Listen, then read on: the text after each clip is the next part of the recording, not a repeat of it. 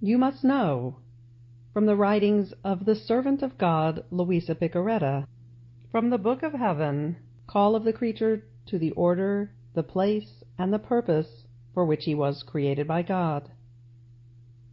For private use only.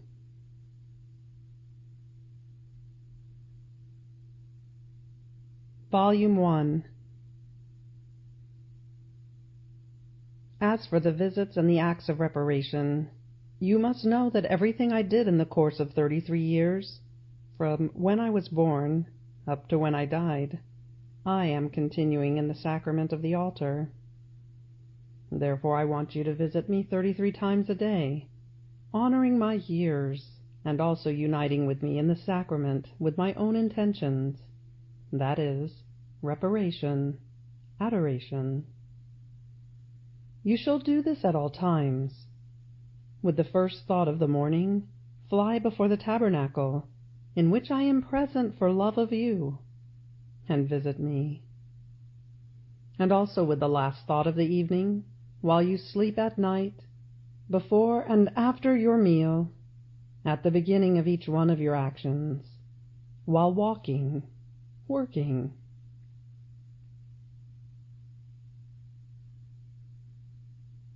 Volume 4, October 10th, 1900.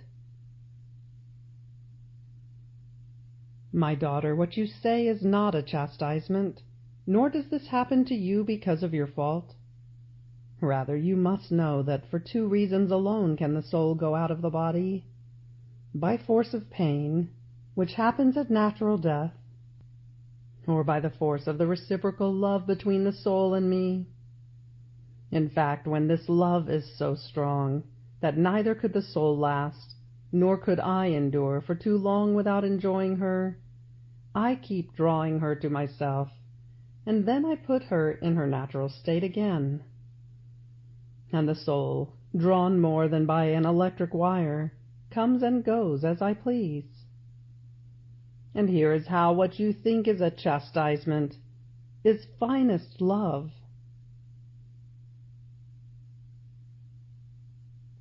Volume 4, April 4th, 1902. Luisa speaks. As soon as they saw me, they wanted to swallow me, but I said to them, "Let me speak, and then do to me whatever you want. You must know that if you reach your intent of destroying every moral good pertaining to religion, virtue, dependency, and social welfare, without realizing your mistake, you would also destroy all corporal and temporal goods." Volume 6, March 12, 1904. My daughter, courage in suffering. I do not want you to afflict yourself in seeing yourself not yet taken to heaven.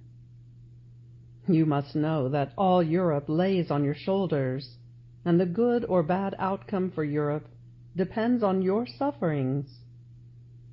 If you are strong and constant in suffering, things shall be more bearable. If you are not strong and constant in suffering, or if I take you to heaven, things shall be so grave that Europe shall be threatened with invasion and of being seized by foreigners. Volume 8, March 15th, 1908. My daughter, do not want to trouble yourself. You must know that when there is a strong storm in the sea, where the waters are deep, the storm is only superficial. The depths of the sea are in the most perfect calm. The waters remain tranquil, and the fish, when they detect the storm, go to nest where the water is deeper, so as to be safer. So the whole storm unloads itself where the sea contains very little water, because since there is little water, the storm has the strength to agitate it from top to bottom, and even to transport it elsewhere, to other points of the sea. Volume 9, October 29th, 1910. Ah, my daughter, I was scourging and destroying cities and burying human lives.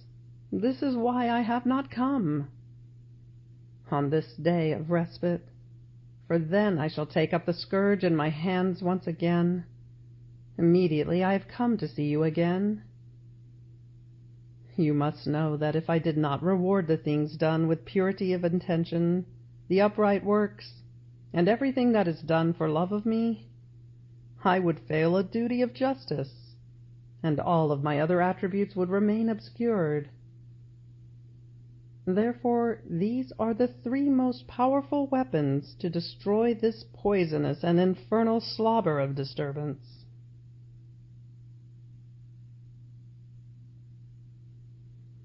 Volume 9, November 9th, 1909.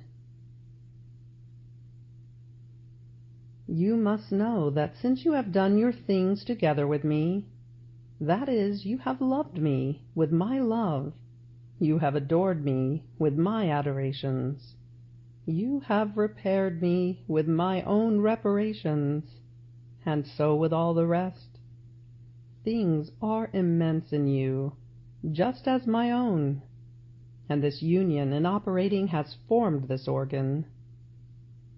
However, every time you suffer something more, you add one more key, and I immediately come to play my little sonata to see what sound this new key produces, and I enjoy one more amusement.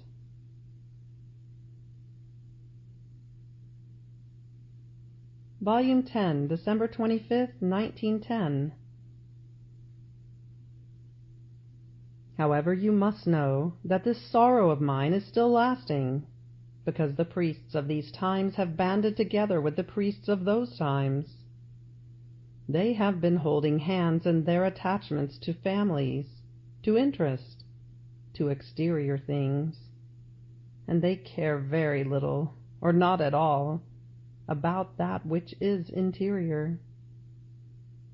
Even more, some have degraded themselves so much as to make even secular people understand how unhappy they are with their state, lowering their dignity down to the bottom, and below the secular themselves.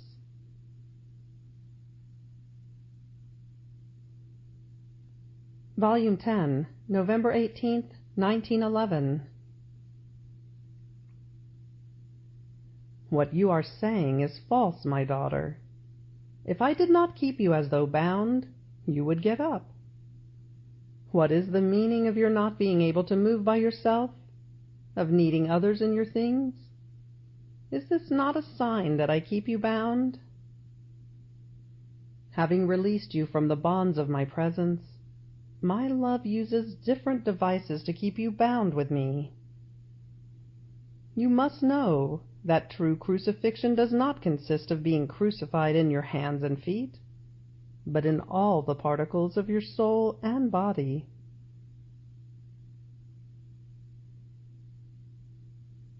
Volume 11, July 23rd, 1912.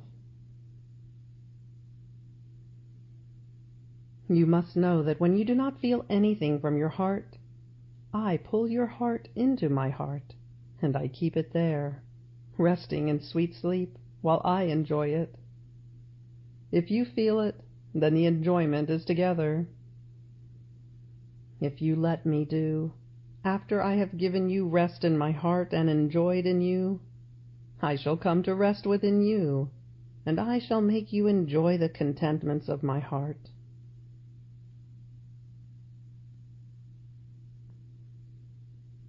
Volume 11, October 14th, 1912. You must know that everything I do to the chosen souls is sealed with the seal of the Eternal One, and there is no power that can take the work of my grace away from the chosen soul.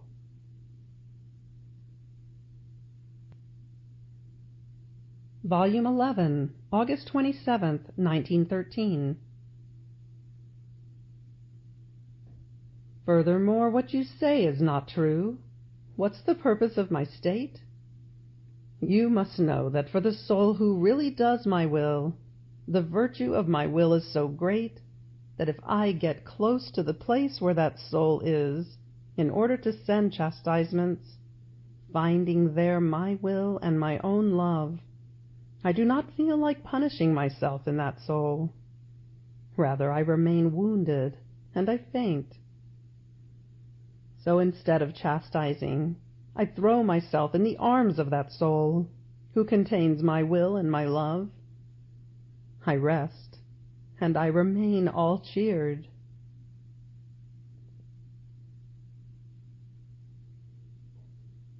Volume 11, September 3rd, 1913. You must know that when I place the soul in my will, and she takes stable residence in my volition, the soul feels that she has everything in abundance, since my will contains all possible, imaginable goods. So she puts herself in my same conditions, feeling the need to give rather than to receive. She feels that she does not need anything, and if she wants something, she can take anything she wants without even asking for it. Since my will contains an irresistible force to give, she is happy only when she gives. And as she gives, she remains even more thirsty for giving. In what constraint she finds herself when she wants to give and cannot find anyone to whom to give.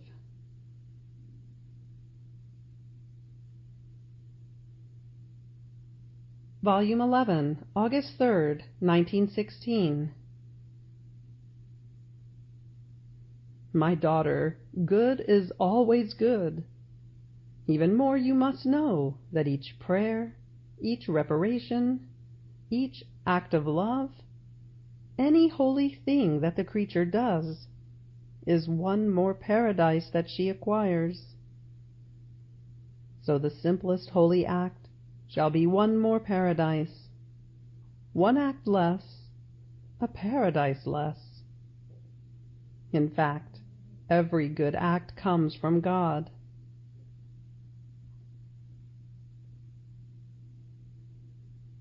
Volume 12, April 2nd, 1917. You must know that souls are so bound to me as to form many links connected together within my humanity. As souls are lost, they break these links, and I feel the pain as if one member were detaching itself from the other. Now, who can connect these links together? Who can weld them in such a way as to make the split disappear?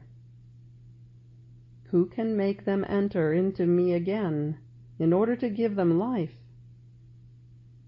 The pains of my privation, because they are divine.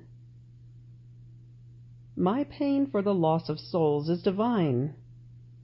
The pain of the soul who cannot see me or feel me is divine.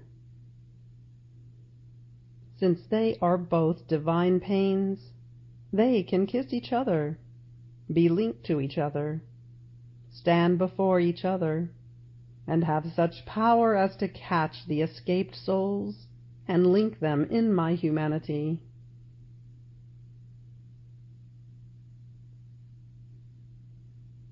Volume 12, July 25th, 1917. You must know that the most noble, the most sublime, the greatest and most heroic act is to do my will, and to operate in my volition.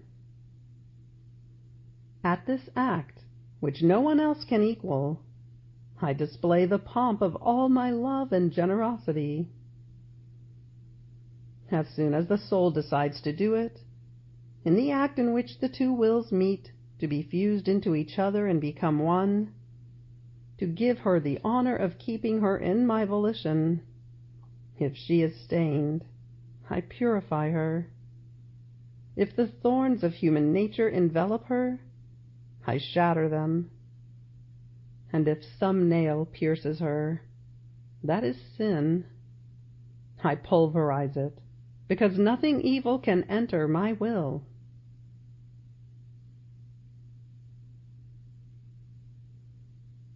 Volume 12, March 16, 1918. You must know that I was inside your heart, and as you were doing your acts, your prayers, your reparations, pouring yourself into my will and loving me, I took everything for myself, and I used it to nourish myself and to embellish my garment with precious diamonds. This is so true that as you were loving me, praying me, and so on, I did not remain on an empty stomach as if you were doing nothing. I was the one who took everything, since you gave me full freedom. Now, when the soul does so, I cannot rest when she is in need. I make myself all for her. Tell me, then, what do you want?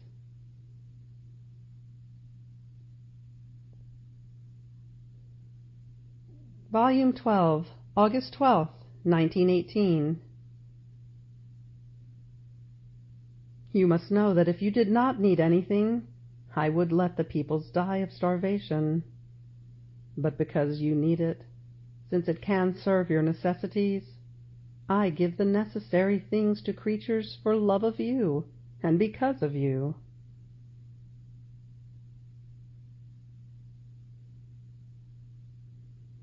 Volume 12, March 6, 1919.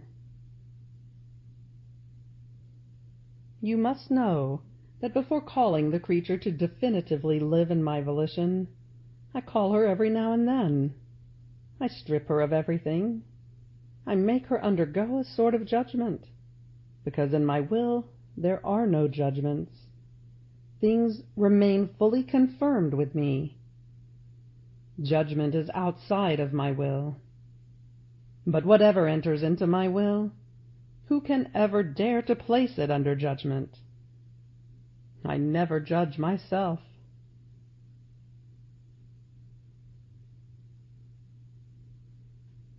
Volume 13, June 2nd, 1921. My daughter, if I want this sacrifice, you must be ready to make it. You must deny me nothing. Now you must know that in coming upon earth, I came to manifest my celestial doctrine, to make known my humanity, my fatherland, and the order which the creature had to maintain in order to reach heaven. In a word, the gospel. But I said almost nothing or very little about my will. I almost passed over it, only making them understand that the thing which I cared the most was the will of my Father. I said almost nothing about its qualities, about its height and greatness, and about the great goods which the creature receives by living in my volition, because the creature was too much of an infant in celestial things, and would have understood nothing. I just taught her to pray, Fiat voluntas tua, sicut in cielo et in terra, so that she might dispose herself to know this will of mine, in order to love it, to do it, and therefore receive the gifts it contains.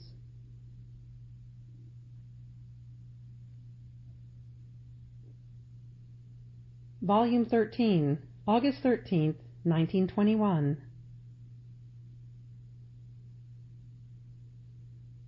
You must know that as you think in my will, as you speak, as you work, as you love, and so forth, you deliver to my will as many children for as many thoughts as you make, for as many words as you say, for as many works and acts of love as you emit. These children multiply to the infinite in my will, and make their round throughout heaven and through the entire earth, bringing new joy, new glory, and contentment to heaven, and new grace to the earth, going through all hearts, carrying my sighs, my moans, the pleas of their mother who wants them saved, and who wants to give them her life.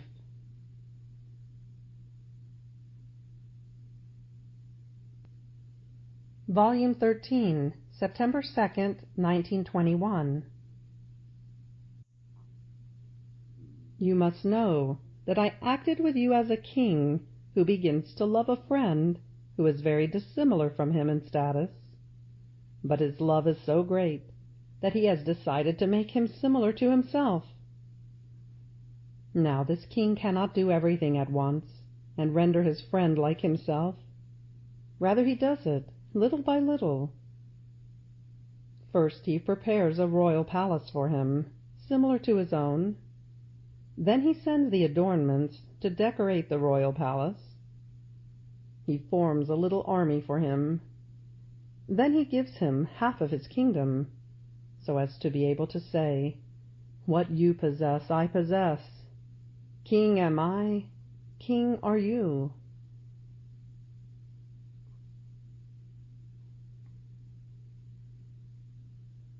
Volume 13, September 6, 1921. You must know that every time I manifest to you one more truth about my will, it is one more bond that I form between you and me, and with the whole human family. It is a greater union. It is a tighter link. It is sharing my inheritances. And as I manifest them, I form the deed of donation. And in seeing my children richer and sharing in the inheritance, I feel new contentments, and I make feast.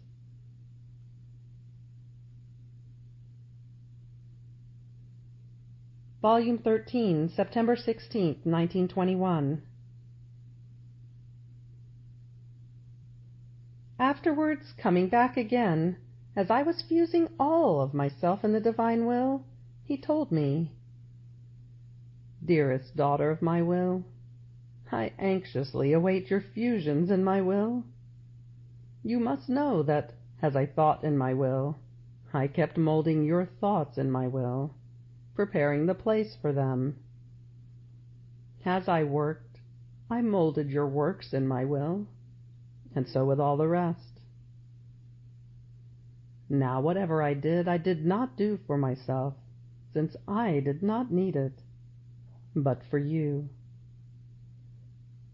This is why I await you in my will, that you may come and take the places which my humanity prepared for you. And over my moldings, come and do yours. Only then am I content, and I receive complete glory, when I see you do what I did."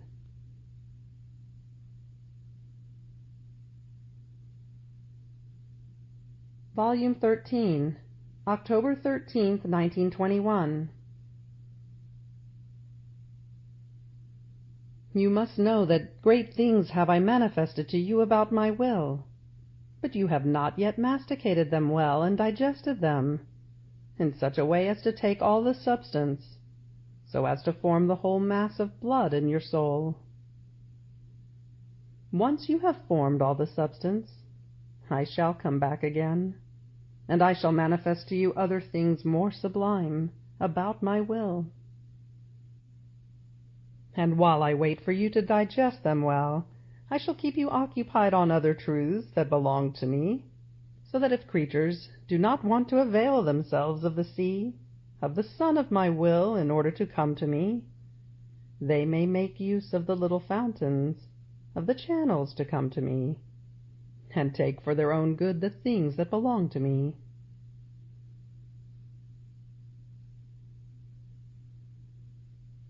Volume 13, October 27th, 1921.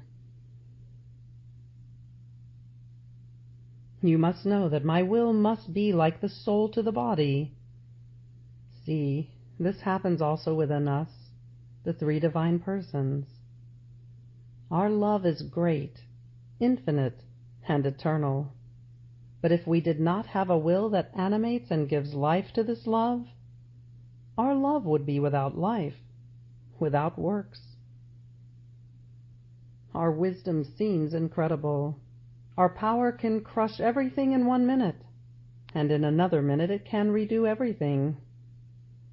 But if we did not have a will that wanted to manifest the mastery of our wisdom, as it manifested it in the creation, in which it ordered and harmonized everything, and with its power it made it fixed in such way that it cannot move 1 bit, both wisdom and power would have had nothing to do, and so with all the rest of our attributes.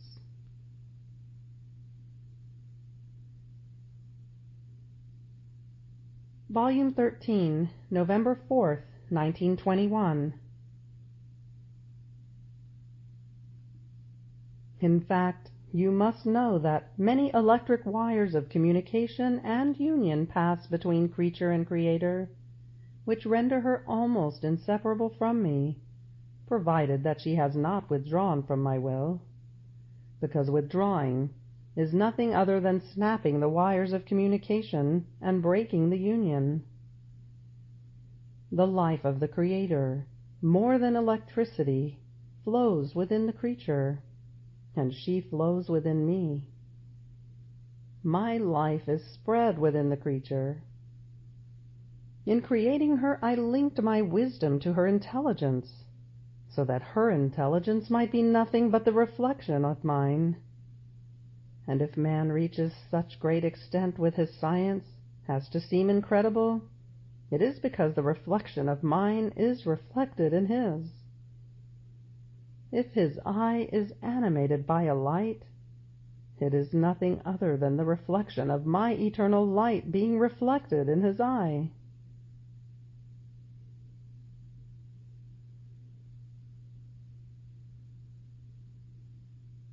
Volume 13, December 3rd, 1921.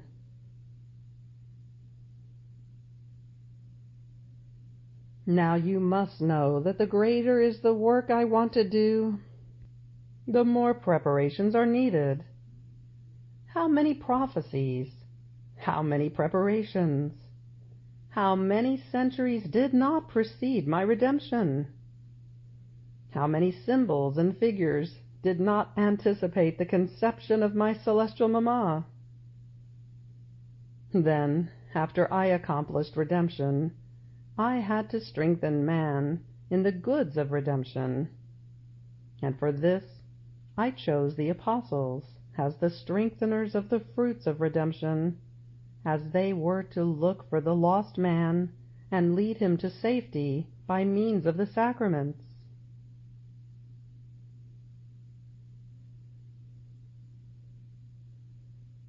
Volume 13, December 5th, 1921.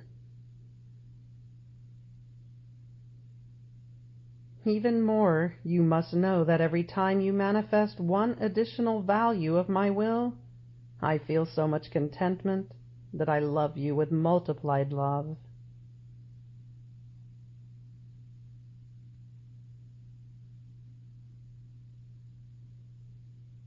Volume 14, February 4th, 1922. You must know that in creating man, I released a quantity of love from within my divinity, which was to serve as primary life of the creatures, so that they might be enriched, sustained, strengthened, and helped in all of their needs. But man rejected this love, and my love has been wandering from the time man was created, and it keeps going round without ever stopping.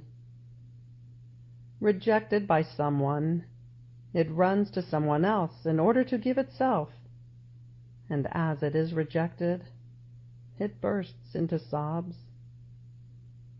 So lack of correspondence causes the sobbing of love.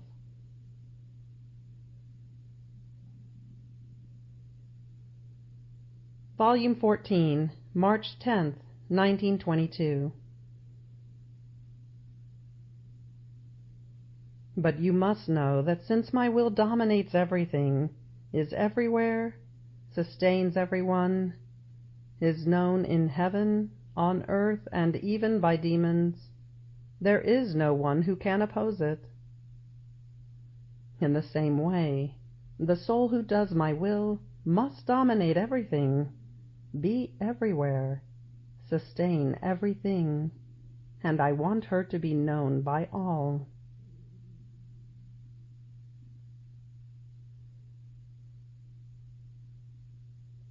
Volume 14, March 13th, 1922.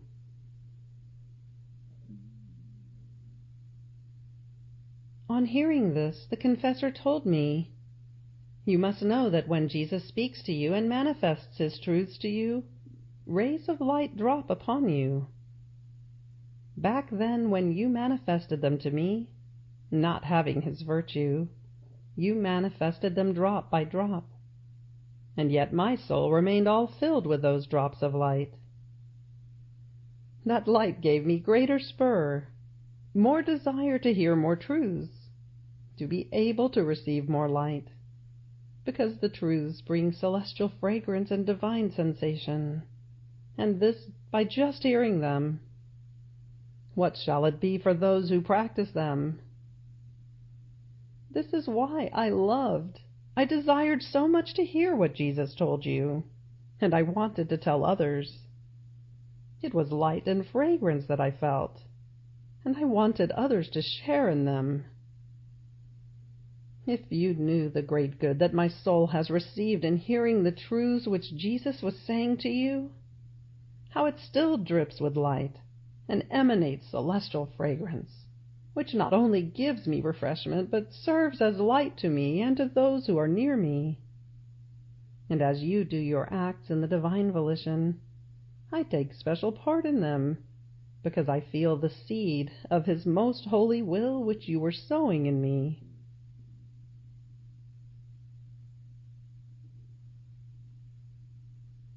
Volume 14, April 13th, 1922.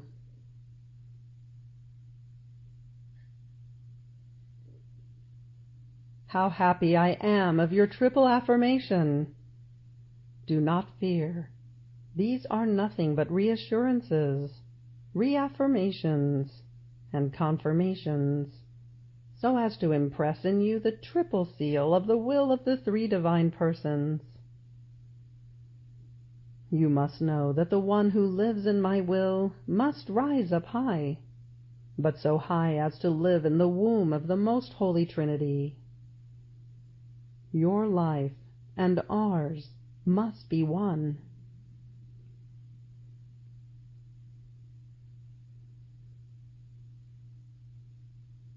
Volume 14, July 28, 1922.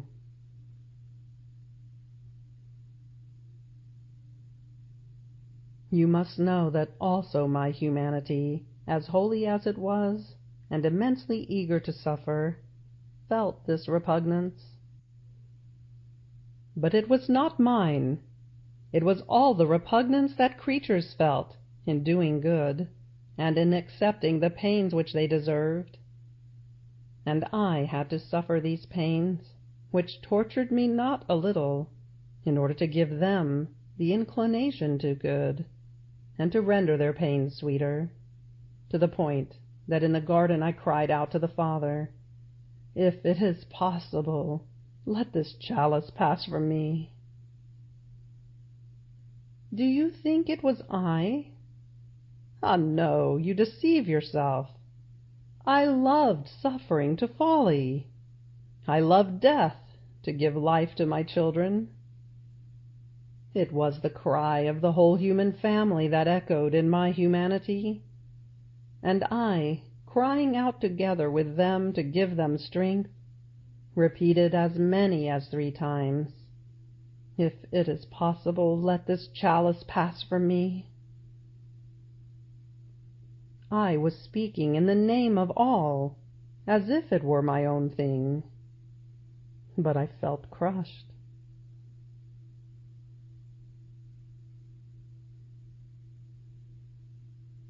Volume 14, August 12th, 1922. Now you must know that my will is most pure gold, and so that the thread of your will may become of most pure gold, in such a way that, as the thread of your will is braided with mine, that which is yours and that which is mine may not be distinguished, it takes only sacrifice and pains. Consuming the thread of your human will, they substitute it with the golden divine thread, which, identifying itself with mine, forms one single thread, and braiding the great wheel of eternity, extends everywhere and finds itself in every place.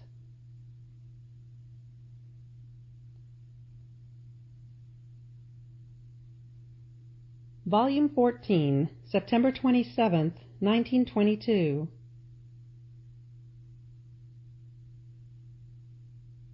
You must know that the leaders of the nations are conspiring together to destroy the peoples and to plot troubles against my church.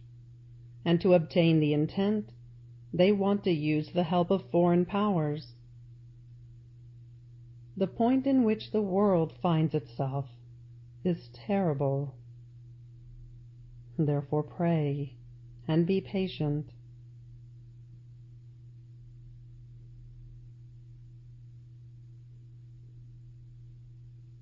Volume 14, October 27th, 1922. This is my usual way. First, I fecundate my works. I form them within me, and at the appropriate time I deliver them. Even more, you must know that my humanity contained two generations within itself, the children of darkness and the children of light. I came to rescue the first ones, and so I gave out my blood in order to save them.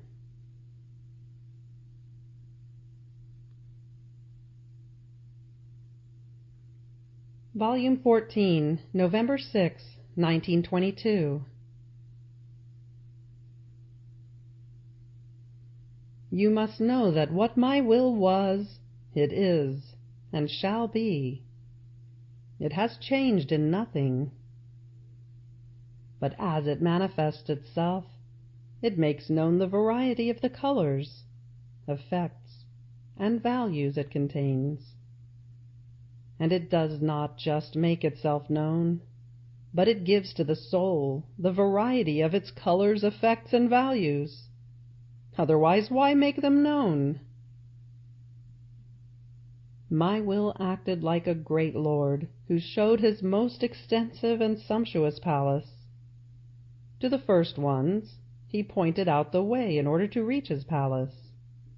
To the second, the door. To the third, the stairs. To the fourth, the first rooms. And to the last ones, he opened all the rooms, making them the owners and giving them all the goods which are in it.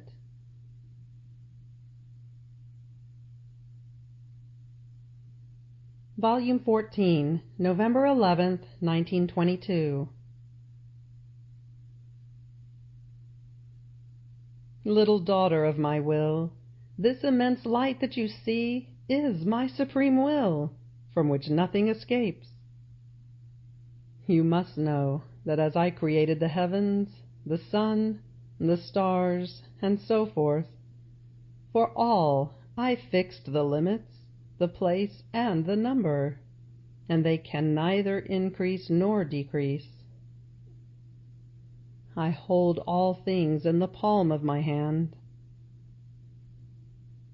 In the same way, in creating man, at the same time I created all intelligences and each thought, all words, works, steps, and all the rest of man, from the first to the last who shall exist. And this was as though natural in me, more so since I myself was to be the actor and spectator of even one thought. Since man would not be able to do it without me, how could I not know it, and know also their number?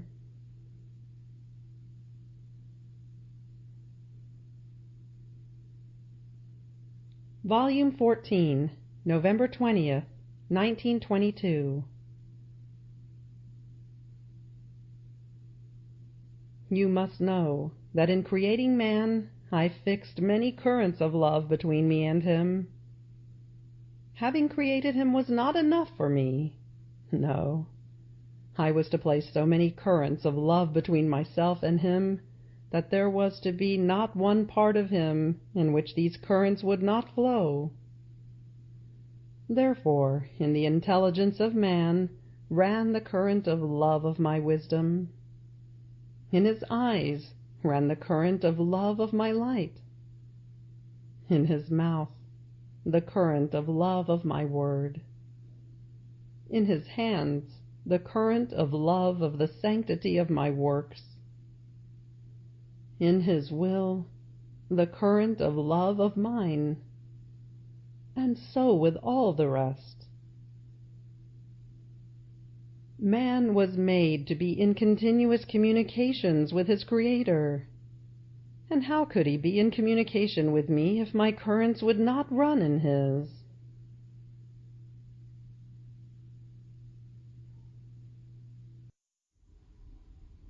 Volume 15, March 12th, 1923. I remained alone, and the divinity was as though separated from me. Oh, how I felt this privation! But this was necessary.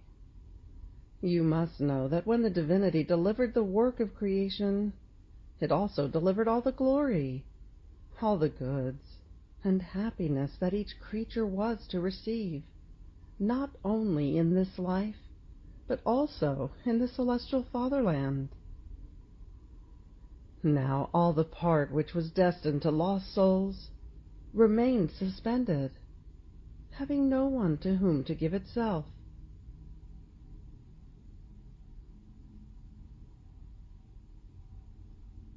Volume 15, April 14th, 1923.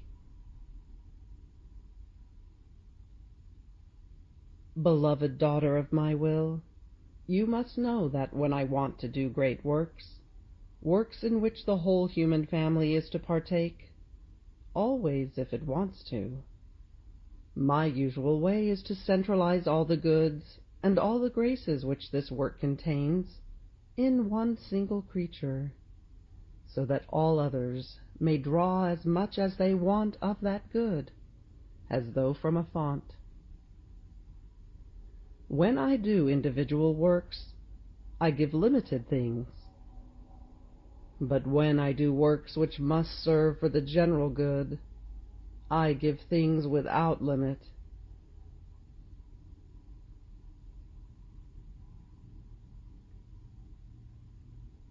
Volume 15, March 18th, 1923.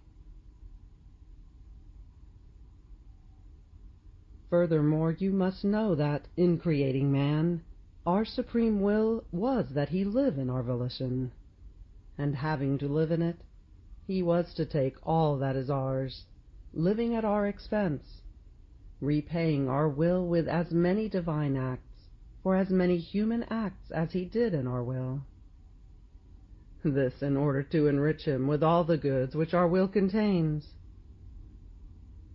But man wanted to live in his will, at his own expense, and so he exiled himself from his fatherland, losing all these goods. So these goods remained without heirs. They were immense, and nobody possessed them.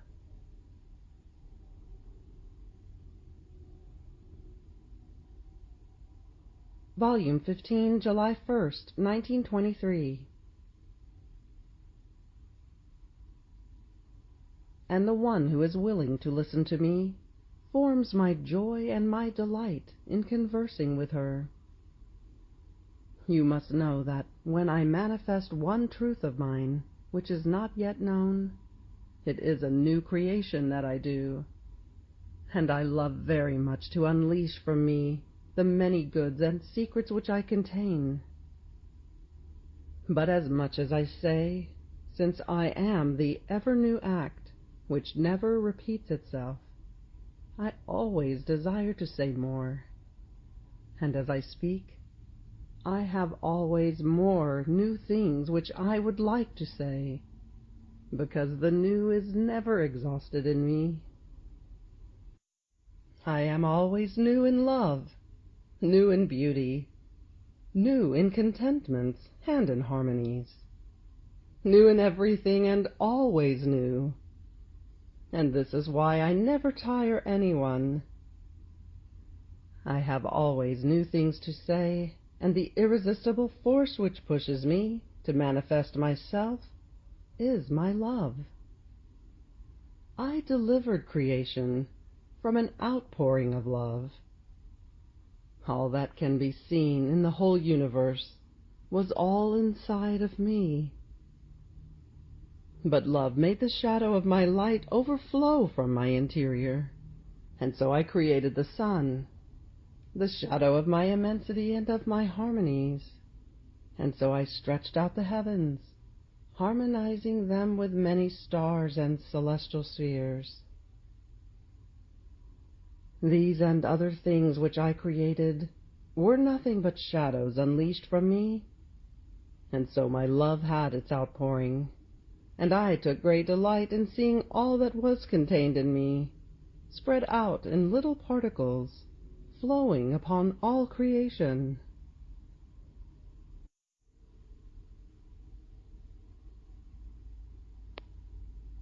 Volume 15, July 5th, 1923. My daughter, everything is profound mysteries and sublime teachings in my life, in which man must reflect himself in order to imitate me. You must know that the pride of the Jews, especially in the fake sanctity they professed, for which they were considered to be upright and conscientious men, was so great that they believed that by just presenting me themselves, and by saying that they had found me at fault and guilty of death, Pilate would have to believe them, and condemn me without making them undergo any interrogation, more so since they were dealing with a Gentile judge who had no knowledge of God or conscience.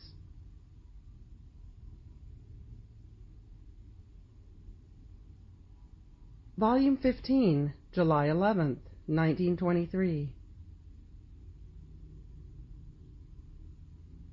You must know that this fulfillment of my will is so great that it numbers among the greatest works the divinity has ever operated. And I want it to be known, so that in knowing its greatness and the immense goods it contains, souls may esteem it and desire it.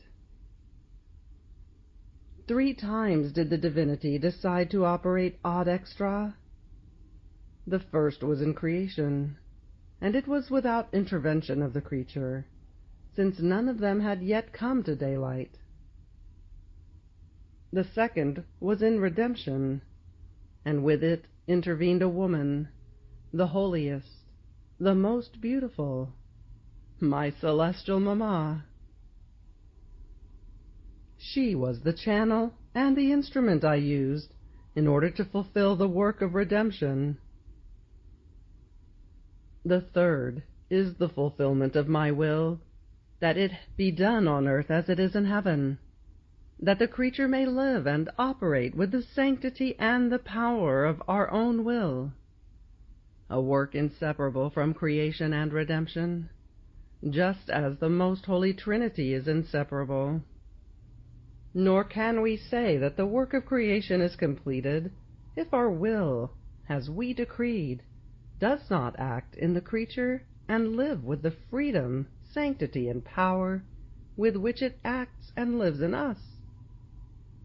Even more, this is the most beautiful point, the most radiant and high, and the seal of the fulfillment of the work of creation and of redemption.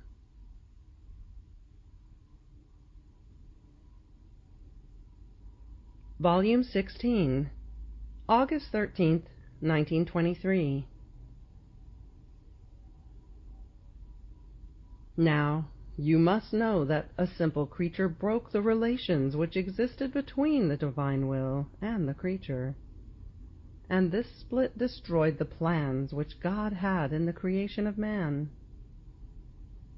Now a simple creature, the Virgin Queen of all, although endowed with many graces and privileges, but still a mere creature, was given the office to bind again, to be tested by, and to place herself in relation with the will of her Creator, in order to repair the first split of the first creature, a woman the first one, a woman the second one.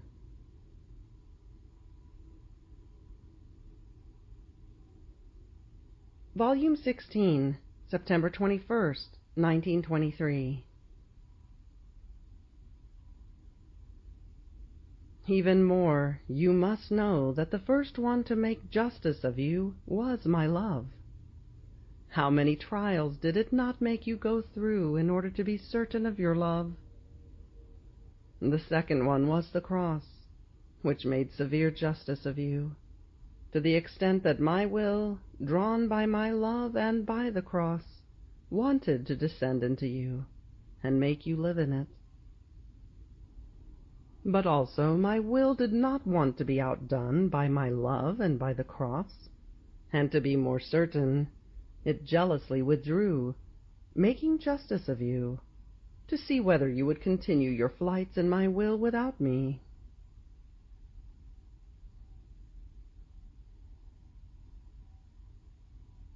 Volume 16, October 20th, 1923. You must know that the soul is my field in which I work, sow, and harvest.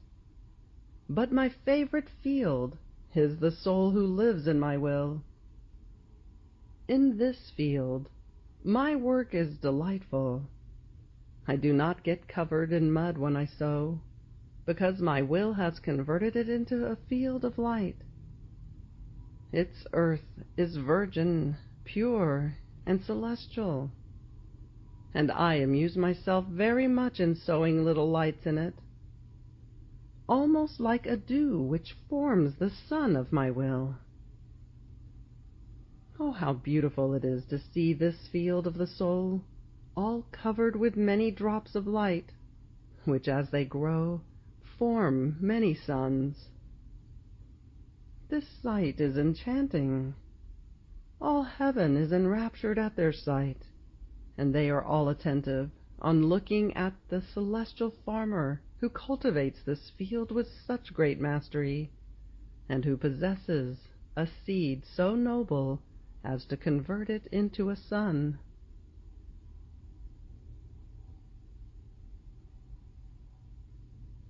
Volume 16, November 8th, 1923. You must know that when I came upon earth, I came to abolish the old laws, and to perfect others. But in abolishing them, I did not exempt myself from observing those laws. Rather, I observed them in a more perfect way than others did.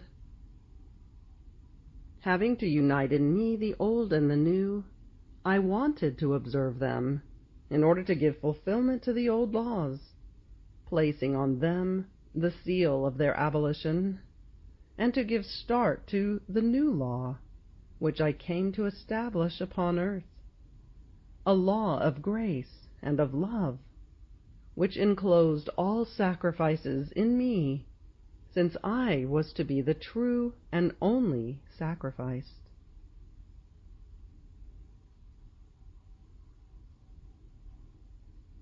Volume 16, December 8th, 1923. You must know that my divinity is one single act. All acts concentrate into a single one. This is what it means to be God, the greatest portent of our divine essence, not to be subject to succession of acts, And if to the creature it seems that we do now something, and now something else, it is rather that we make known what is present in that single act. In fact, since the creature is incapable of knowing it all at once, we make it known little by little.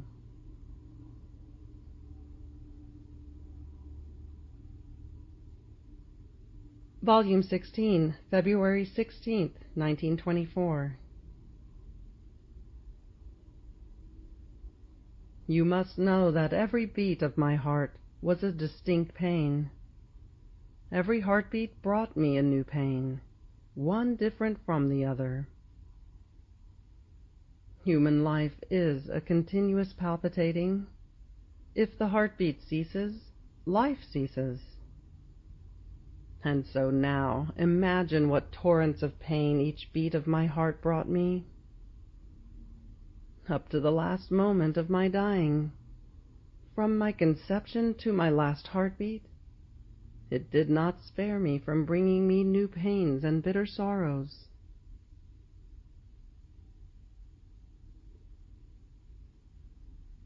Volume 16, February 28, 1924.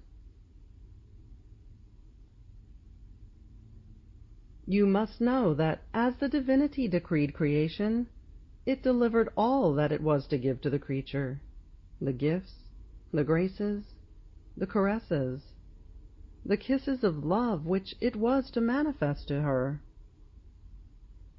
Just as it delivered the sun, the stars, the blue heavens, and all the rest, so it delivered all the gifts with which it was to enrich the souls. Now, as man withdrew from the supreme will, he rejected all these goods. But the divinity did not withdraw them into itself. It left them suspended in its will, waiting for the human will to bind itself to its will, and to enter into the original order created by it, so as to place in current with human nature all the gifts established by it.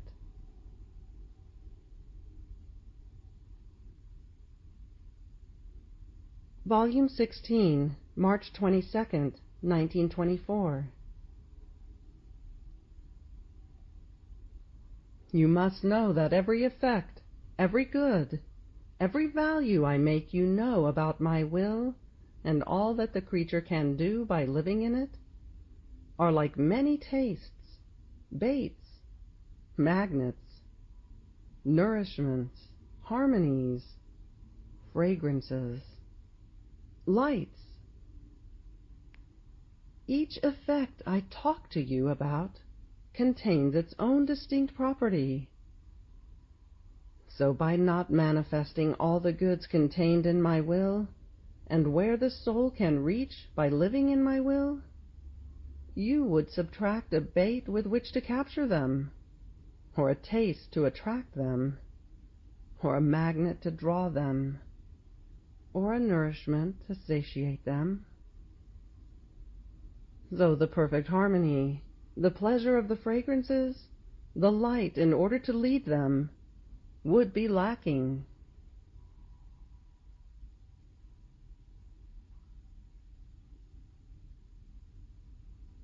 Volume 16, May 24, 1924.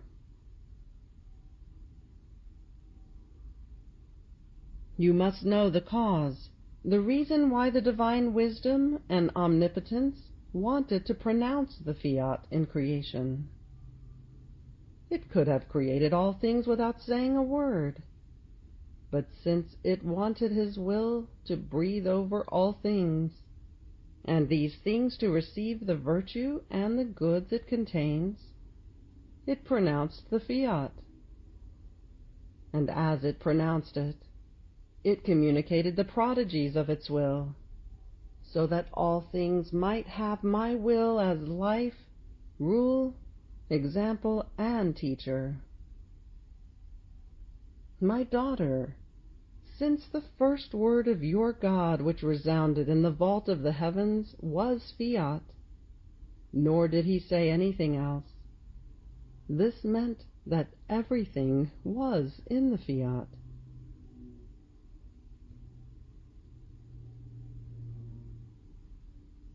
Volume 16, June 6, 1924.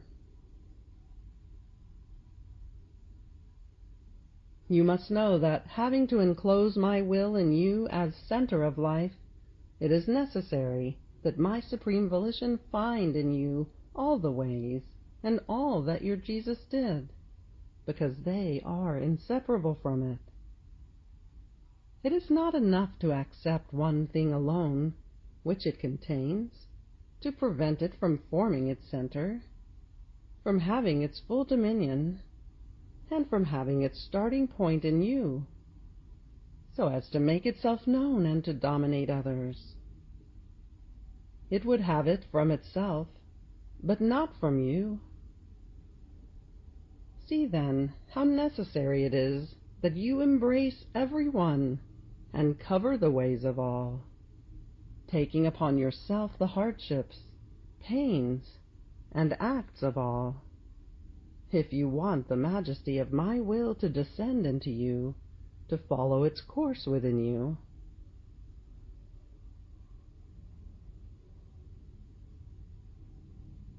Volume 17, July 29th, 1924.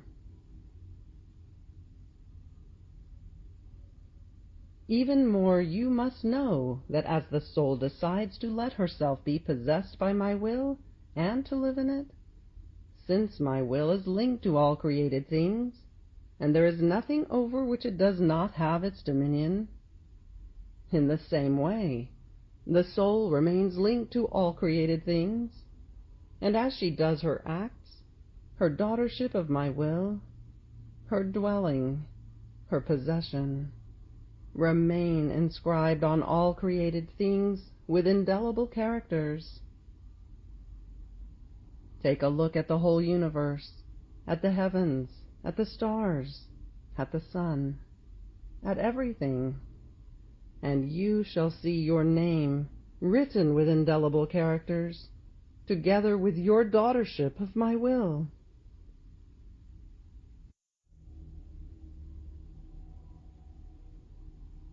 Volume 17, October 23rd, 1924. My daughter, you do not know what my will on earth is. It shows that, after so many of my lessons, you have not understood well.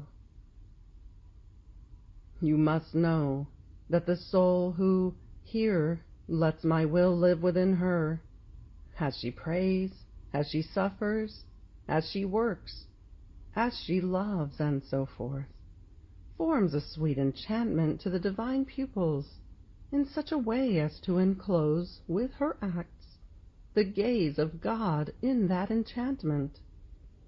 And so the Omnipotent One, taken by the sweetness of this enchantment, feels disarmed of many chastisements which the creatures draw upon themselves with their grave sins.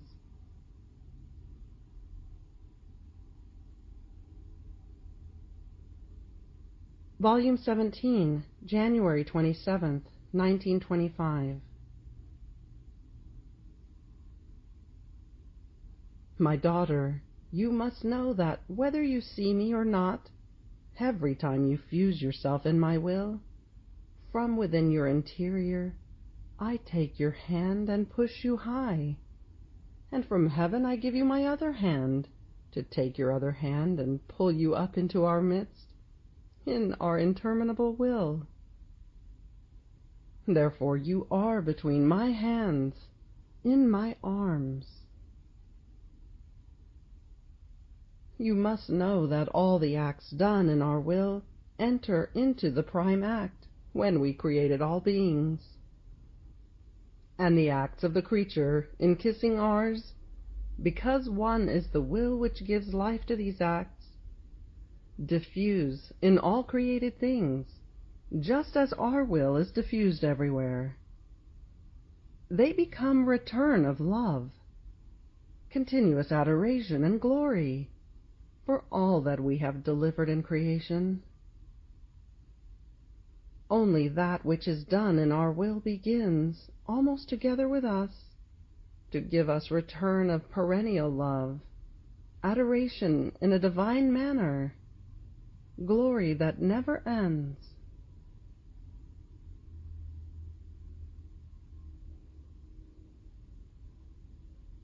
Volume 17, February 22nd, 1925. By doing the will of the Eternal One, always and in everything, my humanity opened the ways between the human will and the divine, which had been closed by the creature through sin. You must know that, in creating man, the divinity formed many channels of communication between the Creator and the creature. The three powers of the soul were channels. The intelligence, a channel in order to comprehend my will. The memory, a channel in order to remember it continuously. And the will, in the middle of these two channels, formed the third channel in order to fly into the will of her Creator. The intelligence and the memory were the support, the defense, the strength of the channel of the will, that it might not stagger either to the right or to the left.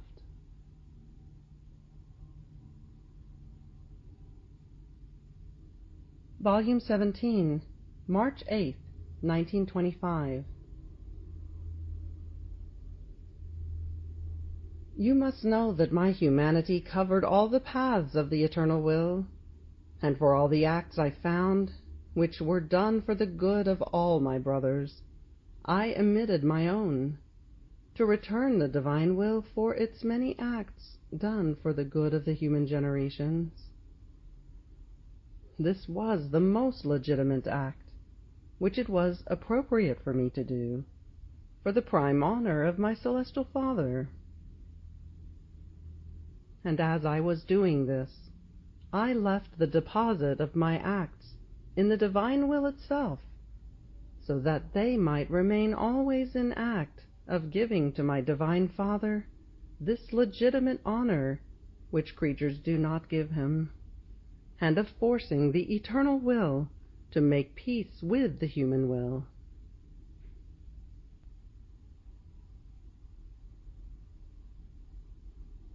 Volume 17, April 26, 1925. Therefore you must know that in creating man, God infused life in him with his breath, and in this life he infused in him an intelligence, a memory, and a will, to place them in relation with his divine will. This divine will was to be like a king. It was to dominate all of the interior of the creature, and to give life to all, in such a way as to form the intelligence and the memory wanted by the supreme will in her. Once this was formed, it was as though natural for the eye of the creature to look at created things, and to know their order, and the will of God over the whole universe. The hearing was to hear the prodigies of this eternal will. The mouth, which was to feel the continuous breath of its Creator, communicating to it the life and the goods contained in his will, was to echo that eternal fiat with its word, to narrate what will of God means. The hands were to be the expression of the works of this supreme will. The feet were to do nothing but follow, step by step, the steps of their Creator.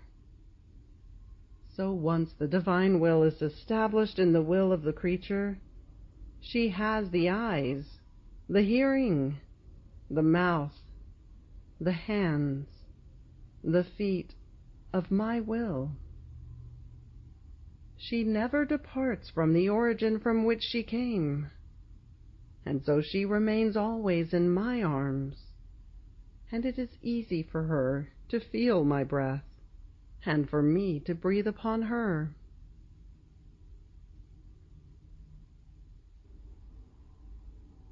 Volume 17, May 1st, 1925.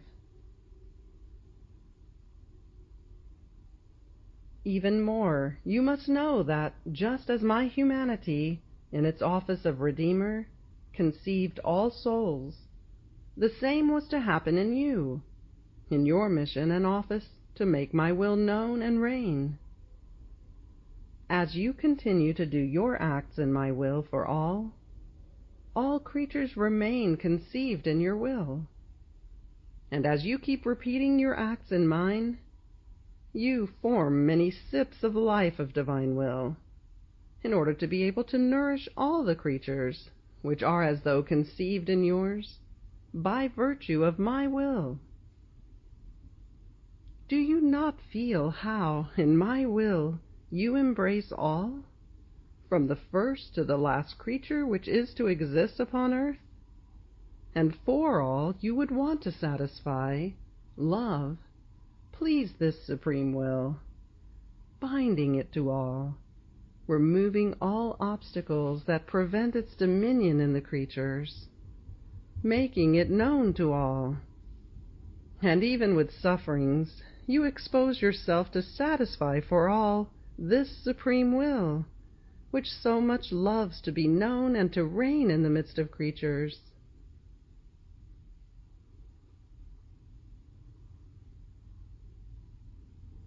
Volume 17, May 21st, 1925. Furthermore, you must know that in order to entrust to you the mission of my will, if I did not remove from you the original sin, as I did with my beloved Mamma, I removed from you the tendency of concupiscence and the seed of corruption, because it befitted the decorum and the sanctity of my will not to take its place in a corrupted will and nature. These would have been like clouds before the sun of my will, and the knowledges of it, like rays, would not have penetrated, and would not have taken possession of your soul. Now, since my will is in you, all heaven, the most holy Virgin, all the saints and angels, are bound to you, because my will is life of each one of them.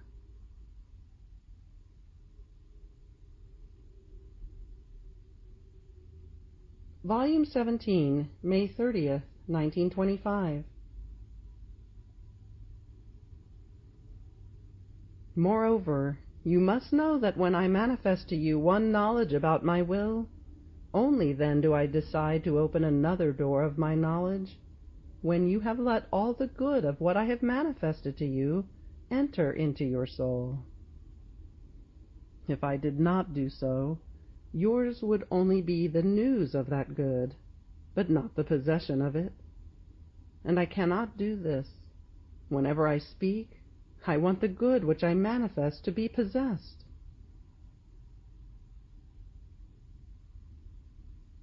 Volume 17, June 20th, 1925.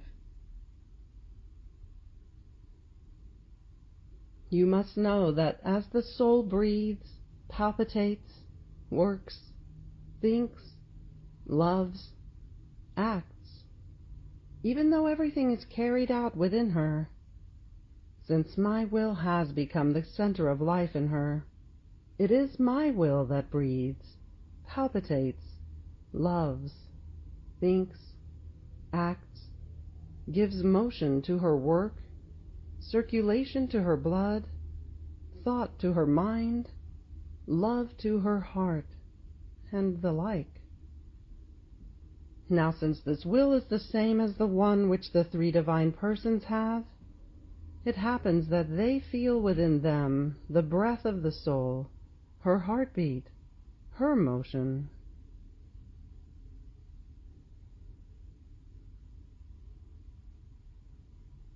Volume 18, August 9th, 1925. My daughter, you must know that this way of praying, that is, to return God in love for all the things he has created, is a divine right and forms part of the primary duty of the creature. The creation was made out of love for man. Even more, our love was so great that had it been necessary, we would have created as many heavens, suns, stars, seas, earths, plants, and everything else, for as many creatures as were to come to the light of this world, so that each one of them might have a creation for herself, a universe of her own, just as when everything was created, and Adam was the only spectator of all creation, he could enjoy all the good he wanted.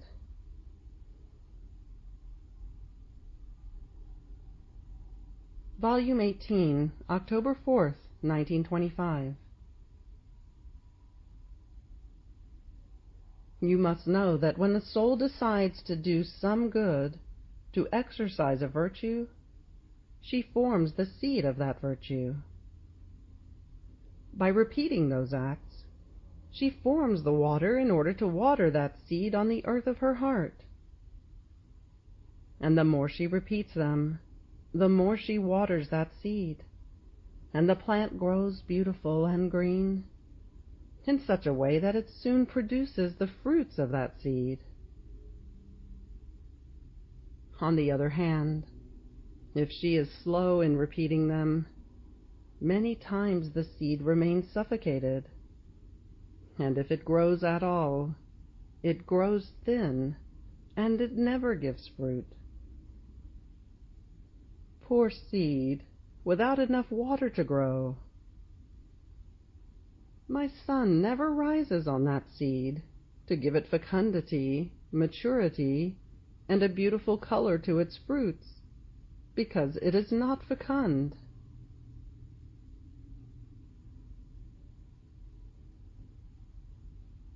Volume 18, October 10th, 1925.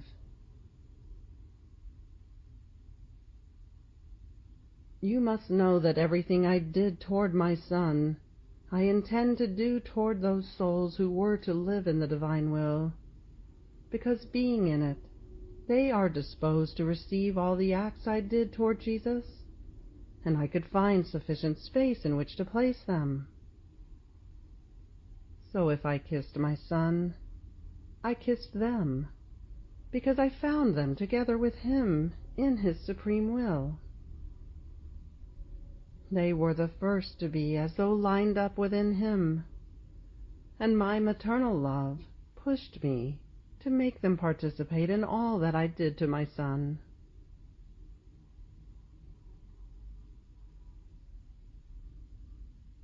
Volume 18, November 12th, 1925. You must know that for the one who has been called to be the head of a mission, the more good she encloses which belong to this mission, the more good she shall be able to communicate to others. Those goods shall be as many seeds which you shall lend to others, so that whoever shall have the fortune of wanting to acquire those seeds may become the possessor of the harvest of those very seeds. This happened with Adam, who, being the first man, was constituted head of all generations. And being the head, by necessity he had to possess the seeds of all that is necessary for the development of human life, so that these might be given to others. It is true that these seeds have been enlarged, clarified, known more, according to the good will of the following generations, to their capabilities, and to the applications they made of these very seeds. But Adam had them all within himself, and one can say that everything comes from him.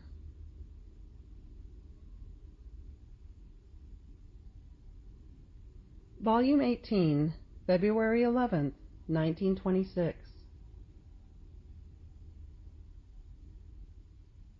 You must know that when my will reigns in the soul, it integrates everything she does and the development of the life of my eternal will within her. Therefore it was not you who called my divine mamma, but it was my will that called her. And she, feeling called by a divine will, which has always been whole and triumphant within her, immediately realized that one from the celestial family was calling her upon earth, and she said to all heaven, "Let us go, let us go. It is one from our family that calls us to fulfill the duties of the family to which we belong." And here they are. Look at them all around us. The Virgin, the saints, the angels, to do the act of adoration that you want to do, and the divinity to receive it.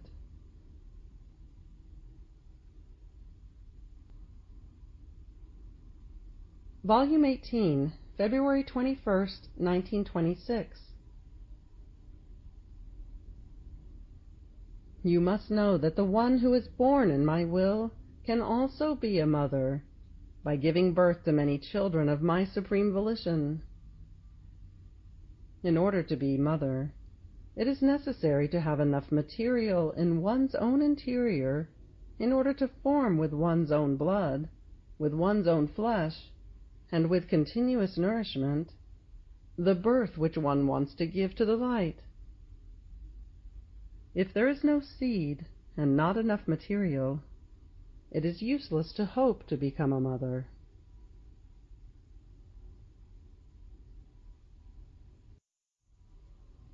Volume 19, March 9th, 1926.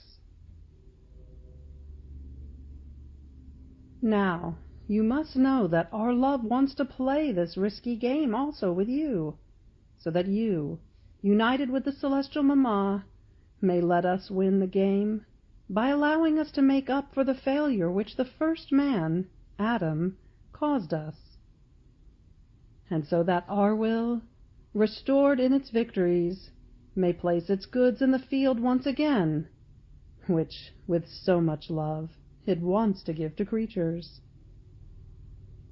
And just as through the Holy Virgin, because I was restored in my game, I made the Son of Redemption rise in order to save the lost humanity, in the same way, through you, I shall make the sun of my will rise again, that it may follow its course in the midst of creatures.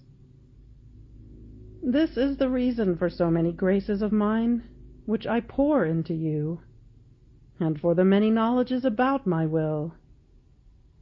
It is nothing but my risky game, which I am forming in you.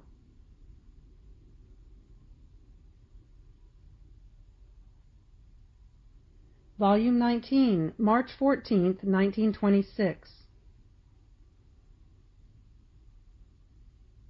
You must know that my immaculate mamma herself is the newborn of my will, because in comparing what the Creator is, and what the creature can be and take from God, she can be called a little newborn.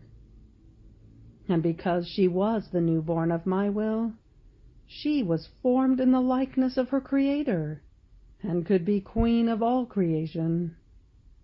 And as queen, she dominated everything, and her echo ran well with the echo of the divine will.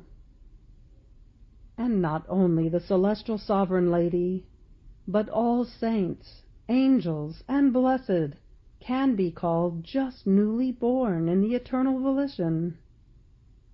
In fact, as soon as the soul leaves her mortal body, she is reborn in my will. And if she is not reborn in it, not only can she not enter the celestial fatherland, but she cannot even be saved, because no one enters the eternal glory if one is not a birth delivered by my will.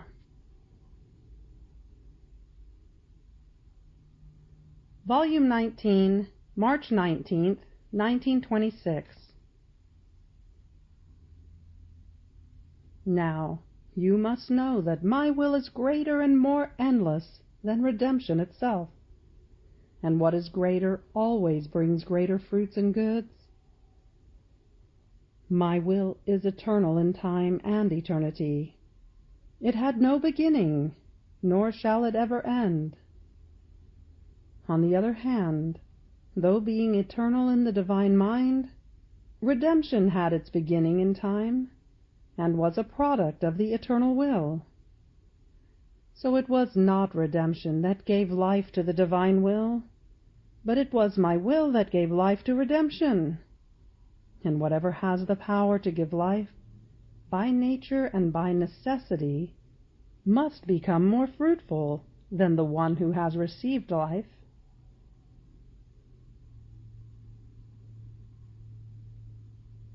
Volume 19, March 31st, 1926.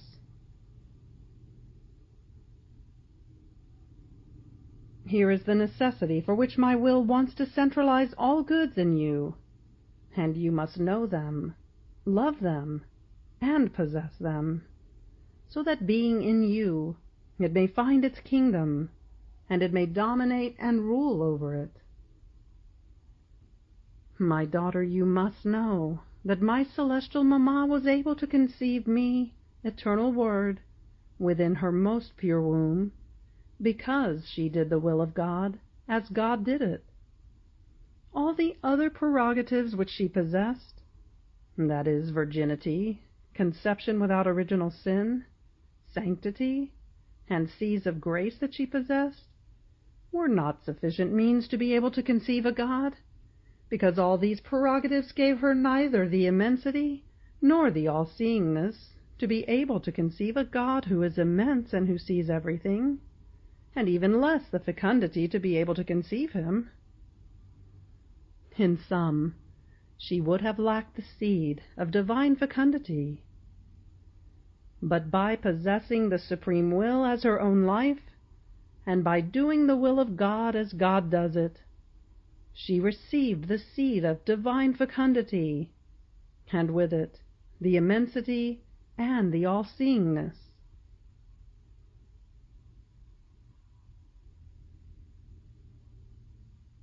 Volume 19, April 16th, 1926.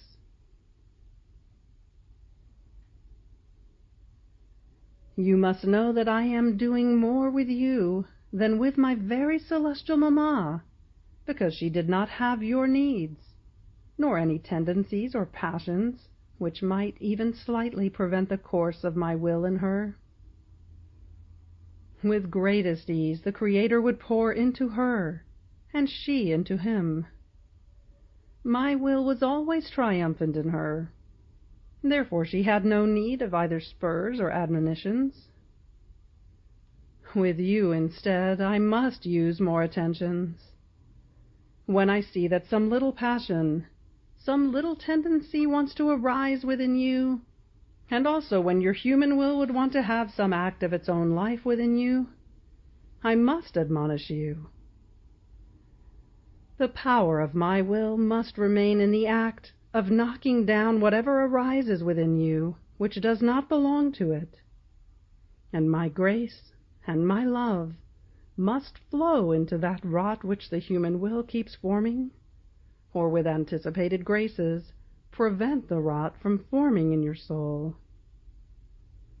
This because I love so much the soul in whom my will reigns, and in whom the supreme fiat has its field of divine action, the only purpose of all creation, and of redemption itself. And she costs me so much that I love her, and she costs me more than all creation, and of redemption itself.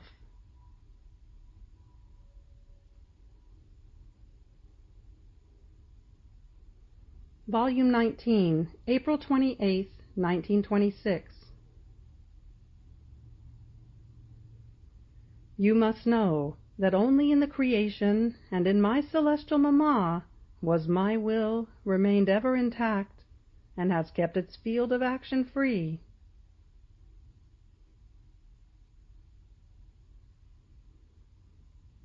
Volume 19, May 6, 1926.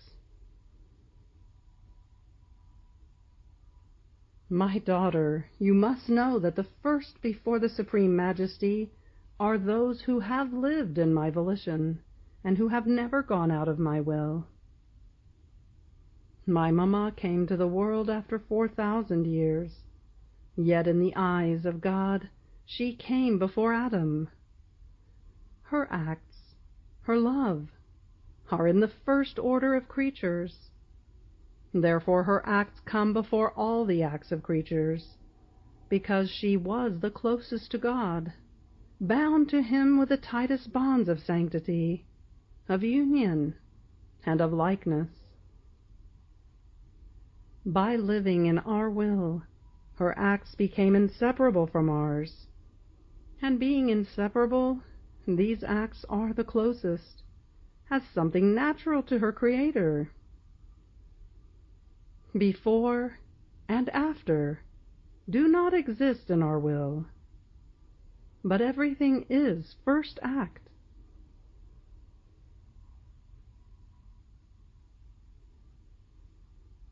Volume 19, May 15, 1926. You must know that as much as we can give to the creature, she only takes the little drops of her Creator, so great is the distance between Creator and creatures, and we have always new and different things to give.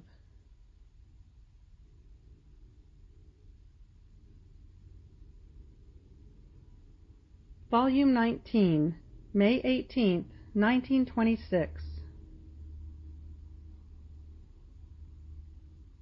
Now you must know that when we do our works, we have to give so much love, light, and grace to the creature who is chosen, and to whom the work is entrusted, that she may be able to give us all the requital and all the glory of the work entrusted to her. Our power and wisdom would not deposit themselves in the bank of the creature from the beginning of a work of ours, as though in the act of going bankrupt. Our work must be safe in the creature, who is called as primary act, and we must collect all the interest and the glory equivalent to our work entrusted to her. And even if our work were later communicated to the other creatures, and because of their ingratitude it ran the risk of failing, this would be more tolerable for us, because the one to whom it was entrusted at the beginning allowed us to collect all the interest in place of the failures of the other creatures.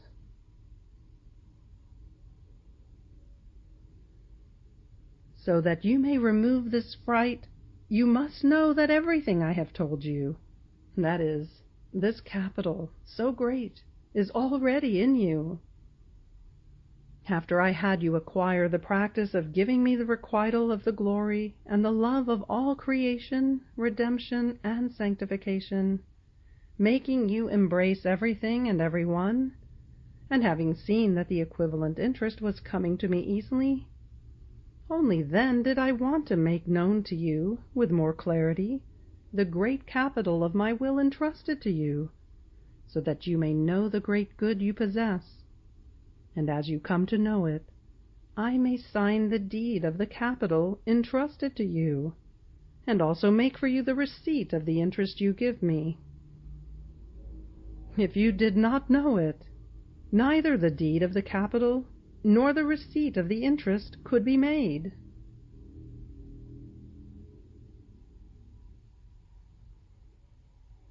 Volume 19, May 27, 1926. Now, my daughter, you must know that true light is inseparable. Look, the sun which is in the atmosphere also has this prerogative, and possesses the unity of light.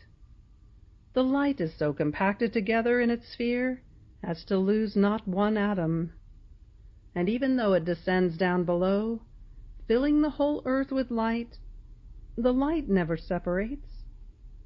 It is so compact within itself, united, inseparable, that it never loses anything of its solar light.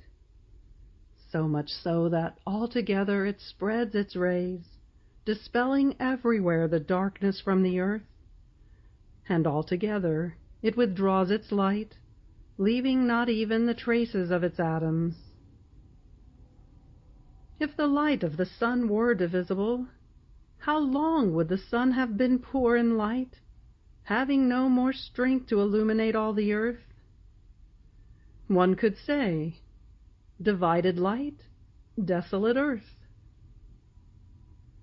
So the sun can sing victory, and it possesses all its strength and its effects, thanks to the unity of its light. And if the earth receives so many admirable and innumerable effects, to the point that the sun can be called the life of the earth, everything comes from the unity of the light it possesses, which after so many centuries has lost not even one atom of light which was entrusted to it by God, and therefore it is always triumphant, majestic, and fixed, and always stable in its light, in singing the praises of the triumph and the glory of the eternal light of its Creator.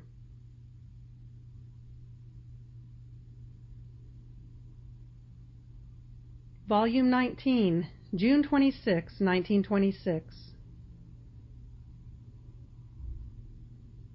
Now, you must know that the one who has done good to all, who has loved all, and has operated in a universal way for God and for all, has rights over everything and over everyone, and with justice.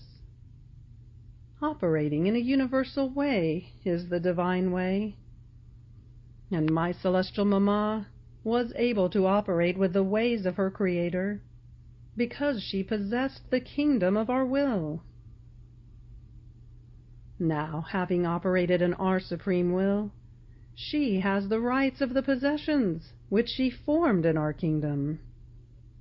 And who else can requite her, if not one who lives in the same kingdom?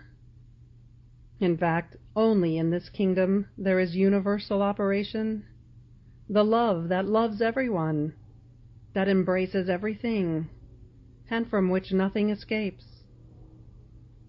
But you must know that the one who possesses the kingdom of my will on earth has the right to universal glory in heaven, and this in a natural and simple way. My will embraces everything and involves everyone. So from the one who possesses it comes all goods, along with the glory that these goods contain. And while universal glory comes from her, she also receives it. And do you think it is trivial to possess universal glory in the celestial fatherland?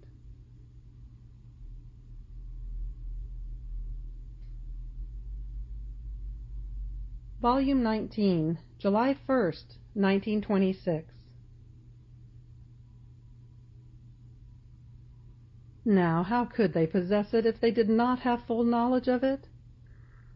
On the other hand, you must know that all the manifestations I have made to you about it, its prodigies, its goods, what the soul must do to be able to settle in this kingdom, my very expressed will for man to return into my kingdom, and how I have done everything, creation, redemption, so that he might come to possess my kingdom which he had lost, are bonds of transmission, are doors to let him enter, are donations that I make, are laws, instructions on how to live in it, intelligence to make them comprehend and appreciate the good they possess.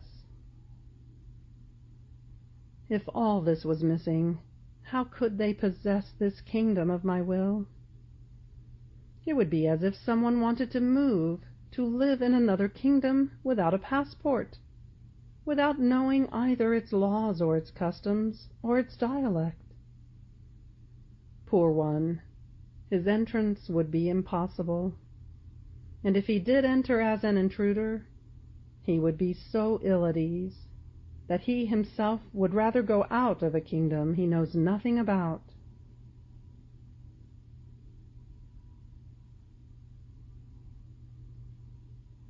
Volume 19, July 8th, 1926. You must know that the one who must be the first to form a kingdom, to bring a good, to form a work, must suffer more than anyone, and do more than anyone. He must direct, facilitate things and means, and prepare what is needed, so that finding the raw materials of that work and seeing it done, others may imitate it. This is why much I have given you, and I do give you, so that you may form the raw materials for those who must live in the kingdom of my will.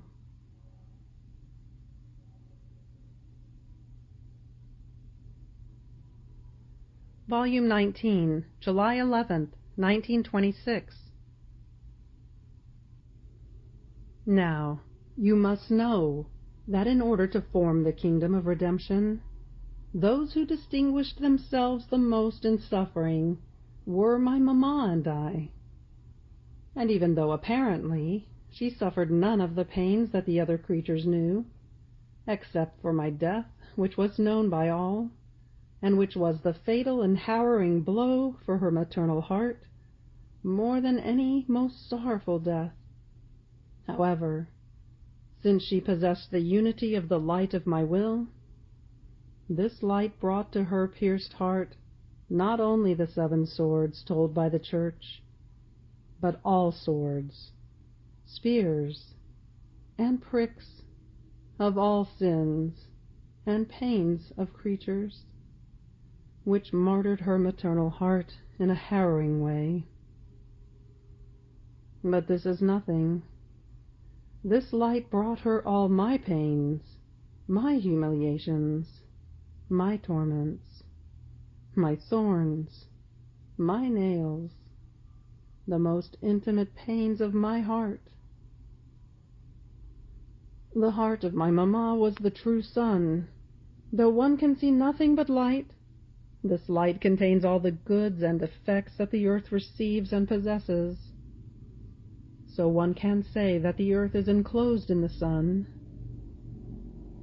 The same for the sovereign queen. One could only see her person, but the light of my supreme will enclosed in her all possible imaginable pains, and the more intimate and unknown these pains were, the more valuable and powerful they were over the divine heart to impetrate the longed-for Redeemer. And more than solar light, they descended into the hearts of creatures, to conquer them and bind them in the kingdom of redemption.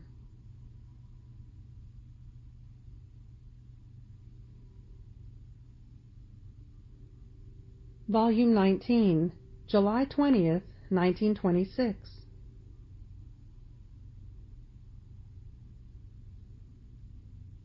You must know that my word is work, while my silence is rest. And my word is work not only for me, but also for you. It is my usual way that, after I have worked, I want to rest in the midst of my very works. They are my softest bed in my rest. And since you have listened to my word, and have worked together with me you must take rest. Look, my daughter, how beautiful the whole creation is. It was the word of your Jesus that worked it with one fiat. But do you know what the enchantment that enraptures me is? Your little I love you on each created thing. With this little I love you of yours, impressed on each of them, they all speak to me of your love. They speak to me of my newborn of my will. I hear the harmonious echo of the whole creation that speaks to me about you. Oh, how it enraptures me! How happy I am to see that my fiat in creation and the one taught to you hold hands, intertwined together, and fulfilling my will, they give me rest.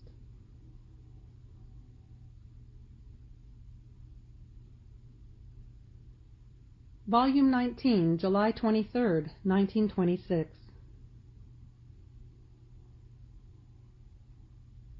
You must know that the condition in which I have placed you, the sea of my will that flows inside and outside of you, to which voluntarily, not by force, you gave yourself, has expanded its boundaries so much that neither I nor you shall find the way out.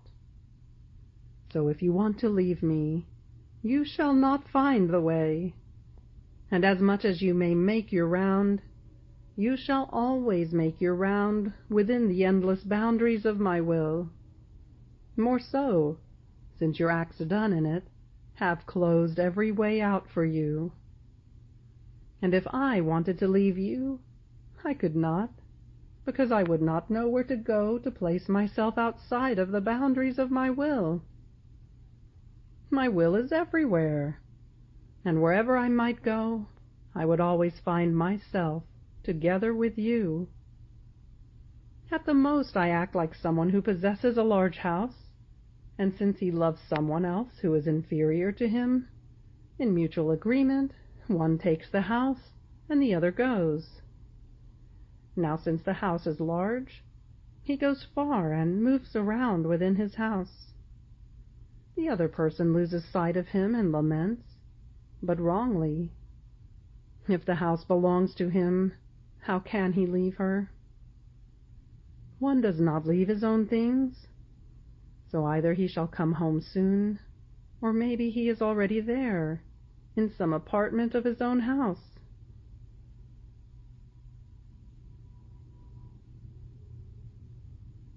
Volume 19, July 29, 1926.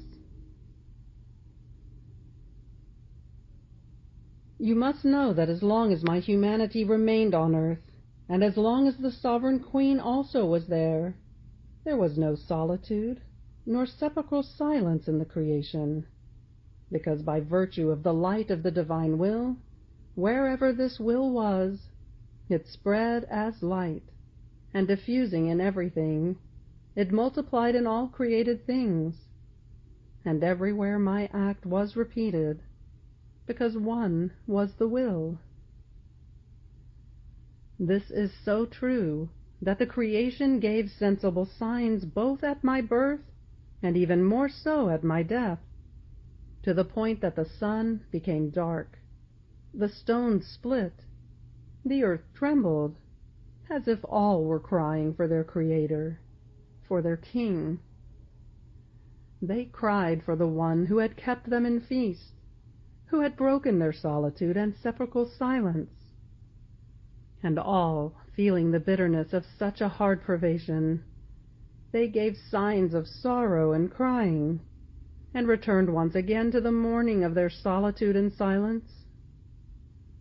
In fact, as I departed from the earth, the one who, in the light of my will, emitted the voice, which, forming the echo, rendered the creation speaking and operating, was no longer there.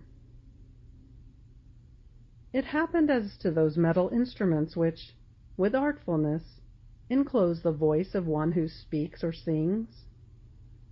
The instrument speaks, sings, cries, laughs, but this happens by virtue of the echo of the voice that has spoken.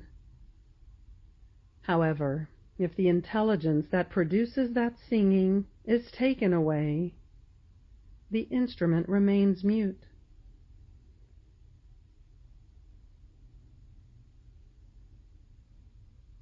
Volume 19, August 1st, 1926. You deceive yourself in saying that I no longer love you as before.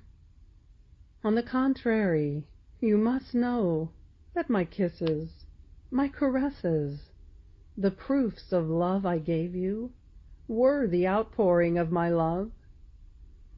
Unable to contain it in my interior, I showed it to you with many loving signs. And since between you and me there wasn't a great work to do, I amused myself with you with many signs and stratagems of love. but this served to prepare you for the great work that was to be carried out between you and me. And when one works, there is no time to amuse oneself. However, in spite of this, love does not cease, but is increased 100 times, strengthened and sealed. You must know that I am always occupied and all intent on working in you. Now I expand your capacity. Now I instruct you. Many times I move on to work together with you. Other times I make up for you. In sum, I am always occupied, and this says that I love you more and more, but with stronger and more substantial love.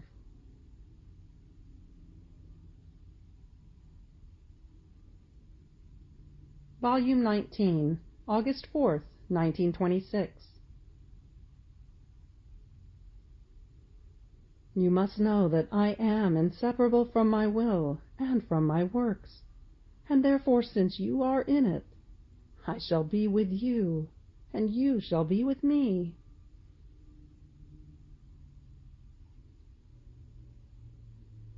Volume 19, August 14th, 1926. You must know that, so that my supreme will may be known, I had to prepare things, dispose means, overwhelm the Archbishop with those acts of absolute dominion of my will, which man cannot resist. I had to make one of my great prodigies. Do you think it is easy to obtain the approval of a bishop? How hard it is! How many quibbles! How many difficulties!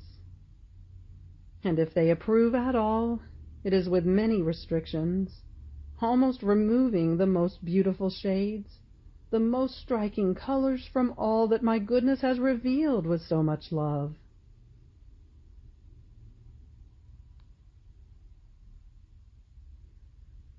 Volume 19, September 7th, 1926.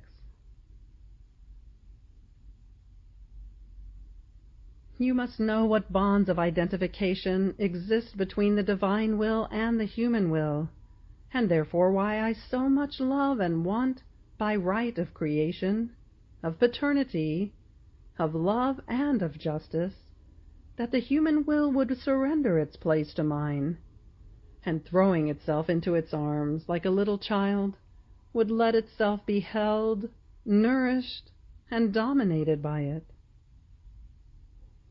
In creating man, the Supreme Being placed my will out in the field, although all of our attributes concurred with it as a consequence and naturally. But the Supreme Volition was the primary act by which it took to heart the life of all creation, including man, therefore making itself the life of all, dominating everything, making everything its own. Since everything had come out of it, by justice everything was to be its own.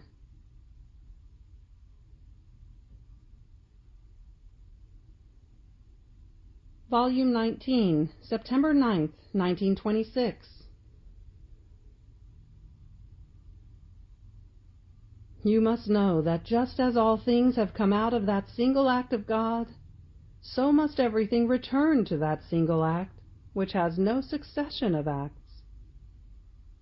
But only the one who leaves everything to live only of my will can return to that single act, because as the soul lives in it, everything she does converts into light, and her acts are naturally incorporated and identified with the eternal light of the sun of my will, and as a consequence they become one single act with the single act of it.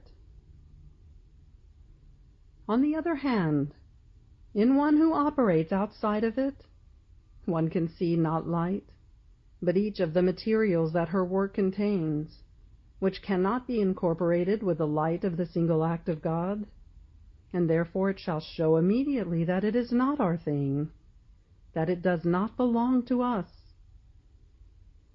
So anything which is not done by virtue of the divine fiat shall not be recognized by God.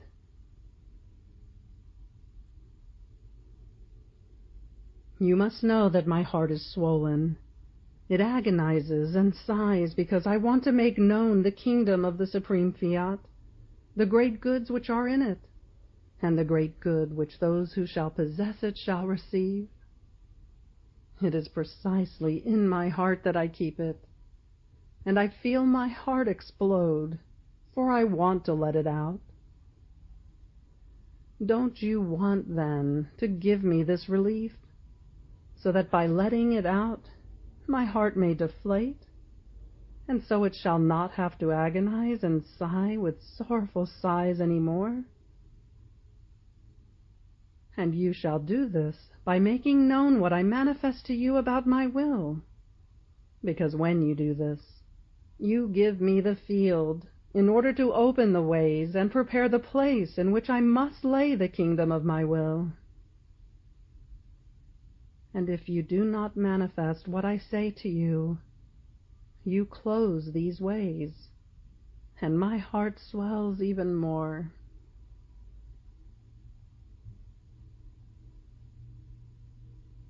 Volume 20, October 6, 1926. But you must know that my will is life, and every time the creatures do not do it, and reject it, it is a divine life that they reject and destroy within them. And do you think that the pain, the continuous martyrdom of my will is something trivial? In feeling so many acts of life which it wants to make arise in the creatures with so much goodness, being cut off as though by a deadly sword? In place of this divine life which was cut off within them, they make arise the life of passions, of sin, of darkness, of weaknesses. Not doing my will is divine life that creatures lose.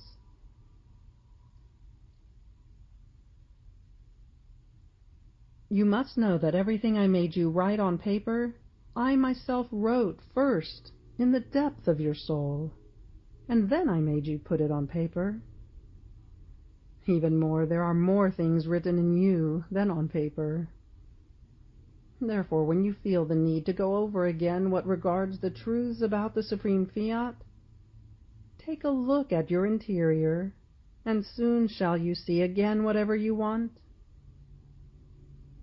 To be sure of what I am telling you, look right now into your soul, and you shall see, in order, everything I have manifested to you.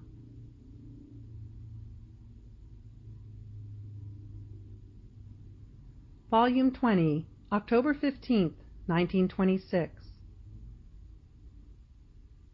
In fact, you must know that in creation, my will entered the field of action in the human acts of the creature.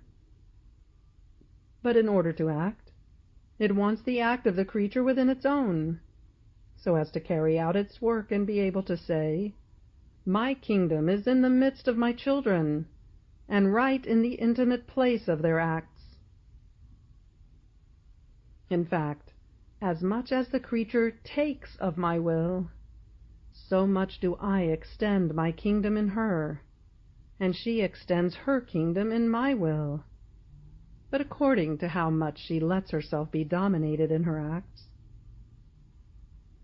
In this way, she expands her boundaries in my kingdom, and I give, and she takes ever more joy, more happiness, more goods, and more glory.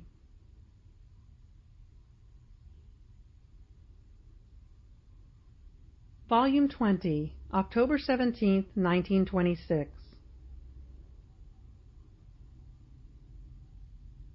You must know that my will left itself reigning in all creation, to give the field to creatures, to make as many visits to it for as many things as it created.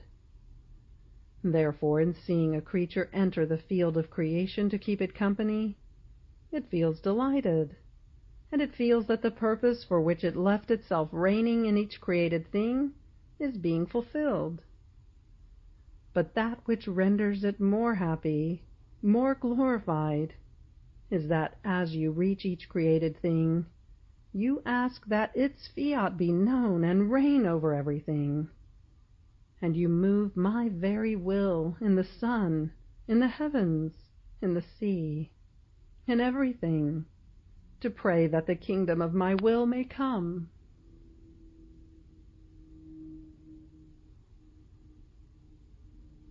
Volume 20, October 24th, 1926.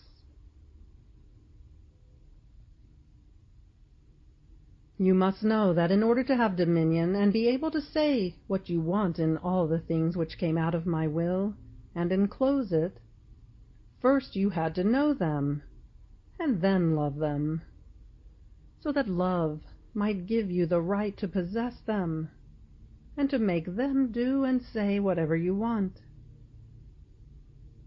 This is why, before, in going around through all of my works, you impressed your I love you, I adore you, I thank you. You were getting to know my works, and taking possession of them.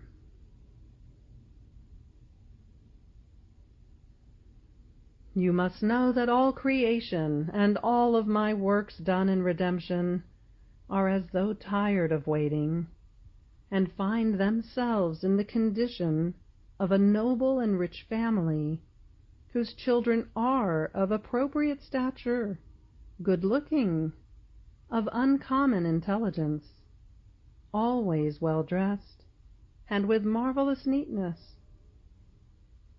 They are the ones who make always the best impression among all the others. Now, after such a great fortune, this family had a misfortune. One of these children, degrading himself, descends from his nobility and goes around always dirty. He does unworthy and vile acts which dishonor the nobility of the family, and as much as they do so that he may appear together with his brothers, they do not succeed. Rather, he becomes worse and worse, to the point of becoming the mockery and the laughing-stock of all. The whole family has a constant sorrow, and as much as they feel the dishonor of this son, they cannot destroy him and say that he does not belong to them, or that he did not come from that same father to whom they belong. Such is the condition in which all creation and all the works of my redemption find themselves. They are all a celestial family. Their origin is divine nobility. All of them have the will of their celestial Father as their insignia, dominion, and life, and therefore they all maintain themselves in their nobility, beautiful, decorous, pure, of enchanting beauty, and worthy of that will which possesses them. After so much glory and honor for this celestial family, they have had the misfortune that one alone, man, who came from their same Father, has degraded himself. And in the midst of such great glory and beauty of theirs, he is always dirty. He does foolish actions, unworthy and vile. They cannot deny that he belongs to them, but they do not want him in their midst, so dirty and foolish. Therefore, as though tired, they all pray that the kingdom of my will may come into the midst of creatures, so that one may be the nobility, the honor, and the glory of this family.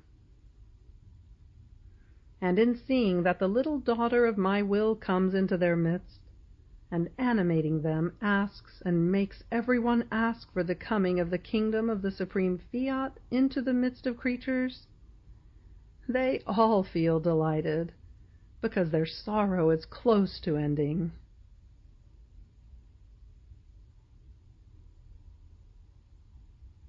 Volume 20, October 27th, 1926.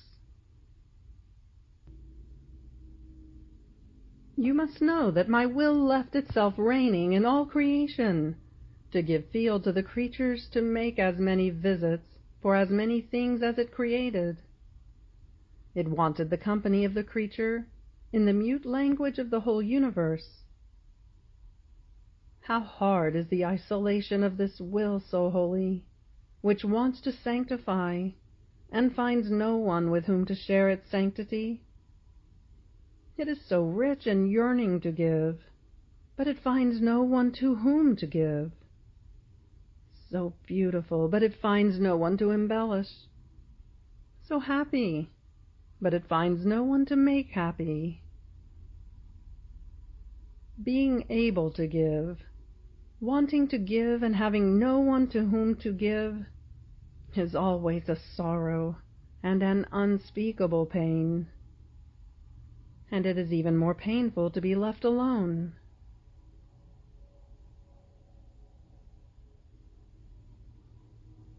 Volume 20, October 26, 1926. You must know that I have placed more grace in you than I placed in Adam, so that my will might possess you and dominate triumphantly over you, and so that yours might feel honored to never have life and to give the place to my will. In him I did not place my humanity as his help and strength, and as cortege of my will, because then I did not have it. But I have placed it in you, to provide you with all the necessary helps, so that your will may remain at its place, and mine may reign, and together with you may follow your rounds in my eternal volition, in order to establish its kingdom.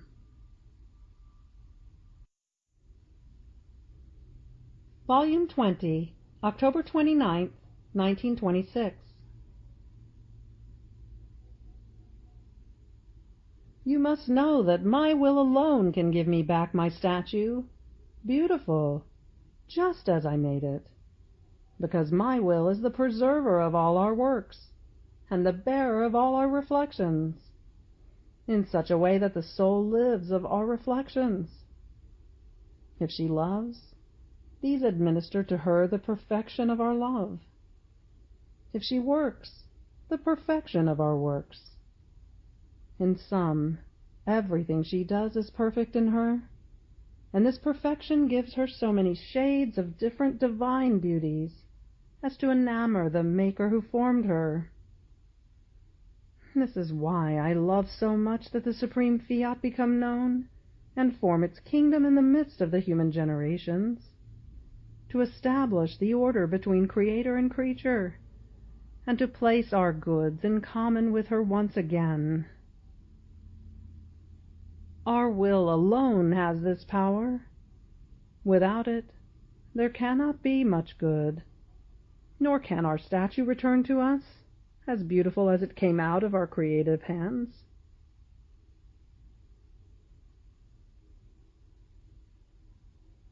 Volume 20, November 1st, 1926.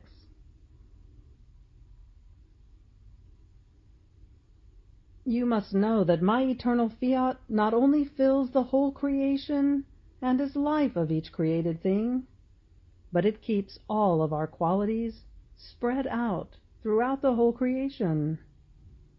In fact, creation was to serve as terrestrial paradise for the human family, and therefore it was to be the echo of the beatitudes and happinesses of heaven. If it did not contain the joys and the contentments of the celestial fatherland, how could it form the happiness of the terrestrial fatherland? Volume 20, November 2nd, 1926. However, you must know that everything that both she and I did, meaning the Blessed Mother and Jesus, its substance, its source, and primary cause was the kingdom of my will. However, since redemption was necessary in order for it to come, though in our interior acts there was the kingdom of the fiat, on the outside we were all intent and occupied with the kingdom of redemption. On the other hand, your mission, meaning Luisa, is exclusively for the kingdom of the supreme will, and everything that the sovereign queen and I did is at your disposal, to help you, to stand in for you, to give you access to the divine majesty, in order to impetrate and ask incessantly for the coming of the kingdom of the eternal fiat.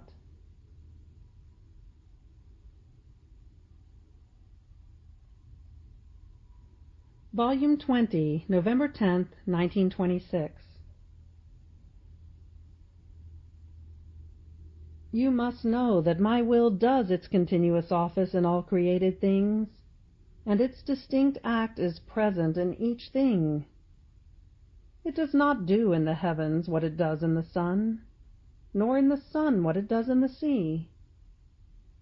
My will has its special act in each thing, and even though my will is one, its acts are innumerable. Now the soul who lives in it comes to enclose within herself all the acts that my will does in all creation. So she must do what it does in the heavens, in the sun, in the sea, and so forth.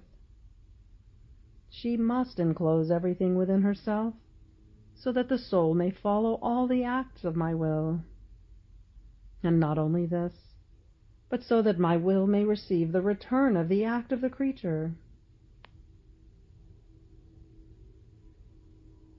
Now you must know of the great good you enclose by enclosing within yourself all that my will does in creation. While you follow its acts, you receive the reflection of the heavens, and the heavens are formed and extended in you. You receive the reflection of the sun, and the sun is formed in you.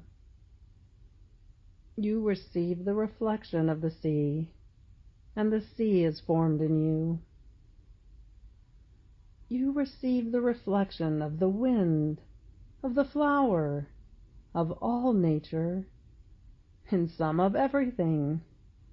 And oh, how the heavens that protect, the sun that illuminates, warms, and fecundates, the sea that inundates and forms its waves of love, of mercy, of grace, and of strength, for the good of all, the wind that purifies and brings rain upon the souls burned by passions, the flower of the perpetual adoration to your Creator, arise from the depth of your soul.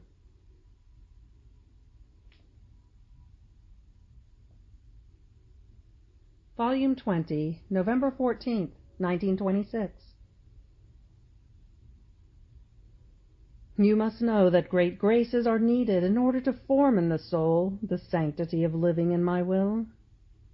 The other sanctities can be formed with little graces, because it is not an immense and eternal will that they have to embrace and possess, but its little particles, its commands, its shadow. On the other hand, this soul must possess my will as her own life. She must court it, and make of its acts her own acts. Therefore seas of graces are needed in order to form this sanctity. My will must bilocate in order to extend its own sea in the depth of the soul, and then extend the other sea from the soul herself, so as to receive that which befits its sanctity, its unending light, its immensity without boundaries.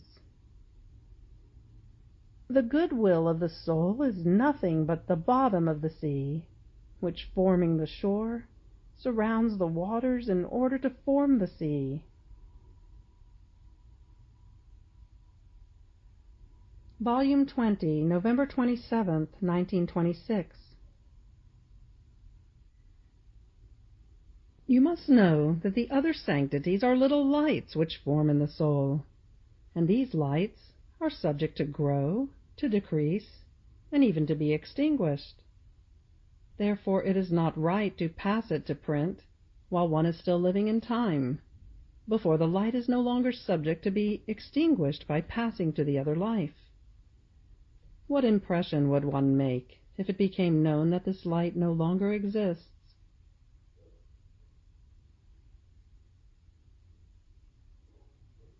Volume 20, December 10th, 1926.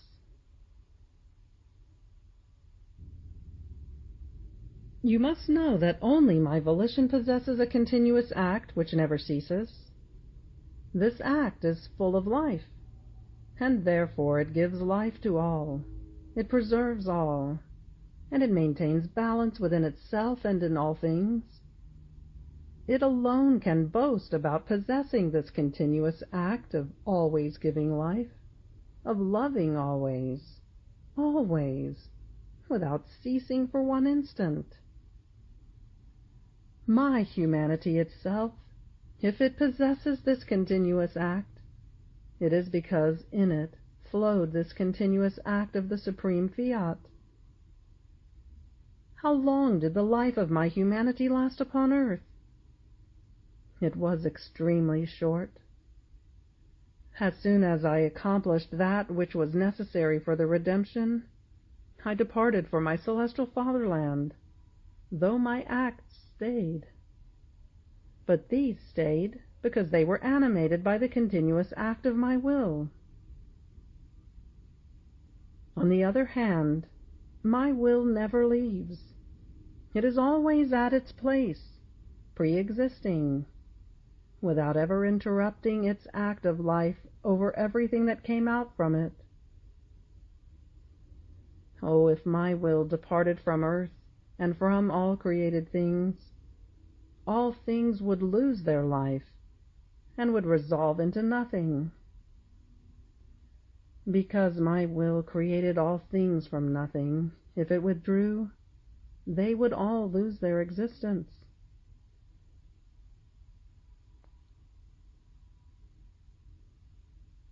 Volume 20, December 15th, 1926. Now you must know that each created thing contains a delight, each one distinct from the other, and these delights were placed by us, and had to serve to delight us and the creature. Now our love runs within each created thing, and as you go through them, you make the little note of your love run.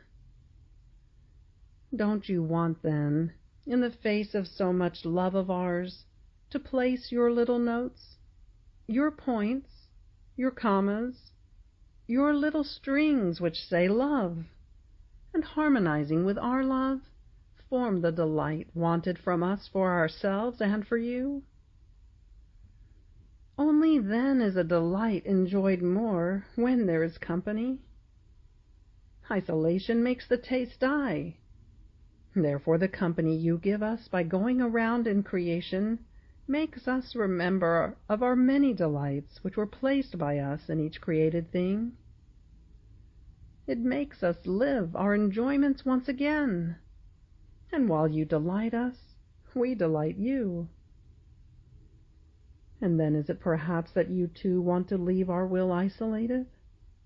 No, no, it is befitting that the little daughter never leave her mother alone, and that she be always on her knees to follow her in all of her acts.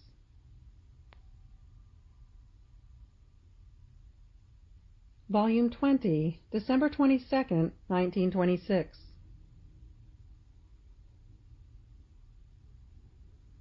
Now you must know that all of our greatest works carry within themselves the image of divine unity, and the more good they are destined to do, the more good they enclose of this supreme unity.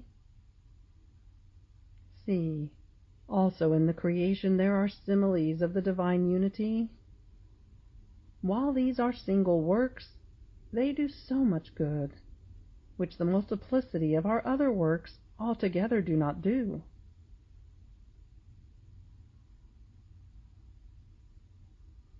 Volume 20, January 1st, 1927.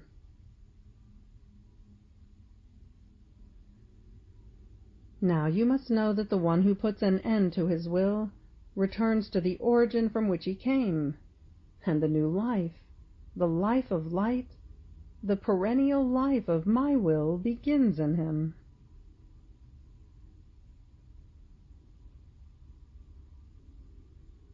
Volume 20, January 9th, 1927. You must know that a note of sorrow was placed from the creatures in the kingdom of my will, a note which no one, for many centuries, has ever thought of healing, a note too sorrowful for the supreme fiat, and the cause for which the divine will and the human will scowl at each other. Now the firstborn daughter of my will must balance all games before she comes to our fatherland.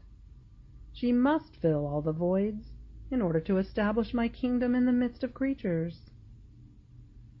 Now being sick, my daughter shall form the kingdom of divine sorrow within it, which, flowing like a wave of light and of heat, shall serve to sweeten this sorrowful note.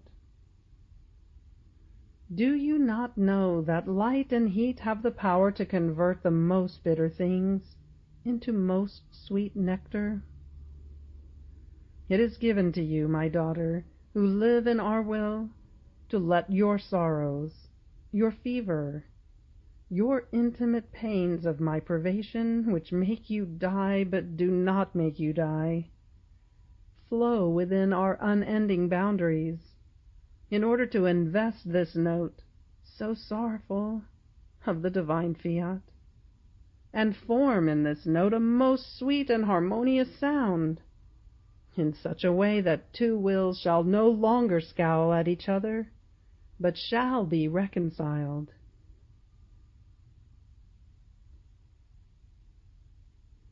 Volume 20, January 23rd, 1927. You must know that as man withdrew from the divine will by doing his own, it happened as when a strong earthquake strikes a city. The strong tremor makes chasms open in the earth, and somewhere it swallows the houses, somewhere else it tears them to pieces. The power of the tremor opens the coffers locked most securely, and casts out diamonds, coins, precious things, in such a way that thieves can enter and steal whatever they want. So the poor city is reduced to a heap of rocks, ruins, rubble, and wreckage. Now, if a king wants to build that city once again, he uses those very heaps of rocks, wreckage, and rubble. And since he makes it all new, he builds it in modern style, giving it such sumptuousness of art and beauty that there may be no other city equal to it. And so he makes it the capital of his kingdom.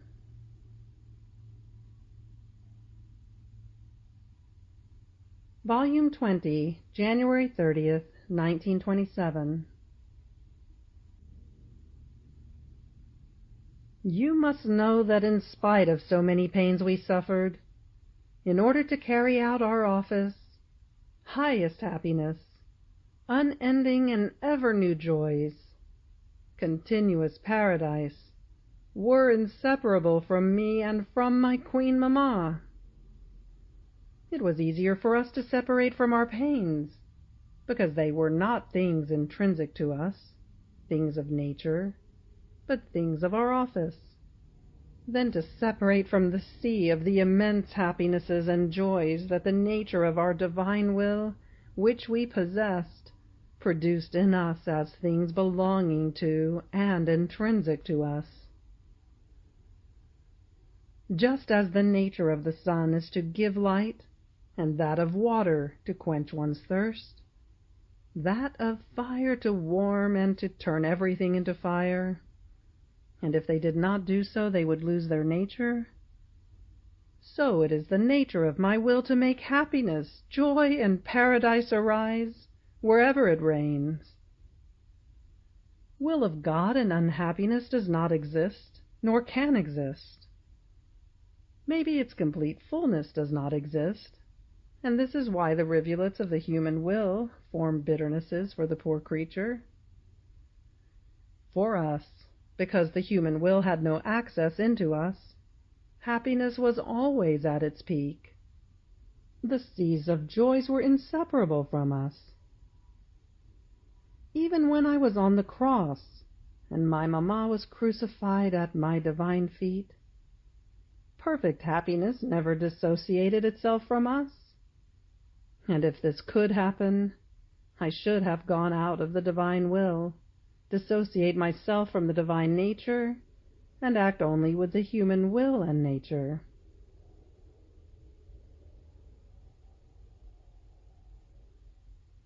Volume 20, February 11th, 1927.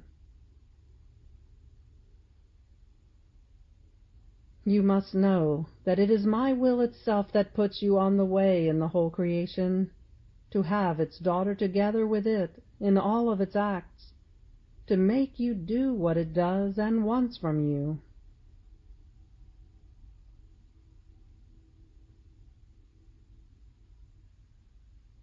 Volume 21, March 3rd, 1927. Even more, you must know that in creation our supreme fiat established all the human acts, investing them with delight, with joys, and with happiness.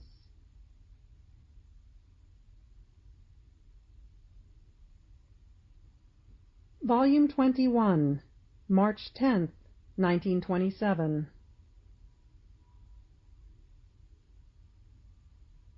You must know that, before sinning, Adam did his acts in the divine fiat.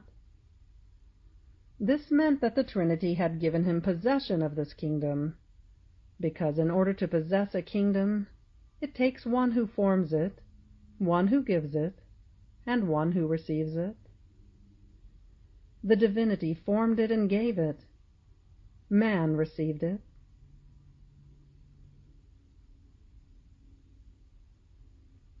Volume 21, March 19th, 1927. You must know that my inseparable mamma also, during her tender age, was more in heaven than on earth, because she was to draw from us the seas of grace, of love, of light, in order to form her heaven within herself, in which the eternal Word was to be conceived and have his dwelling. Then, when this heaven was formed in the Sovereign Queen, it was no longer necessary for her to come often to the celestial fatherland, because that which was in heaven she had within herself.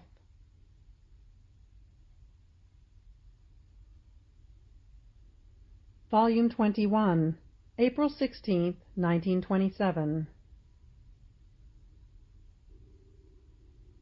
You must know that when my pierced mamma left me in the sepulchre, my will kept her immersed within two immense seas, one of sorrow, and another more extensive, of joys and beatitudes. And while that of sorrow gave her all the martyrdoms, that of joys gave her all the contentments. Her beautiful soul alone followed me into limbo, and was present at the feast that all the patriarchs, the prophets, her father, her mother, and our dear Saint Joseph made for me. Through my presence, limbo became paradise, and I could not do without letting the one who had been inseparable from me in my pains participate in this first feast of the creatures.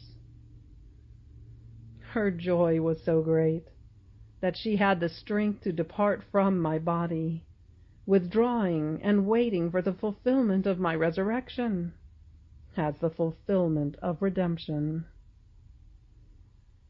Joy sustained her in sorrow, and sorrow sustained her in joy.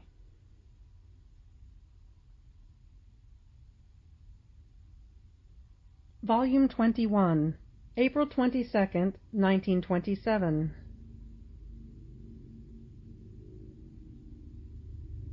You must know that all creation and each created thing give lessons to man.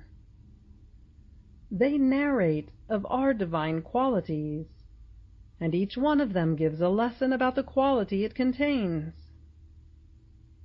The sun gives a lesson in light, and teaches that in order to be light, one must be pure, stripped of every matter. Light always contains heat. One cannot separate the light from the heat. Therefore, if you want to be light, you must love your Creator alone, and this shall bring you, like sun, the fecundity of good. The heavens give you a lesson about my celestial fatherland. They call you continuously to your Creator. They give you lessons in detachment from what is earth, in the height of sanctity that you must reach, and in how you must adorn yourself with all the divine virtues, more than with stars. Volume 21, May 26, 1927. You do not know how much I love you, and how many treasures I have placed in you. Nor can I leave you. I must guard all the gifts I have placed in you. You must know that each one of my words is a divine gift. And how many of them have I spoken to you? Moreover, whenever I give, I never withdraw the gift. And to be sure that my gifts are safe, I remain as guardian of my gifts and of the soul who possesses them.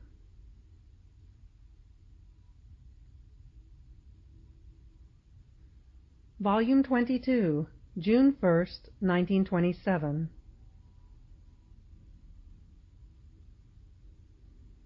You must know that your Jesus knows how to make and can make all miracles, except for the miracle of separating from my own will.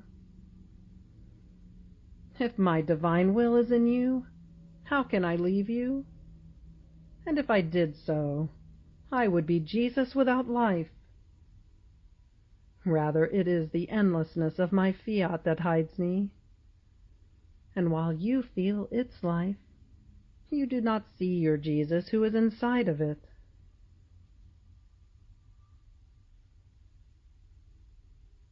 You must know that everything which that soul, so dear to me, has done, all the knowledges he has known about my will, have caused him to enclose as much light within his soul. So each additional knowledge is a greater light that he possesses, and each knowledge places a distinct light in the soul, one more beautiful than the other, together with a seed of the distinct happiness which each light contains.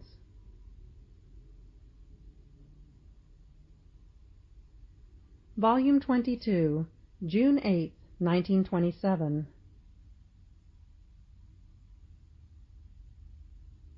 You must know that my will gives the unity of everything to the soul, and just as my will, while being one, does everything, in the same way the soul who possesses the divine unity encloses within herself the thoughts of all, the words, works, steps, and heartbeats of all, as if they were one, in such a way that my will finds in her all generations and the single acts of each one, just as it finds them within itself. Even more, you must know that my will forms the echo of its works, of its love, of its word, in the soul in whom it reigns, in such a way that, on hearing its echo, the soul repeats the work, the love, and the word of the divine Fiat.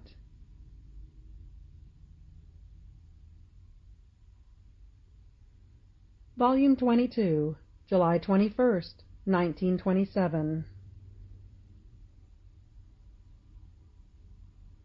Now, you must know that when souls die in my grace, they are confirmed in the nature of love, in the nature of glory, and in the life of the divine will. So, in heaven, everything is nature in all the blessed. Therefore they give me nothing more. Rather I give to them, constantly, that continuous act of joys, of happiness, of beatitudes ever new and without end. This is why I am all eyes over the earth, as though putting all heaven aside, because heaven is mine, and I fix on and become all attention for the soul who lives in the exile, who, even though she does not possess the nature of heaven, wants to give me the new gains of love, of glory, and of adoration.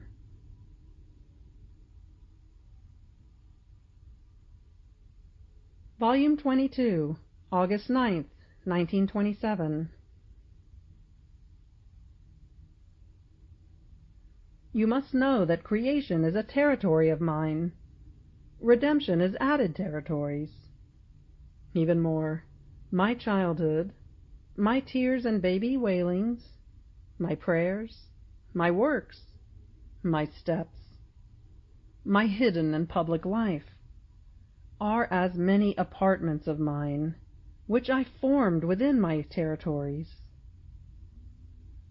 There is not one thing I did and pain I suffered, which I did not use to expand the boundaries of the divine territories, in order to give them to creatures. Now, every day I look at whether at least the little daughter of my will visits all my territories and enters each of my apartments.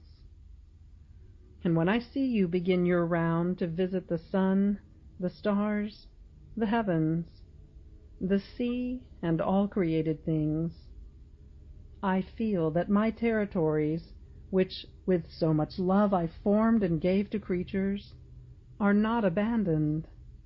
There is at least one who visits them, and if she visits them, it means that she loves them and has accepted the gift.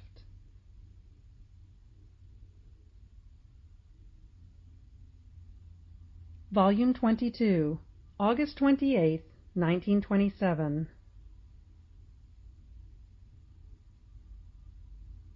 You must know that my divine will had its first act in the conception of me, eternal Word, and your love and your acts are acts of justice, and are necessary for the conception of the divine will in the humanity of your Jesus, because the first kingdom it laid was in my humanity. Now, in order to give you the right that it might reign in you, with justice it demanded your love, while it conceived in my humanity.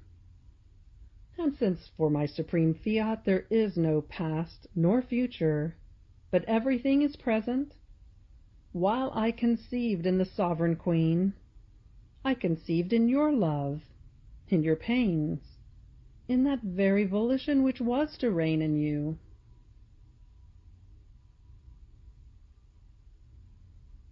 You must know that my divine volition cannot admit the acts of my will into the creature if it does not find itself, because creatures lack the capacity, the dignity, the sanctity, the space to be able to contain even a single act of the supreme will. And this is another of its sorrows.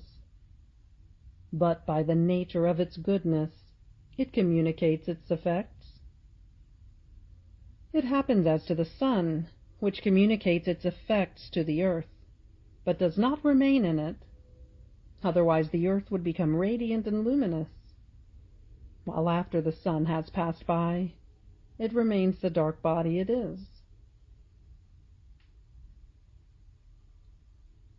Volume 22, September 14, 1927. You must know why I now call you, and now make present to you everything I did in my life while being on earth, showing you how now I cry and shiver with cold. Now I remain in the arms of my mamma, repeating those baby acts of suckling milk, of wetting her maternal hands with my tears, of kissing each other, and so forth.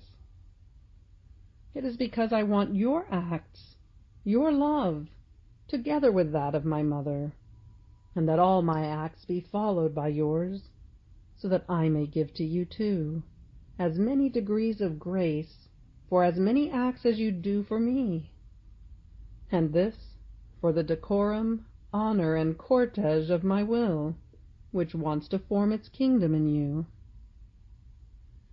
My will is not inferior to my humanity, and therefore it deserves the same honors that my inseparable mamma gave me. And this is why I want your acts following mine, that I may give you my divine life as many times.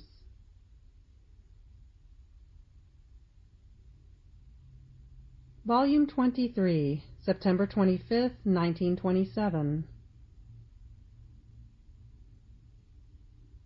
You must know that just as my humanity enclosed all the goods of redemption and issued them for the good of the redeemed ones, it also wanted to enclose within itself all the acts and goods of the children of the kingdom of my divine Fiat.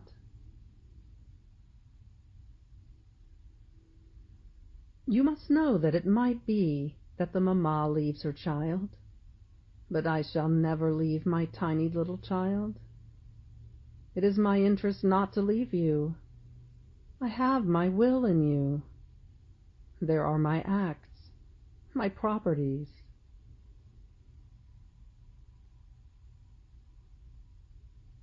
Volume 23, September 28, 1927. You must know that one who does not do my divine will, and does not live in it, wants to destroy his own divine life within himself, which he was to possess.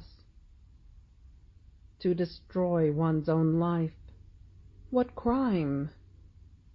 Who would not condemn one who wanted to destroy his own corporal life, or one who did not want to take food, reducing himself to being emaciated, infirm, incapable of anything? Now, one who does not do my will destroys his life, which the divine goodness wants to give him. And one who does my will, but not always, and does not live in it, because he lacks continuous and sufficient food, is the poor ill one, without strength, emaciated, incapable of doing true good. And if it seems that he does something, it is without life, strained, because my will alone can give it life. What crime, my daughter? What crime which deserves no pity?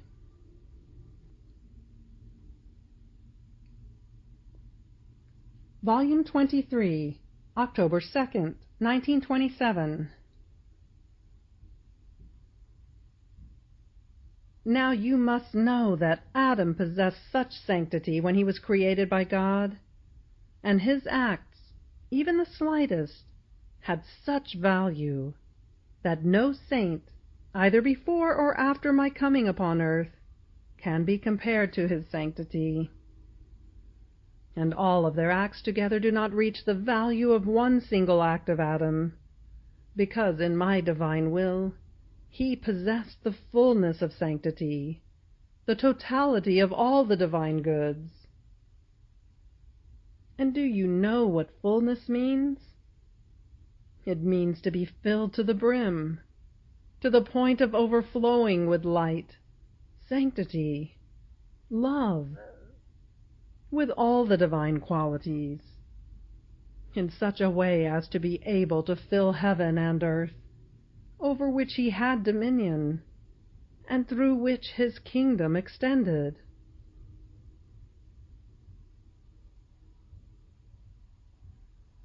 Volume 23, October 20th, 1927.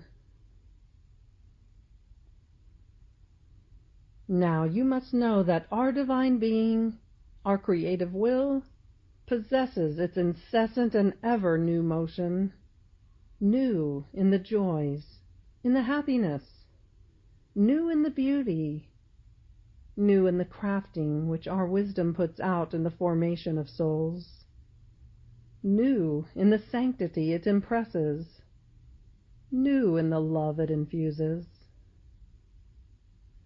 Therefore, because it possesses this continuous new act, it has the virtue of doing ever new things. And if the Queen Mamma was made all beautiful, pure, and holy, this does not exclude that we can do more new and beautiful things, worthy of our works. More so since, in creation, as our divine Fiat came out into the field in creating all things, it also put out into the field all the new acts with which it was to form the creatures, the rarities of beauty it was to communicate, and the sanctity it was to impress in those who would live in our divine will.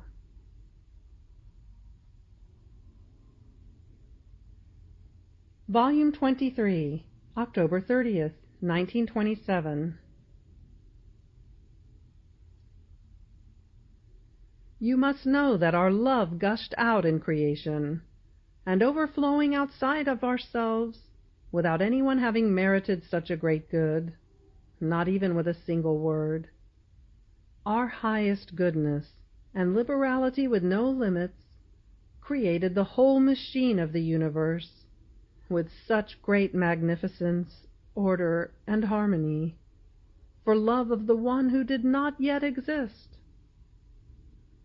After this our love gushed out more strongly, and we created the one for whom all things had been created. And since, in operating, we operate always with unreachable magnanimity, and while we are not depleted, we give everything, so that nothing of magnanimity, of greatness, and of all goods may be lacking to our work. In creating man, with no merit at all on his part, as dowry, foundation, and substance of all goods, joys, and happinesses, we gave him our will as his kingdom, so that he might lack nothing, having a divine will at his disposal, and with it our supreme being.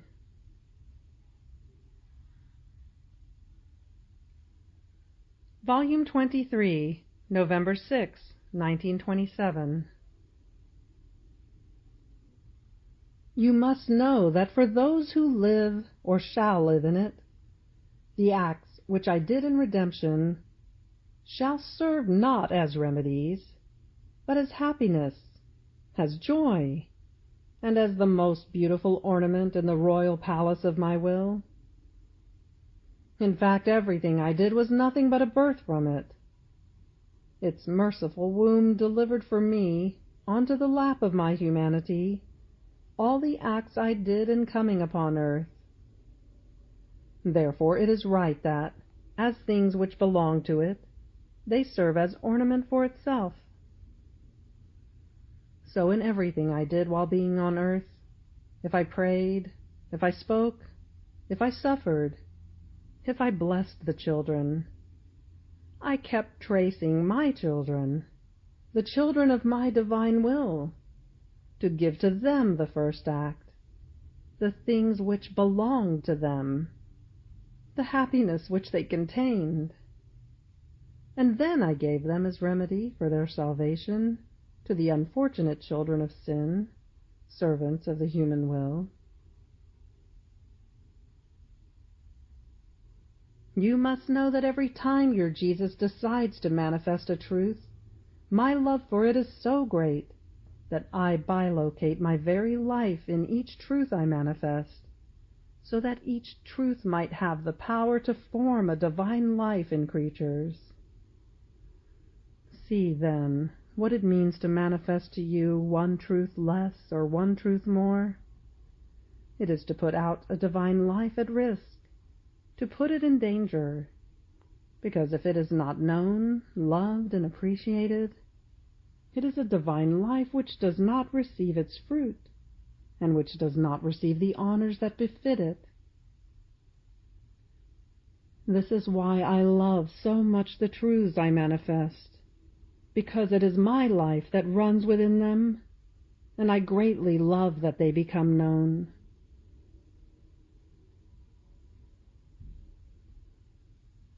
Volume 23, November 10th, 1927.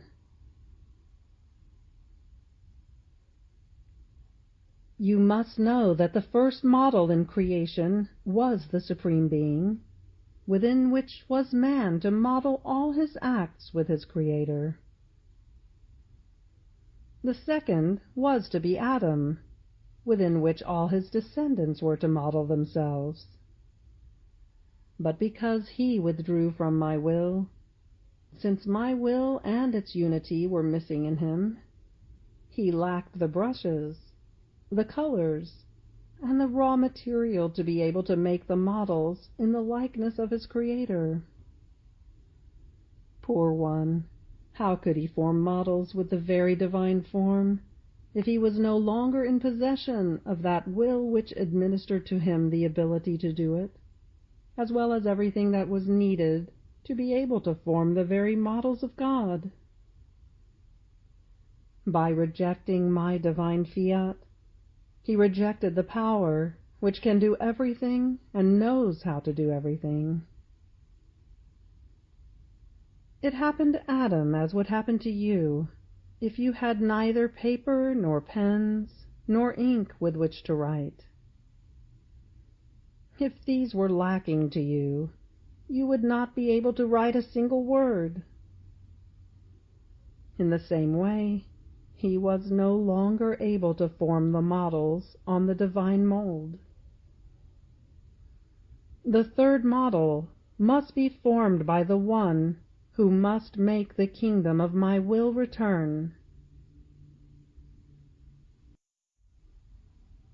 Volume 23, December 8th, 1927.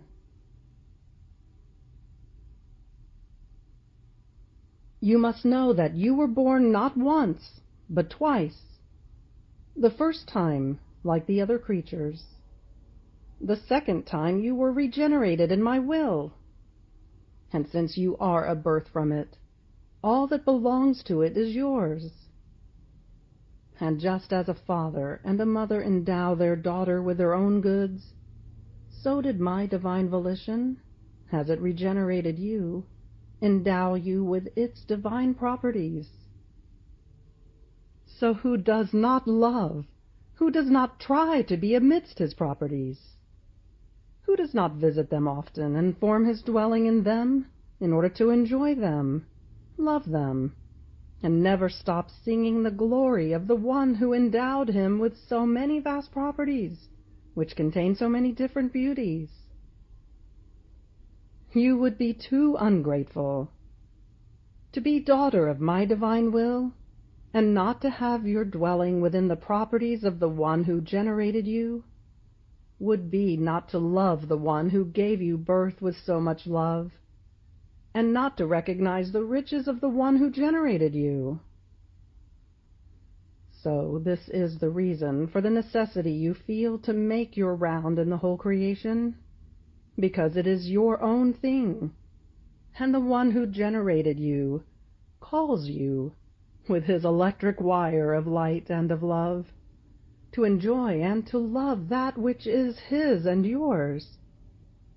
And he enjoys hearing you repeat your repeated refrains, "May the kingdom of your fiat come upon earth."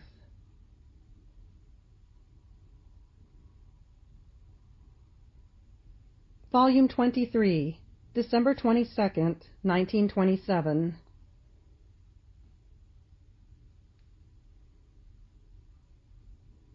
You must know that all the knowledges and manifestations which I give you about my will, and which you write on paper, do not depart from you, but remain centralized in you, like rays inside their sphere. And this sphere is my very divine will reigning in you, which delights with great love in adding ever new rays, which it makes with its knowledges in this sphere, so that creatures may find enough light to know it, and enrapturing attractions to love it. All the rays to form the kingdom of the divine will shall be enclosed in this sphere, and all the rays, starting from within one single sphere, shall have one single purpose: to form my kingdom. However, each ray shall have a distinct office. One ray shall enclose the sanctity of my divine fiat, and shall bring sanctity. Another, happiness and joy, and shall invest those who want to live in it with happiness and joy. Another ray shall enclose peace, and shall consolidate all in the peace. Another, strength. Another, light and heat.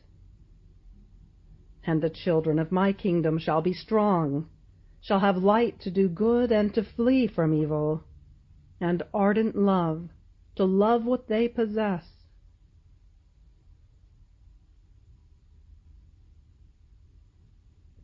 Volume 23, January 27th, 1928. You must know that in the redemption was enclosed the kingdom of my divine will, and there was no act that I did which did not enclose both one and the other, with this difference alone, that what pertained to the redemption I manifested outside, I made known, and I gave as gift, because it was to serve as preparation for the kingdom of my divine will, while what pertained to the kingdom of my fiat I withheld within myself, as though suspended in my divine will itself. Now you must know that when our divinity decides to issue an act outside of itself, to do a work, a good, first we choose the creature in whom to deposit our work, because we do not want that what we do remain in the empty space and without effect, and that no creature should be the depository of our goods.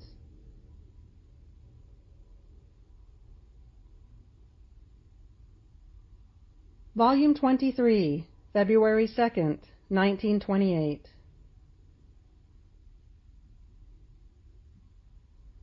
You must know that if my will were not present in you, you could not have comprehended its celestial language.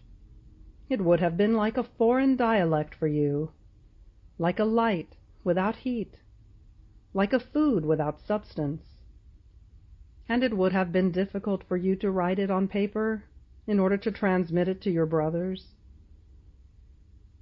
All this is a sign that my will, lording over you in everything, makes itself thought in your mind, word on your lips, heartbeat in your heart.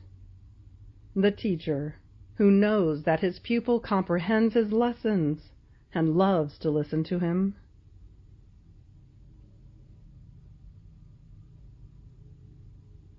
Volume 23, February 12th, 1928.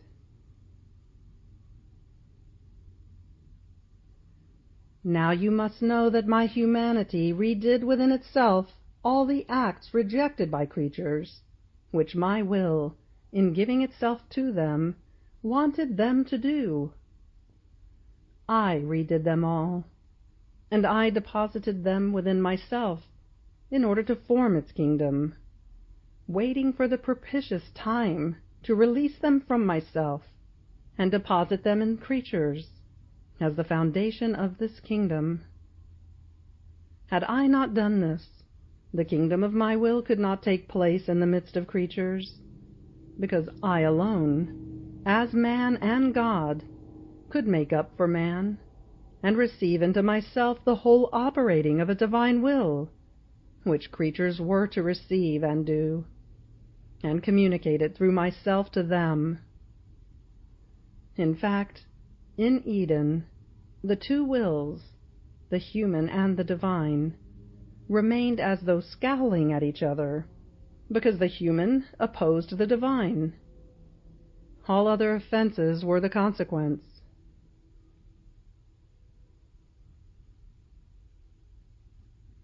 Volume 23, February 20th, 1928.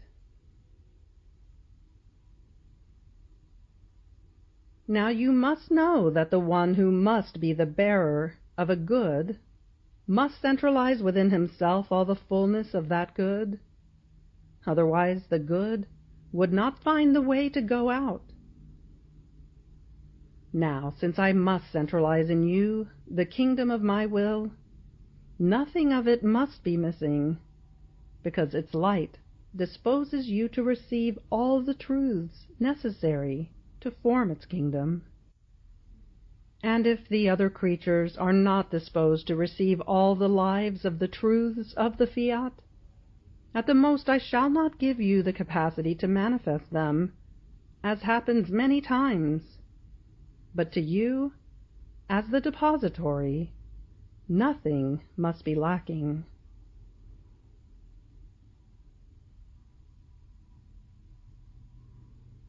Volume 24, March 25th, 1928. You must know that as man withdrew from our will, our paternal goodness withdrew its operating life from the midst of creatures. This is why they have been able to say very little about it, because the sea of the operating light of my divine Fiat was not flowing in them as life, because ungratefully they had rejected it. And out of highest goodness we left them the good of being able to follow the orders of our will, not the life, in which they could hope for the sake of their salvation, because without it there is neither salvation nor sanctity. But our paternal goodness, our will and our love, desired, longed for, strongly yearned for its return as operating life into the midst of creatures. We saw that they could not reach the perfect purpose of our creation, nor form the image wanted by us, completely in our likeness, just as we created them, without the operating life of our Fiat, because our Fiat is the prime act of the creature, and if it is missing in her, she remains disordered, adulterated, because she lacks the prime act of her existence. Now you must know that, after many centuries of hidden sighs, our Supreme Being gushed out more intensely with love, more than in the very creation and redemption. Since our love in gushing out overflowed from us, we felt the need of love to take the first steps toward the creature. So as I began to manifest to you the first truths about my divine will, I pushed it strongly to take the first steps into the midst of creatures, and I centralized these steps in you by means of its knowledges. And as I saw that you would place your steps in those of the divine Fiat, I rejoiced, I made feast, and manifesting to you more truths about it, I would push it to take yet more steps.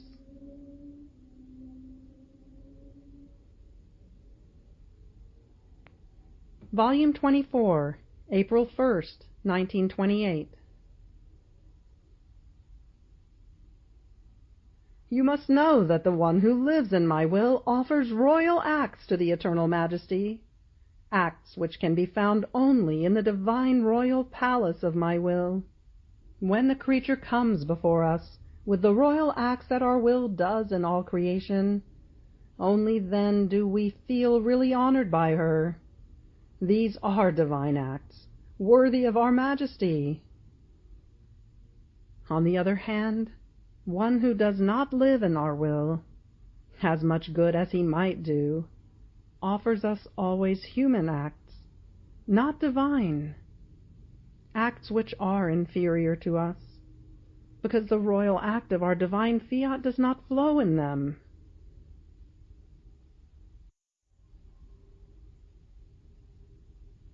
Volume 24, April 22nd, 1928.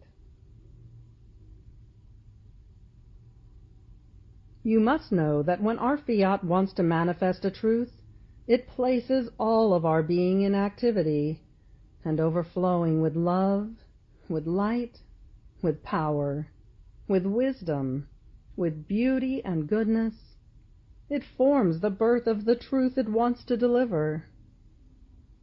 And since all of our qualities place themselves in the act of rising, we cannot contain it, and so we release this birth from us to give it to the creature as gift.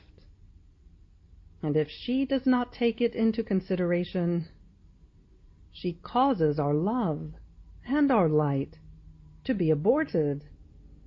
She causes our power, wisdom, beauty, and goodness to be aborted, making them die at birth. She loses this dear birth from us, and does not receive our life, which we wanted to give her by means of that truth. And we are left with the sorrow of having aborted, and feel the good which we wanted to give to the creatures enter into us again.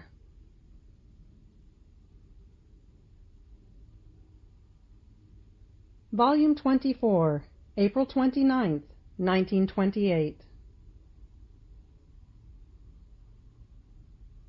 Moreover, you must know that when all things, small and big, were created, I never tired of beating them with my repeated and incessant I love yous for you. And just as I did not tire of placing them, so I do not tire of hearing them being repeated by you. On the contrary, I enjoy that my I love you does not remain isolated, but has the company of yours. And as yours echoes in mine, they fuse together and live a common life.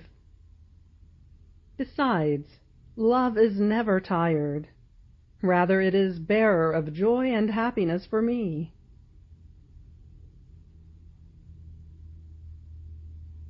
Volume 24, May 20th, 1928.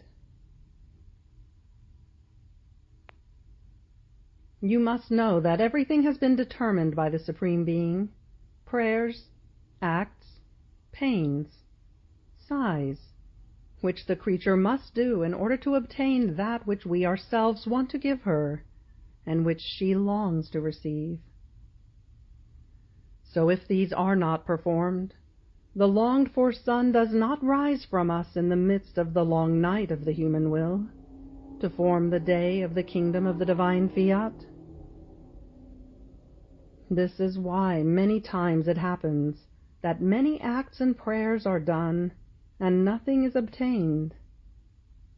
But then, because of another little sigh and prayer, one obtains what he so much longed for. Was it perhaps the last act to obtain the deed of grace? Ah, no, it was the continuation of all the acts and prayers.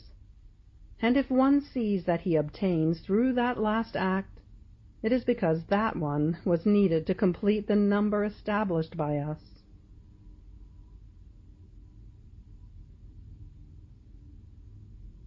Volume 24, June 3rd, 1928. You must know, my daughter, that our will is the revealer of the work of creation. It alone can reveal all the secrets of love hidden in creation. Adam did not know everything. How many stratagems and loving finesses we used in creating him, soul and body. We acted like a father who does not tell everything at once to his little child, but little by little, as the child keeps growing, he wants to give him surprises, telling him how much he loves him, how much he has done for him, how many loving finesses, hidden kisses, when the child, as a little one, was incapable of comprehending what the Father gave him and could give him. So the Father gives him now a surprise, now another, and this serves to maintain the life of love between Father and Son, and to increase their joy and happiness at each surprise. What would the sorrow of this Father not be, who, while his child was sleeping, has covered him with kisses, has pressed him to his heart, and his loving tenderness was so intense and so great that he reached the point of wetting the face of his sleeping child with tender tears? If in waking up the child does not smile at his father, does not throw his arms around his neck to kiss him, and if he looks at him, it is with coldness. What sorrow for this poor father!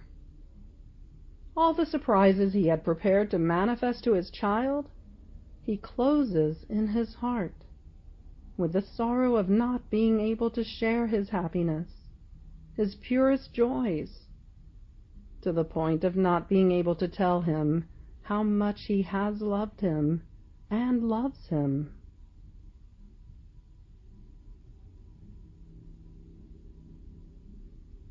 Volume 24, June 25th, 1928.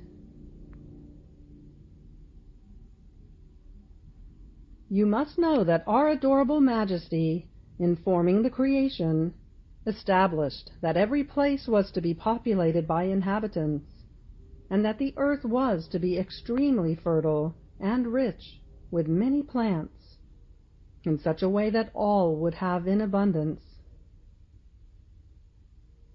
As man sinned, he attracted the indignation of divine justice, and the earth remained deserted, infertile, and in many places depopulated, image of those sterile families in which there is no laughter, no feast, no harmony, because they are without children, and so there is no one who breaks the monotony of the two spouses, and the nightmare of isolation weighs on their hearts, leading them to sadness. Such was the human family. On the other hand, where there are children, there is always something to do, something to say, and occasions to celebrate. Look at the sky, how populated with stars it is. The earth was to be the echo of the sky, crammed with inhabitants, and it was to produce so much, and to render everyone rich and happy. Volume 24, July 7th, 1928. You must know that the body did nothing evil, but all the evil was done by the human will. Before sinning, Adam possessed the complete life of my divine will in his soul. One can say that he was filled to the brim with it, to the extent that it overflowed outside. So, by virtue of my will, the human will transfused light outside, and emitted the fragrances of its Creator, fragrances of beauty, of sanctity, and of full health, fragrances of purity, of strength, which came out from within his will like many luminous clouds. And the body was so embellished by these exhalations that it was delightful to see him beautiful, vigorous, luminous, so very healthy, with an enrapturing grace.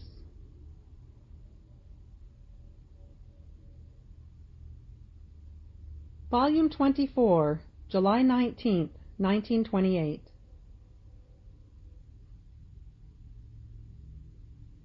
Now you must know that between the will of the Celestial Mother and yours, there is my human will, which is first, and sustains both, so that they might be constant in the sacrifice of never giving life to the human volition, and so that the kingdom of my divine will might extend over these three wills, to have the triple glory of our power, wisdom, and love, and the triple reparation of the three powers of man, which all concurred in withdrawing from the great good of our divine will.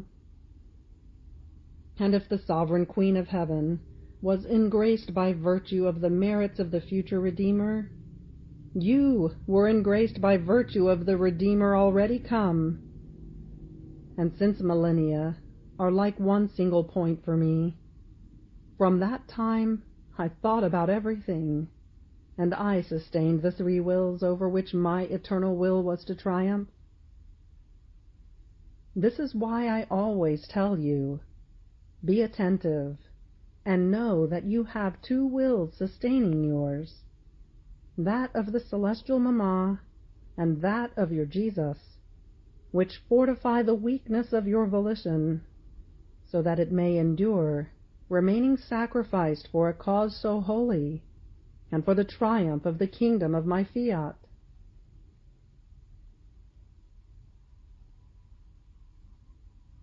Now you must know that as you celebrate the Mamma and her sovereignty, the Mamma celebrates the daughter, the newborn of that Fiat which she loved so much as to keep it as her life. And in you she celebrates that which you yourself do not know for now, but shall know later. Don't you know that she longs for the little queens, which are the little daughters of my will, to make the feast that she receives for them?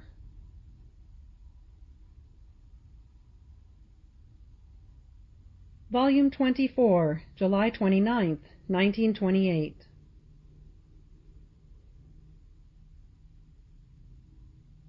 You must know that during the course of my mortal life, in everything I did, I always blessed. It was the first act of creation that I called back over the creatures, and in order to confirm it, in blessing I invoked the Father, the Word, and the Holy Spirit. The very sacraments are animated by these blessings and invocations. So while calling the likeness to the Creator within souls, my blessing calls also the life of my divine will, that it may return, as in the beginning of creation, to reign in souls, because my will alone has the virtue of painting in them vividly the likeness of the one who created them, of making it known, and of preserving it with its divine live colors.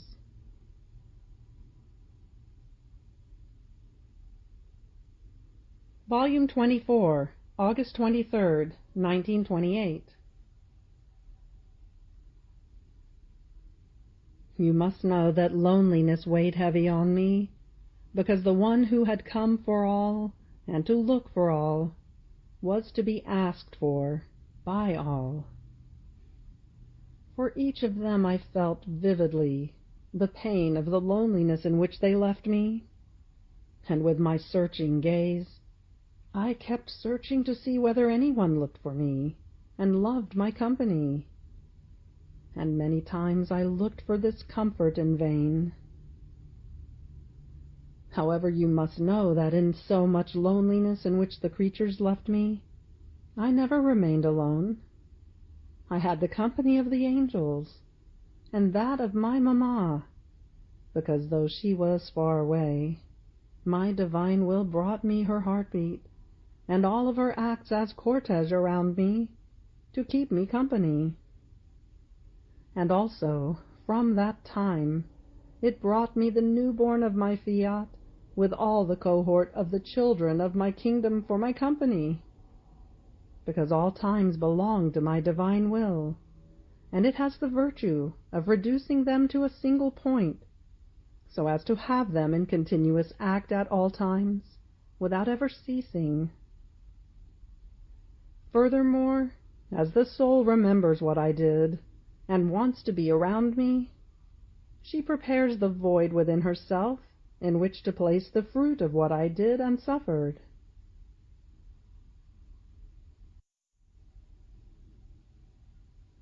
Volume 24, September 5th, 1928.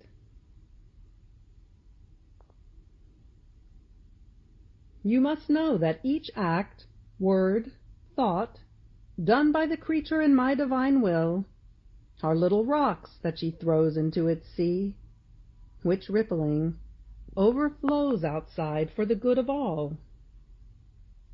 Other times they are many little winds, which make the sea of my fiat swell and form its waves, more or less high, according to the multiplicity of the little winds that the creature forms in my sea. And as these waves rise, they descend again, part into the sea, and part flooding the earth. Oh, how delightful it is to see the creature, now coming to throw her little rocks into our sea, now coming to blow, forming her little wind. And the sea smiles at her by rippling, making feast for her by receiving her little wind and forming the waves. So the soul who lives and operates in my fiat gives us the occasion to make our sea rise, and gives us the field to flood the earth and heaven. And since it is divine will that flows, it disposes the creature to ask for its kingdom. And we feel that the creature who lives in our divine will calls back the feasts, the amusements, the games of the beginning of creation with her Creator.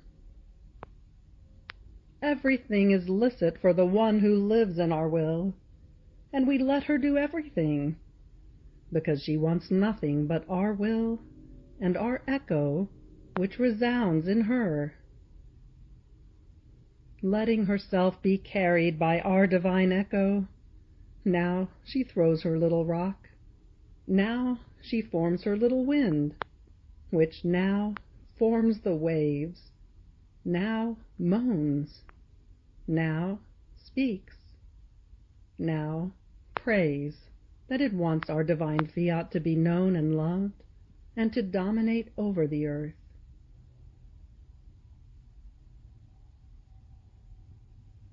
Volume 24, September 10th, 1928. You must know that as you move from one of our works to another, to recognize our love in them, and to give us love and glory, we find the return of our love in the one who recognizes our works. How bitter and sorrowful it is to do good out of pure love, and not to be recognized.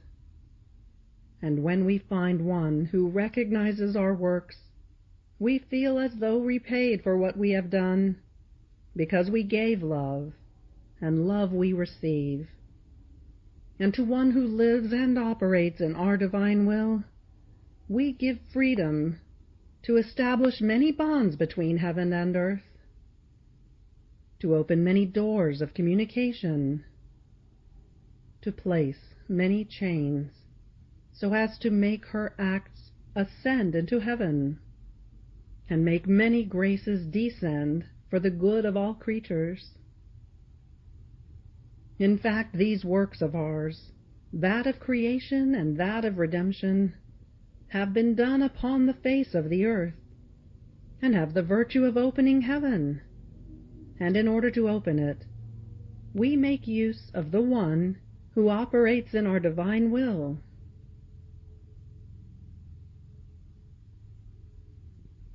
Now you must know that indeed Adam possesses a glory in heaven which is given to no one else, as holy as he may be, except for the celestial Mamma, because no one else possesses even one act in the unity of my divine will.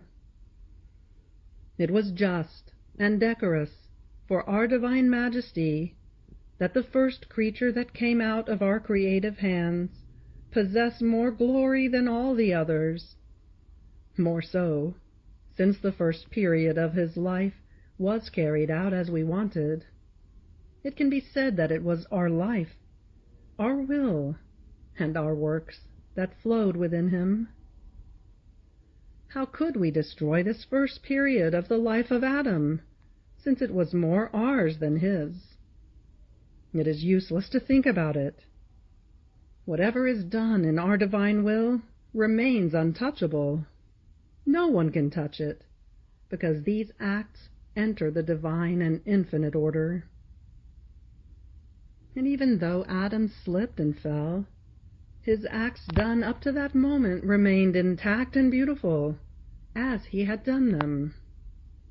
He was the one who remained wounded, ill, our image disfigured in him, because our divine will, which had taken on the commitment to keep him beautiful, fresh, strong, holy, completely in order with us, just as we had created him, was no longer in him, because Adam himself had rejected it. But his works done up to the moment when he had the misfortune of falling, which possessed the unity of our fiat, suffered no change, because we too were jealous of these acts which had glorified us so much. They had put us in feast, as we saw that man, our son, elevated himself up to us in order to absorb into himself our divine manners, our likeness, and to bring us, in the unity of our will, joys, happinesses, the requital and the smile of all created things. We were enraptured in seeing our dear son, the work of our hands, live in our will, as though in our home. Taking from our own, he was able to bring us new happinesses and joys without end.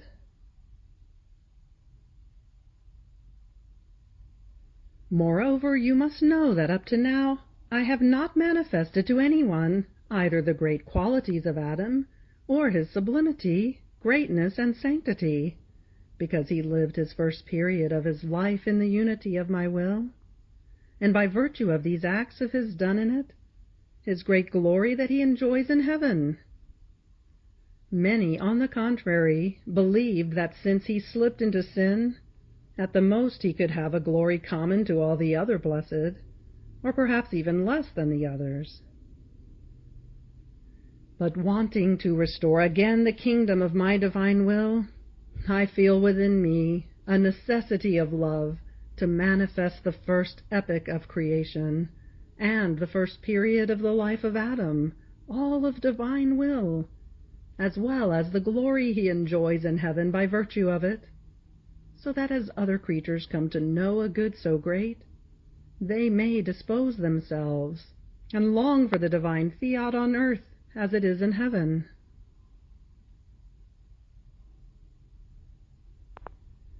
Volume 24, September 6, 1928. Moreover, you must know that the sacrifice made to fulfill my will forms pure, noble, and divine blood for the soul, just as food forms blood for the body. And I, dipping my brush of love in this blood, amuse myself in forming, in her, my image in the creature, more beautiful and more delightful.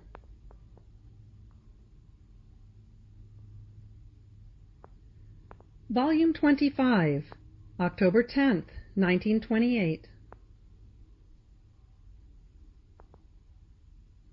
Now you must know that everything I have manifested to your soul, the graces I have given you, the many truths you have written on my divine will, your pains, and everything you have done, has been nothing but a gathering of the materials in order to build.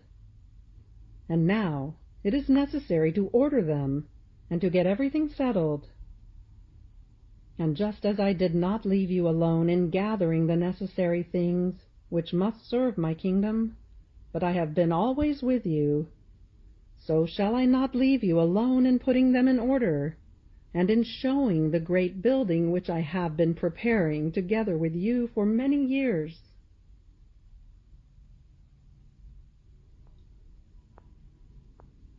Volume 25, December 14th, 1928. Therefore you must be consoled in your tortures and martyrdoms, because between you and I we are in order. Nor would I have tolerated even a shadow of opposition to my will in you. It would have been my greatest sorrow, nor would I have been able to say, "The little daughter of my will gave me her will as gift, and I gave her the gift of mine," while this exchange of wills is one of my greatest joys, and yours. If there is any fault, it is from those who neglect it.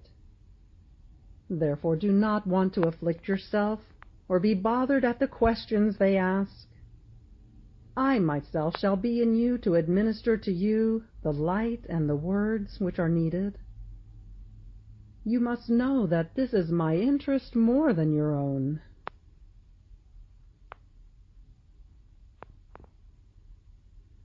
Volume 25, December 16th, 1928.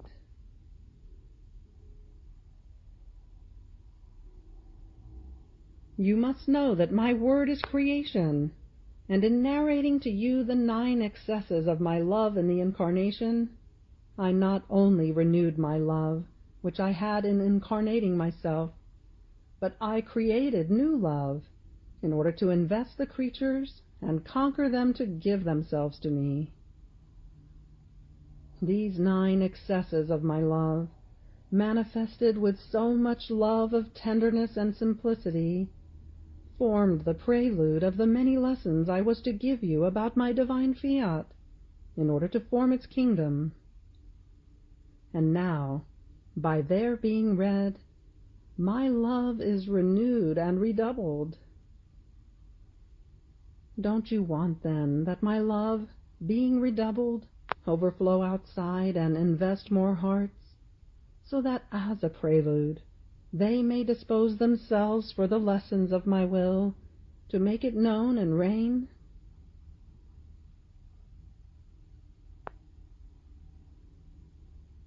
Volume 25, December 25th, 1928.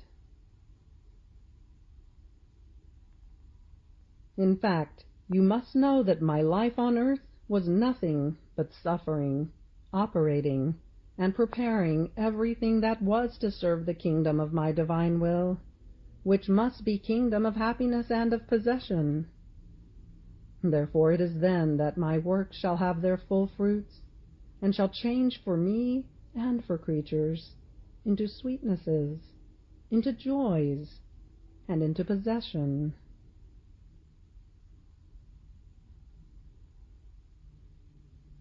Volume 25, February 3rd, 1929. You must know that the angels, the saints, the sovereign queen, are all one piece. Their beings are nothing other than one single act of divine will.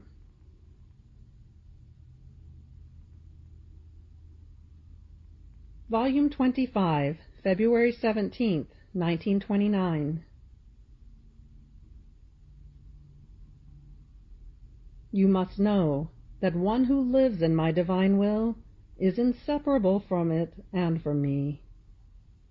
My will is similar to the light, which contains light, heat, and colors, which, though distinct among themselves, are yet inseparable.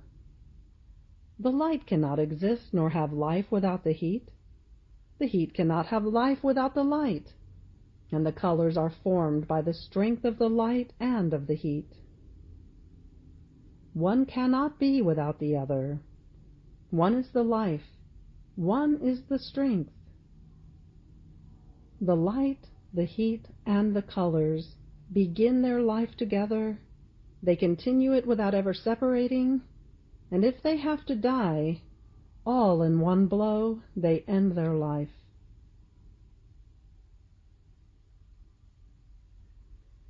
You must know that the inseparability of one who lives in my divine volition is such and so great that when the eternal wisdom created the heavens, the sun, and the whole universe, you were together with me, and were flowing in my divine fiat like light, heat, and colors. I would have been so very wary of doing even a single act of my will without my little daughter, or one who lives in it. It would be as if I were lacking the strength of the light, of the heat, and of the colors. This I cannot lack, and therefore you are inseparable from me. So courage, and do not oppress yourself. You must know that in my divine will there is the permissive act and the wanted act. In the fall of Adam, there was the permissive act, but not wanted by it. And in the permissive act, the light, the heat, and the multiplicity of colors of my divine will place themselves aside and remain untouchable, without meddling in the human act. On the other hand, in the wanted act, they form one single act and one single thing. Does the light of the sun become stained because it passes over rubbish? Certainly not. Light remains always light, and rubbish remains rubbish. On the contrary, the light triumphs over everything and remains untouchable by anything, regardless of whether they trample upon it or whether it invests the dirtiest things, because things extraneous to light do not enter into its life of light. My divine will is more than light. Like light, it flows in all human acts, but it remains untouchable by all the evils of creatures, and only those who want to be light, heat, and colors, that is, those who want to live only and always of its divine will, can enter into it. Anything else does not belong to it. Volume 25, February 22nd, 1929. You must know that in our divinity there is the ordinary order for the whole creation, and this is not moved because of any incident. Not one point, not 1 minute earlier, not 1 minute later. Life ends when it is established by us. We are immutable in this regard. But in us there is also the extraordinary order, and since we are the masters of the laws of the whole creation, we have the right to change them whenever we want. But if we change them, a great glory of ours must enter into this, and a great good for the whole creation. We do not change our laws because of little things.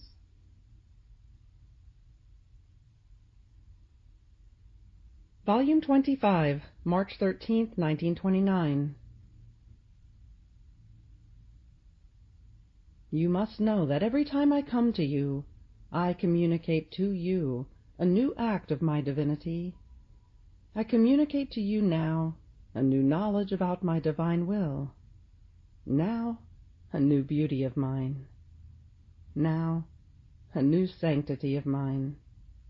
And so with all our divine qualities.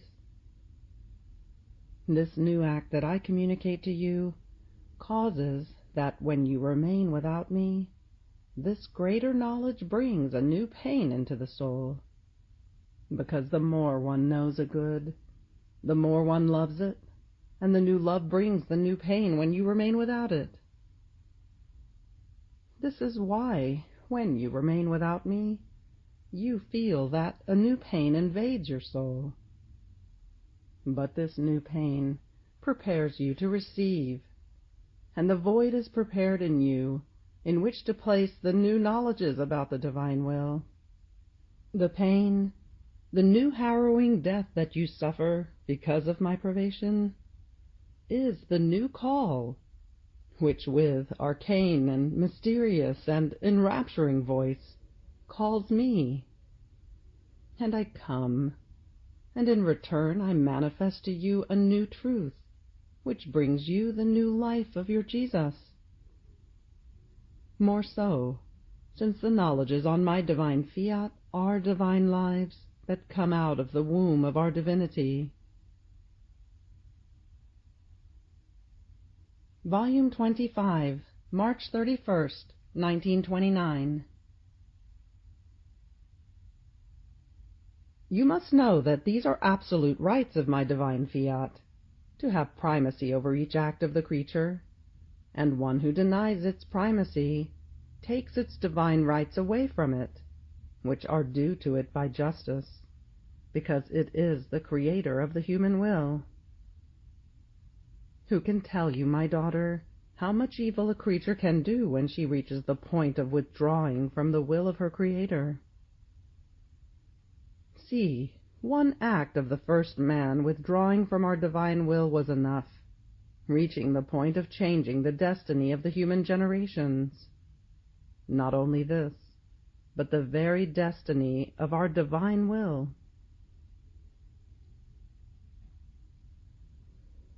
You must know that in the whole history of the world, 2 persons only have lived of divine will, without ever doing their own, and these were the Sovereign Queen and myself.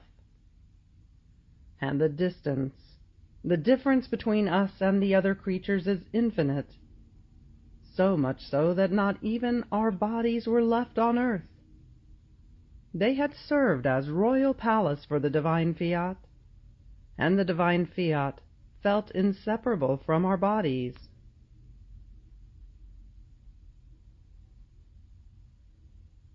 Volume 26, April 16, 1929. Now you must know that all the manifestations about my divine fiat which I make to you are like many stairs, through which my will descends into the soul, to take possession of her, to form its kingdom, while the soul ascends toward heaven, to transport my will from heaven to earth. Therefore it is a great task, and it is unbefitting to lose time, whatever the reason, be it even holy. And you see how I myself eclipse myself within my divine will, so as to give the whole place to it. And if I make my little escapes in coming, it is only in order to deal with, to reorder, and to make you know what belongs to my divine will.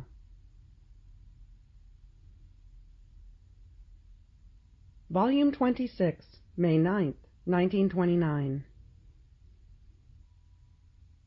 You must know that since I was to call you, in a way all special, to live in my divine will, to make it known to you, and through you make known to others the sanctity of living in it, so that it might reign on earth, it was necessary that I centralize in you the whole of the human sanctity, in order to consummate it in you, and to give rise to the true sanctity of the living in my divine volition.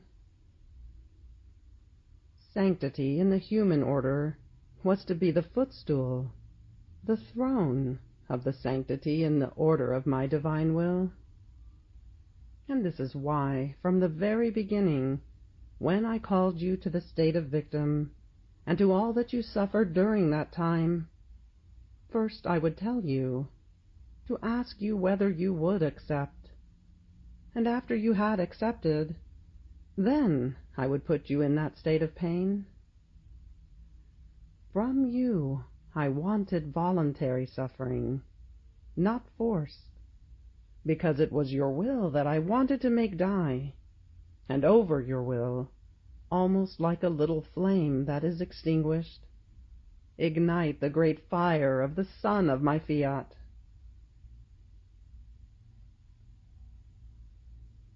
Volume 26, May 16, 1929. Now you must know that the weapons of this army are the acts done in my divine will. Look how beautiful it is. The royal palace is the light of my fiat. The king that dominates is my will. The ministry, the sacrosanct Trinity. The army, the knowledge is about it. The weapons, your acts done in it. In fact, as you would have the good of knowing one of the knowledges about it, and would operate by virtue of it, you would form, in my fiat, the weapons in the hands of each knowledge, so as to give the life of it to other creatures. Volume 26, May 25, 1929. Indeed, you must know that each prayer, each act, and motion of the one who lives in it encloses within itself an infinite and indelible strength and weight, and the infinite extends everywhere. It contains the virtue, producer of all goods. It embraces eternity. It encloses God himself. Volume 26, May 28, 1929. Now you must know that I am here, hidden within you, with sorrow in my heart, just as I was in my last years, when my humanity lived down here on earth, and I, Word of the Father, was hidden within it. After so many sacrifices, after so much speaking of mine, and so many examples given, I looked at the earth, I looked at the peoples, and also those who surrounded me.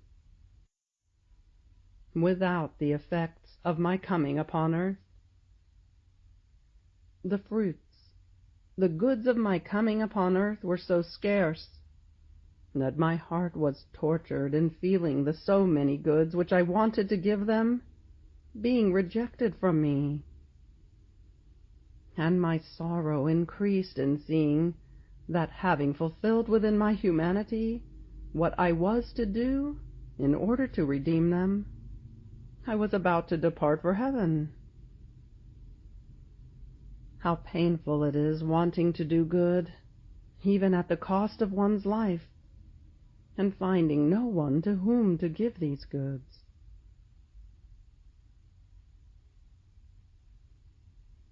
Volume 26, June 4th, 1929. Now you must know that everything that you do in my fiat will serve as prime act for the other creatures, in order to live in the kingdom of it, as order, regime, and life of those who shall live in the kingdom of my fiat. This is why I exhort you so much in your going around in it. I watch over you. I accompany you. And many times I do it together with you, because not only do they serve you, but they must serve as prime acts and as models for those who must live in the kingdom of my divine fiat.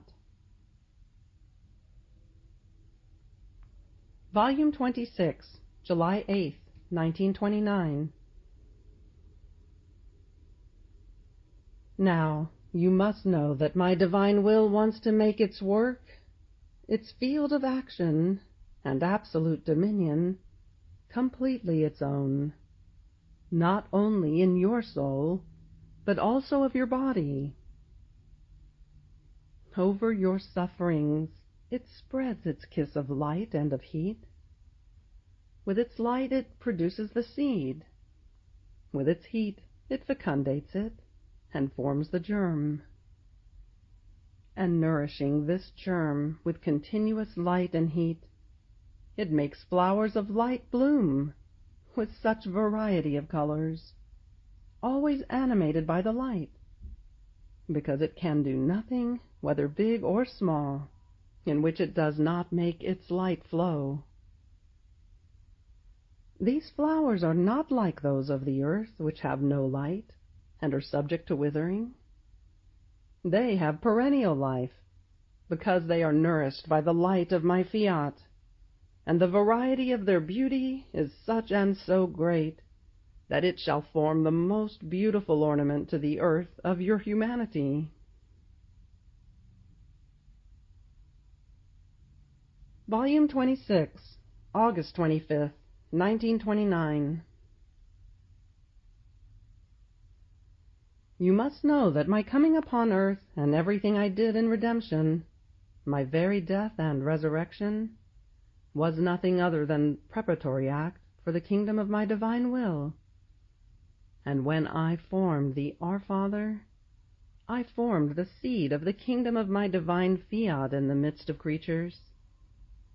And if, when I speak, I create, and I make the greatest, most beautiful and marvelous works come out of nothing, much more so when, with the empire of my speaking prayer, I have the virtue of creating what I want.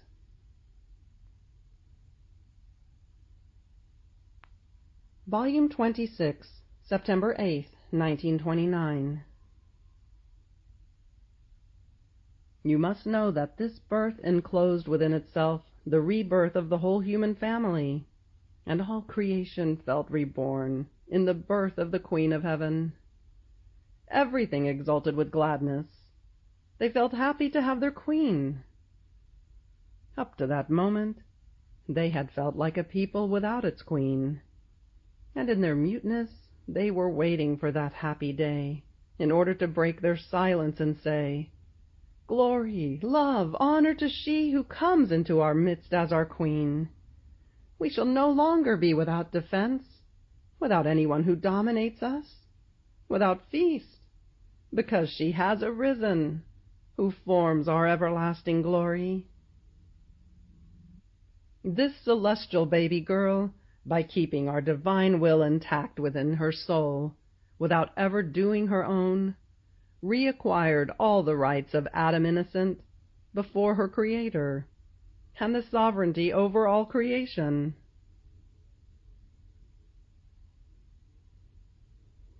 Volume 27, September 23rd, 1929. Now you must know that sadness does not enter into my divine will. My will is perennial joy, which renders the dwelling in which it reigns peaceful and happy.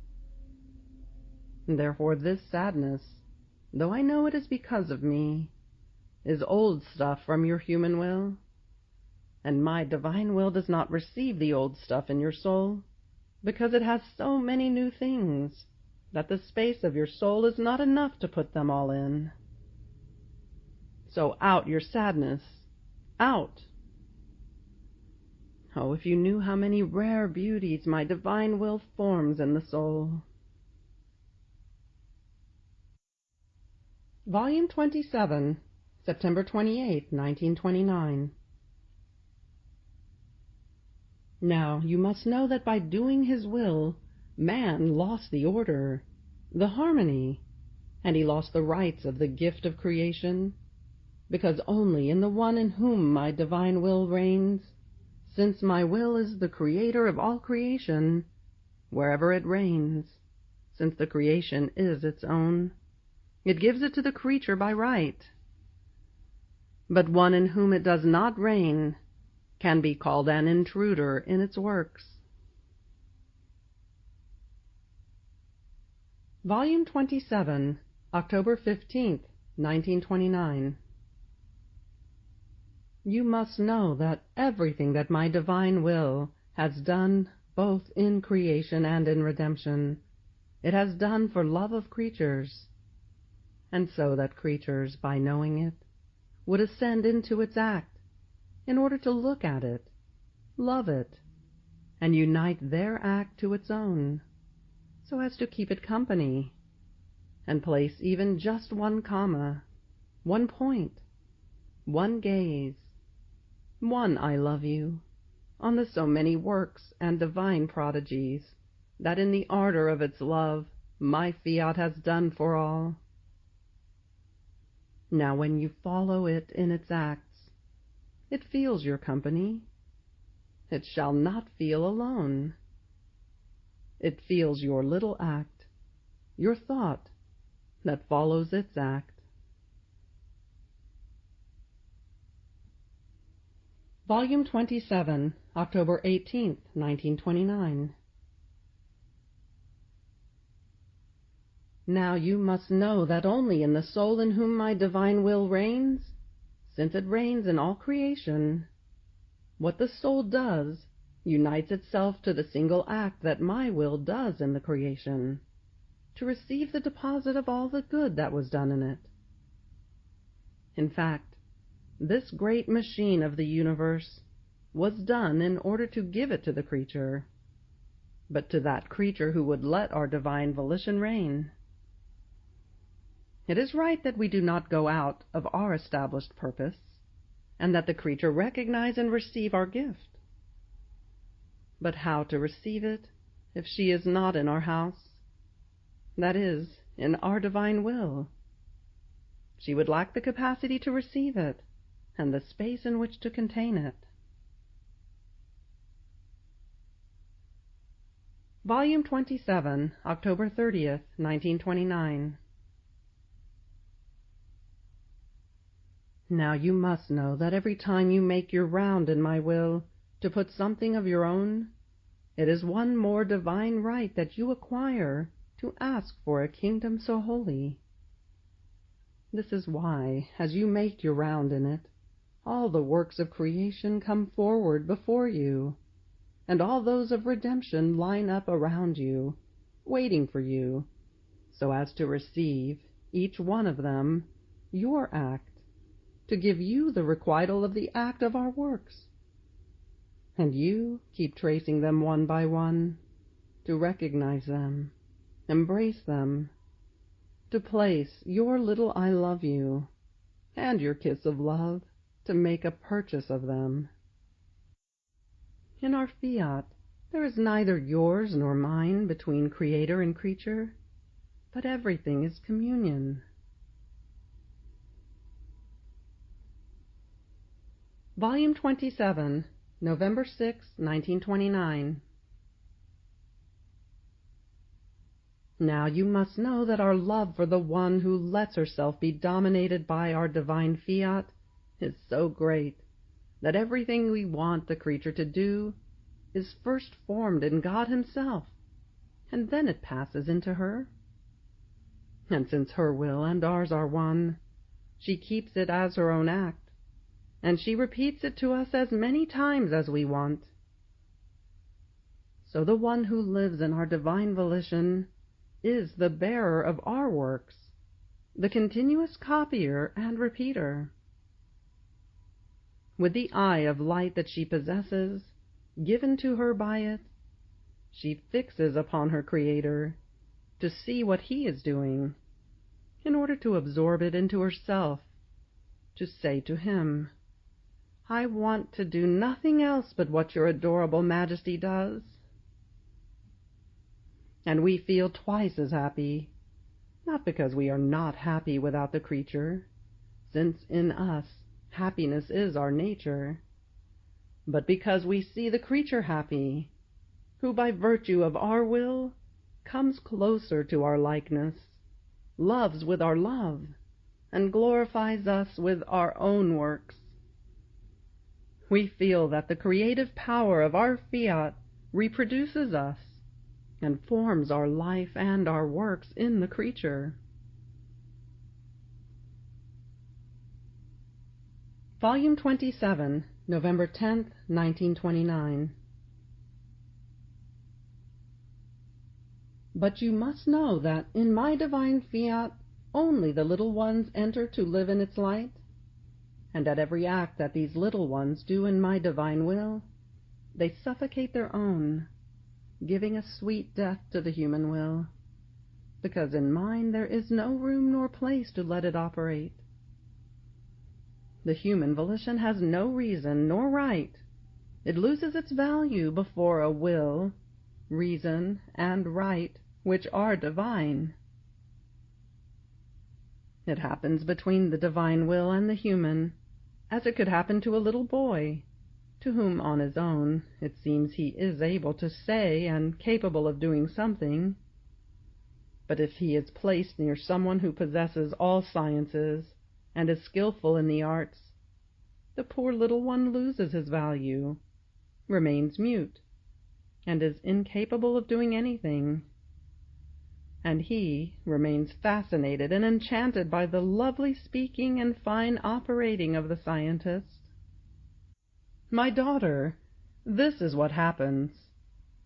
The little one without the great one feels he is something, but before the great one he feels more little than he is, more so before the height and immensity of my divine will.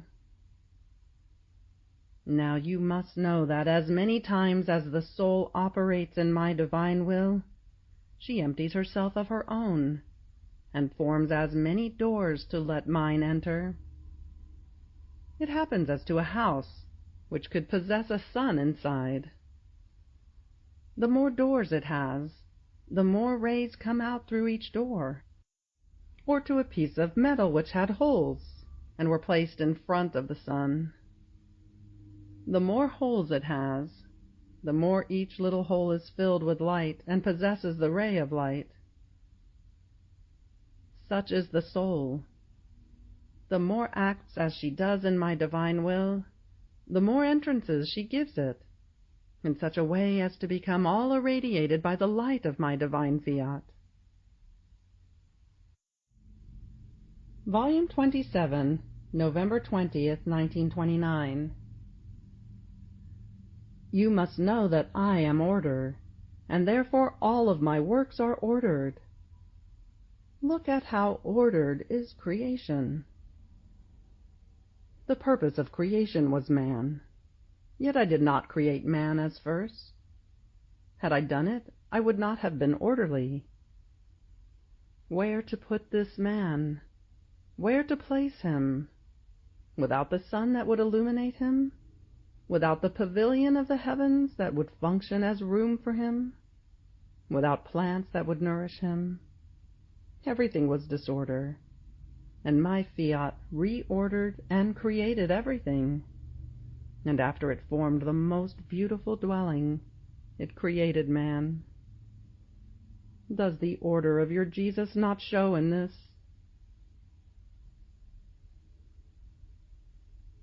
Volume 27, November 26, 1929. In fact, you must know that each step you take in my divine will is a divine life that you enclose. So one step less is one divine life that is not formed, and you deprive our Supreme Being of the glory, of the love, of the happiness and satisfaction that another same life of ours can give us. And if you knew what it means to give us the glory, the love, the happiness of our very life, with the strength of our own will, as the fortunate creature has the good of living in it, we feel ourselves being enraptured, and her enrapturing strength is such and so great that we bilocate our divine being, and we enclose it in the step, in the act, in the little love of the creature, to have our highest contentment of receiving through her our life, our glory, and all our goods. So you must know that this is the great difference between the one who lives in our divine volition and one who is resigned and in the circumstances does our divine will. The first one, it is divine lives that she offers to us by means of her acts, The other one, in operating, encloses the effects of our will, and we do not feel within ourselves our very enrapturing strength that enraptures us in her acts, but only the effects. Not the whole of our love, but a small particle of it. Not the source of our happiness, but its mere shadow. And from life to effects there is such difference, just as between life and works. Who can say that a work has all the value that a life of creature can possess? Much less can the divine life, formed by the creature in my divine will, be compared with her works done outside of it.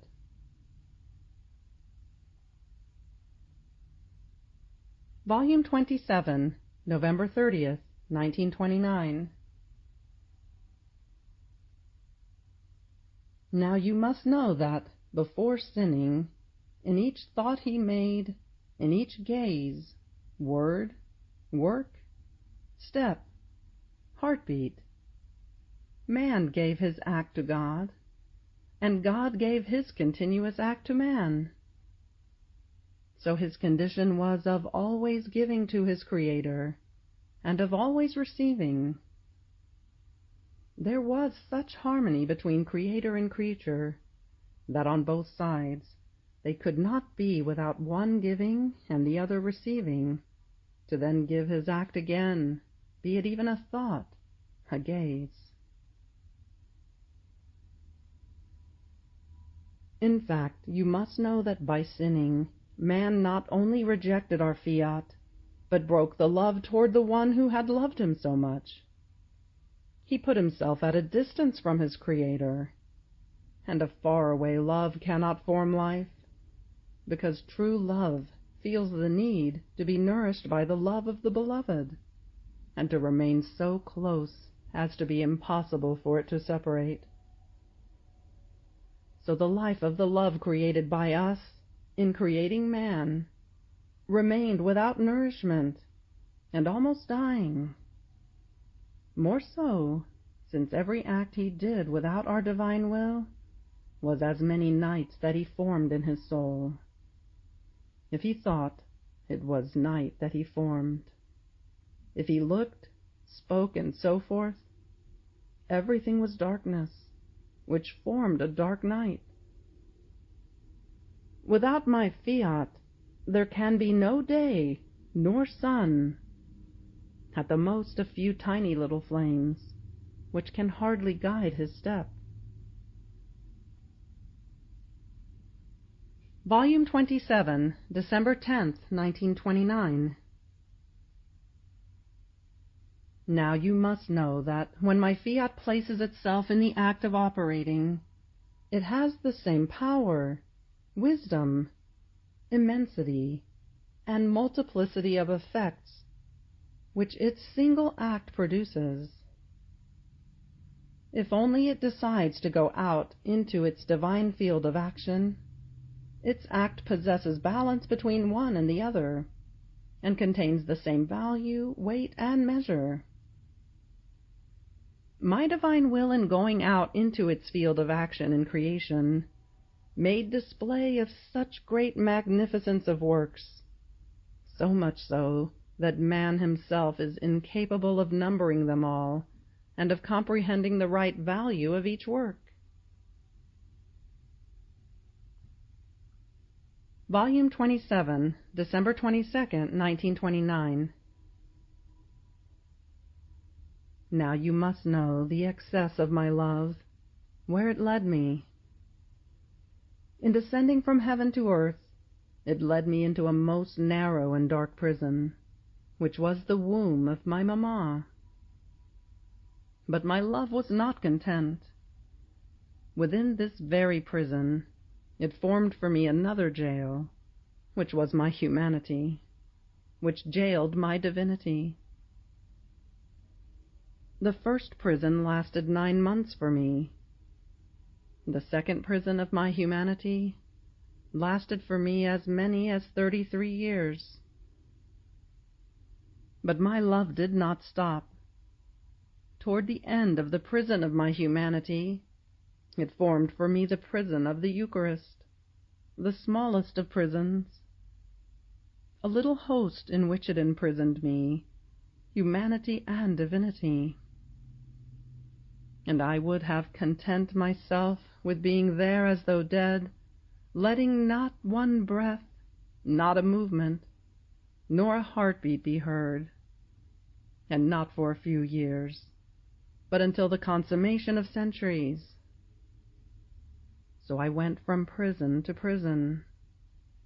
They are inseparable from me.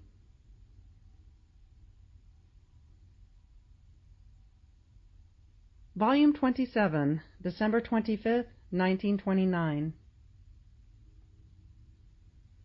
Now you must know that I have made and I make so many manifestations. I have spoken so many truths, so many words, for as many rebirths as my will did in my humanity. Its rebirths in me, and its knowledges that I manifest to you, shall be in perfect balance. Each rebirth of my divine volition done in me, and in each consecrated host, shall find a manifestation and a truth of its own that confirms it, and shall give it rebirth in the creature. Volume 27, January 2nd, 1930.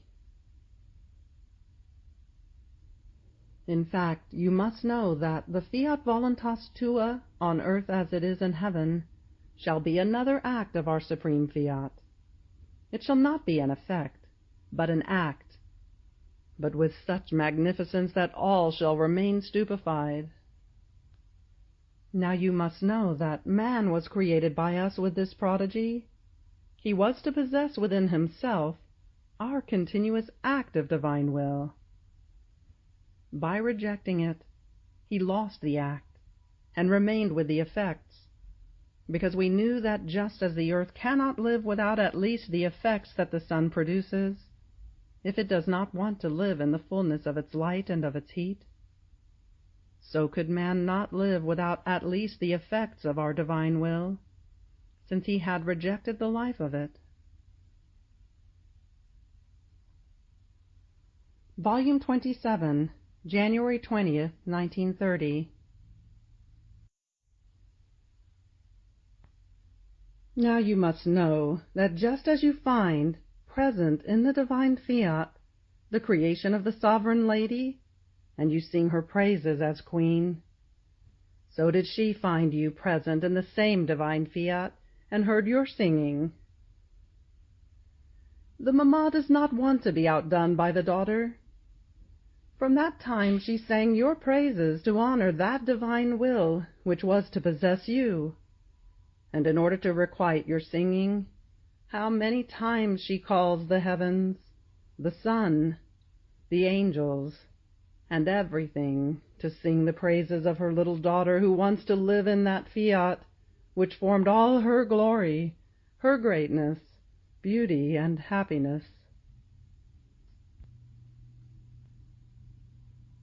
Volume 28, April 18th, 1930.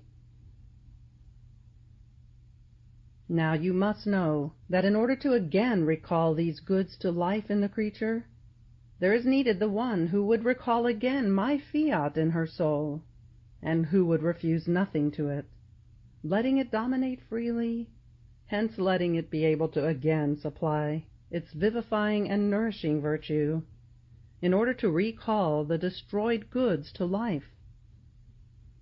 This is why my divine will, by overcoming you, and you, by letting yourself be overcome, have recalled its vivifying virtue in your soul, and calling you into its abode, it feeds you, in order to recall in you all its goods. And all your acts that you do in it, your going round and around in its acts, your continuous calling its kingdom on earth, are nothing other than food that it gives to you, and it establishes the right for other creatures to be able to again receive the kingdom of my divine will, with the life of all its goods. When I want to do a good to all creatures, I place the rising source in one creature. From this source I open many channels, and I give the right to all to take the goods that the source possesses.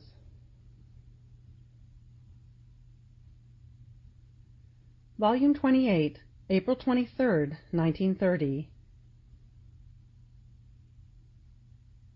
You must know that in the creation of man, our divine being found itself in the condition of the need of our love to love him, because all that which we gave him does not remain detached from us, but transfused by us. This is so true that, breathing gently into him, we infused life in him, but we did not separate our breath from that which was created in him, but we kept it one with ours in a way that as man breathed, we felt, and we do feel, his breath in ours. If the word was created by our fiat, by pronouncing it on his lips, our word did not remain separated. This was the great gift given to him from inside of our divine will. If we created love, motion, and the step in him, this love remained bound with our love, with our motion, and the communicative virtue of our steps was in his feet. Thus we felt man inside of us, not outside of us, not a sun far, but near, rather identified with us. How could we not love him if he was ours, and his life was in the continuation of our acts? Not to love him would be to go against the nature of our love. And then who is he who does not love what is his, and what has been formed by him? Volume 28, May 10, 1930. My daughter, you must know that we love the creature with perfect love, and therefore in creating him, we placed complete happiness, love, sanctity, and complete beauty in him, so that the creature could compete with us, and reciprocate us with complete happiness, love, and sanctity, in a way as to be able to delight ourselves so much in him, as to be able to say, "How beautiful is the work created by us!" And in order to be sure that our gifts would not suffer damage in the creature, we entrusted him to our divine will, so that he could use it as life in order to keep watch over our happiness, our love and sanctity, and our beauty in him, making them always grow. Thus all the good of man was bound to our divine will. This rejected, all the goods ended, nor is there a greater misfortune than that of not letting oneself be dominated by my divine will, because it alone is the conserver and the recall of our goods in the creature. Volume 28, June 18, 1930. Now you must know that it was our love in creating man, that no sooner than he was created, he was placed by us in our divine enclosures, and we gave him, as little Adam, the human will immersed in the immensity of the divine will. Consequently, it was connatural for him that, being a little Adam, he must live of divine will. Our divinity said to him, "We give our divine will at your disposal, so that your little Adam feels the need of living with its immensity, of growing with its holiness, of embellishing itself with its beauty, of making use of its light. Seeing itself little, it, meaning the human will, shall feel happy to live in the enclosures of our fiat, in order to live of our divine qualities.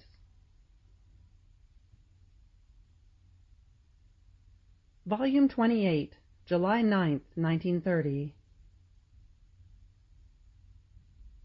You must know that as the human will enters into the divine, our light invests it and embellishes it with a rare beauty. The soul remains so identified that she does not feel foreign to her Creator. Rather, she feels that she is all for the Supreme Being, and the Divine Being is all hers. And with the freedom of a daughter, without fear, and with enrapturing trust, she rises into the unity of the will of her Creator. And in this unity, the atom of the human will places its I love you. And while she forms her act of love, all the divine love runs, surrounds, embraces, and transforms itself into the I love you of the creature. And it does it very great as our love is. And we feel in the little I love you of the creature the fiber, the life of our love. And we give the value of our love, and the happiness of our love is exchanged in your little I love you. This little I love you never escapes from inside of the unity of our will. Volume 28, July 24, 1930. Now you must know that our will is in continuous readiness in our divine being. Our motion never ceases. Our works are always in act. Therefore it is always operating. But the wonderful surprises that happen when the creature enters into our will are enchanting and prodigious. As she enters into it, our will encloses itself in the creature, and while it encloses itself, even to filling her completely, she, not being able to embrace it all, nor to enclose it all inside of herself, overflows it outside of her in a way as to fill heaven and earth, in a way that one sees that the littleness of the creature contains a divine will, which maintains its incessant motion and its operating works in her. There is nothing holier, greater, more beautiful, or more prodigious than the working of my will in the littleness of the creature. Now you must know that whenever the creature calls my will as operating life in her, and dives in order to remain submerged, so much is our enjoyment that all our being concurs, and we place as much value for as much value as our divine being contains. Much more that our divine Fiat has its prime act of life in the act of the creature. She did nothing other than cooperate.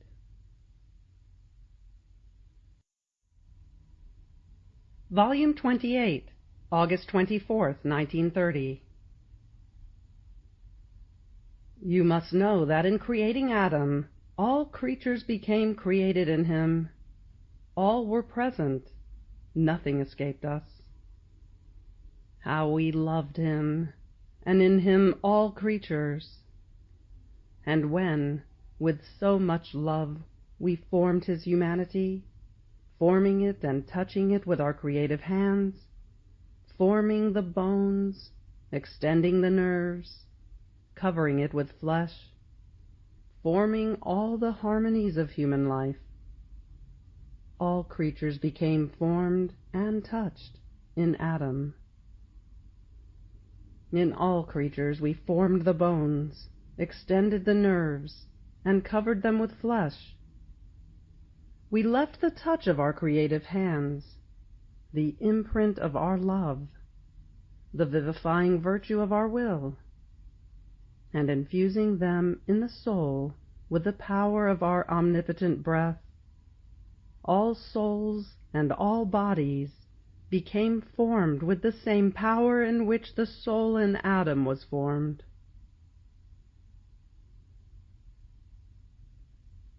Volume 28, September 20th, 1930. You must know that I am the divine administrator of my fiat in the creature, and when I see her disposed to do my will in everything, in every act that she does, I am ready to do the work of preparation. Suppose that you want to do an act of love. I immediately set myself to work. I place my breath. I dispose a dose of my love. I embellish it with the variety of the beauties that it contains. And then, divine administrator of my will that I am, I administer my divine will over that act of love in a way that in that act one does not recognize the act of the creature, but an act of love as it came forth from the center of my divinity. Volume 28, October 12th, 1930. You must know that so much is the love that our divine being nurtures toward the creature, that we give of our own to her, in order to place her in the condition of being able to compete with her Creator. This is why we give her our will, our love, and our own life, so that she makes it all hers, in order to fill the void of her nothingness, and thus be able to give me will for will, love for love, life for life. And we, despite the fact that we have given it to her, accept it as if it were hers, enjoying the fact that the creature could compete with us, she to give to us, and we to receive in order to give her again what she has given to us, such that she would always have something to give to us, less that creature who would not want to receive. And then she, meaning that creature, feels the void of her nothingness, without a divine will that sanctifies her, without the love that brings her to love her Creator.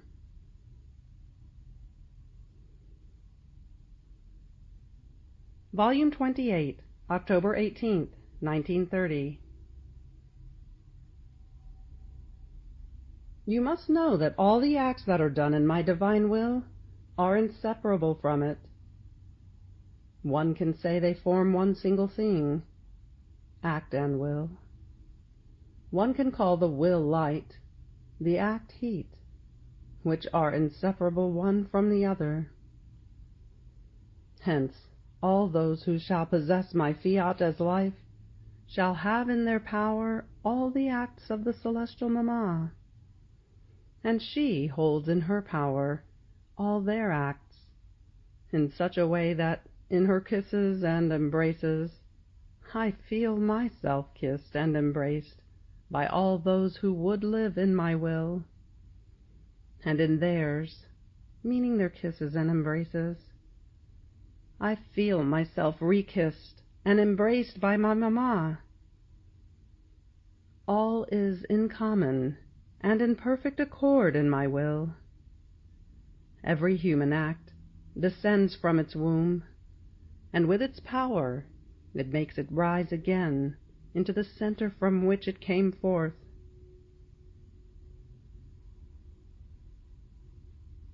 Volume 28, October 21st, 1930. Among these exchanges of triumphs and possessions, such joy and happiness is formed on both parts that one cannot comprehend them all, because you must know that the good, the triumph, the possession, then brings joy and happiness when it happens between two. Isolated good has made no one happy. As one sees oneself alone, one loses all the beauty of happiness. Volume 28, February 8, 1931. You must know that my divine will acts in two ways, in the way wanted and in the way permitted. When it acts in the way wanted, They are designs that it fulfills, sanctities that it forms, and the creature receives this act wanted by my will. He receives it adorned with light, with grace, with help. Nothing must be lacking to this fortunate creature to fulfill this act wanted by my will. Volume 29, February 13th, 1931. In fact, you must know that the one who lives in my will lives in the center of the sphere of the divine sun, and can say, "The sun is all mine." On the other hand, one who does not live in it lives in the circumference of the light, which the divine sun spreads everywhere, because my will, with its immensity, can neither deny itself to anyone, nor does it want to deny itself. It is like the sun, which is forced to give light to all, even if not all of them wanted it.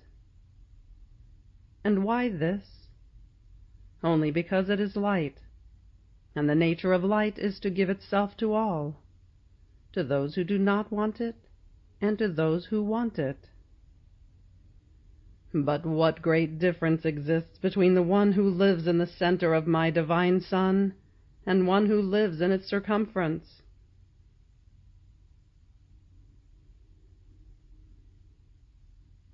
You must know that my volition knows not how to do acts by half, but complete ones, and with such fullness as to be able to say, "Wherever there is my will, there is my act."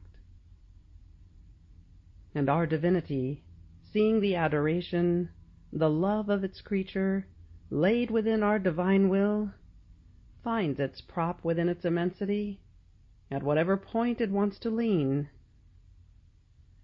So we feel our profound adoration which the creature has placed for us in our will, and we lean upon it, and we rest.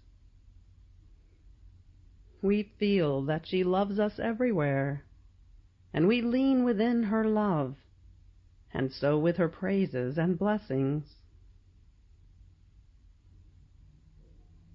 Volume 29, February 15th, 1931.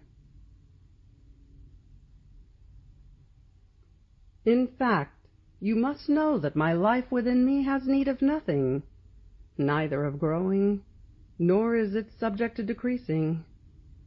But my life that I keep forming in the creature, in order to make it grow, has need of divine nourishments to make it grow, in such a way that little by little my divine life may fill all the creature. Therefore I cannot leave you. And while it seems that I leave you, and it seems that everything is over between you and me, all of a sudden I come back to my little daughter to feed you the food of my will.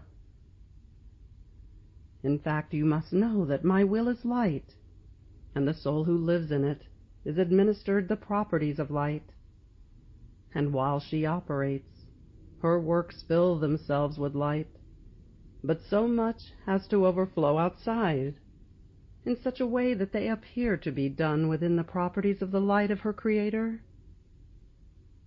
If she loves, the properties of divine love fill the love of the creature.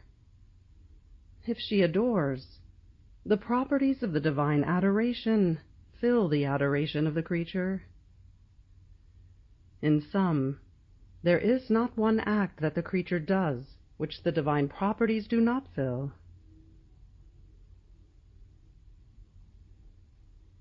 Volume 29, February 17th, 1931. Now you must know that the state of sufferings in which I used to put you regarded my humanity, which wanted to continue its life of pains in you. Now the most important thing is left to you, my will. Do you give me your word that you shall live always in it? That you shall be the sacrificed one, the victim of my will? that letting it dominate within you, you shall not surrender a single act of life to your will? Assure me, good daughter, that you shall neglect nothing of what I have taught you to do, and shall continue what you have done until now in my fiat. This is the culminating point of your Jesus over you, placing the rights of my will in safety in your soul.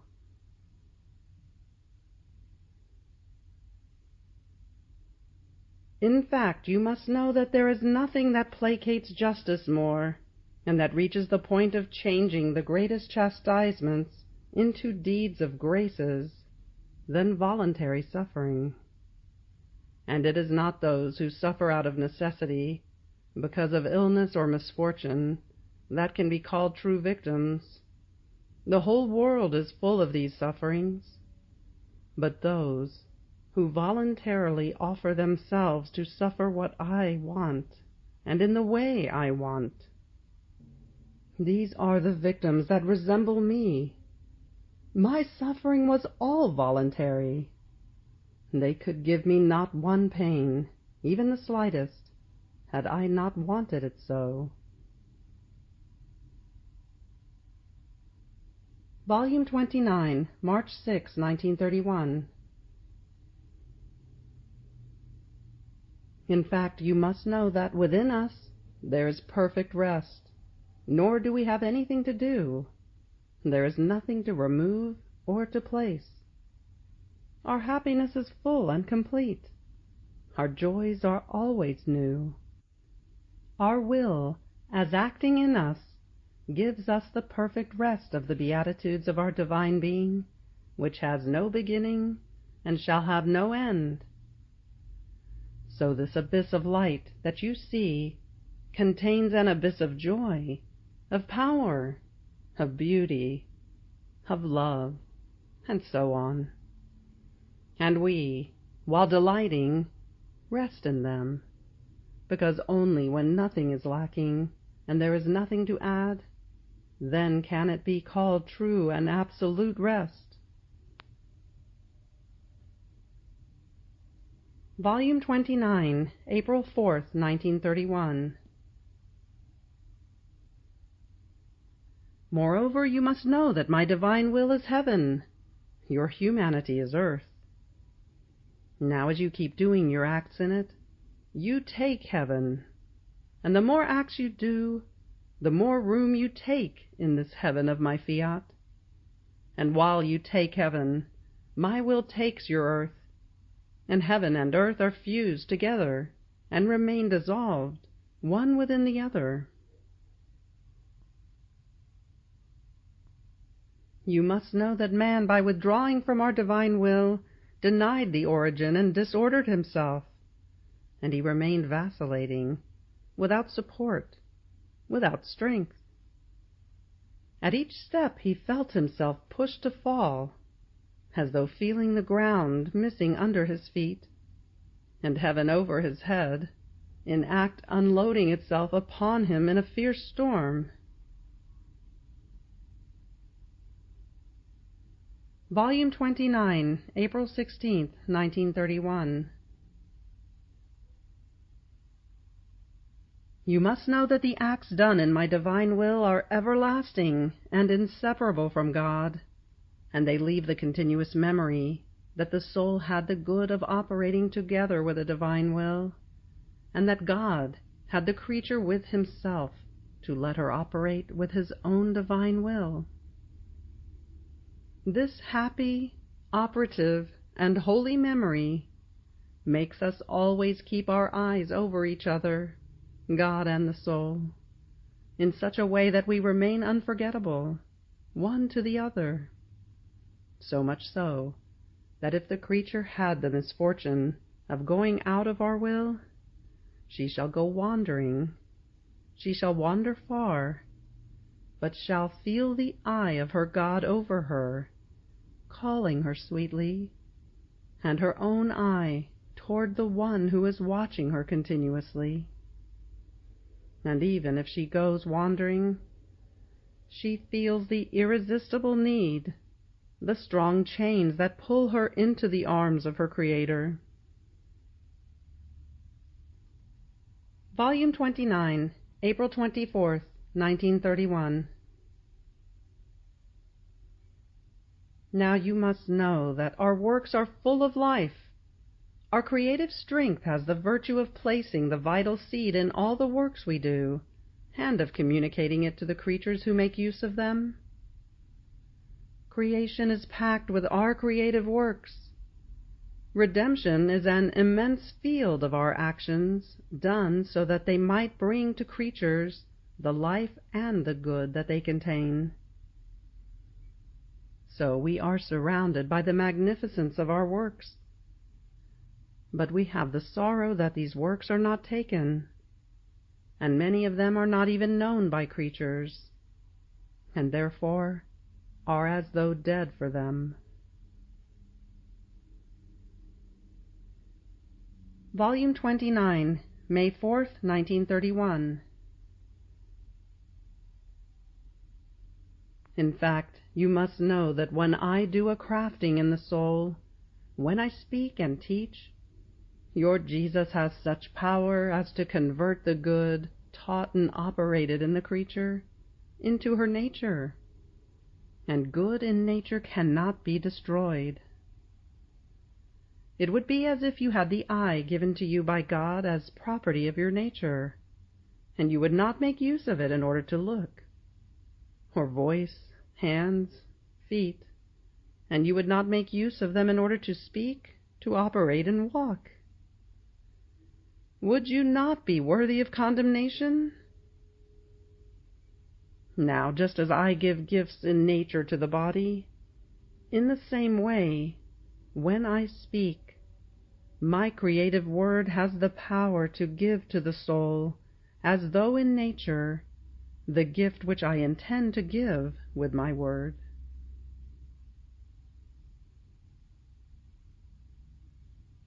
You must know that when I elect a soul, I form in her my residence, and in my house I want to be free to do what I want, and to be as I please. Nor do I want any restriction on the part of the creature. I want absolute freedom. Otherwise I would render myself unhappy and hampered in my way of acting. It would be the greatest misfortune, even for the poorest one, not to enjoy freedom in his little hovel. And I would incur the misfortune of a poor person who, having formed with great love a residence for himself, once he has furnished it and placed it in order, enters it in order to live in it, but to his greatest sorrow, impositions and restrictions are made upon him.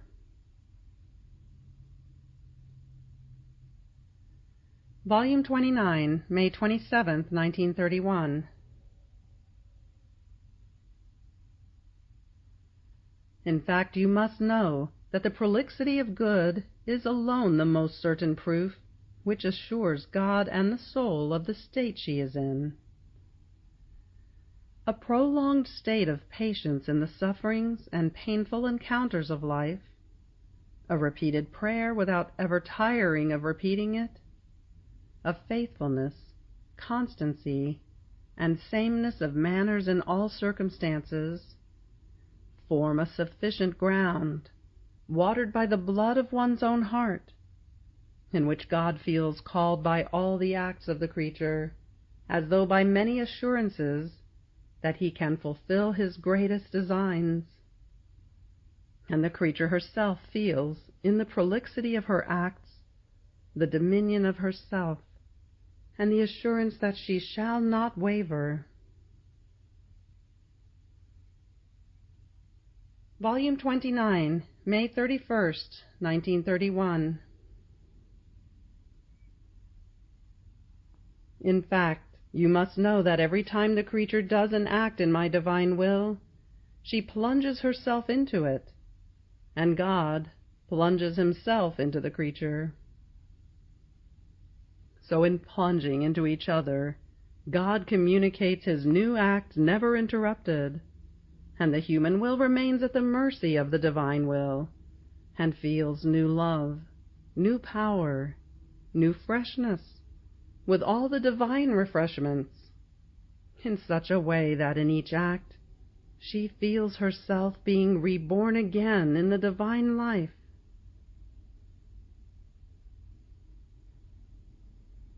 Now, you must know that each creature is a kingdom. Therefore, the one who lets the divine will reign within herself can be called a little kingdom of the supreme Fiat. So she is a tiny little house of Nazareth that we have upon earth. And though little, since our will is in her reigning, heaven is not closed for her. She observes the same laws of the celestial fatherland. She loves with the same love, feeds herself with the foods from up there, and is incorporated into the kingdom of our interminable regions. Volume 29, June 8, 1931. In fact, you must know that one holy thought calls for another, one word, one good act calls for another, and one serves the other in order to be nourished, and nourishment forms life.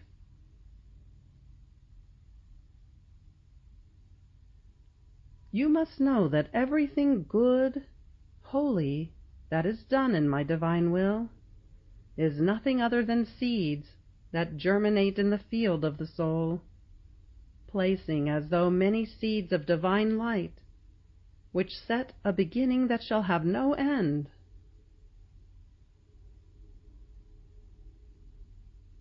Volume 29, June 30th, 1931. You must know that the greatest grace that we gave to man in his creation was that he could enter into our divine will, to be able to emit his human acts. And since the human will was small and the divine great, it therefore had the virtue of absorbing the small into the great, and of changing the human into divine will. So at the beginning of his creation, Adam entered into the order of our divine will, and in it he did many of his acts. And while by withdrawing from our divine will he went out from inside of it, his human acts, operated in our will, remained as pledge and right for man, and as beginning and foundation of a divine kingdom which he acquired.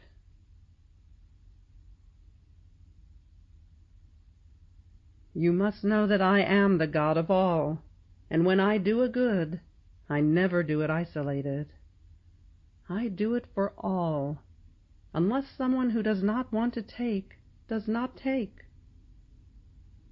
And when a creature corresponds to me, I look at her not as one alone, but as belonging to the whole human family, and therefore the good of one is communicated to the others. Volume 29, July 2nd, 1931. Not only this, but you must know that everything that the creature does in my will has the virtue of converting that good which she does into her nature, and true good in nature is never lost, nor are there strains in repeating it as many times as one wants.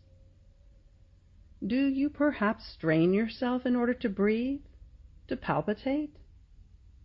Because it is in your nature, even more if you do not want to do it, you must emit a strain, but a strain that, perhaps, if you can get yourself to do it, shall cost you your life.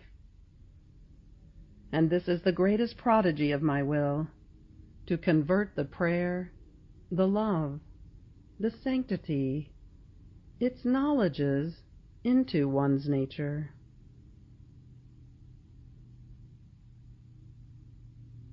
Now you must know that in creating the whole universe, the variety of many manifold things, we placed a determined act, and enough to each thing, in such a way that they cannot surpass any limit from the way in which they were created. However, even though it was a determined act, and they cannot go any further, it was yet a full act, so much so that creatures are unable, nor do they have the capacity to take all the good that each created thing contains. Volume 29, July 13, 1931. Now you must know, my daughter, that the passport in order to enter into my kingdom is the resolute will of never doing one's own will, even at the cost of one's life and any sacrifice. This resolute act, but true, is like the signature that one puts on the passport in order to set off in the kingdom of my divine will. And while the creature signs in order to set off, God signs in order to receive her. Volume 29, August 22nd, 1931. In fact, you must know that my will has a yearning, an ardent desire of wanting to always operate. But it keeps looking for the one who wants to listen to it, and who wants to receive its creative virtue, so as not to expose its works to uselessness. And in order to be sure, it keeps looking for its own will in the soul, and in finding it, it finds its works secured by its same divine fiat. Therefore it spares itself in nothing, and there it does the most beautiful works and the greatest prodigies. O power of my omnipotent will, if all knew you, loved you, and let you reign, the earth would turn into heaven. Volume 29, September 7th, 1931. Do not fear. You must know that one step gives life to another step. One good is life and support of another good. One act calls to life another act. And even evil, sin, is life of other evils and of other sins.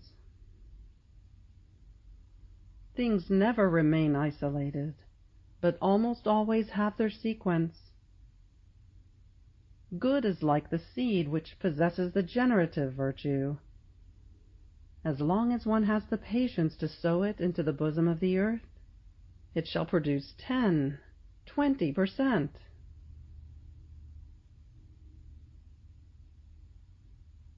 You must know that when you keep disposing yourself to do your acts in my divine will, my will remains conceived in your act, and as you do it, you give it the field to form its life in the act that you do. Not only this, your new acts serve as nourishment to those already done.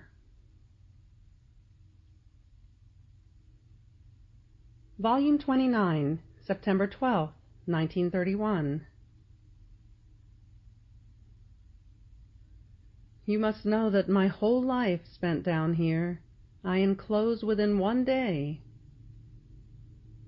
My day begins by being conceived and being born.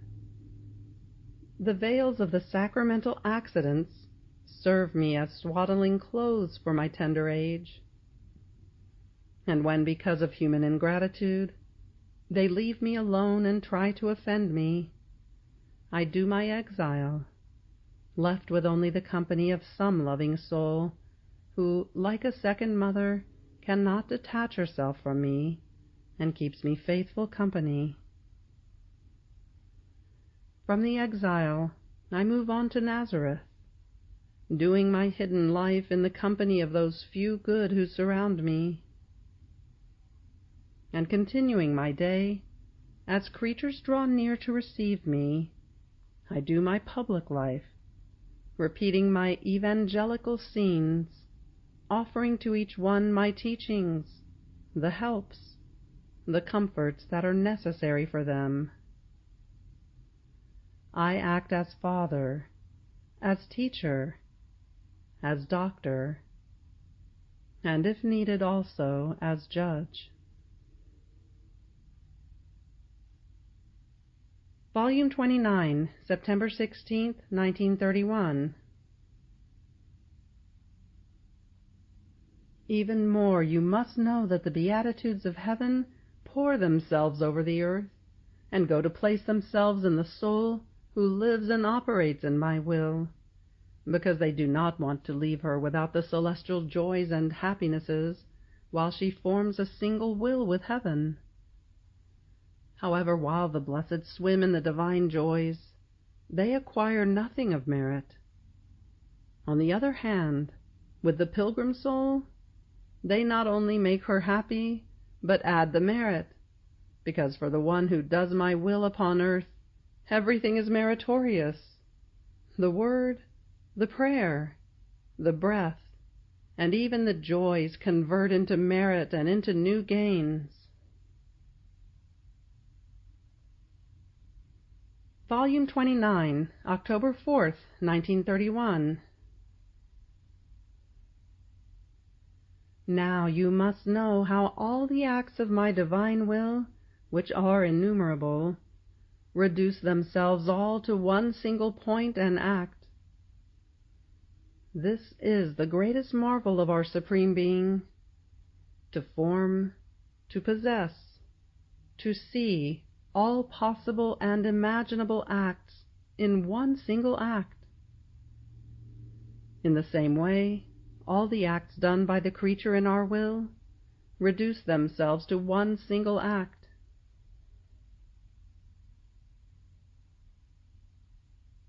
You must know that just as nature has the night and the day, so the soul has her night, the dawn, the daybreak, the full midday, and her sunset. The night calls for the day, and the day for the night. It can be said that they call for each other.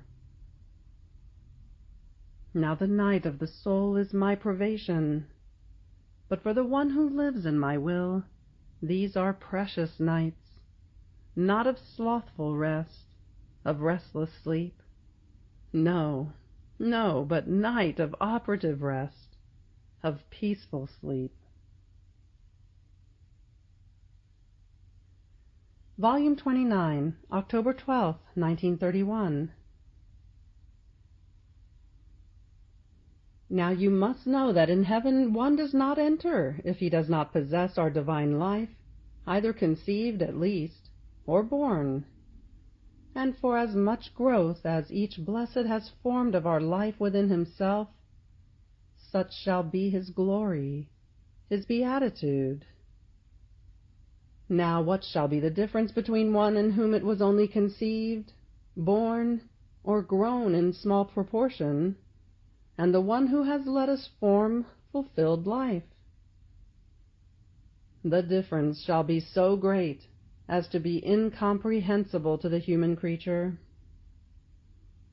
The first shall be like the people of the celestial kingdom, while our facsimiles shall be princes, ministers, the noble court, the royal army of the great king.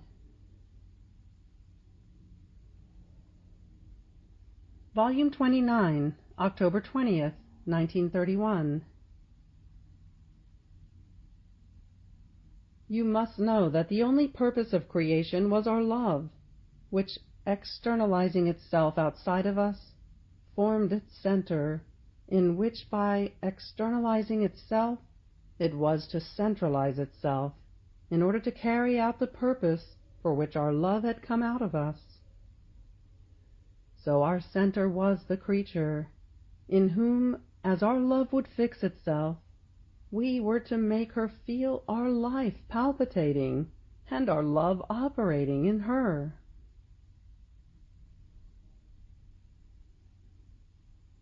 Now you must know that these souls have been chosen by our Divine Being in each century as center of all creation, according to what we wanted, the good that we wanted to do, and what we wanted to make known, and also according to the needs of the scattered centers.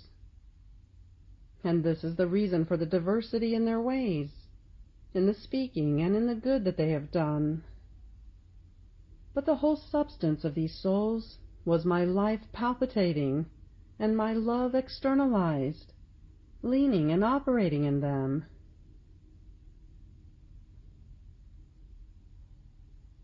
Volume 30, November 4th, 1931. Now you must know that each time the soul does my will, I recognize myself in the creature. I recognize my works, my steps, my words, my love. It happens that the Creator recognizes himself and his works in the creature, and the creature, in operating, projects herself in the Creator and recognizes herself in him. This recognizing themselves in each other, God and the soul, calls for the first act of creation, and God goes out of his rest and continues the work of creation with this creature who lives and operates in my will.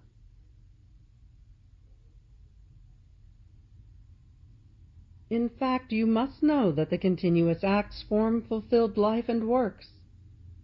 What is not continuous can be called effects of my will, not life that is formed in the creature, and the effects little by little vanish away, and one remains on an empty stomach. Therefore courage and confidence, and always forward, crossing the sea of the divine will.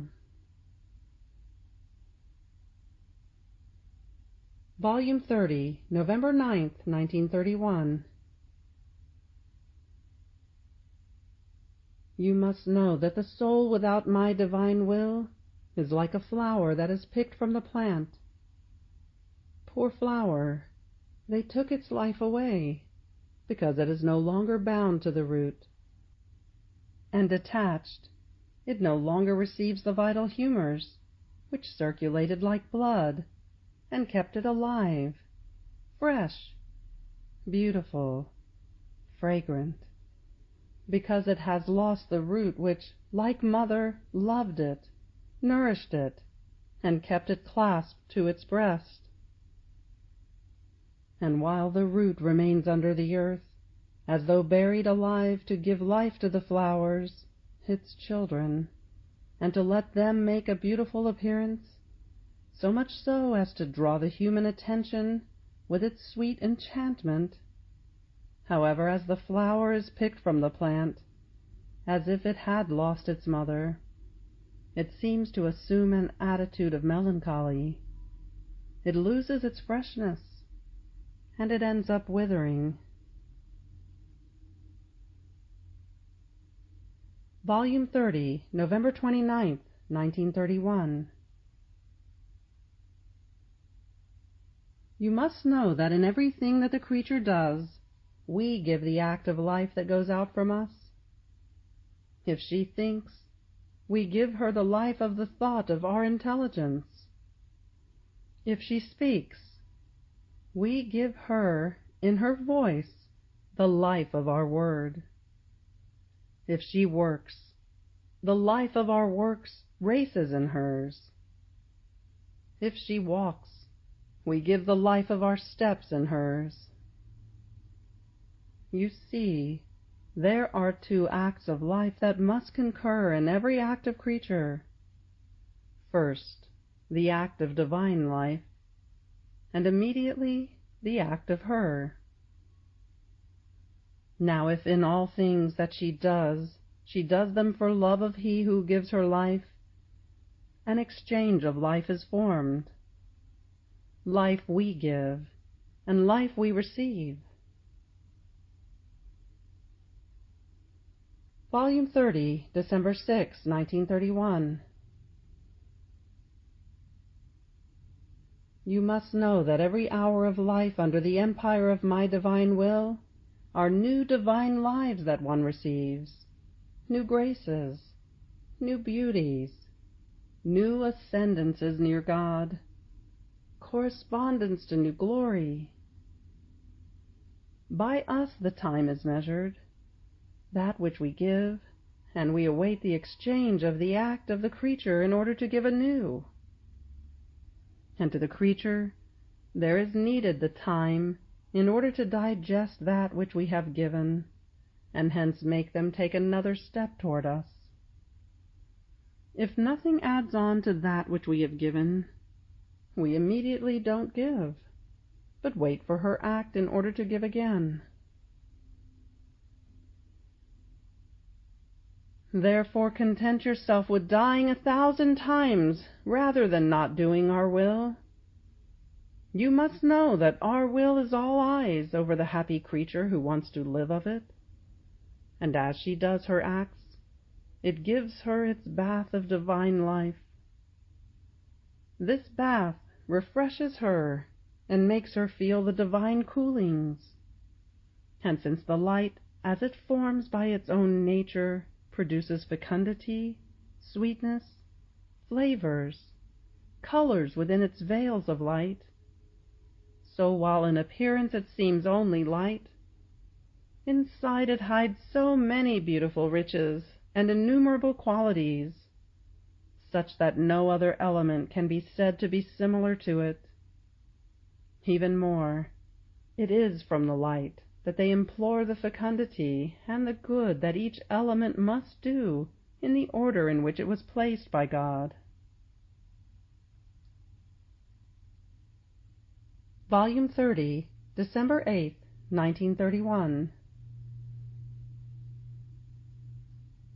You must know that the Sovereign Queen, even from her Immaculate Conception, was the first and only creature who formed the link of connection between the Creator and the creature, broken by Adam.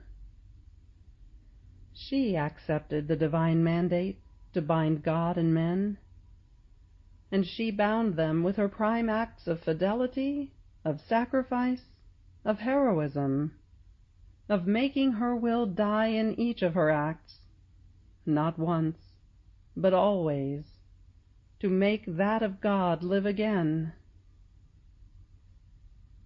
From this sprang forth a fount of divine love, which cemented God and man and all their acts.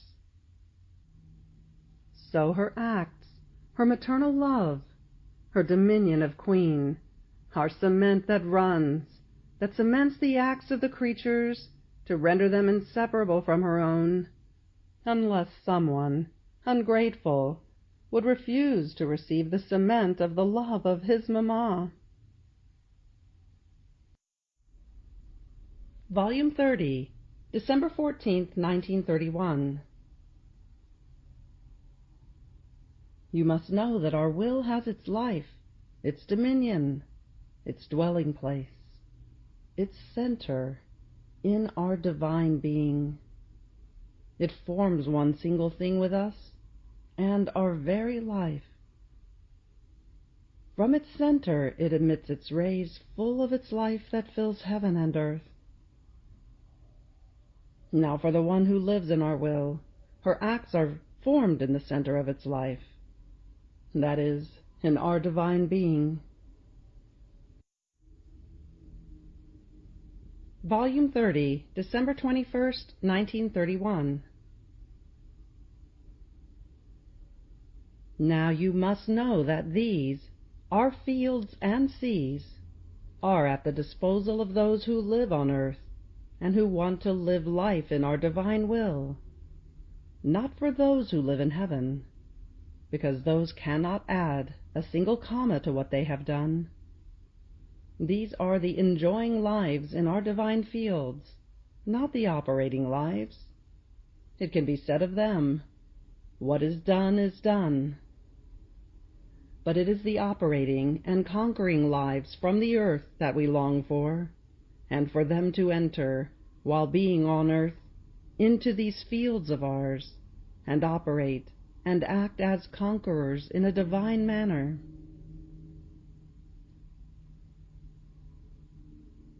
Volume 30, December 25th, 1931. You must know that as soon as I unleashed myself from the womb of my mamma, I felt the need of a divine love and affection. I left my celestial father in the Imperium, loving each other with love fully divine. Everything was divine among the divine persons, affections, sanctity, power, and so forth. Now I did not want to change ways in coming upon earth. My divine will prepared for me the divine mother, in a way that I had divine father in heaven and divine mother on earth. And as soon as I came out of the maternal womb, feeling the extreme need of these divine affections, I ran into the arms of my mamma to receive as the first food, first breath, first act of life for my tiny humanity, her divine love. And she unleashed the seas of divine love that my fiat had formed in her, and she loved me with divine love, as my Father loved me in heaven. Volume 30, January 7th, 1932. You must know that in the fulfilled acts of my will enters the inseparability of everything it has done and shall do. Otherwise it would not be a single act, but would be subject to a succession of acts, which cannot be, either in our divine being or in our will. And besides, the creation is a tangible example. All created things are inseparable among themselves, but one distinct from the other. Look at the sky, fulfilled act of the fiat. It acts as footstool to the celestial fatherland up above, where all the happinesses and joys run. It is occupied by all angels and saints, and upon it we form our throne. Volume 30, January 12th, 1932. You must know that in order to purchase a property, it is necessary for the one who must sell it to give to the one who must acquire it the freedom to visit it, almost leading him by the hand, in order to let him know all the goods that are in it, the fountains it possesses, the rarity and preciousness of the plants, the fertility of the ground. And this serves to charm the one who must purchase it. And it is necessary for the one who must purchase it to give some advances, to make some substantial commitments, in order to bind the one who must sell the property, so that it may not escape him. Volume 30, January 17th, 1932. Now, once my divine will has secured its total dominion in the creature, it takes on its speaking mode.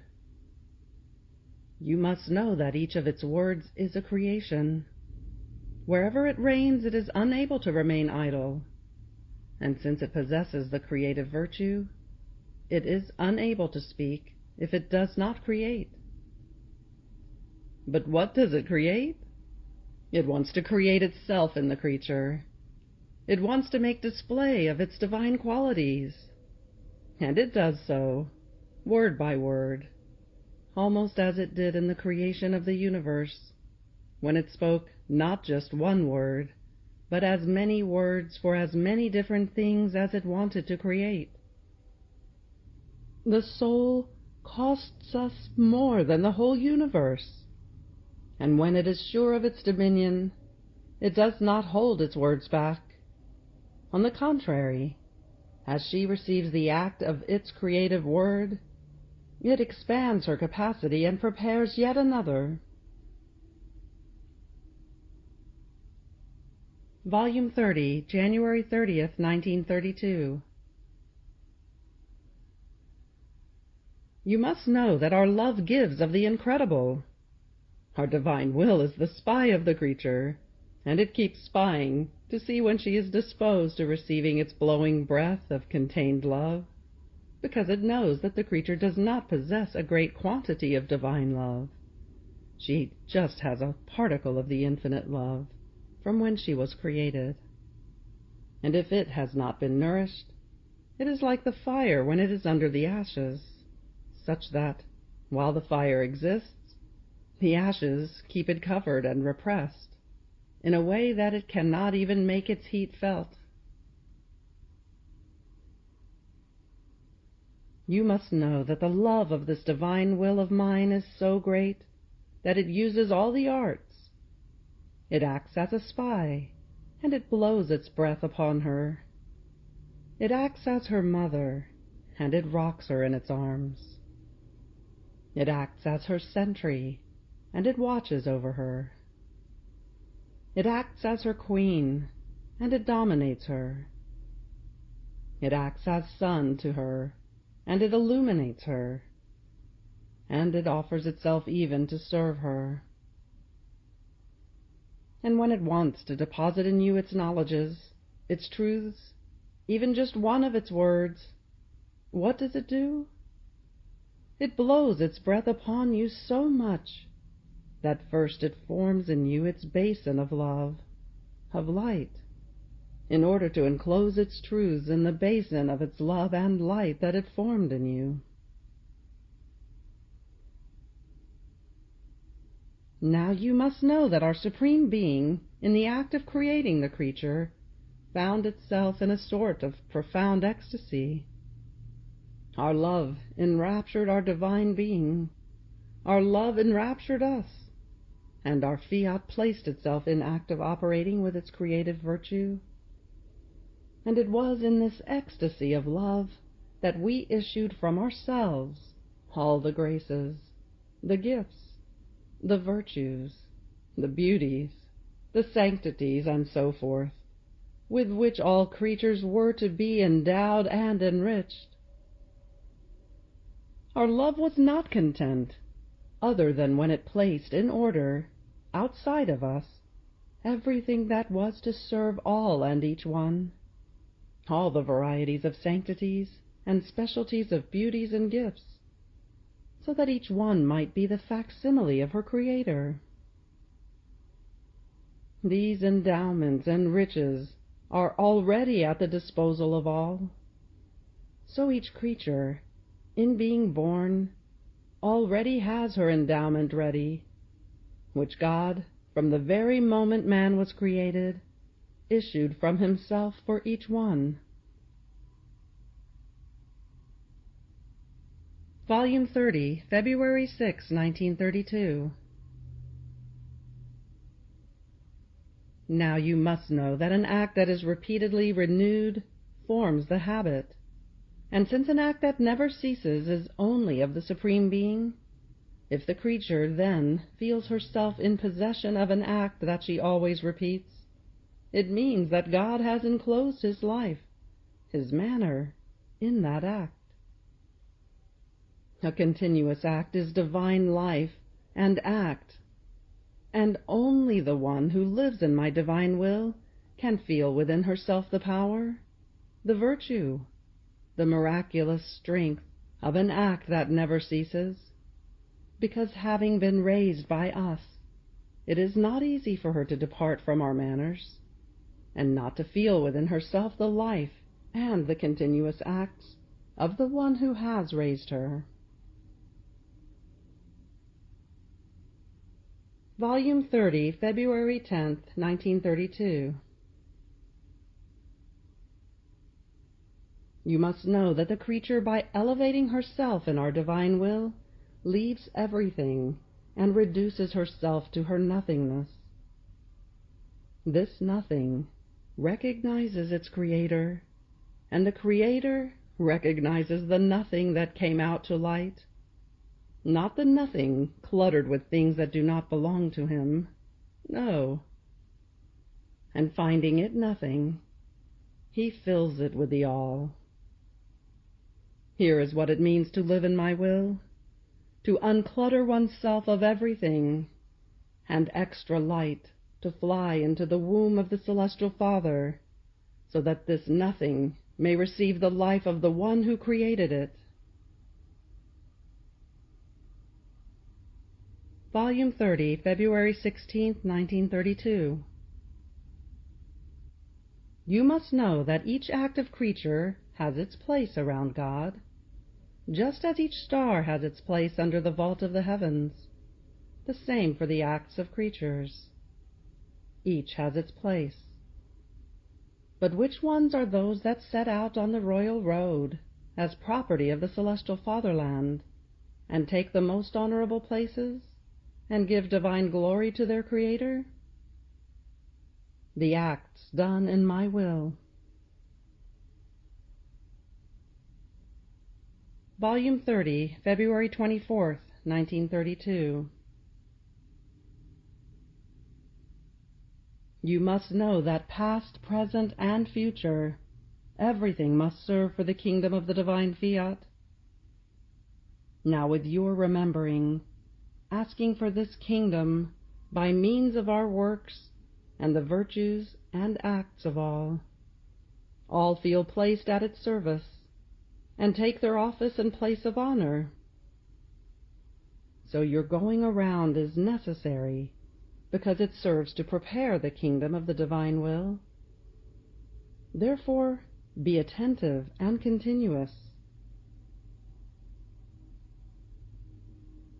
Volume 30, March 6, 1932. Indeed, you must know that as soon as a baby is conceived, my conception makes its round around the conception of the baby, to form him and keep him defended. And as he is born, my birth places itself around the newborn, to make its round around him, and give him the helps of my birth, of my tears, of my wailings. And even my breath makes its round around him to warm him.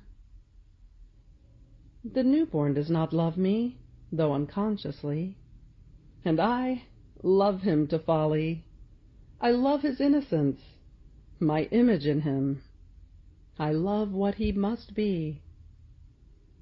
My steps make their round around his first vacillating steps, in order to strengthen them, and they continue to make their round unto the last step of his life, to keep his steps safe within the round of my steps. You must know that each active creature contains the value of the purpose with which she animates her act. The purpose is like the seed, which, buried under the earth, pulverizes the earth, yet not in order to die, but to be reborn, and form the little plant, loaded with branches, with flowers and fruits that belong to that seed. The seed cannot be seen. It is hidden in its little plant. But from the fruit one knows the seed, whether it is good or bad. Such is the purpose. It is seed of light, and it can be said that it remains as though buried, and it pulverizes in the act of the creature. And if the purpose is holy, all the acts that come from that purpose shall all be holy acts, because there is the first purpose, the first seed, that animates and gives life to the sequence of the acts of the first purpose. And these acts form the life of the purpose, and in them appear flowers and fruits of true sanctity. Volume 30, March 13, 1932. You must know that she, meaning the Blessed Mother, was the true and celestial prisoner of my divine will. Therefore she knows all the secrets, the ways. She possesses the keys of its kingdom. Even more, for each act that the queen prisoner did, she prepared in her act the place to receive the acts of the creature done in the divine will. And oh, how the celestial sovereign stands in waiting and at attention to see whether the creature operates in my fiat, so as to take these acts with her maternal hands and enclose them in her acts as pledges, as antidotes, that the kingdom of the divine will is wanted upon earth. Volume 30, March 20th, 1932. You must know that my divine will possesses and contains everything within itself, all the joys, all the beauties. Everything comes from it, and without dispersing anything, it contains everything within itself. It can be said that it carries every one and everything within its immense womb of light. So all live in it, with this difference, that the one, who with all her will wants to live in it, and lets herself be subdued by its dominion, lives as daughter, and as daughter is constituted heiress of the joys, of the beauties, of the goods of her mother, in such a way that this divine mother is all intent on embellishing, enriching, and making her daughter rejoice. Volume 30, March 27th, 1932.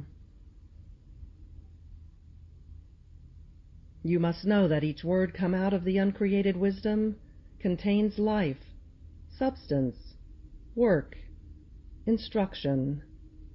So each manifested truth on our divine will shall have its own office in our kingdom. Many truths shall have the office of forming and growing the life of the divine will in the creature. Others shall occupy the office of nourishing it. Others shall act as teachers. Other truths shall have the office of defenders, in such a way that they shall place themselves around the creature like an army, so that no one shall be able to touch her. Volume 30, April 2nd, 1932. You must know that when I came upon earth, while I did the office of Redeemer, at the same time, everything that my holy humanity did enclosed as many acts of my divine will as a deposit to be given to the creature. I had no need of it, because I was the divine will itself. So my humanity acted like a most tender mother.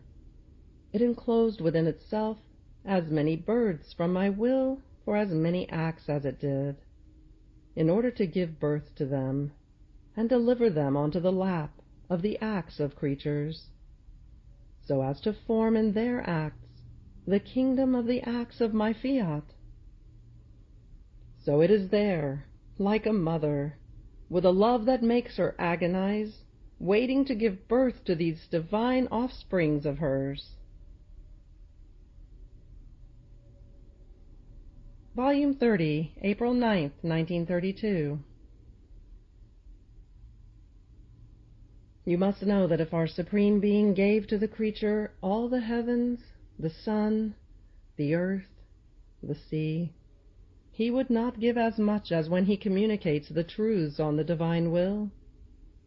In fact, all the other things would remain outside of the creatures, while the truth penetrates into the inmost fibers of her soul, and I keep molding the heartbeats, the affections, the desires, the intellect, the memory, the will, to transform her completely into the life of the truth. And as I go on molding her, I keep repeating the prodigies of the creation of man, and by the touch of my hands I destroy the seeds of evil, and I make the seeds of the new life rise again. Volume 30, April 13th, 1932. You must know that the one who lives in my divine will holds the virtue to hold ordered the nature of the creature. And instead of being an obstacle, it is her help in order to be able to complete more acts of divine will.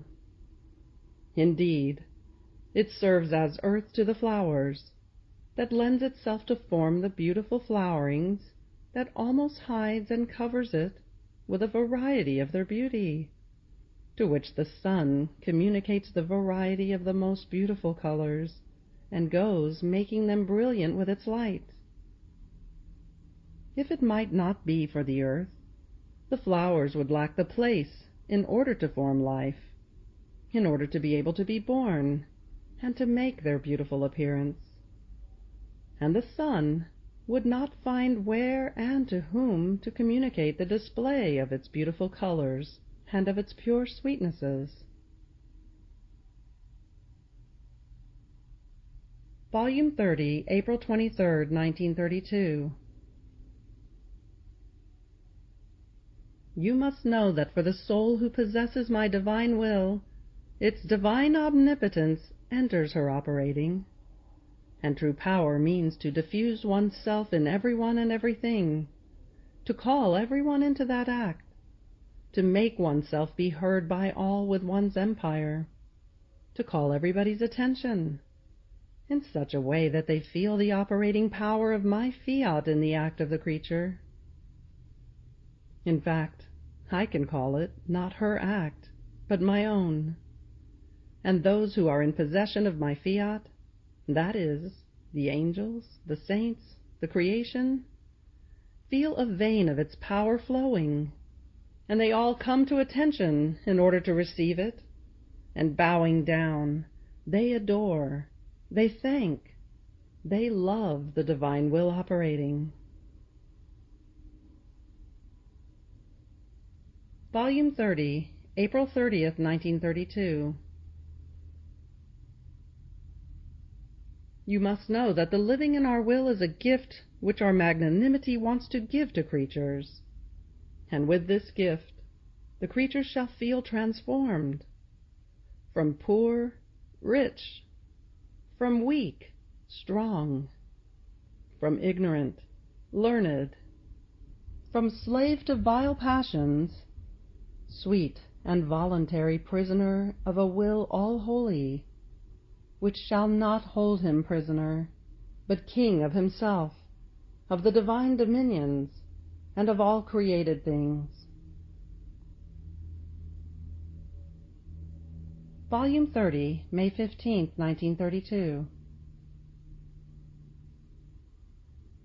You must know that even though I burn with the desire to see my divine will reign, yet I cannot give this gift, not before the creatures, with the truths that I manifested, as they come to know them, have the great good of forming the sight in order to be able to comprehend it, and therefore dispose themselves to receive a gift so great.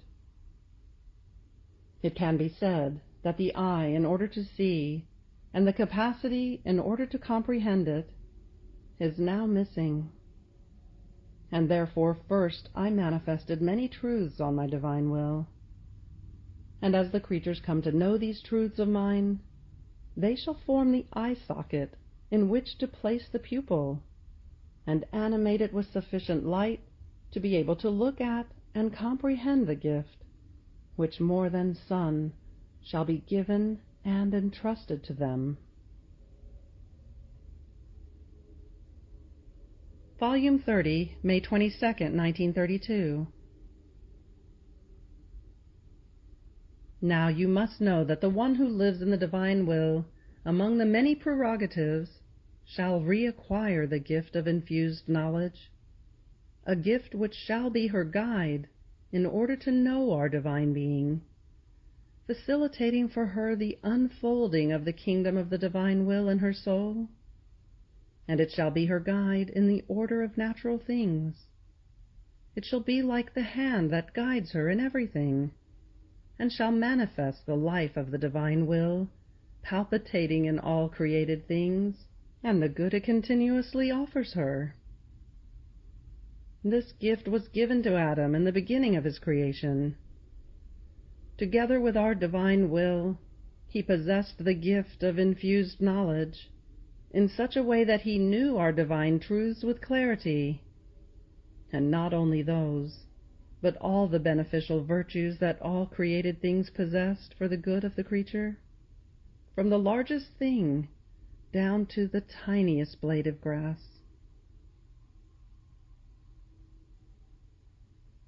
Volume 30, June 12, 1932.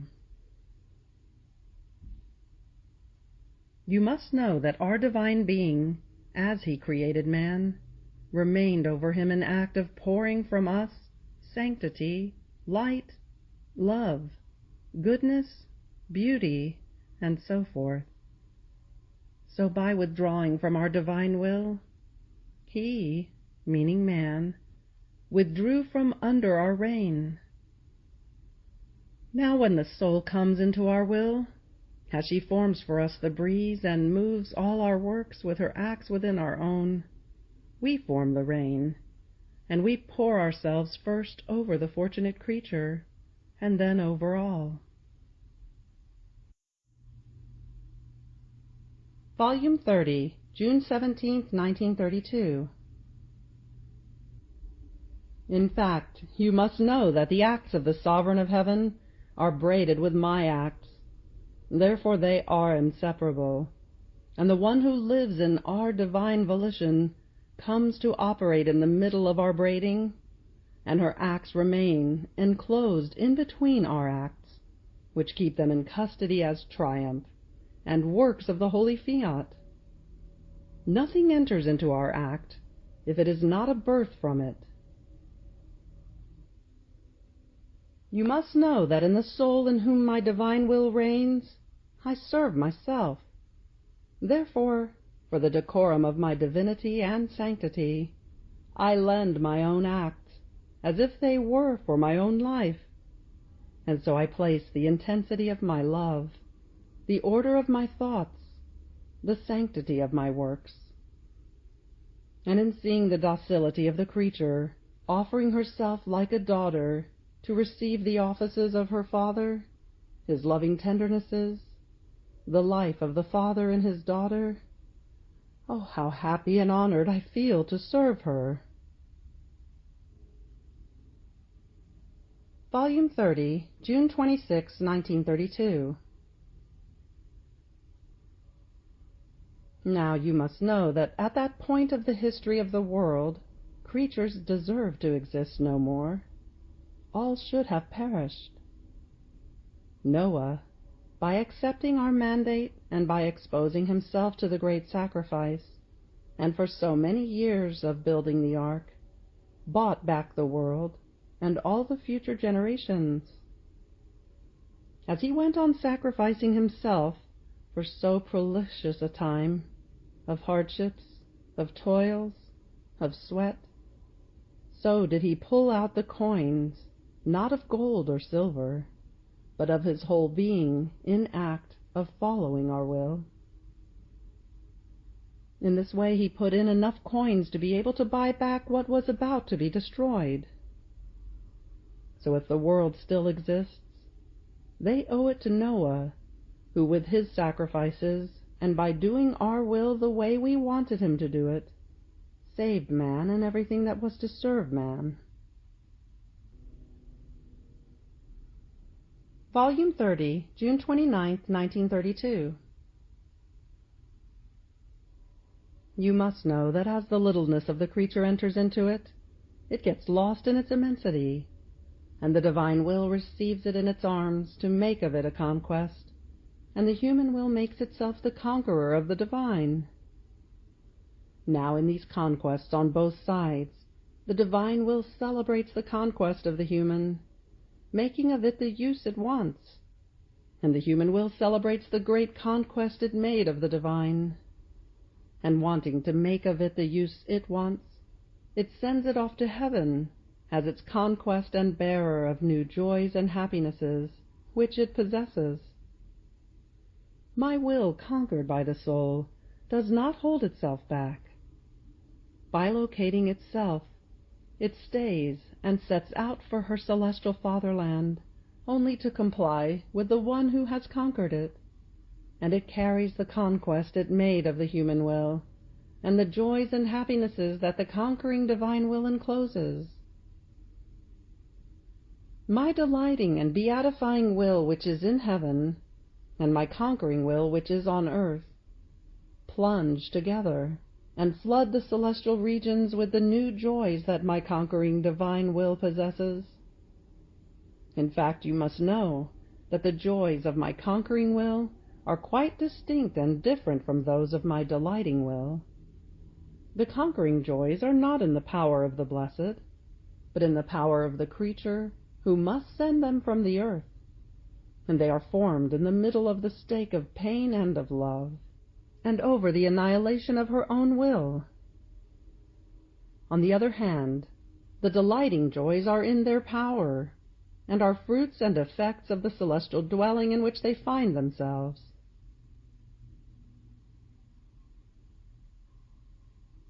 The divine will, wherever it reigns, it makes itself font, substance, and life of the acts done in it. So as the creature thinks, speaks, operates, walks, this font diffuses in her acts, and places in them the divine substance.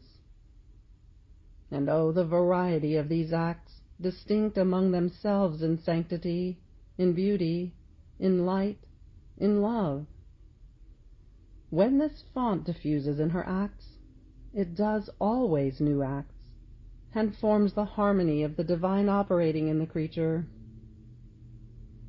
Now you must know that all our care is for these acts, because in them is formed the generation of our divine acts in the depth of the creature. And oh, our contentment, for we can continue the generation of our acts, and in this generation we feel ourselves the God operating, not the God hindered, unable to carry out the generation of our acts, because our will is not there in the creature. So to our care adds our custody and jealousy of these acts. Your Jesus remains inside and around the creature in order to keep it in custody. My jealousy has a gaze fixed on them to watch them, to delight myself, and to take all the pleasure that the generation of its acts operating in her possesses. After all, our will possesses an infinite value, and not keeping even just one act of it in custody would be like going against our very selves. Even more, you must know that since it is font and substance of our Supreme Being, our power, sanctity, goodness, and all our attributes form a crown around our will and all its acts, to be dependent upon it, and give it the homage and custody of all its acts, whether it does them in us or in the creature. Therefore be attentive, and let yourself be dominated by my will, if you do not want ever to lose your Jesus, whom you so much long for, love, and want. Volume 30, July 9, 1932. You must know that the only nourishment of these divine regions is the new act, never interrupted, of my divine will. This nourishment that possesses all tastes, all delights, is the daily food, and of all instants of the celestial Jerusalem. And besides, to feel the hunger says life, not death. Therefore wait with unconquered patience for the nourishment of my will, which shall repay you for the hunger suffered with such abundance that you shall not be able to take it all.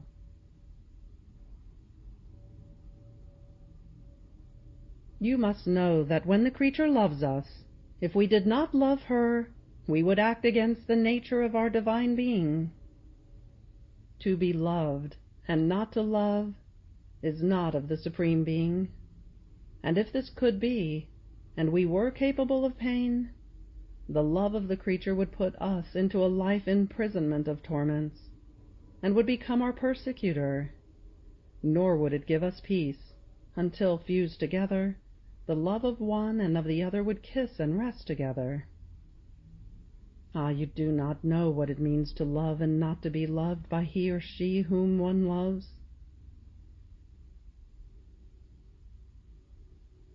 In fact, you must know that the one who does and lives in my divine will is nothing other than the operating life of God himself in the creature.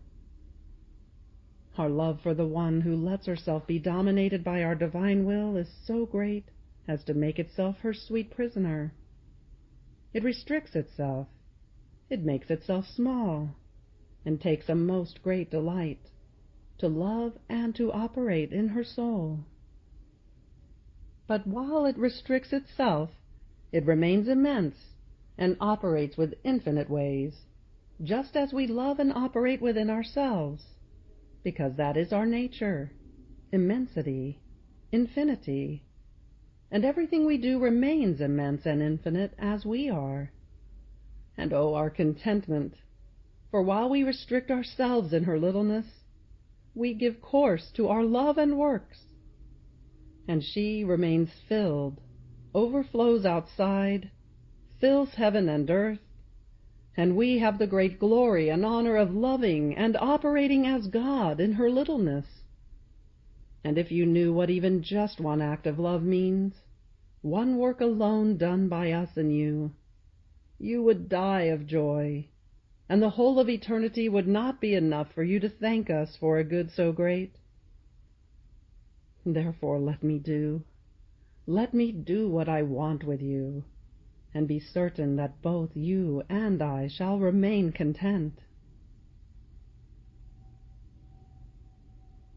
Volume 30, July 14, 1932. You must know that our acts, which we do in the creature, contain 3 acts in one: the preserving act, the nourishing act, and the first creative act. With these 3 acts in one, we give perennial life to our acts, and the creature who possesses them feels within herself the creative power, which removes from her all the weaknesses of the human nature. The nourishing one keeps her always occupied, giving her its food to prevent her from taking any other food, and preserves her from all evils. This nourishment is like the embalming that prevents corruption. And the preserving act strengthens and keeps the good, pure, and beautiful. These, our 3 acts in one, are like impregnable fortresses that we give to the creature who lets our will reign in her, which render her so fortified that no one can harm her. Now you must know that sacrifice, with powerful voice, calls God, and doing our will makes him descend into the soul to let him operate as the God he is.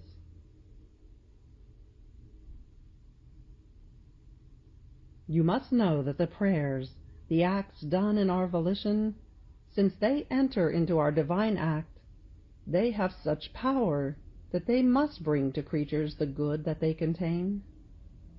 They put themselves to watch the centuries, and they look at them with so much love, and with unconquered patience they wait and re-await, and with the light that they possess they knock at hearts, they make themselves light to minds, and without ever tiring, because they are not subject neither to tire nor to diminish in power.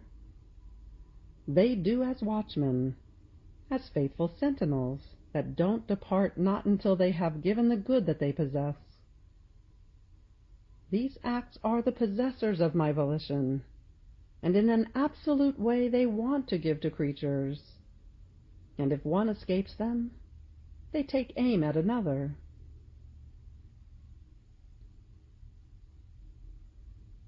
And besides, you must know that my very life spent on earth and my own acts find themselves in the same condition.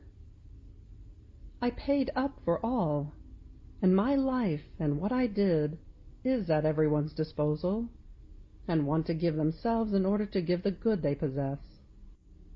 And although I departed for heaven, I left and I stayed, to make my round in the hearts, the centuries, so as to give to all the good of my redemption. It has been about 20 centuries, and my life and my acts continue to make their round, but not all of them have been taken by creatures, so much so that various regions still do not know me. So my life, the fullness of my goods and my acts, do not withdraw. They run and always make their round. They embrace the centuries as though one, to give to all the good that they possess. Therefore it is necessary to do, to pay, to form the capital. The rest shall come by itself. So be attentive, and let your flight in my fiat be continuous. Volume 31, July 24th, 1932. You must know that each word of mine is gift, and therefore a great good contained in it. In fact, my word possesses the creative, communicative, formative virtue, and as it is pronounced by us, so it forms the new good to give to the creature. See, for as many words as I have spoken to you, and as many truths as I have made known to you, so many gifts did I give you. And these gifts enclose divine goods, one distinct from the other. Everything is in whether the word comes out of us, in which the good that we want to issue from ourselves is formed. Once this good has come out, with certainty it shall have its life in the midst of creatures, because these gifts are animated and formed by our creative power, and are preserved inside our own word, to ensure the good that we want to give. And our word shall move heaven and earth to give the fruit of the good it possesses. You must know another surprise of our speaking. Suppose that I speak to you about my sanctity.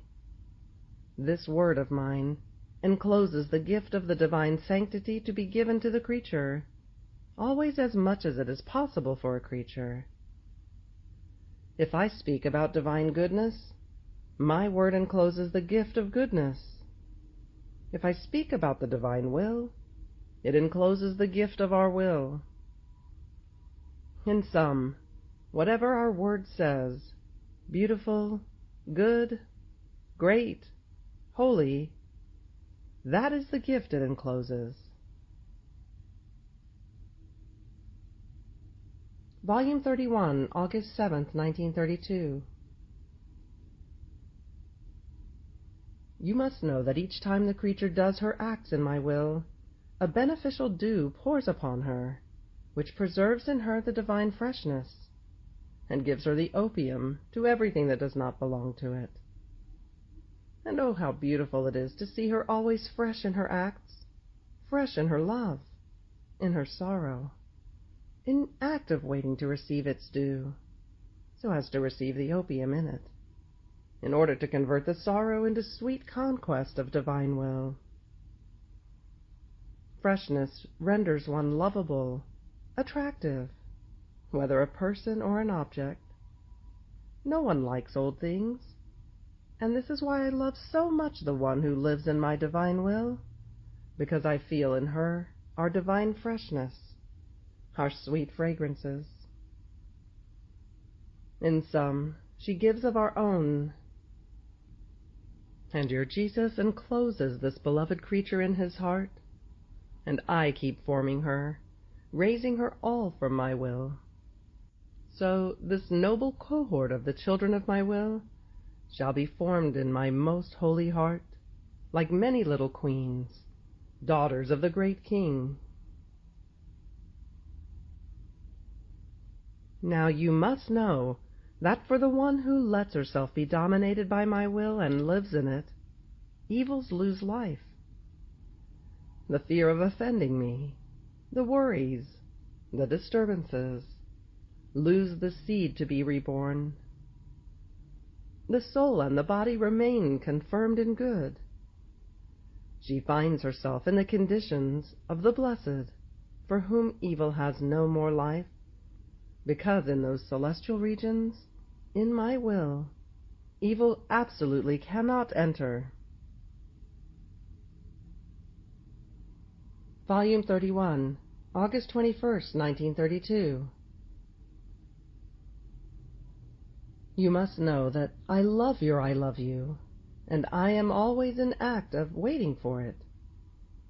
I love you always, nor do I ever cease loving you. And if you take some breaks in loving me, I feel that I give you my continuous love, and you do not give it to me, and my love feels as though robbed by you. On the other hand, when my I love you runs, and yours lets itself be found ready to give me and receive my I love you, mine feels requited, and it happens that your I love you gives no time to mine, and mine gives no time to yours. A race takes place, a contest of love between creator and creature. More so since, when I see that you are about to tell me I love you, my will invests your I love you to make it big from small, and I find my love in yours. How can I not love it and want it?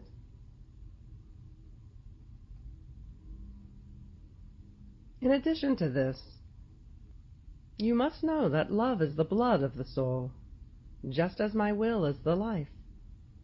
And just as in the natural order, life cannot function without blood, and the blood cannot circulate if it does not have a life, and according to the abundance of blood, so does one enjoy health.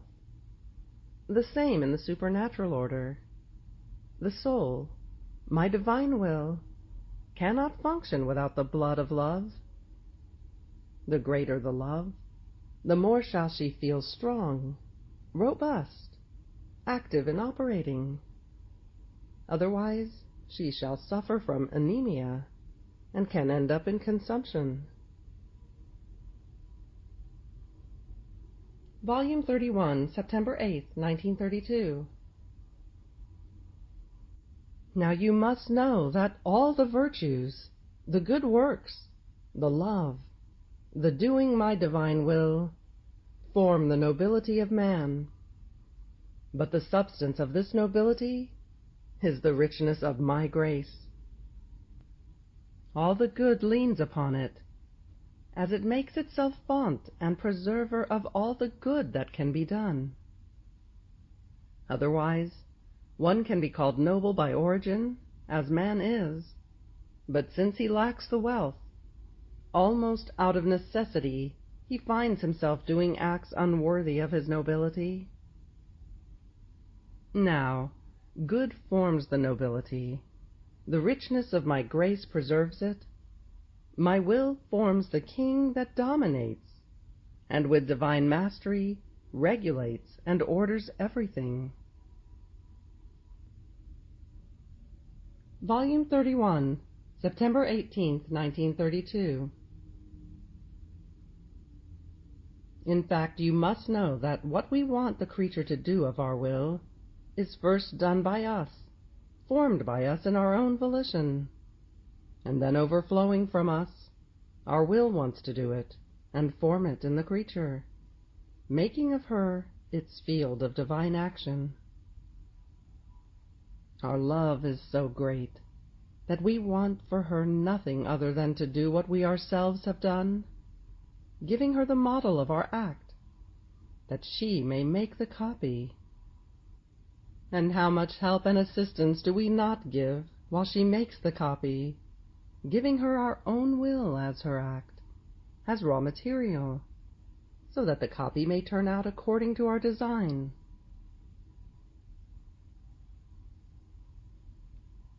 You must know that this is our divine office. From the height of our sole and only act which we never interrupt, our light, love, power, and goodness descend, and go on tracing all the acts, the heartbeats, the steps, the words, the thoughts, in order to mold them, invest them, seal them with our love. We feel the irresistible need of love to go in search of everything and of everyone, and we let nothing escape us, not even a heartbeat, without giving the creatures an I love you of ours. Yet they do not love us. Even more, there are some who escape from under the reign of our love. Volume 31, September 25th, 1932. You must know that doing and living in my will calls for my life to be formed in you, and total abandonment in me calls for my works. And one who does not live abandoned hinders my life and my works within herself, and I would feel ill at ease if I were not able to carry out what I want to do in the creature. Therefore abandon yourself completely in me, and I shall take care of everything.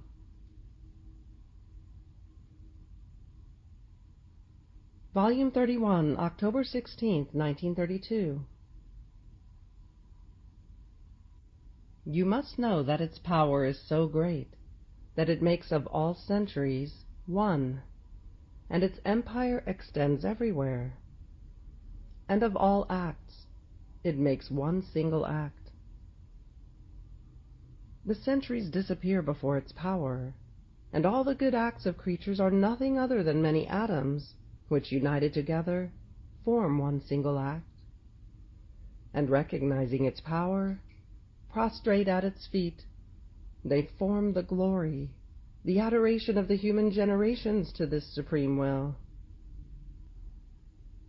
The symbol of this is the sun, which is nothing other than many atoms of light, which, united together, form the sun that gives light to all the earth.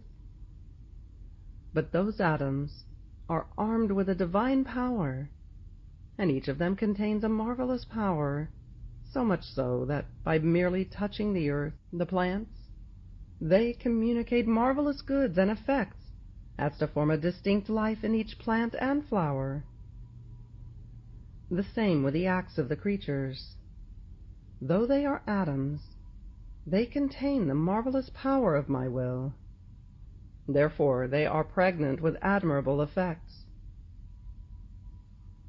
You must know that when the creature disposes herself to do an act in my will arms its power, and it simplifies, forms the void, and forms the divine nature in the human will. And as though victorious, it forms its path in the will of the creature. And it keeps journeying and journeying, and only then does it stop, and its step is hindered, when the human volition bars its way by doing not mine, but its own will. What a crime to hinder the journey, the step of my will in the will of the creature. Volume 31, October 30th, 1932. You must know that the one who lives in it, meaning the divine will, emits concurring, assisting, and receiving acts. In the first one, she concurs with the very acts of her Creator. Since the will of one is that of the other, there is nothing that this divine will does in which it does not put the creature to concur together in its operating. And here is how my will is no longer alone. It feels the inseparability of the one who lives in it. In its act it feels a finite will within the infinite, loving together and concurring to the multiplicity and the incessant operating of our works. So the one who lives in our will breaks our solitude, and as though naturally we feel her with us, concurring in our divine sea, and with a continuous pouring of her littleness into us, she acquires the rights of our volition to do what it itself does. Ah, you cannot comprehend what our contentment, what our joy is, in feeling the creature concurring together, to do nothing other than what we ourselves do. From the concurring act arises the assisting act. She concurs and assists. There is nothing we do in which she does not concur and assist. How can we hide from the one who is already with us, concurs and holds her place in our volition? But shall she only concur and assist? No, another act arises, and it is that of receiving as her own and as our own the infinity of our love and of our works, so much so that her littleness has no place where to put a love and operating so great, and therefore she remains in our will herself, with all the deposit of the goods she has received, and this by right, because she has something of her own. You must know that everything that is done in our will is so great that the creature is incapable of possessing it and restricting it within herself. Therefore she feels the need to make use of the same will in which she has operated in order to keep the deposit of it. More so, since everything that the creature does in our will, even the little "I love you," the little offerings of her actions, her littleness at the mercy of our will, is nothing other than places that she takes in our will. And the more space she takes, the more right she acquires, and feels within herself the divine strength that enraptures her continuously, giving her the flight, so that her life may be formed wholly in the divine will. Volume 31, November 6, 1932. You must know that for the one who operates in my divine will, her works, her acts, her adorations, her love toward God, are done and formed in the sphere of eternity, because my divine will is eternal, and everything that can be done in it does not get out from within eternity, and remains confirmed forever as divine and perennial works, adorations, love. They can be called works of the creature, transfused in God, in which God himself has operated. What is human does not enter either into the divine will or into eternity. And if it enters, it must lose its life to reacquire the life and the works of God himself. You must know that everything I tell you serves to form, order, harmonize the kingdom of my divine will. I am repeating the way I had in creation. I pronounced the fiat and then kept silent. And even though they are called days, in those times the day did not exist. Therefore those could be even epochs in which I formed the great machine of the universe. I would speak and operate, and my delight for the work that my words was producing was so great that one fiat of mine would dispose me and snatch from me another fiat, and then yet another, up to the point when my fiat stopped, when I saw that nothing was lacking to its work, but rather everything was sumptuousness, beauty, order, and harmony. And in order to enjoy my works, I remained in them as life and guard of my own fiat. My fiat itself, with its power, bound me in my works, and rendered me inseparable from them. Volume 31, November 13, 1932.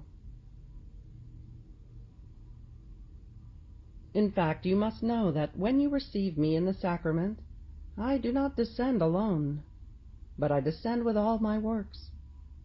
And just as I make you the owner of my sacramental life, so do I make you the owner of all my works. Therefore, if you want, you have much to give me, because you have my works in your power. more so since my sacramental life, which you receive in the Holy Host, is surrounded by the acts that my humanity did for me when I received myself in instituting the Most Holy Sacrament. It is surrounded by the acts that my celestial Mamma did for me when she received me in the sacrament. It is surrounded by all the acts of those who live of my will, because these acts are inseparable from me and remain incorporated with me as part of my own life. Volume 31, November 20th, 1932. You must know that both in the works of creation and in those of redemption, we placed in each of them the fullness of happiness, of light, of grace, of goodness, and so forth, of all the divine qualities. And all these prerogatives in act of pouring themselves upon the creature to render her happy. The happiness of our works, like celestial air, carries the fragrance, the divine embalming, to whomever draws near them to comprehend them. And overflowing out of themselves, they communicate the infinite goods that they possess. You must know that, as the creature enters into our will, our goodness is so great, and we delight so much in keeping her with us, that we give her our works, our steps, our love, as much as it is possible for a creature. So each time she does an act in the divine will, she acquires now one step of ours, now one work, now she takes our love, our goodness, in her power. And all happy she says to us, "In your will I have your love and my power, therefore I can love you very much. My love is not dissimilar to yours, therefore I can love you as much as you love yourselves. I have your works in my power to glorify you, and your steps in mine to tread the same way that you tread, in search of all creatures, to lead them all before your adorable majesty." Volume 31, November 27th, 1932.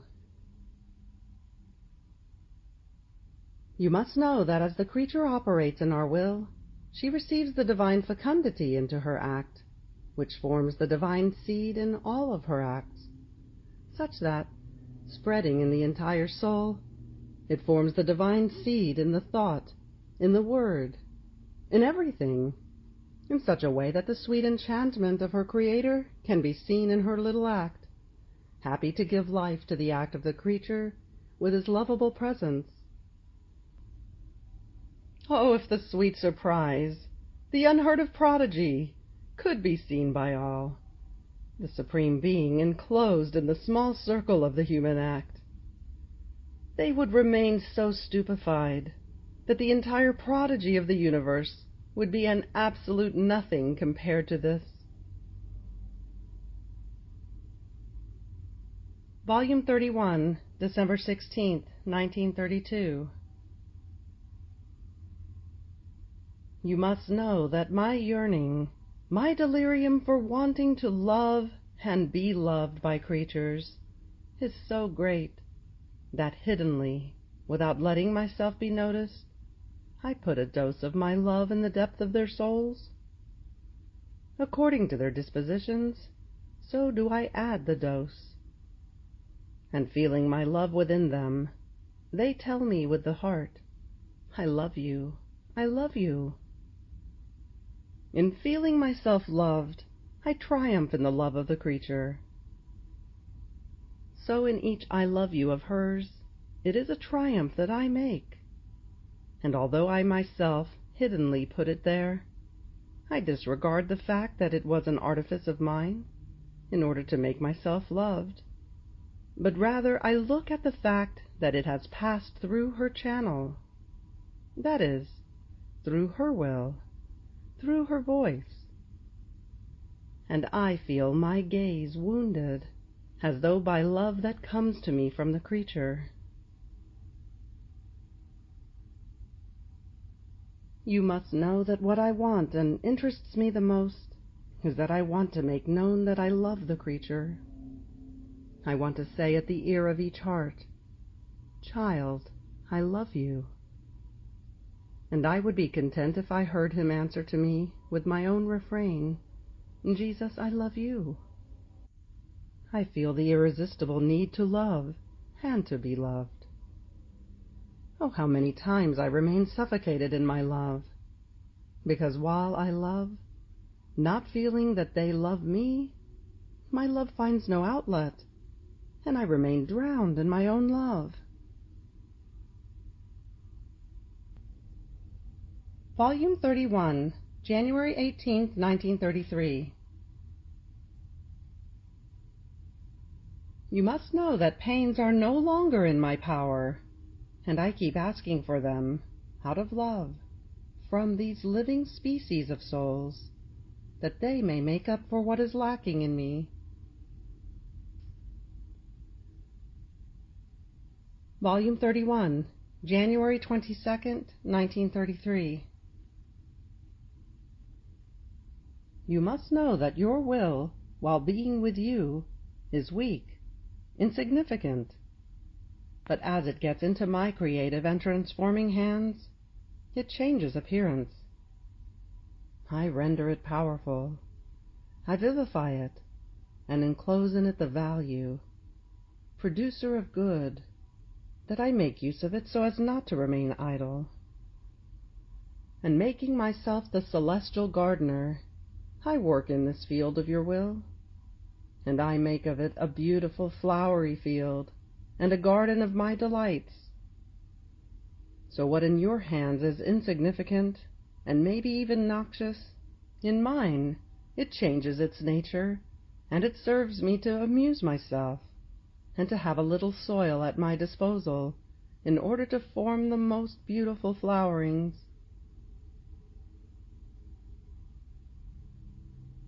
You must know that as you try to follow the acts of my divine will, you put yourself on the way in it, and my fiat comes toward you in order to receive you, to offer you its acts, that you may make them one with yours. And I receive the sweet surprises of your attentions, the enchantment of your love, and I never lose sight of you, and I am present at the most moving scenes of your nothing within the all, of your little being within the great, of the finite within the infinite. It seems a mutual alternation, God and the creature, and in this alternation one pours his own self out into the other, out of pure love. Now you must know that when we issue the creature to daylight, we give her the endowment, the provision of little divine particles of ours. The endowment is our will, nor do we set a limit. On the contrary, we gave her the freedom to increase her endowment. Now the acts that she does in our will are new properties that she acquires, in addition to those which her Creator gave her.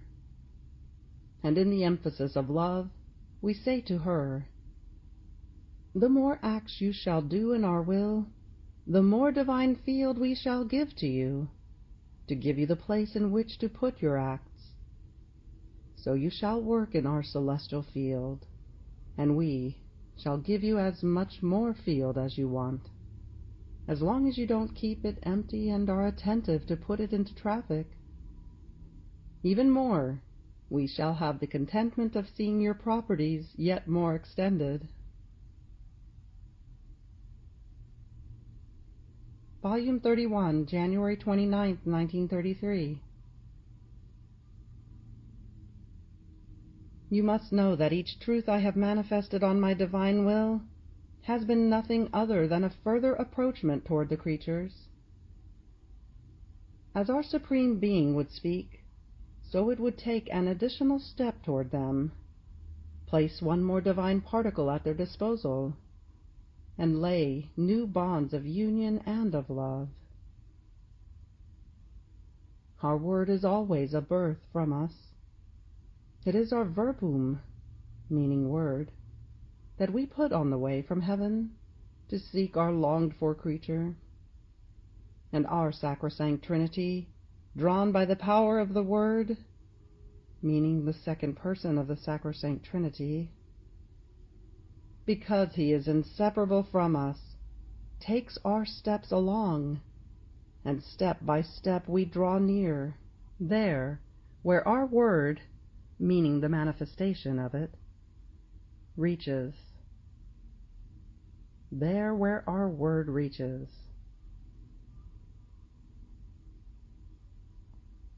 Now you must know that when we decide to manifest a truth by means of our Word, since it is a part of ourselves that we issue outside, our Supreme Being takes on an unusual appearance. A new joy invests us. A communicative force of new beatitudes comes out of us. The whole of heaven, in seeing our unusual appearance, already realizes that we are about to issue a word of truth of ours, because we ourselves, the three divine persons, are the first to celebrate the truths that we issue, and then the whole of heaven together with us.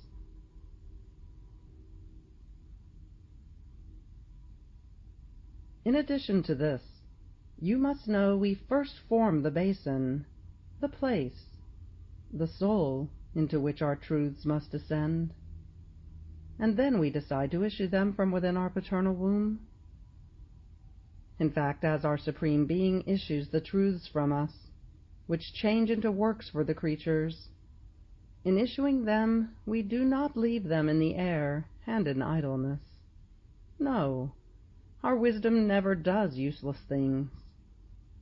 If we issue them, they must be bearers of the good that they enclose. Volume 31, February 12, 1933. You must know that our Supreme Being possesses by nature the creative power, the redeeming virtue, and the life that vivifies and sanctifies everything. Now, in creating the creation, we did it on our own, without the creature.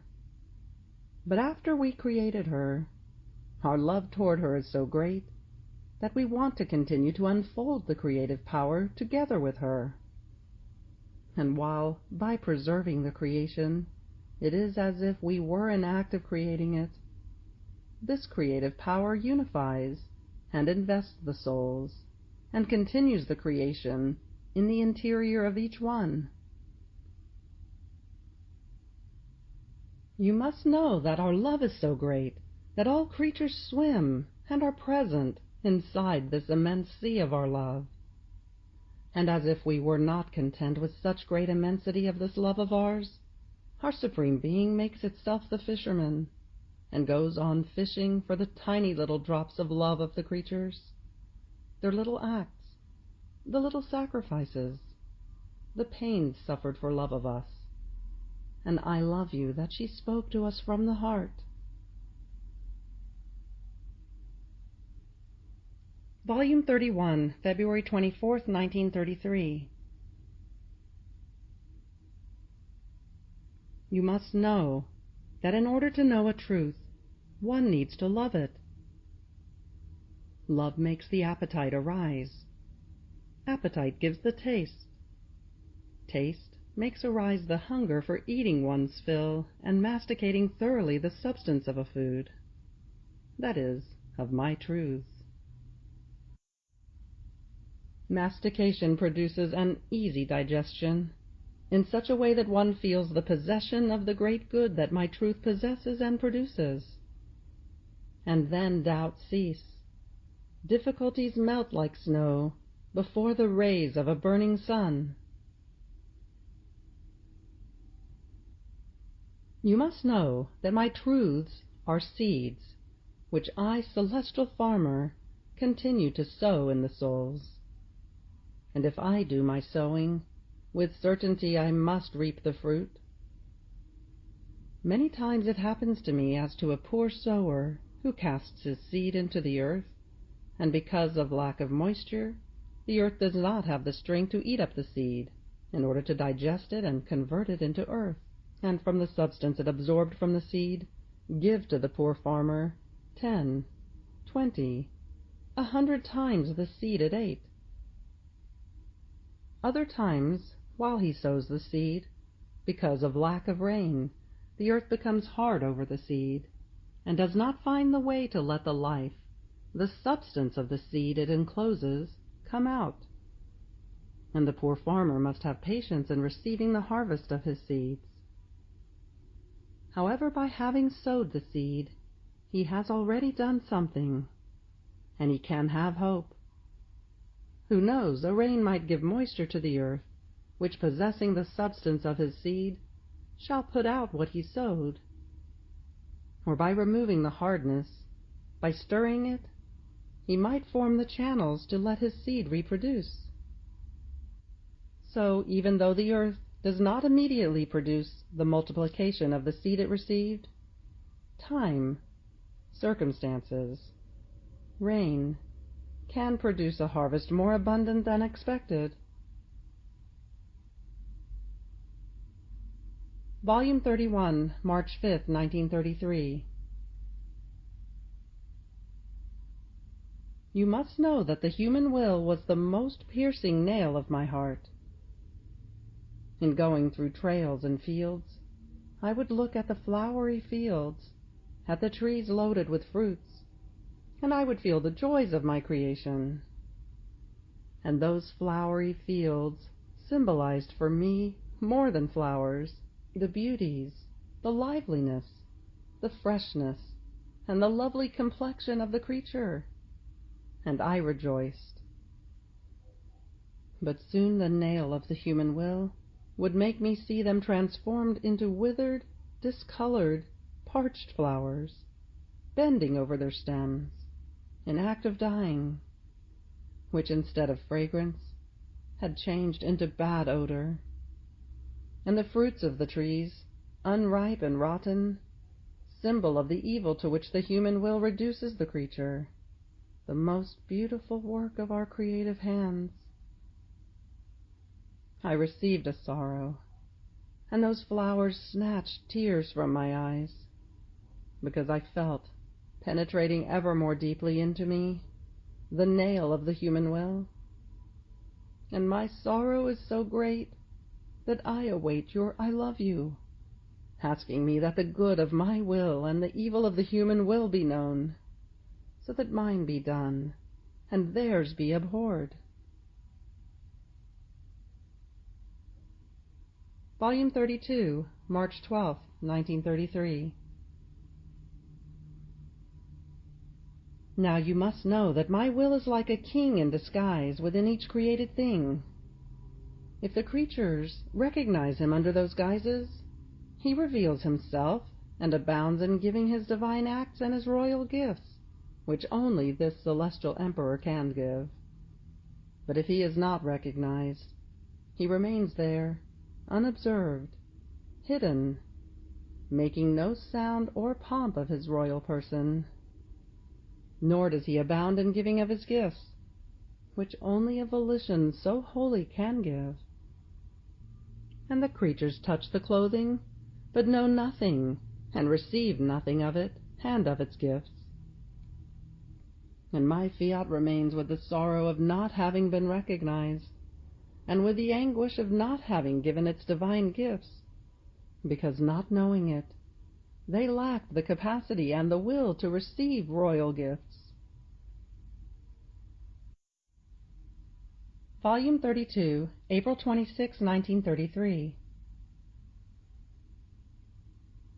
You must know that the littleness of the creature serves us as the space in which we can form our works.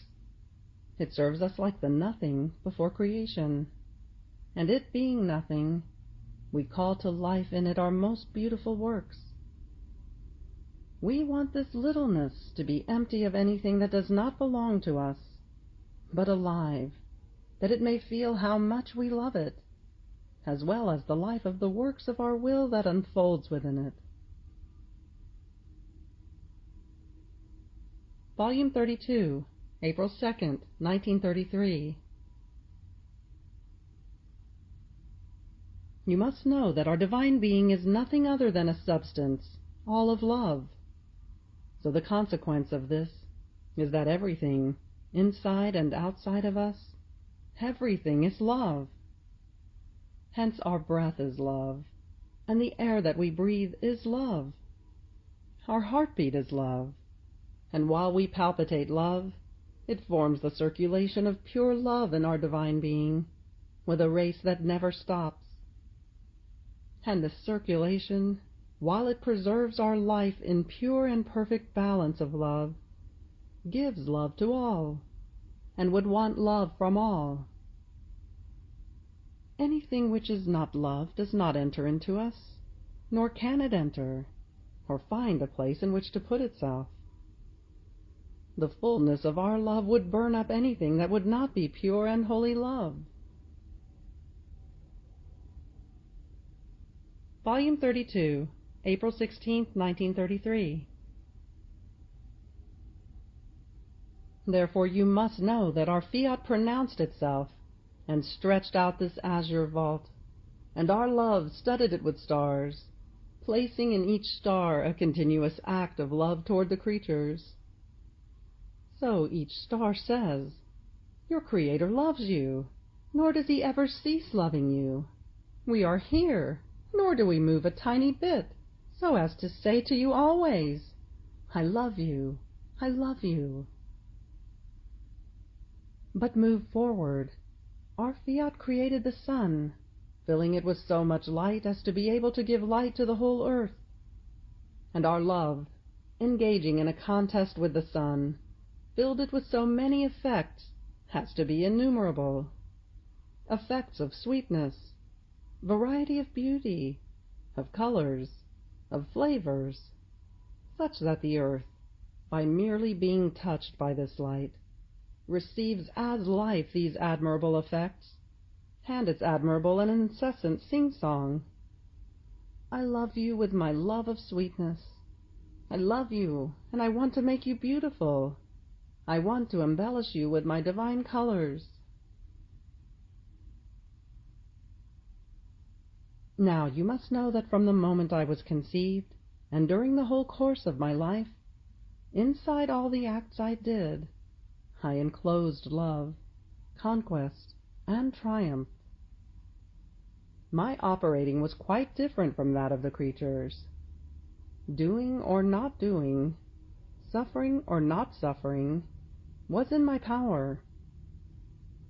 My all-seeingness would hide nothing from me. And first I placed my will in my acts. I enclosed fullness of sanctity, fullness of love, fullness of all goods. And then, with full knowledge, I offered myself to operating or suffering, according to what I myself wanted. And by this I rendered myself conqueror and triumpher of my acts. But do you know for whom I made these conquests and these triumphs? For the creatures. I loved them too much, and I wanted to give. I wanted to be the Jesus victorious, I myself giving them my conquests and my triumphs, in order to win them to me. So my life down here was nothing other than a continuous act of heroic love that never says enough, of conquests and of triumphs, to render my children happy. Volume 32, April 23rd, 1933. You must know that the one who does my divine will and lives in it cannot do without keeping, ever present to her, all the acts done by it, because my will holds everything within itself, and everything it has done, always in act. Therefore it is no wonder that in the soul in whom it reigns, it holds all of its acts, with all the order it kept in creating them. And the creature, with all ease, follows them one by one, to unite herself with it, as though wanting to do what my own will did. if she is together with it, how can she abstain from doing what it does, and from placing into the field of action, identified with it, her little love, her adoration, her thank you, her attentions and wonderments at work so great? Even more, you must know that my will winds the soul up, and she offers herself to receive it. All our works are caught in this winding, and the soul, following the winding, follows and becomes aware of all our works.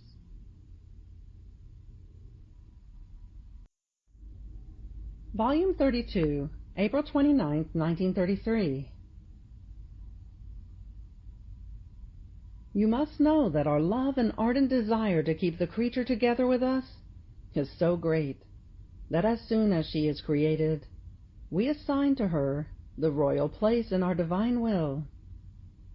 So each creature has her place of honor in our divine royal palace. And therefore her beginning, her first act of life, both in eternity and in time, is in our fiat. Volume 32, May 7, 1933. You must know that the will is symbolized by the blowing of the breath, which has the virtue of igniting and of extinguishing. If the will is for igniting, by blowing over a little spark, it can ignite a great fire.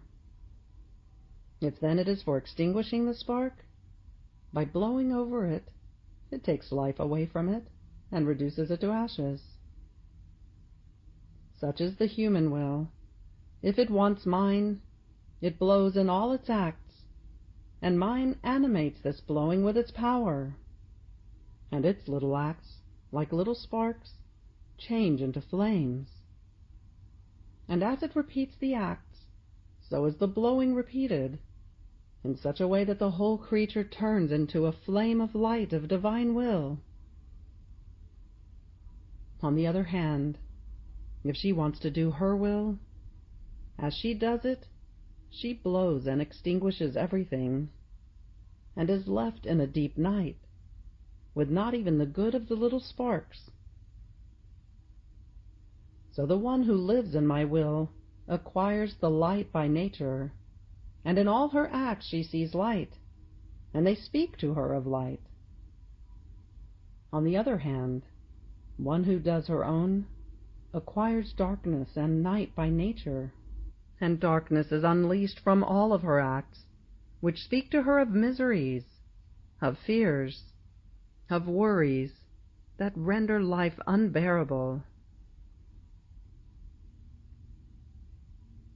You must know that as the soul decides to live in my will, its love toward her is so great that as she is about to take one step, my fiat offers its own in that act, in such a way that the human will remains as the field, and my act as the life.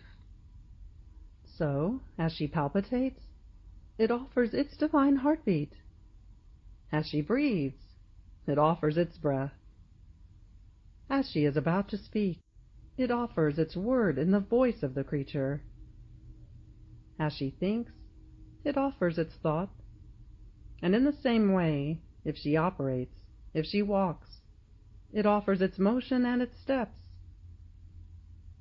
So my divine will is the offerer of its acts in the acts of the creature. Volume 32, May 14, 1933. You must know that true sanctity is formed by the degrees of love with which you are loved by God, and it is then that this love takes possession, when the creature loves.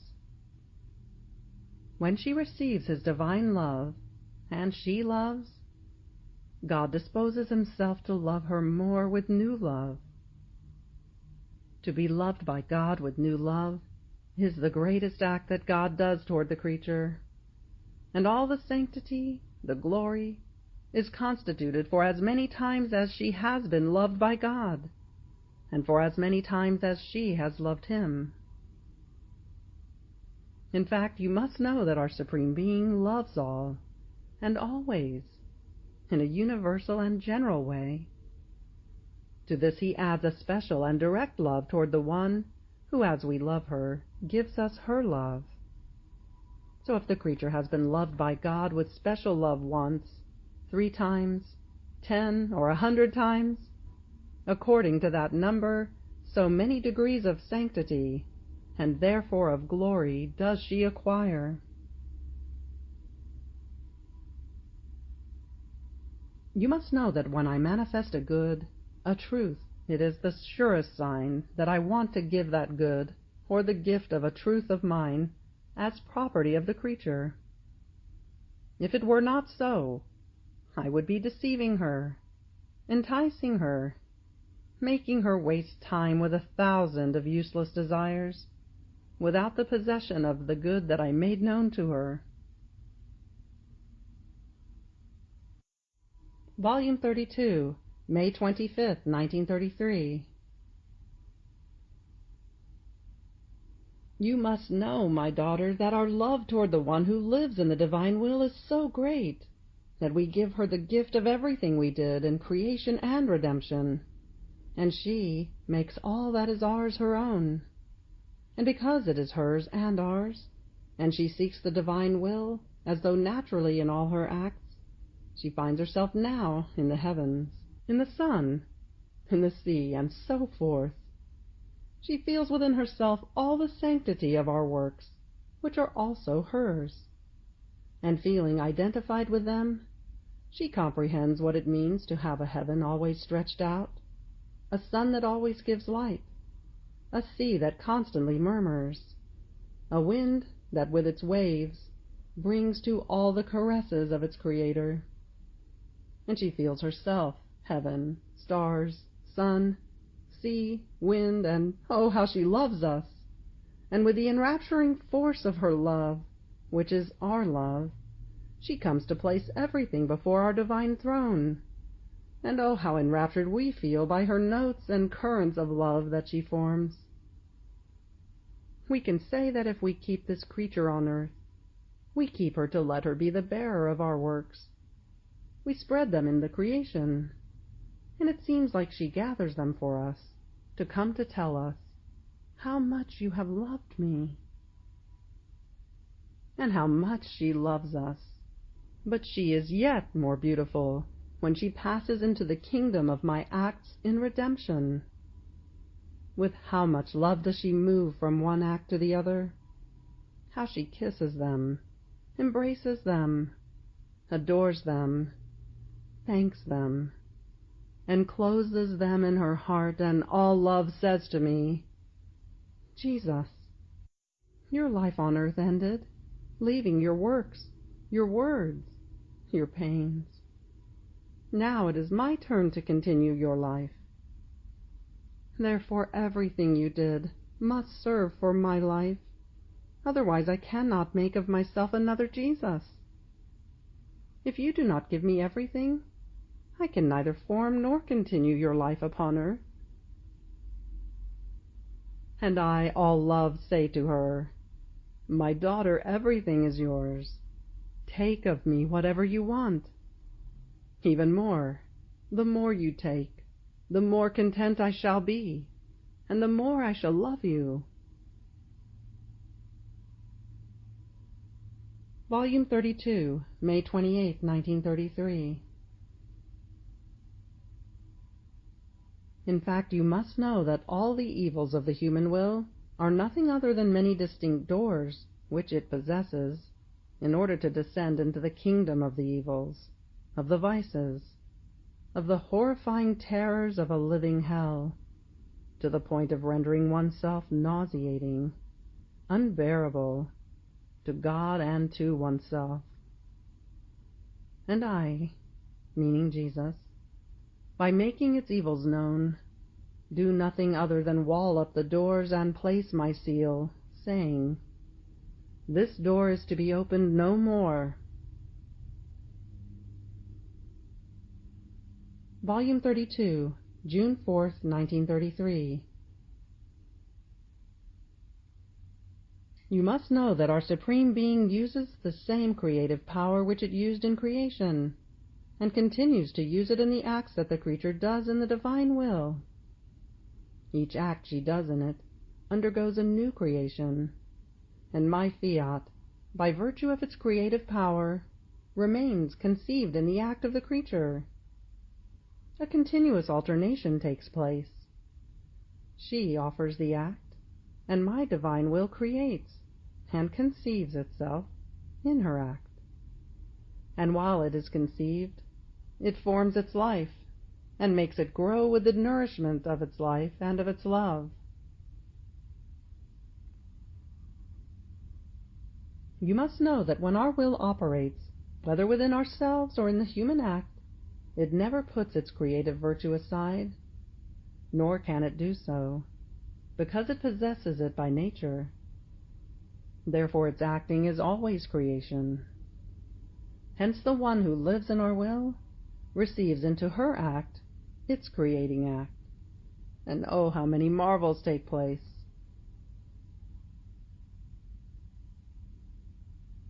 Volume 32, June 15, 1933. Now you must know that I do not look at the external action of the creature, but at the intention that forms the life of the action. The intention is like the soul of the action, and the action becomes like the veil of the intention. It happens as with the soul to the body. It is not the body that thinks, that speaks, that palpitates, that operates, and walks, but it is the soul that gives life to the thought, to the word, to the motion. So the body is veiled to the soul, such that while it covers it, and makes itself the bearer of it, yet the vital part, the action, the step, is of the soul. Such is the intention, true life of the actions. Volume 32, June 29, 1933. In fact, you must know that the one who lives in my divine will reaches such an extent, and is capable of so much, to the point of repeating our divine life. Our fiat gives everything that is needed to the creature who lives in it, to the point that, with her acts, she makes herself the repeater of the very life of God. And if you knew what it means to repeat our life, and the glory, the honor, the love that it gives us, and the good it makes descend upon all generations, what it does is incalculable. And our will alone has this power, to make this prodigy so great, which no one is granted, of becoming the repeater of the very divine life in the creature. You must know that our Supreme Being, by its own nature, has the virtue of being able to repeat itself as many times as it wants, as indeed we repeat our divine life, in its entirety, for each individual, for each created thing, everywhere, in every place, far and wide. Our immensity carries us, our power forms us, and from our own single life that we possess, it repeats, bilocates, multiplies so many divine lives of ours that only one who does not want it does not take it. Volume 32, July 8, 1933. You must know that each act of divine will that the creature undergoes and voluntarily offers herself to receive is a link of union that she forms and acquires with her Creator. It can be said that this link encloses God and the creature inside. It connects them together, makes them live from one single life, and forms the inseparability of one from the other. So as many acts of my will, so many links, in such a way that a long chain appears. in which they both remain linked and connected together on both sides. And it is not only link, but bond of stability and of divine immutability. So the creature is no longer subject to changing. So firm and stable does she feel in the bosom of her celestial Father. Hence with all certainty she can say, "My dwelling is in God, nor do I know or recognize anything but my Creator." You must know that in order to form this fulfilled act, it takes the power of my will. The creature on her own cannot do it. Therefore it happens that my will invests the human littleness, and the human lets itself be invested, and one makes itself prey to the other. Now in this investing, the power of my fiat empties the creature of everything that does not belong to it, and fills her to the brim with the divine being, in such a way that she feels within herself the fullness of the life of her Creator.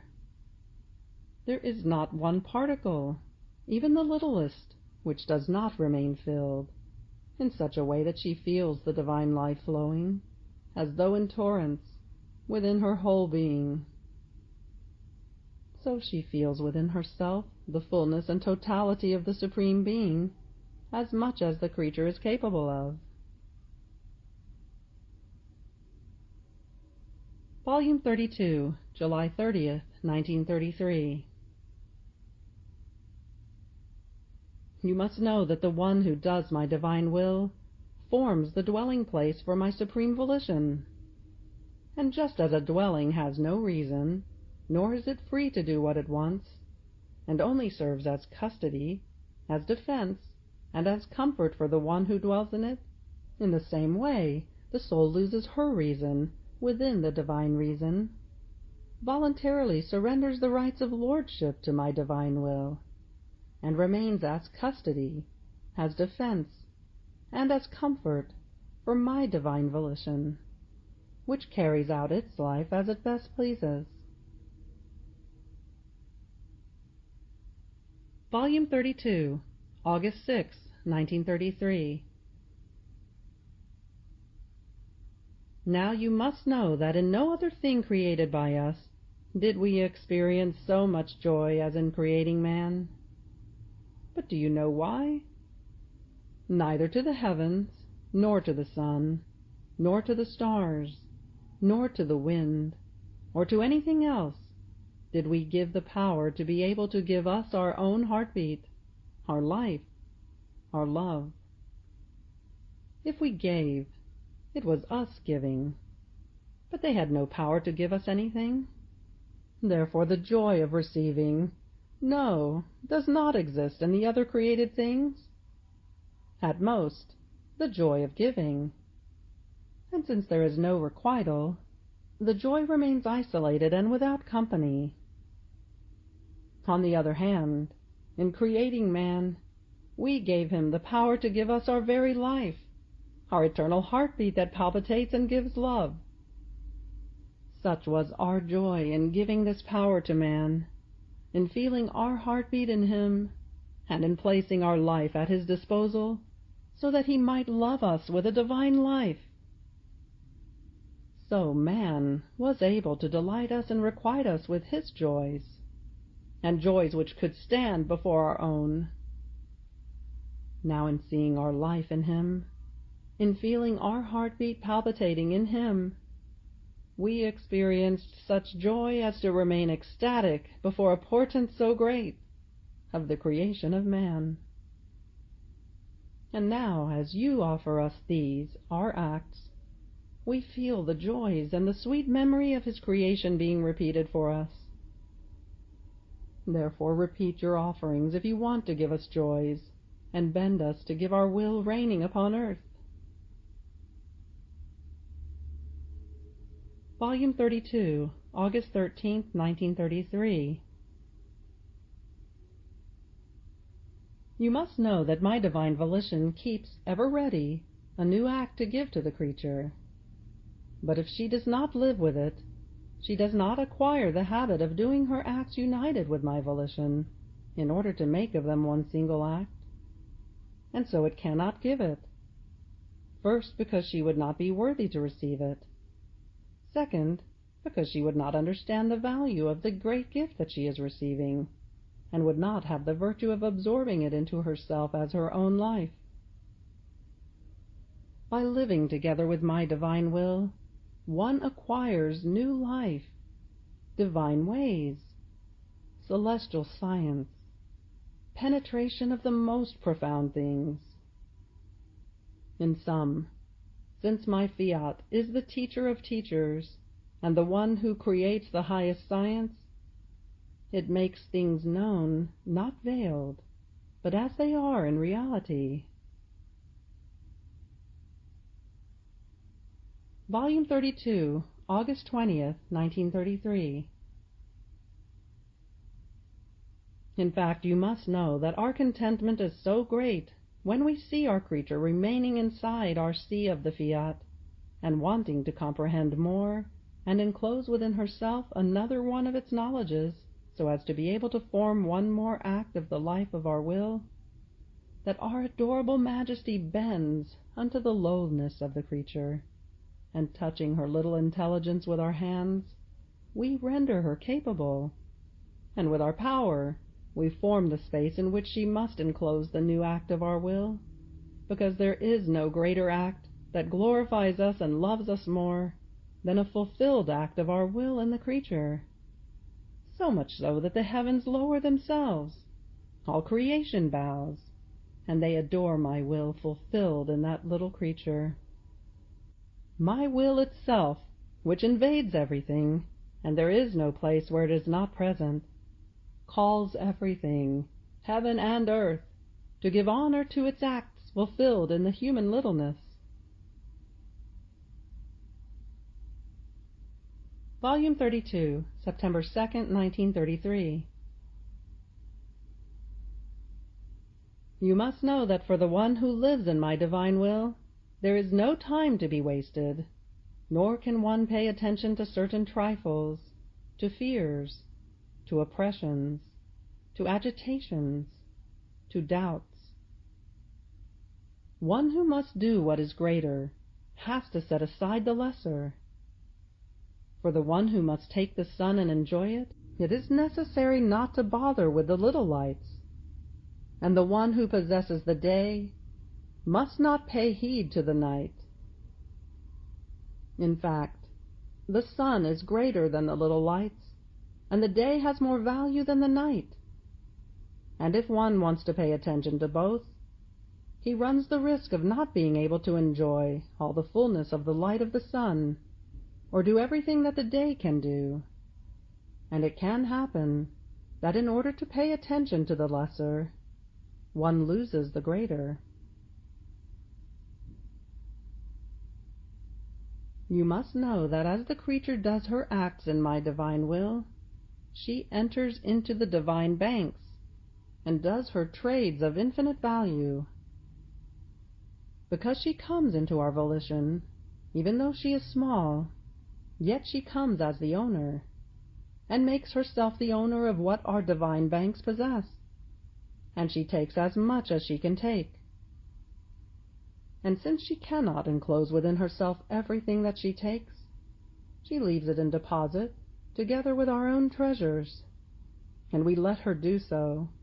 We delight in her trades, and our goodness is so great that we give her the interest on the acquisitions she has made. Volume 32, September 10th, 1933. Even more, you must know that as my humanity operated, suffered, prayed, so my divine fiat descended down into my human acts and formed its kingdom. And since I was the head, the elder brother of all human generations, the kingdom passed on to my members and to my younger brothers.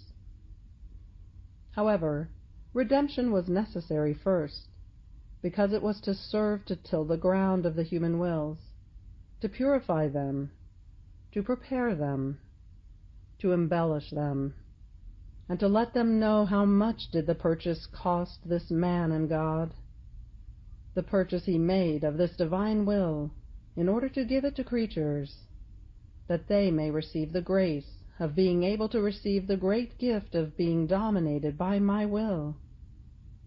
Had there not been redemption first, the disbursement of the price would be missing, as well as the preparatory act for a good so great. Volume 32, September 17, 1933.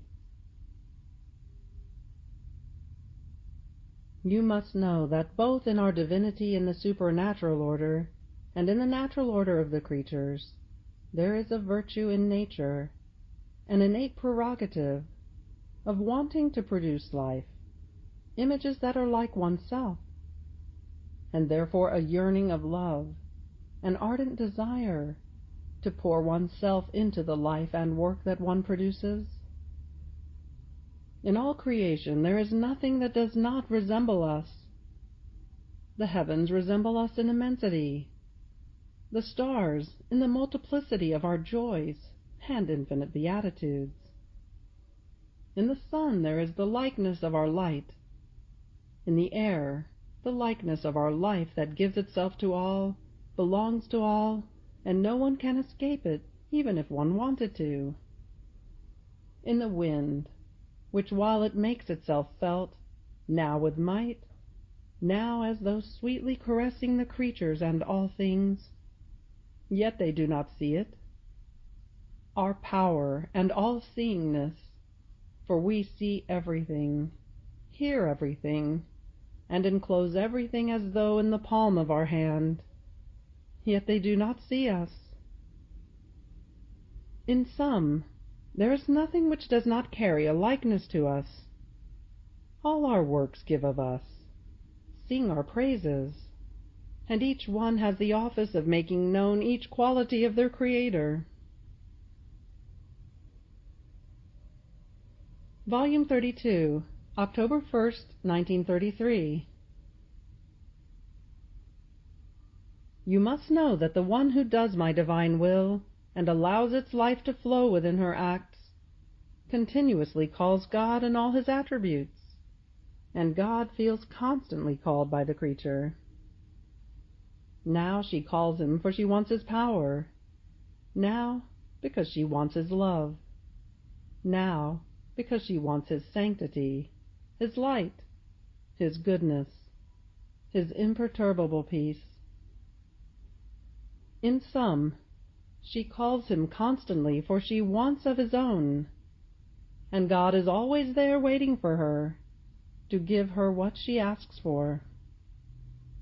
And in order to requite her, he feels called, and he calls her to give her confidence and say to her, "What else do you want of my divine being?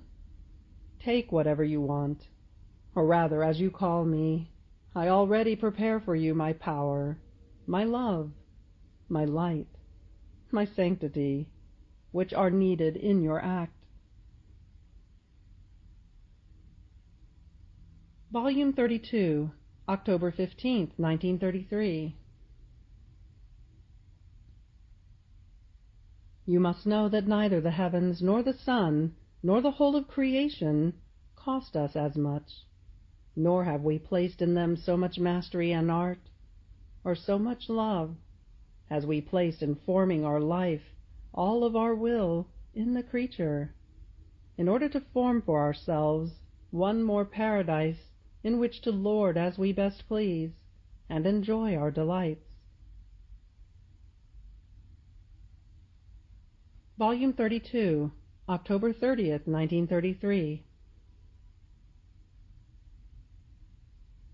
Even more you must know that everything that the creature must do in our will is first done in God, and she, in the act of doing it, receives the transmission of the divine love and acts into herself, and she continues to do what was done in our Supreme Being.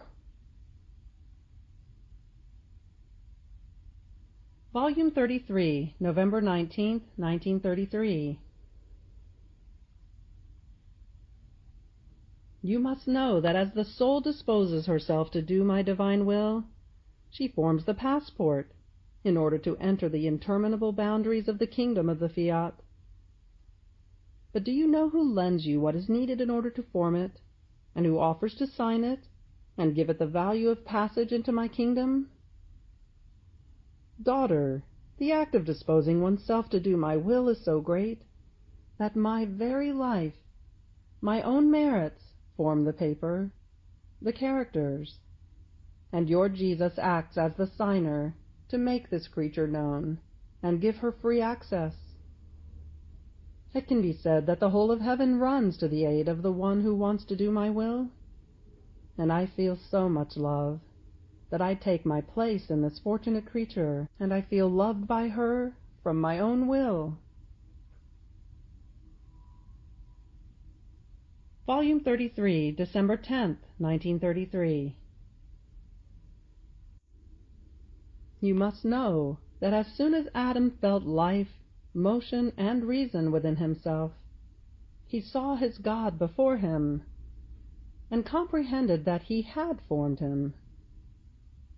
He felt within himself, in his whole being, still fresh, the impressions, the touch of his creative hands, and grateful, in a surge of love, he pronounced his first word. I love you, my God, my Father, the author of this my life.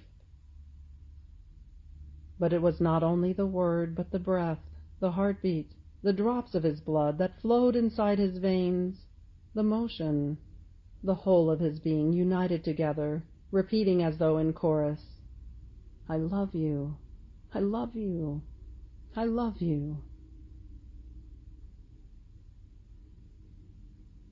Volume 33, January 2nd, 1934. Now you must know that when a soul does my divine will, I can freely do whatever I want in the soul, and operate the greatest things.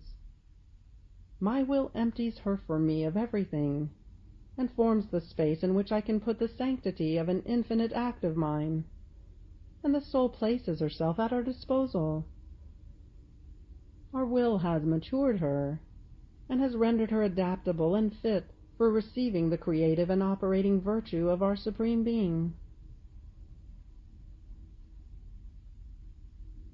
Volume 33, January 14th, 1934. You must know that as the creature invokes, calls my Fiat, imploring its life to be formed within hers, so does she unleash light, and forms an enchantment to God, which enraptures his divine pupil, which, enraptured, looks at the creature and forms in her the requital of its sweet enchantment and the void in the act of the creature, to be able to give and enclose in her act the divine will. And while it forms and carries out its life, the happy creature acquires the power to make it her own, and because it is her own, she loves it powerfully, more than her own life. Volume 33, February 4th, 1934. Now you must know that we loved the whole of mankind, but we were forced to keep hidden in our divine being all the immense ardor of our love, because we did not find in it either the beauty that would enrapture our love, or the love which, wounding us, would make our love pour out in order to inundate them, to make itself known, to love them, and make itself loved. Volume 33, February 10th, 1934. You must know that my supreme volition looks for who wants to live in him, as that my supreme volition looks upon the one who wants to live in it as a birth from itself, whom it wants to raise in its arms, with its maternal cares. And as it sees that its tiny little one wants to give something of her own with her little works, to tell her that she loves her, This divine mother clasps her daughter to her breast, and fortifies with her strength the motion, the word, the step of her daughter. This fortitude invests her completely. It transforms her, and even though she is little, she appears as little and strong, little and winner. And this mother takes delight in letting herself be won by her little daughter. You must know that the one who does the divine will enters into it as queen, and as such she comes before us with the cortege of all our works. So she makes the conception of the Virgin her own, and identifying herself with her and with us, she gives us what we gave to her and what she gave to us, and we feel we are being given the love, the glory of the immense seas with which we endowed this Virgin, and all of her acts moving again, as if she were just repeating them to us. And oh, what abysses of graces are renewed between heaven and earth! Volume 33, March 4th, 1934. Moreover, you must know that the acts done in my will form the ways that must serve the souls to let them enter into it. And they are so necessary that if heroic souls who live in it don't come out first in order to form the main avenues of its kingdom, not finding the ways, the generations shall not know what to do in order to enter into my will. Volume 33, March 11th, 1934. You must know that each creature is a new and distinct work that we have to do, and therefore new things to say. If she does not live in our will, we feel that the creature is far away from us, because her will is not inside our own. Therefore, on her part, we feel lonely, hindered in our work. And if we wanted to speak, it is as if we wanted to speak to the deaf, to the mute.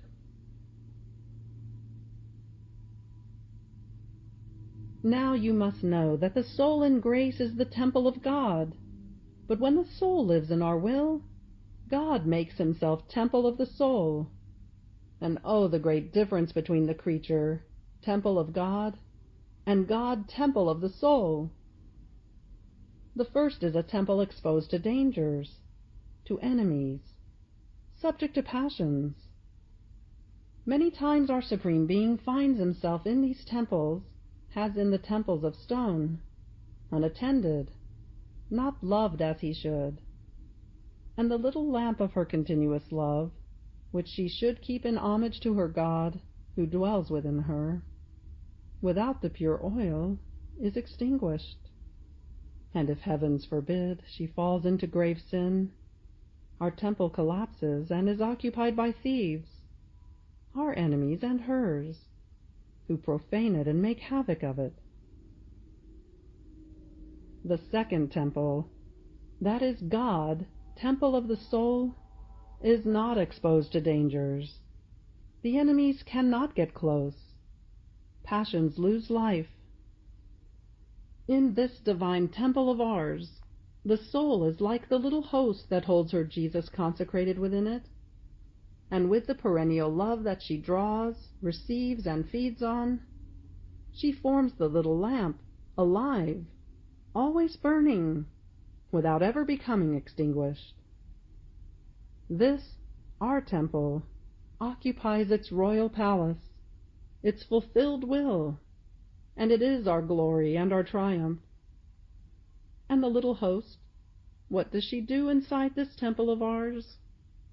She prays, she loves, she lives of divine will. She substitutes for my humanity on earth. She takes my place of pains. She calls the whole army of our works to form our cortege. Creation, redemption, she holds them as her own, and she commands over them. And now she places them around us like an army in active prayer, of adoration. now like an army in act of loving us and glorifying us. But she is always at the head of them, doing whatever she wants our works to do. And she always concludes with her refrain, so very pleasing to us: "Your will be known and loved, and may it reign and dominate in the entire world." So all the yearnings, the longings, the interests, the cares, the prayers of this little host that lives in our divine temple are for our fiat to embrace all, put all the evils of creatures aside, and with its omnipotent breath form its place in the hearts of all, so as to make itself life of each creature. Volume 33, April 28, 1934. You must know that when my divine will does an act, it calls all creatures into its act. It wants them all with itself, to give to each one the good which that act possesses. So all are enclosed within its act, and receive the good of the divine inheritance, with this difference, that the one who is there in our will voluntarily, and out of love, becomes the possessor of it, while for one who is not, that good is not lost, but waits for its heiress, who knows she may decide to live life in our will, so as to give her the possession of it. Nevertheless, out of our generosity fully divine, we give her the interest of the good assigned to her, that is, the effects, so that she may not die of hunger for the goods of her Creator. Volume 33, May 12, 1934. In fact, you must know that all things, and the very human nature, draw from the eternal motion of God, in such a way that everything revolves around Him. The whole of creation, the breath, the heartbeat, the blood circulation, are under the empire of the eternal motion. And since everyone and everything receives life from this motion, they are inseparable from God. And as they have life, so do they revolve around the Supreme Being with a unanimous race. Volume 33, May 20th, 1934. You must know that the one who lives in my fiat is never alone in her acts. She is incorporated into everything it has done, does, and shall do, both within itself and in all creatures. So in the love of my mother, I felt the love of my daughter, and in the love of the daughter, the love of my divine mother. Oh, how beautiful were your tiny little drops of love, invested by the seas of love of my mamma! Now you must know that if the Holy Church has the great honor of having souls who have the good of seeing me, of hearing me speak, as if I were again living in their midst, it is all due to my divine will. It is my will that forms my guises, and makes me as though present to creatures. My humanity is enclosed within its immensity, and by virtue of it holds the present act, as if I were in act of being born, and it gives me the guises of a baby. I grow, and it gives me the guises of a boy. The whole of my life lays in its power, and whatever the form it wants to give me, at whatever age it wants to show me, it forms my guises and maintains my whole life as present act in the midst of creatures. Volume 33, June 16, 1934. You must know that the most beautiful thing created by us was the human will. Among all created things it is the most beautiful, the one that resembles us the most, and because of this it can be called the queen among all, as in fact it is. All things are beautiful. Beautiful is the sun, which with its vivifying light gladdens and smiles at all. With its light it makes itself eye, hand, and step of all. Beautiful is the sky, which covers all with its starry mantle. But as beautiful as are all created things, none of them can boast of having done for us the littlest act of their own in order to love us. There is no outpouring of a requital. Everything is mute silence, and everything we do on our own. No echo responds to us in the face of the many seas of love which are present in all created things. Not even the littlest outpouring is given to us.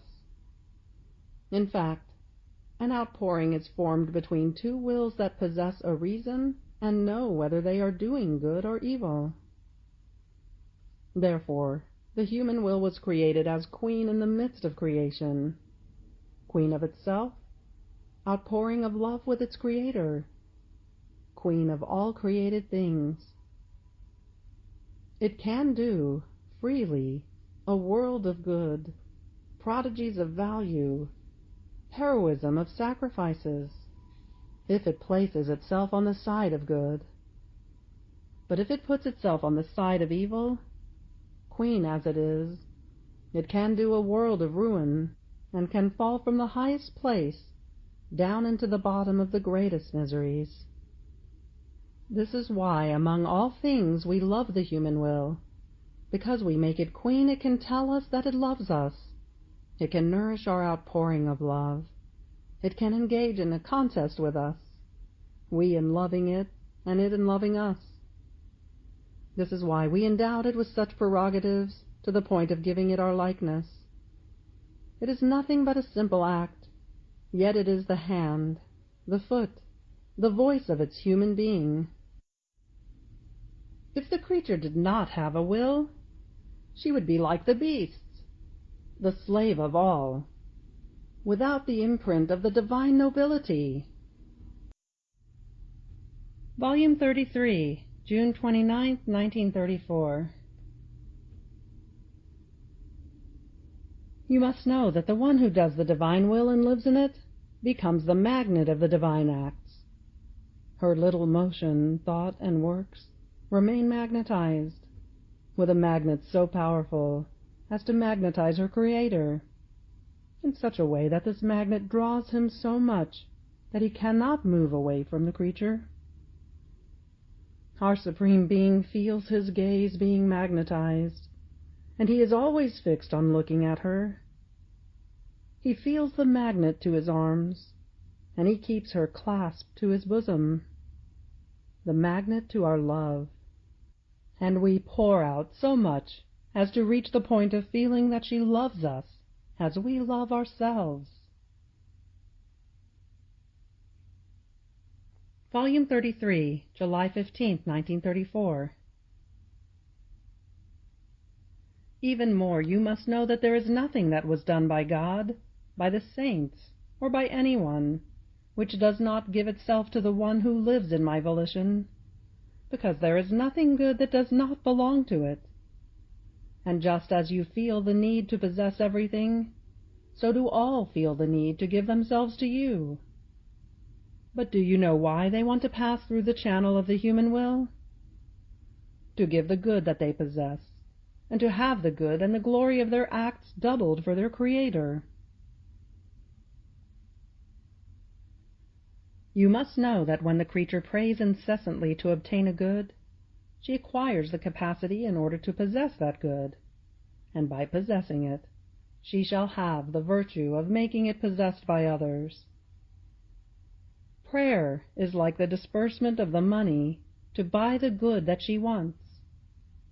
Prayer forms the esteem, the appreciation, the love that is needed to be able to possess it. You must know that my love for wanting to make my will known is so great that, unable to hold it back, it pours upon you, and I make you say, "Thy fiat come, thy will be known." So I am the one who is praying, not you. Those are my outpourings of love, my loving outbursts, that feel the need to unify me with the creature, so that I be not alone praying for so great a good. and to give more value to this prayer, I place in your power my works, the whole creation, my life, my tears, my pains, that it may not be a prayer of mere words, but prayer given value by my works, life, pains, and tears of mine. Oh, how sweet does your refrain resound to my hearing, your loving sing-song, echoed by my own, thy fiat come, thy will be known. Volume 33, September 24th, 1934. You must know that for the one who lives in my will, her inseparability from it is such and so great that there is nothing it does, either in heaven or in all creation, without letting the one who lives in it take part in it. Just as the body possesses the inseparability with its members, and whatever one member does, all other members centralize themselves in the member that operates, they are aware of everything, and all of them participate. In the same way, the one who lives in my will becomes a member of it, and as though naturally, on both sides, they feel this inseparability, and whatever one does, the other does as well. Volume 33, October 21st, 1934. You must know that one of the most beautiful characteristics that my divine will possesses by nature, as its legitimate property and virtue, is spontaneity. Everything is spontaneous in it. If it loves, if it operates, if with one single act it gives life and preserves everything, it makes no effort, nor does it let itself be begged by anyone. Its motto is, I want, hence I do.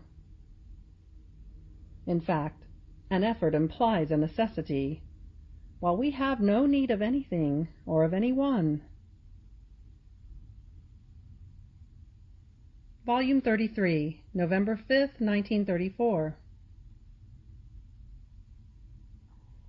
You must know that true love in the creature puts me in the condition of forgetting everything, and of disposing myself to concede that my will come to reign upon earth.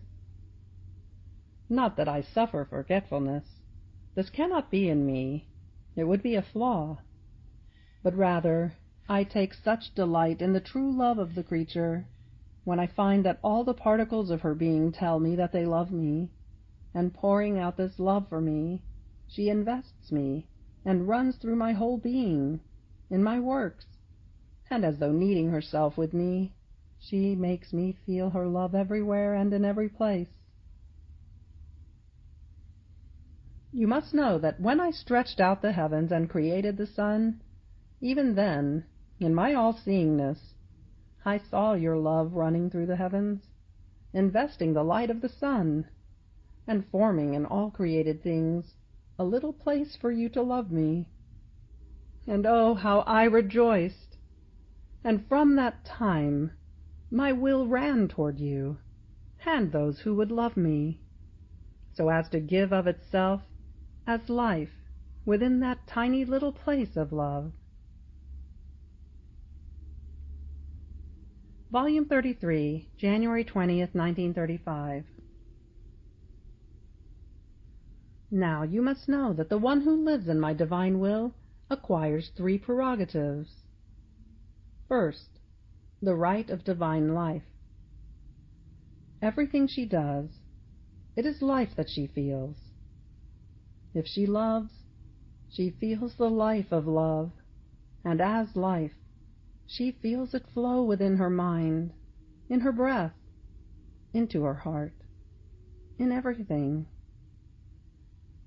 She feels the vital virtue that forms within herself, not only the act, which is subject to ceasing, but the continuation of an act that forms the life.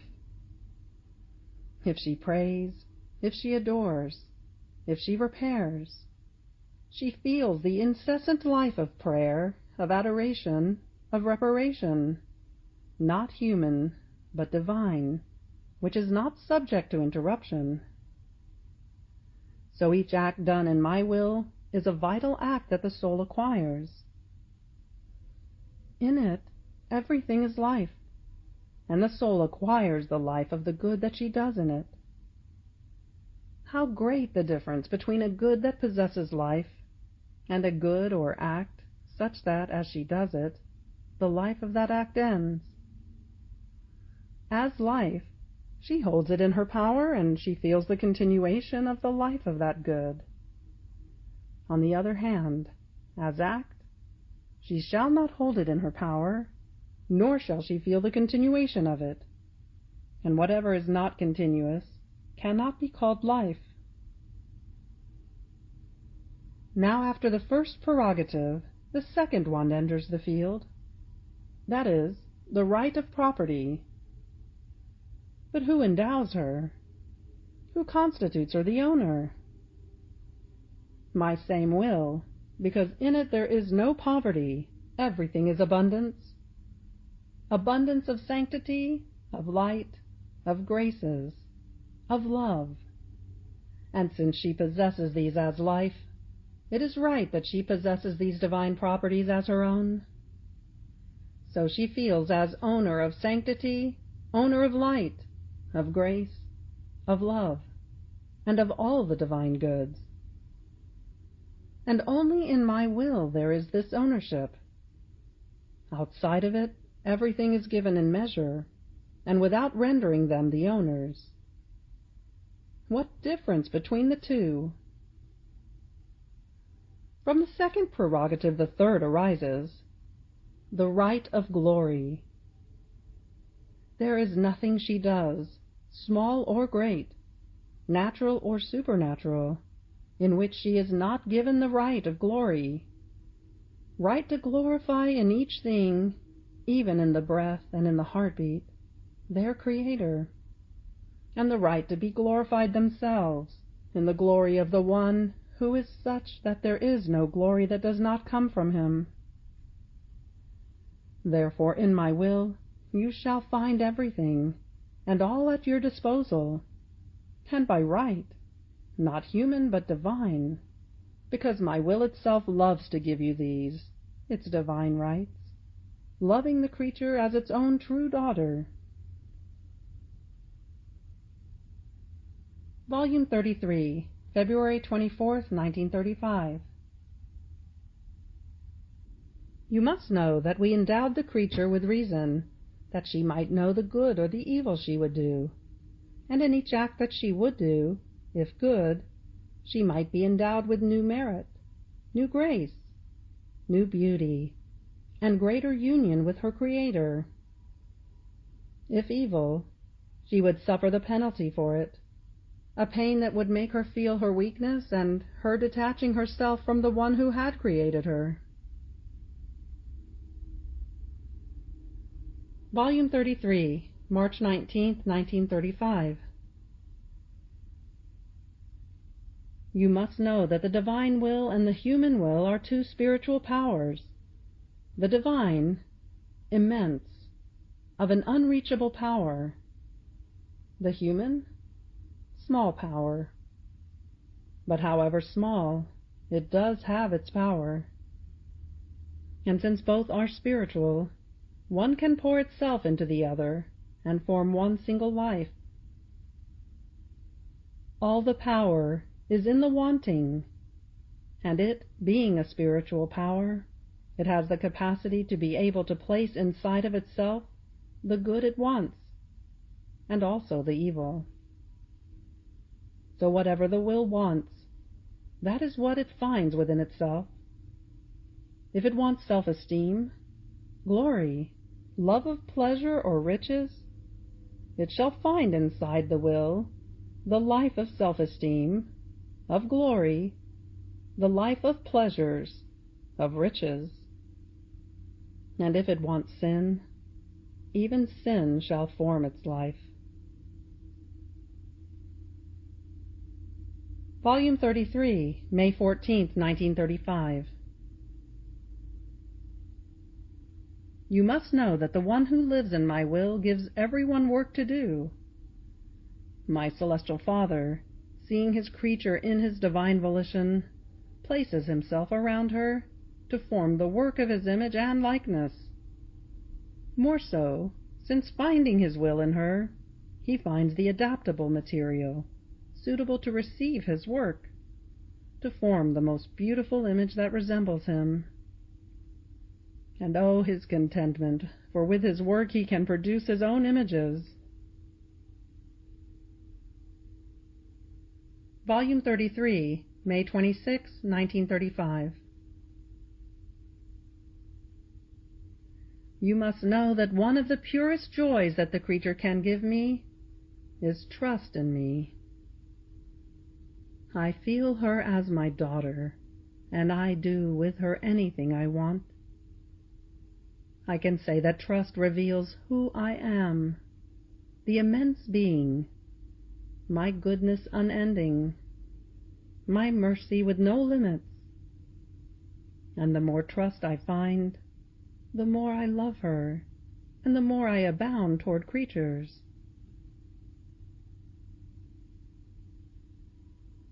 You must know that all created things and everything I did and suffered in redemption run toward the creature, to say to her, "We bring you the love of your Creator, so as to receive your own.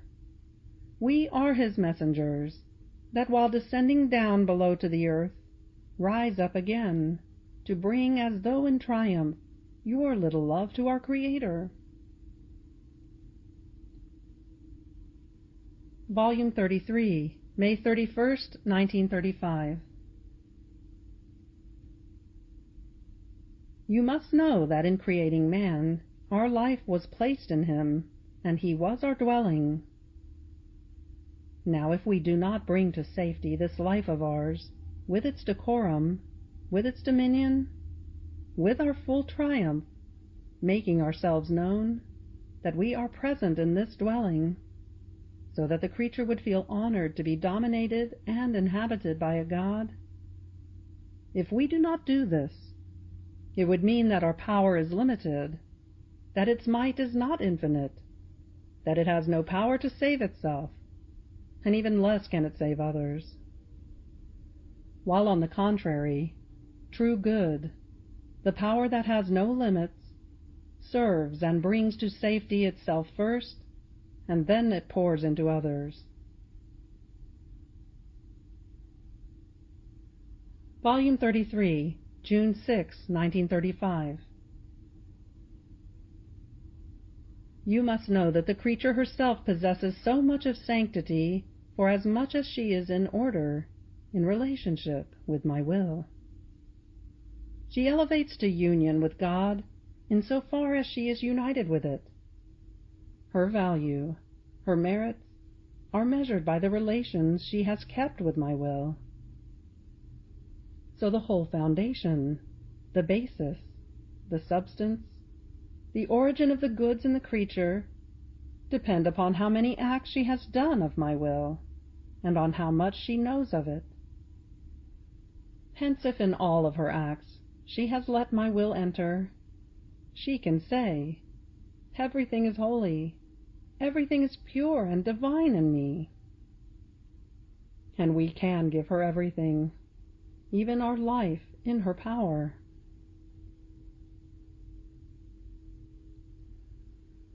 You must know that I always love my children, my beloved creatures.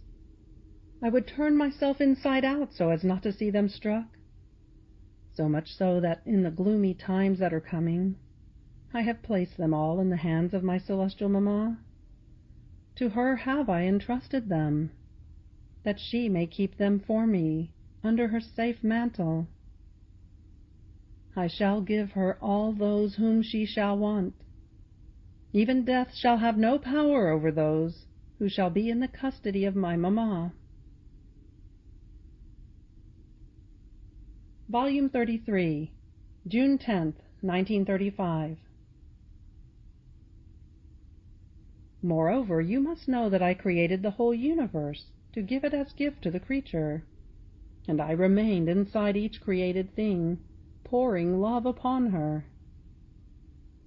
Now, with the one who recognizes this gift as a great love from her Creator, the gift is hers. The reign of our love is her own. Therefore, in giving it back to us, she loves us with her whole being, and we feel matched in love by the creature and conquered by her love. And we give it back to her again to find the continuous exchange of our love and of hers. Volume 33, July 8, 1935. Now you must know that when I instituted the sacrament of the Eucharist, her, meaning the Blessed Mother, her divine fiat was together with mine, and together we pronounced the fiat that the bread and the wine be transubstantiated into my body, blood, soul, and divinity.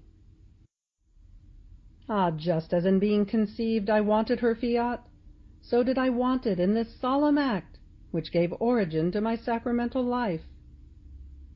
Who would have had the heart to put my mamma aside in an act in which my love showed off with such exuberant excesses as to seem incredible?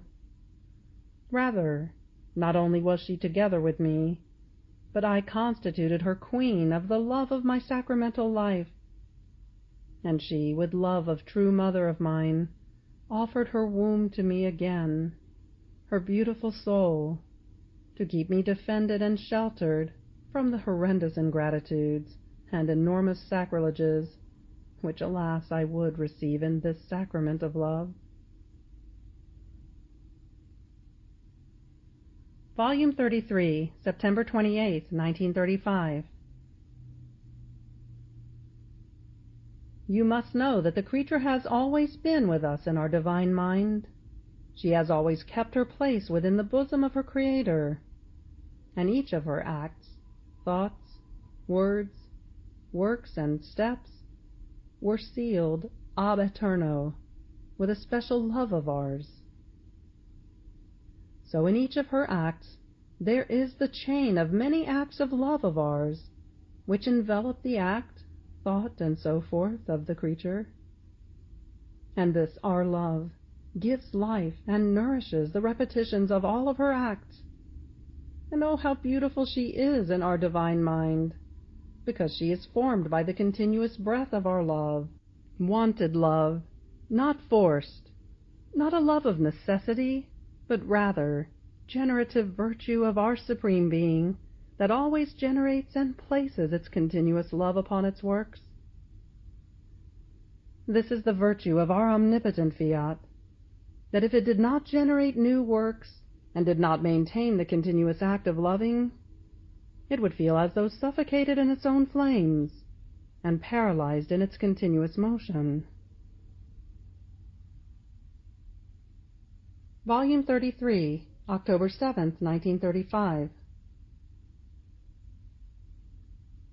Now you must know that there is nothing I did which does not have as my primary purpose that of making her live of my will.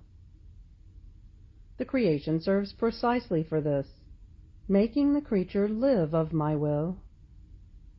And because she does not, she suffocates this life of mine in the created things.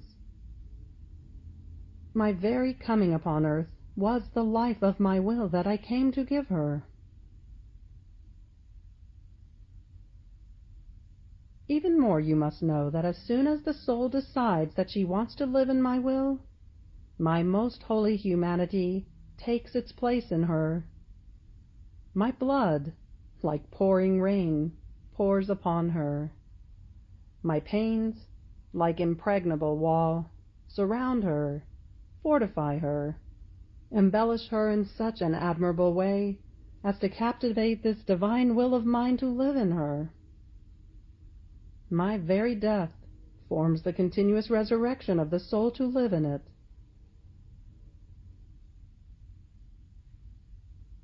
How painful it is to see such great human perfidy, one nation deceiving another, and both dragging each other's poor peoples into torment and into fire. Poor children of mine! You must know that the storm shall be so strong that it shall happen, as when a mighty wind transports rocks, soil, and trees with its force, in such a way as to leave the area totally emptied, so much so that new plants can more easily be placed there. In the same way, this storm shall serve to purify the peoples, and to make the serene day of peace and of fraternal union arise. You pray that everything may serve for my glory, for the triumph of my will, and for the good of all. Volume 33, October 27th, 1935. You must know that as soon as the creature truly decides that she wants to live in my divine will, and at any cost never to do her own, my fiat, with an unspeakable love, forms the seed of its life in the depth of the soul. This has such power, such sanctity, that it does not grow if it does not reorder the soul first, freeing her of her weaknesses, miseries, and stains, if there are any. It can be said that it forms an anticipated purgatory, purging her of anything that might prevent that a life of divine will be formed in her. In fact, my will and sins cannot exist or live together. At the most there might be some apparent weakness, which is purified at once with its light and heat. Volume 34, December 8, 1935.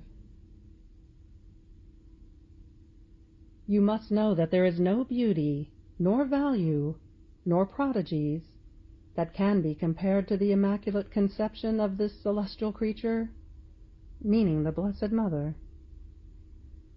My omnipotent fiat made of her a new creation. Oh, how much more beautiful and more prodigious than the first! My divine volition in itself had no beginning and no end, and the greatest prodigy was that in this creature it was as if it were reborn. And not only this, but it grew in each instant, act, and prayer that she did. And in this growth, my will multiplied its prodigies in an infinite way. Volume 34, December 15, 1935. You must know that as the creature rises with her will into our own, inside the works created by us, our Supreme Being renews upon her the creating act. And oh, the wonders we perform, of graces, of sanctity, of heavens and suns, inside her soul. Our act delights in repeating itself, and as she makes her round in the created things, our love wants to make itself known. It wants her to touch with her own hand how much it loves her, and it repeats upon her our creating act, which is never subject to ceasing, in such a way that she feels all the ardor of our love, the power of our works, and taken by awe, she loves us with our own creative strength that we infused in her. Volume 34, January 5th, 1936. You must know that as the creature wants to do my will, in order to live and emit her acts in it, she calls her Creator, who feels called by the power of his own volition in the creature, in the face of which he cannot resist, or even just slightly hesitate. On the contrary, since we never let ourselves be surpassed in love, as soon as we see that she is about to call us, we give her no time, but we ourselves call her, and she runs into our divine being as into her own center. She flings herself into our arms, and we clasp her so tightly as to transform her into ourselves. A perfect accord takes place between Creator and creature, and our emphasis of love is so great that we love her with new and doubled love. But this is not enough. We give her such communication of our Supreme Being as to make ourselves loved by her with new and doubled love. And if you knew what it means to be loved by God with new and doubled love, and to be able to love Him with new and doubled love, only in our divine will there are these wonders and prodigies. Volume 34, January 22nd, 1936. You must know that my love is so great that in order to pour it out, I want to repeat my works. But in whom can I repeat them? In whom can I find the place to enclose them, to feel myself being loved? In the one who lives in my will. As the creature makes her round in my works, in order to know them, love them, and call them into herself, they are reproduced in her, and she forms the theatre of our works. How many moving scenes! Now are the heavens stretched out. Now the sun rises with all its majesty. Now the sea murmurs, and as it forms its waves, she would want to inundate her Creator with her love. And now she forms the most beautiful flowery field, and in each flower she makes them say to us her refrain, I love you, I glorify you, I adore you, and may your fiat come to reign upon the earth. There is not one being which she does not call into herself, to make them say to us her sing-song, I love you, I love you. My daughter, our love is not content if it does not give itself completely, and does not repeat our works in the one who lives in our will. Volume 34, March 1st, 1936. You must know that before incarnating myself, my celestial Father looked into himself, and in the ardor of his love, unable to contain it, he poured out of himself torrents and seas of love. In this ardor of love he looked at his Son, and I was there in the same flames of love, and he commanded me to incarnate myself. I wanted it so, and in a surge of love, without leaving my Father nor the Holy Spirit, the great portent of the incarnation took place. I remained with my Father, and at the same time I descended into the womb of my mother.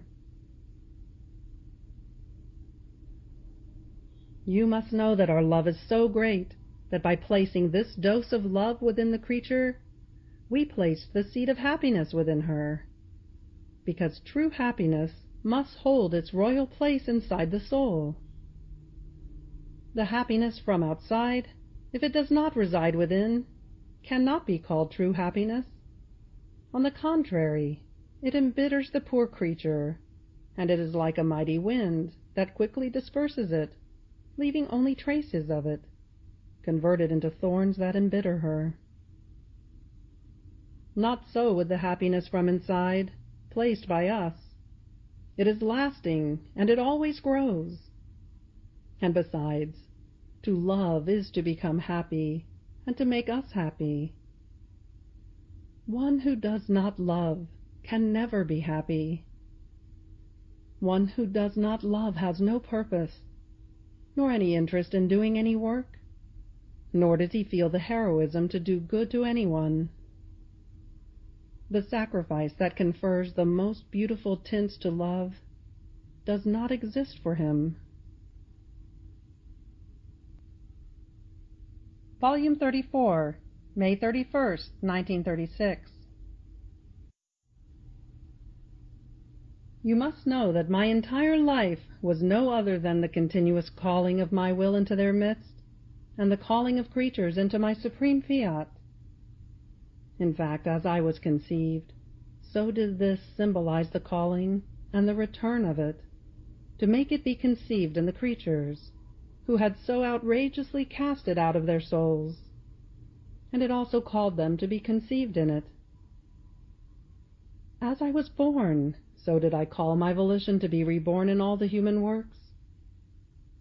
In all my baby tears, wailing, prayers, and sighs, I called with my tears and sighs my will into the tears, pains, and sighs of the creatures, so that they might do nothing in which they would not feel the strength, the empire of my will reigning in them, which, moved to pity by my tears and by theirs, would give them the grace of the return of its kingdom.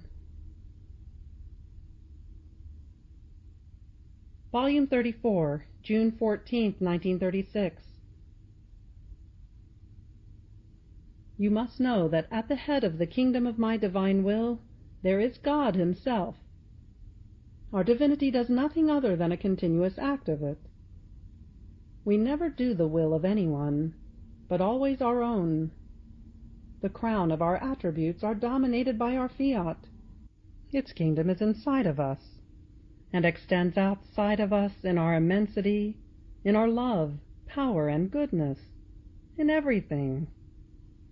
Hence for us, everything is our will. Now you must know that as the creature decides to live of divine will, she secures her salvation and her sanctity. We dwell in her as in our home, and her will serves us as material, by which in each of her acts we pronounce the fiat, in order to form our works worthy of the one who inhabits her. We act like a king, who makes use of stones, tuff, bricks, and lime, in order to form for himself a sumptuous royal palace, such as to leave the whole world astounded. If he did not have the stones, the necessary material to build his palace, poor king, in spite of all the good will he might have and money to spend for the edifice, yet lacking the raw material, he would remain without his royal palace. So are we. If we don't have the will of the soul, with all our power and will that we have, lacking the material, we cannot form in the soul the beautiful royal residence worthy of our dwelling.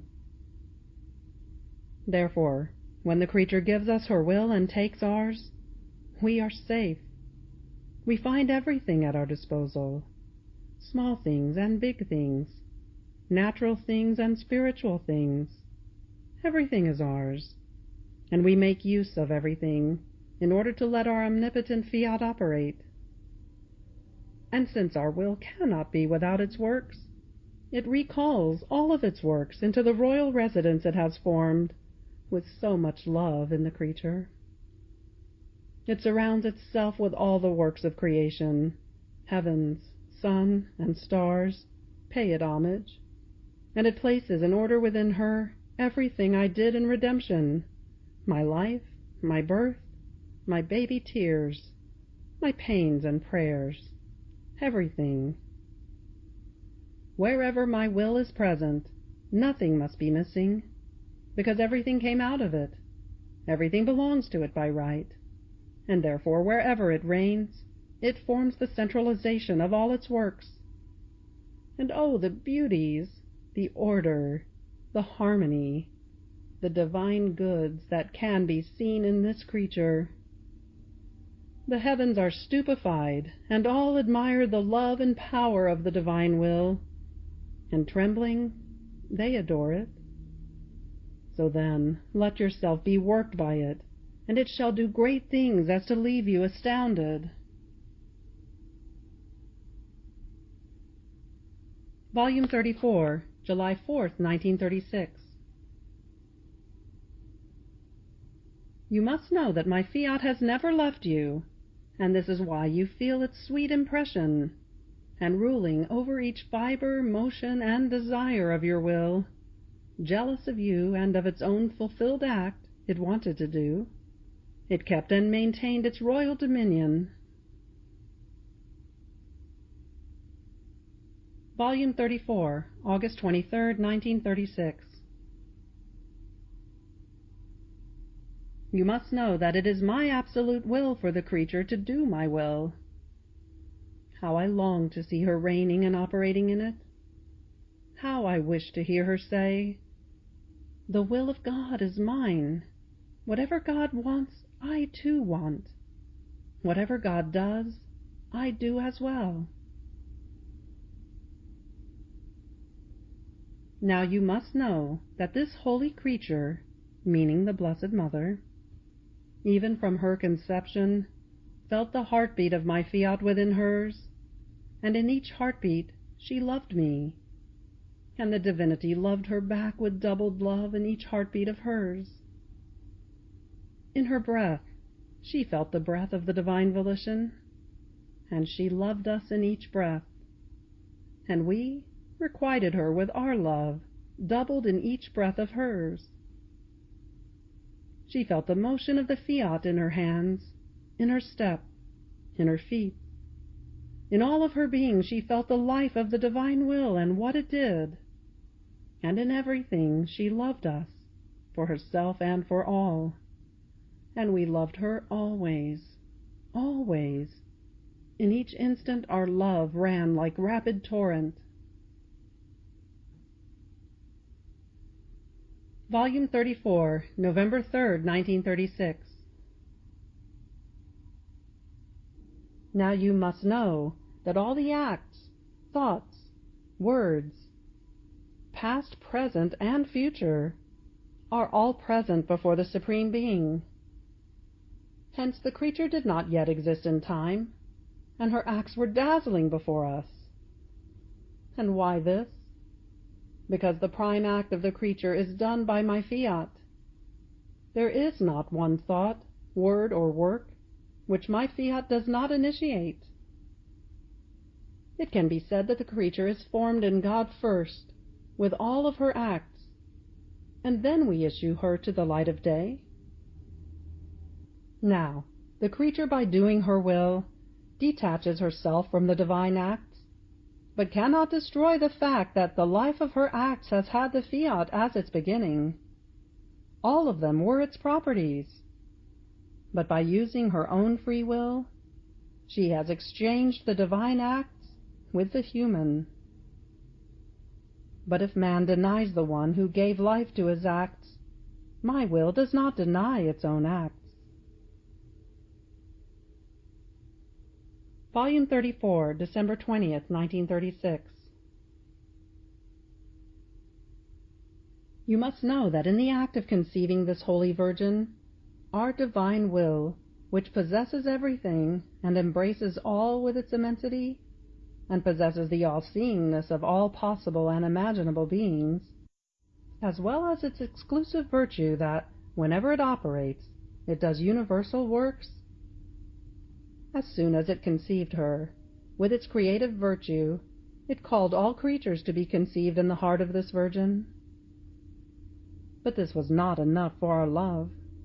Giving unto the most incredible excesses, it made this Virgin to be conceived in each creature, so that each one might have a mother all for himself, and they might feel her maternity, her love, in the depth of their souls, such that while she keeps them conceived within herself, as more than her own children, by locating herself, she is conceived in each creature, to place herself at their disposal, to raise them, guide them, free them from dangers, and with her maternal power, feed them the milk of her love and the food with which she herself is nourished, that is, the divine fiat. You must know that from the very instant of the life of this celestial creature, our love was so great that we endowed her with all our divine qualities. Hence, she had our power, wisdom, love, goodness, light, beauty, as her endowment, and all the rest of our divine qualities. Indeed, to all creatures, in issuing them to the light of day, we give our endowment. None of them is born if she is not endowed by her Creator. But because they move away from our will, It can be said that they do not even know it. Now you must know that our love is not yet content. It never says enough. The more it gives, the more it wants to give. And when we give, it is our feast. We set the table before the one who loves us, and press her to stay with us, to live life together. Volume 34, December 24, 1936.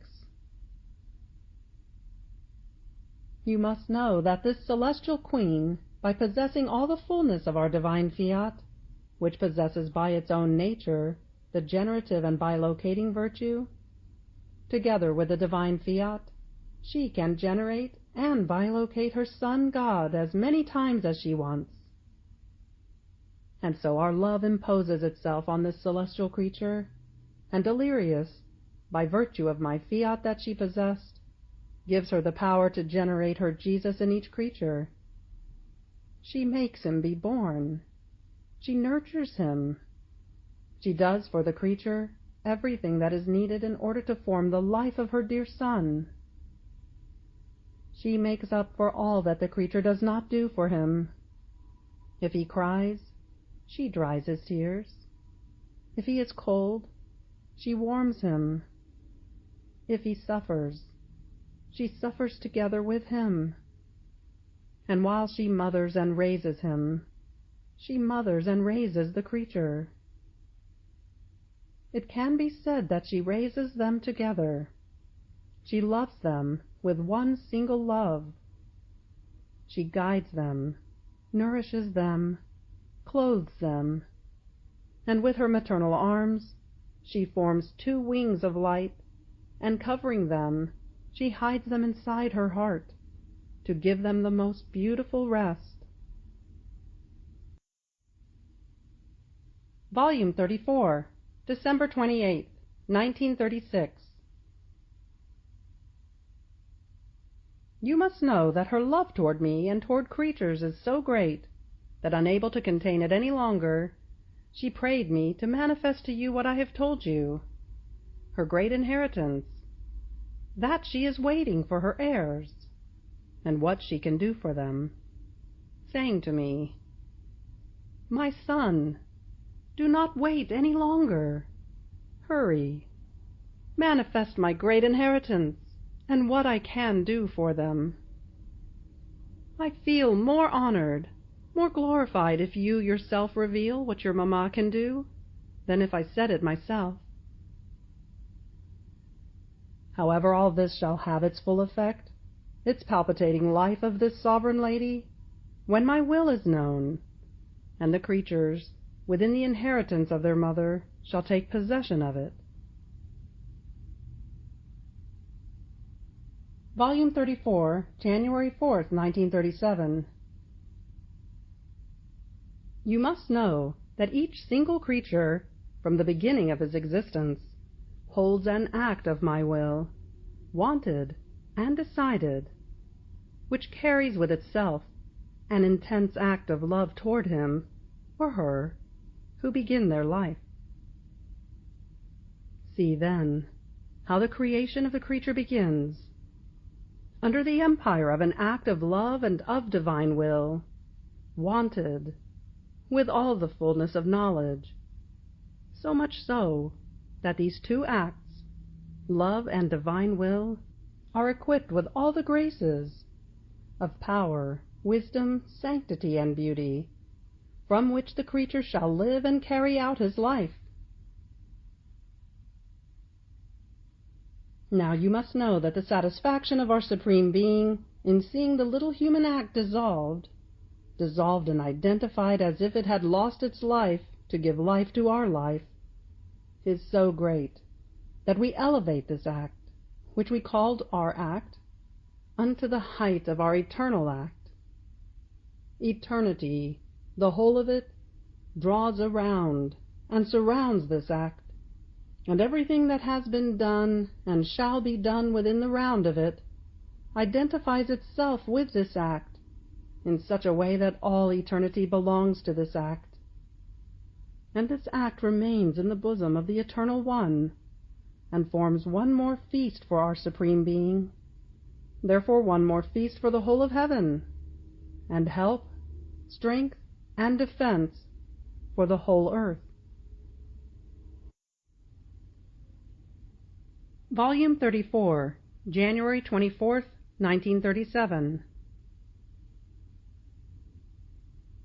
You must know that I came upon earth, and in the ardor of my love I offered my life, my pains, and my very death, in order to purchase back my divine will for the good of creatures, who with so much ingratitude had rejected it and therefore lost it. So my life served as the disbursement of the price that was needed in order to buy it back and give it in possession to my children. Hence a God was needed to be able to pay a sufficient price in order to purchase a divine will. See, then, how certain it is that the kingdom of my will shall come, because the purchase was made by me. Volume 34, February 10th, 1937. You must know that the desire that ignites me is so great that I feel as if I had no glory, while I have so much of it that heaven and earth are filled with it, if I do not see the kingdom of the divine will formed in the midst of my children, because each of these children that shall live in it shall give me so much glory as to redouble the glory I possess. You must know that my love and my ardent longing for this kingdom to exist on earth is so great that I descend from heaven. I make my round from soul to soul to see who is more disposed to live of divine will. I spy on them, and when I see them disposed, I enter into their hearts and form my life in them as preparation, honor, and decorum of that fiat which shall take possession of them and shall form its life in them. Volume 34, March 6, 1937. You must know that our power is so great that we take delight in forming our life within the littleness of the creature, as long as it is not cluttered with other things that do not belong to us. Even more, many times we do the greatest things over sheer nothingness, and since it is our will for the creature to form and possess this life of our will in her soul, everything we have created and that exists in heaven and on earth, they all have the mandate from us to help and serve the creature as means in order to form and grow this life in her. Volume 34, March 18, 1937. You must know that anything that is holy and good belongs to my fiat, which wants to give everything to the one who lives together with it. An exchange takes place on both sides. The creature does not want to hold anything for herself. She wants to give it everything. And my will wants to give everything to her, even itself. You must know that the love of my fiat toward the one who lives in it is so great that if the creature, not out of her own will, but out of weakness and impotence, does not follow all the acts of my will, or due to necessity of sufferings, or else her life does not flow in it, its love is so great that it does what the creature should do. It makes up for her in everything. It calls her back to the attitude, the order, the love of my will, so that the soul may be stirred and resume her life together with it. And it does this so that the human life may not be divided or separated from its own.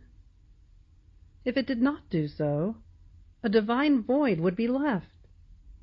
But its love does not tolerate this, and acts as the supplier of what the creature lacks, because it wants its divine life never to be missing in her, but to be continuous. Volume 34, March 22nd, 1937. You must know that our love is so great that if unhappiness and restlessness could enter our divine being, which cannot be, the divine being would become the most unhappy and restless being. Since we love with infinite and incessant love, such that we can drown everything and every one with our love, we then feel the need to be loved in return.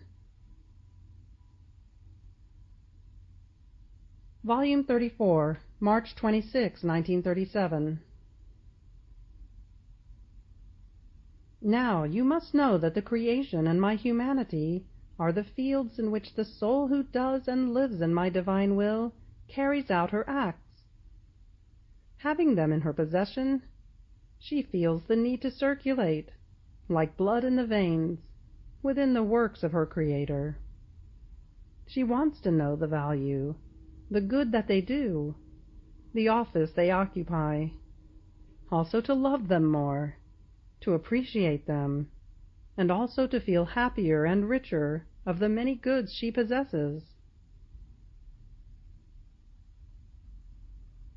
Volume 34, April 4th, 1937.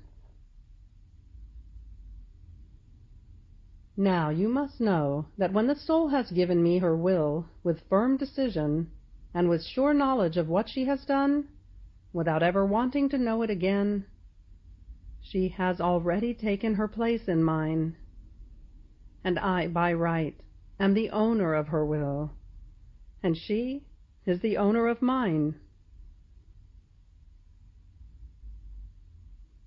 You must know that this is the strongest bond between Creator and creature, her surrendering her will.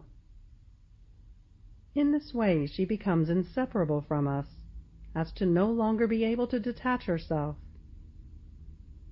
We feel her life as our own, because one is the will that animates us.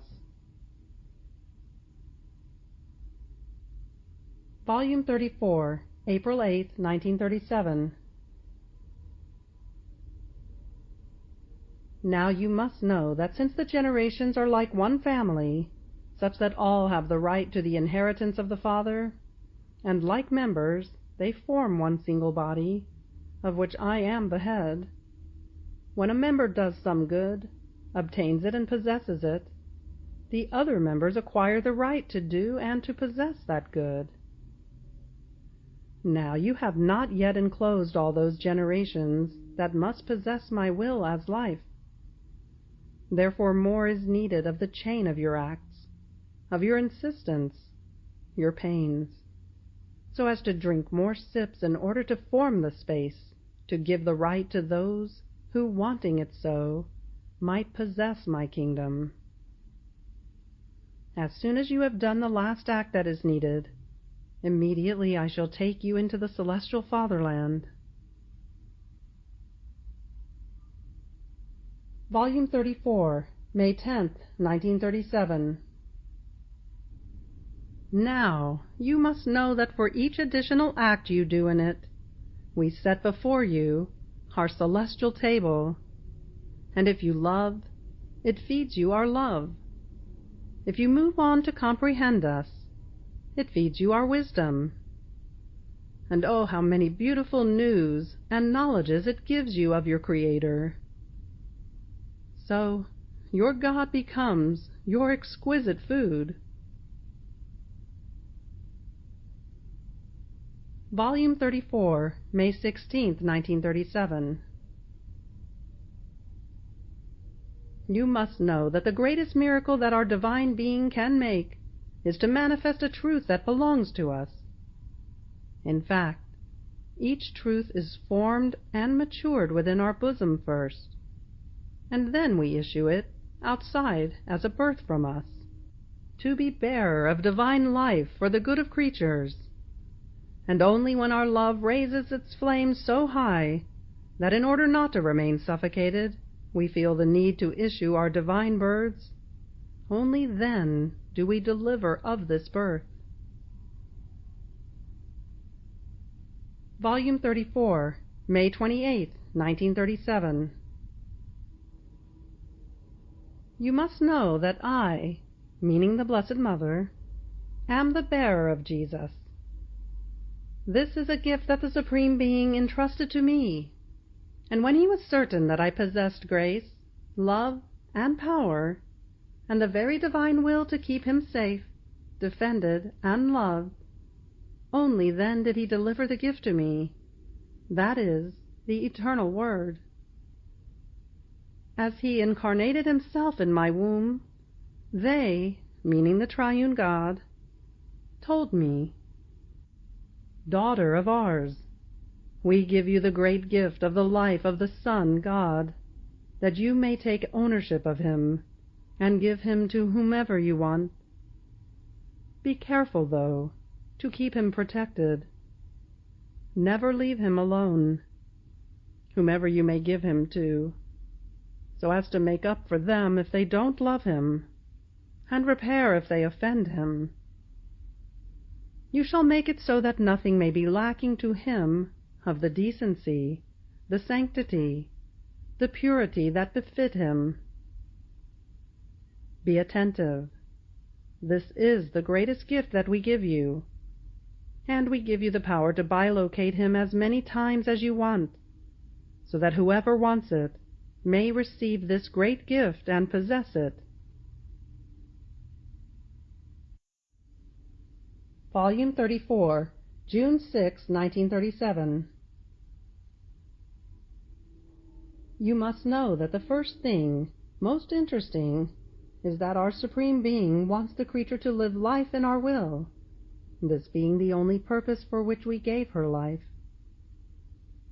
Now when we want something, we give her all the means, the aids, the necessary things that are needed, so that she may give us what we want from her. And if a continuous miracle on our part is needed, we make it, as long as we obtain our intent.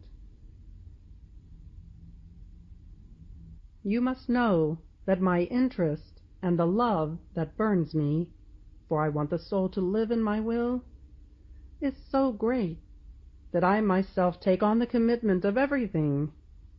I make up for her in everything. However, I do this when there has been a firm and constant decision of wanting to live in it, and on her part she is not at fault and does as much as she can.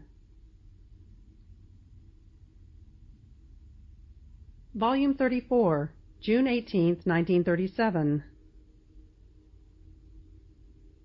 You must know that our creation did not end with man, because it was interrupted by his withdrawing from our will. Since it was not reigning in him, we could not trust him, and therefore the continuation of our creative work remained as though suspended. This is why we anxiously await his return into the arms of our Fiat, that he may let it reign. Then shall we resume the continuation of creation, and oh, how many beautiful things we shall do! You must know that each time the creature gives herself to us, prey to our volition, we give ourselves to her, as though abandoning ourselves in the bosom of the creature. And if you knew what this abandoning of ourselves means, the grace, the good that we leave to her, the renewing of our life that we repeat for her, your heart would explode with joy, with happiness, and with love. Volume 34, June 28, 1937. Now you must know that as the soul decides, repeatedly and firmly, to no longer live of her will, but of ours, her name is written in heaven with indelible characters of light, and she is enlisted in the celestial militia as heiress and daughter of the kingdom of the divine will. But this is not enough for our love. We confirm her in good, in a way that she shall feel such horror toward the slightest sin that she shall no longer be capable of falling into it. Not only this, but she shall remain confirmed in the goods, in the love, in the sanctity, and so forth, of her Creator. She shall be invested with the prerogative of the blessed. No longer shall she be looked upon as an exiled one, and if she is on earth, she is there as an officiant of the celestial militia, not as an exile. She shall have all goods at her disposal. She shall be able to say, "Because His will is fully mine, what belongs to God is mine." Even more, she shall feel as the possessor of her Creator, and since she no longer operates with her will, but with mine, all the barriers that prevented her from feeling her Creator have broken. Distances have disappeared. Dissimilarities between she and God no longer exist. She shall feel so loved by He who created her as to feel her heart explode with love. To love the one who loves her, and to feel loved by God, is the greatest joy, honor, and glory for the creature.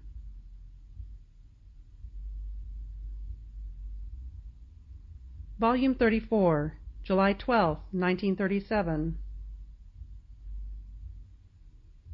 You must know that self-reflections, impressions, oppressions, melancholies, doubts, little fears, impede the divine reflections, the holy impressions, the rapid flight toward heaven, the joys of true good, the celestial peace.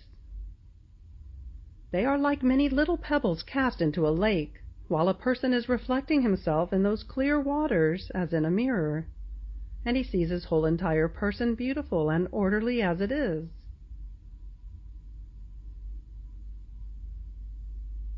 Indeed, you must know that everything she has done in life, prayers, virtues, pains suffered, good works, serve to form our little divine life in her soul. Not a blessed enters into heaven if he does not possess this divine life, according to the good he has done. In so far as they have loved me and fulfilled my will, so shall they possess it, some smaller, some greater, because true happiness, true joys, must be possessed from within.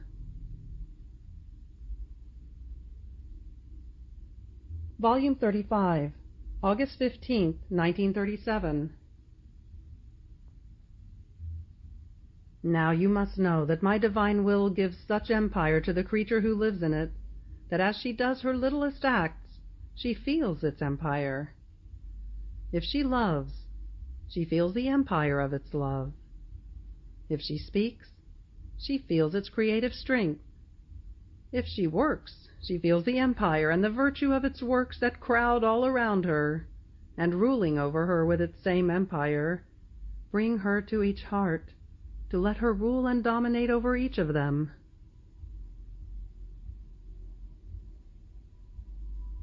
Furthermore, you must know that the living in our will is unity, so much so that if the creature loves, God is always at the head of her love. Hence His love and hers are one. If she thinks, God is at the head of her thought. If she speaks, God is the origin of her word. If she works, God is the prime actor operating in her works. If she walks, God places Himself at the head of her steps. Therefore, to live in my will is nothing other than the life of the creature in God, and the life of God within her. Volume 35, August 29, 1937. Now you must know that when the soul does an act in our divine will, God makes Himself her model, and the act becomes the material necessary to receive the divine model. So our more than paternal goodness is all attentive to see everything that the soul living in our will does.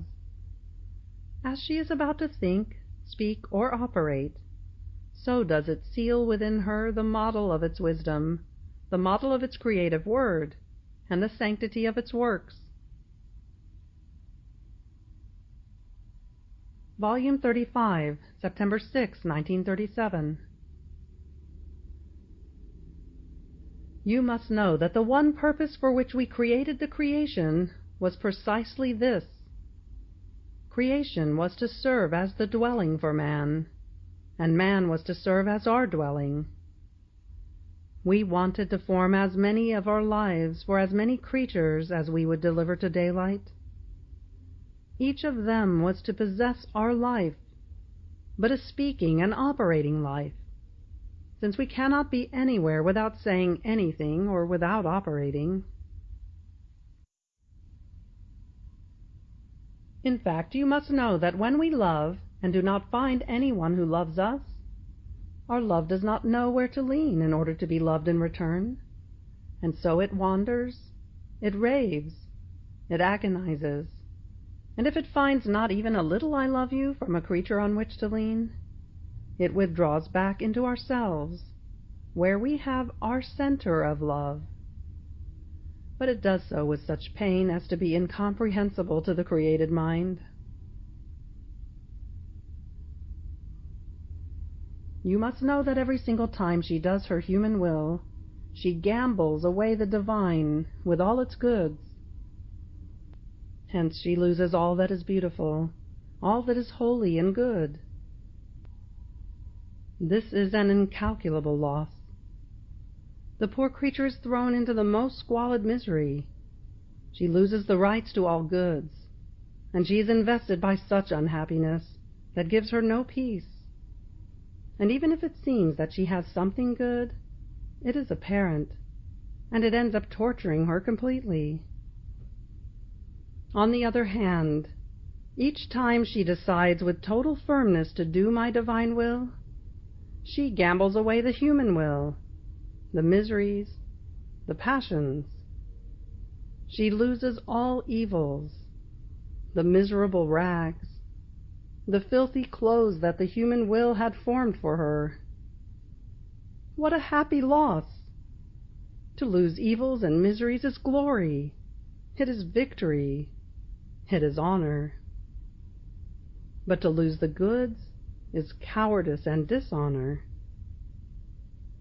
See, then, if the creature wants it, she can recover from the great loss of my will that she suffered by doing her own, more so since she shall have the help of our power, of our love, and of our will itself.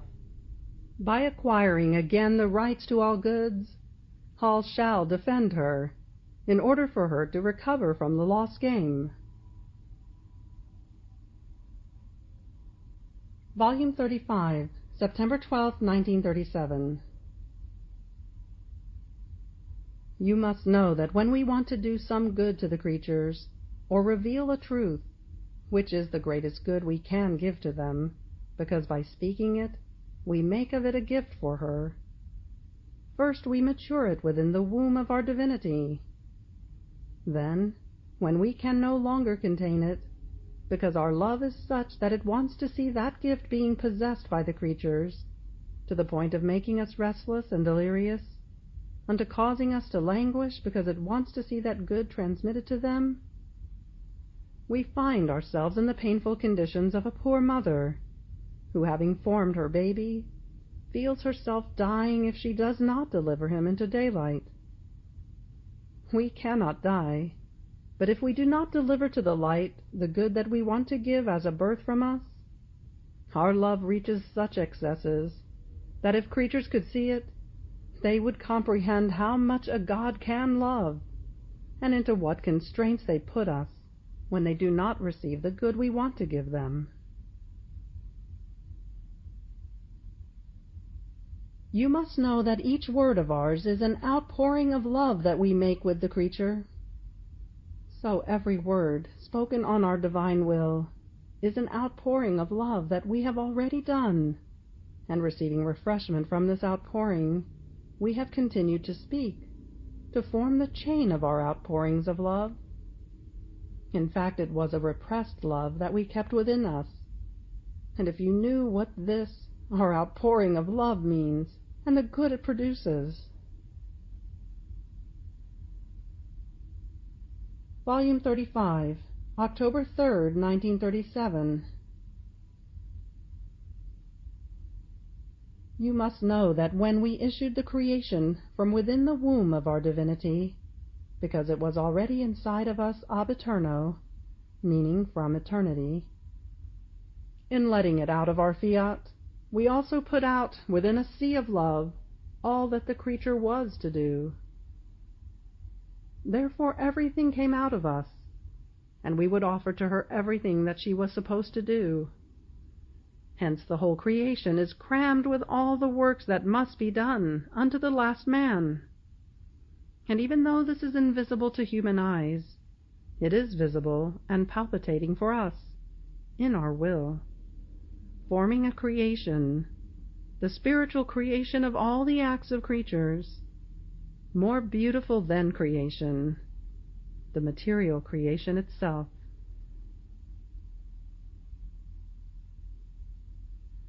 You must know that our Supreme Being possesses by nature an act ever new.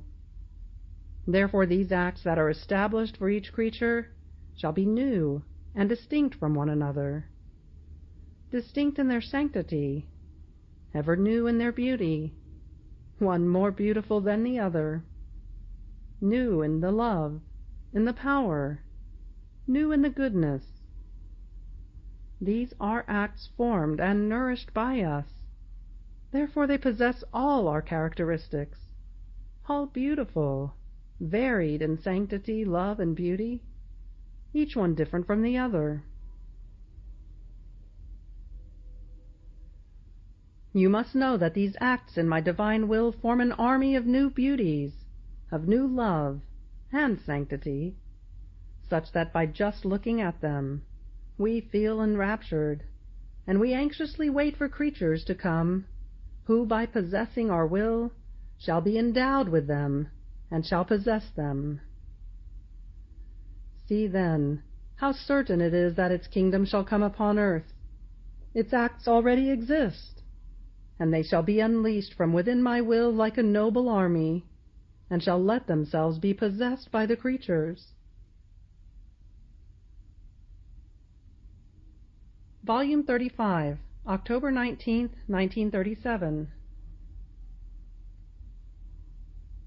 You must know that wherever my will reigns with its creative power, its motion is word. Hence it speaks in the works, in the steps. It speaks in the mind, in the breathing. Wanting to establish its kingdom, my will speaks in order to create its divine life in each active creature. Therefore it takes highest attention in order to hear where it wants to begin its teachings. Volume 35, October 31st, 1937. You must know that one act of my will in the creature contains such power, grace, love, and sanctity, that if my will did not operate a prodigy, the creature would not be able to contain it, because it is an infinite act, and what is limited cannot embrace it all. Listen to where my love reaches. As the creature disposes herself, calling my will in her act, my divine will operates. In operating it calls its infinity, its eternal life, its power, which imposes itself over all, its immensity which calls and embraces everyone and everything. Nobody can be put aside in its operation.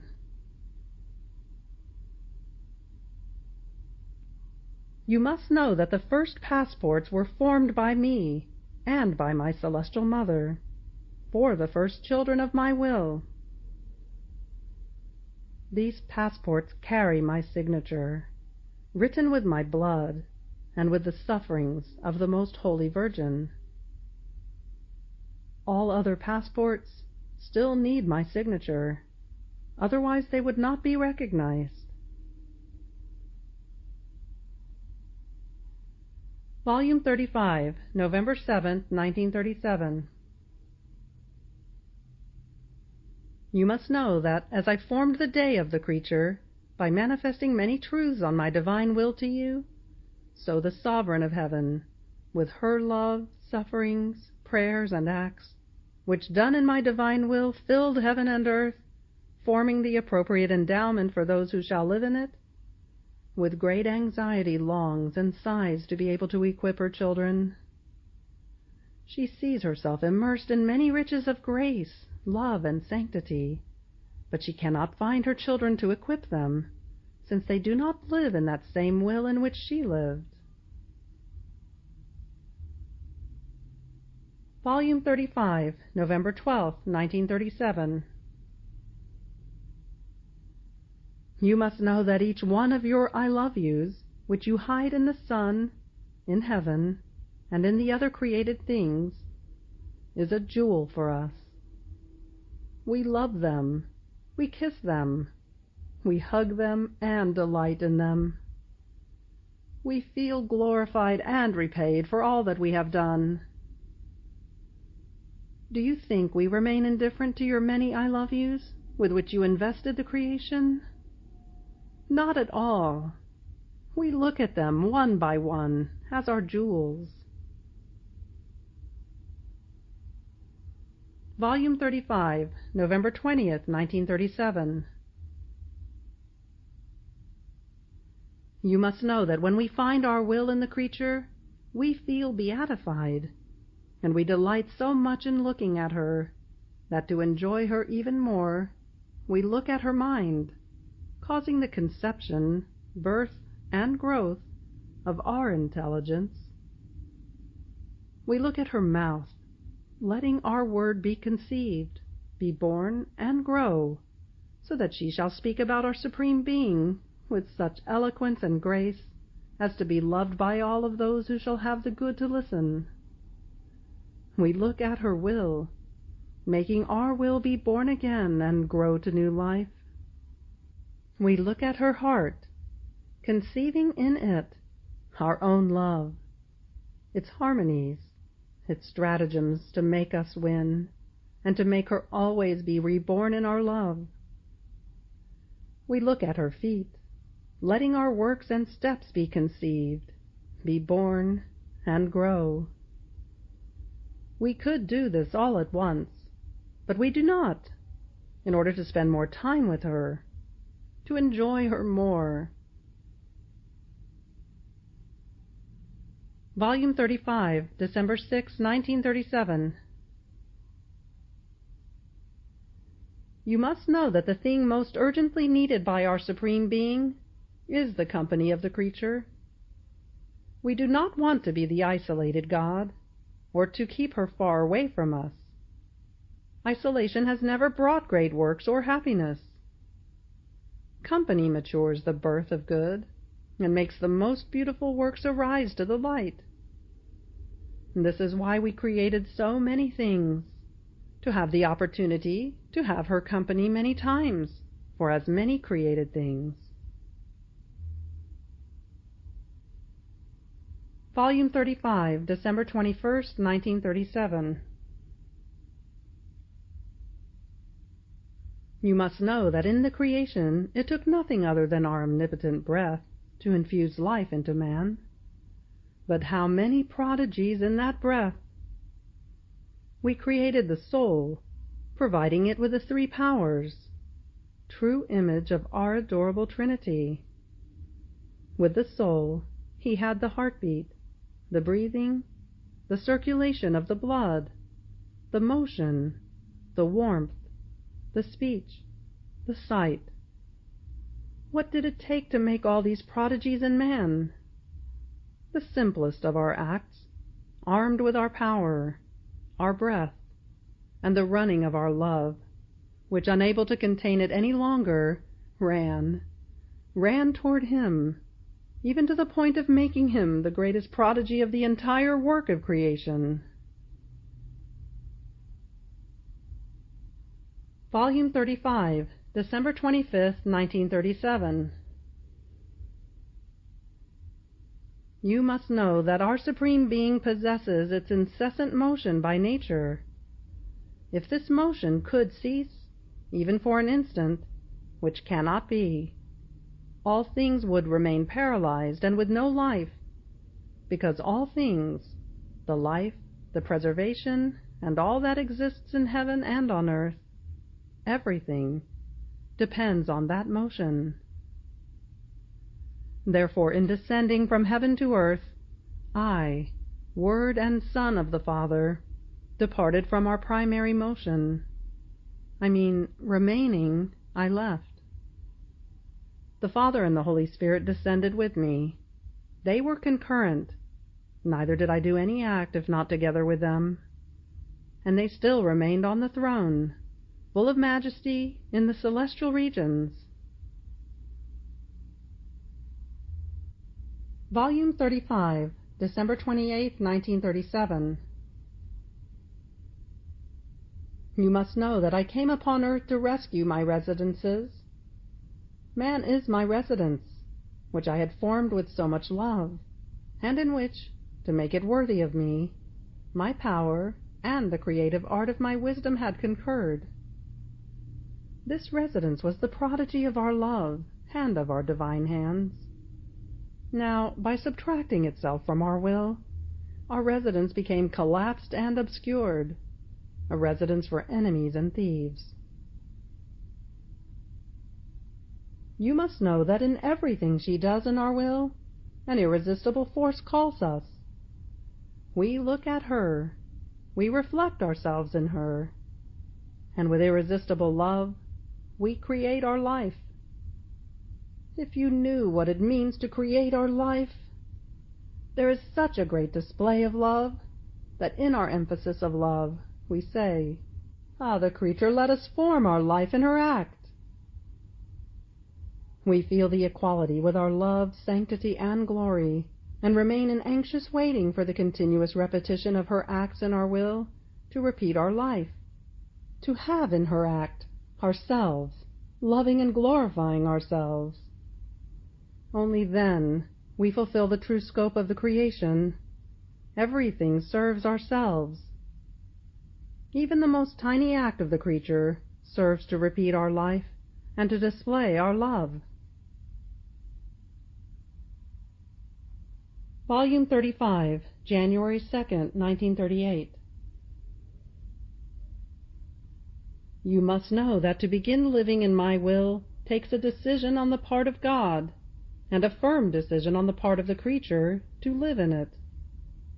Now, this decision is animated by a new life, a new divine strength, so as to render the creature unconquerable by any evils or circumstances of life.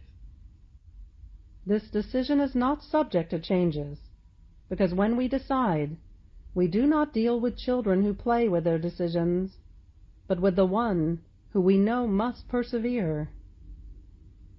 You must know that before she enters to live in our will, we purify everything. We cover and hide everything inside our love, so that we won't see anything but love in this creature. Once our love has hidden everything, even the miseries, she takes her place inside our will.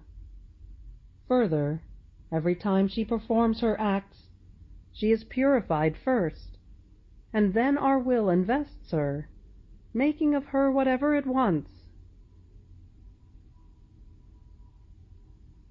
Volume 35, January 10th, 1938.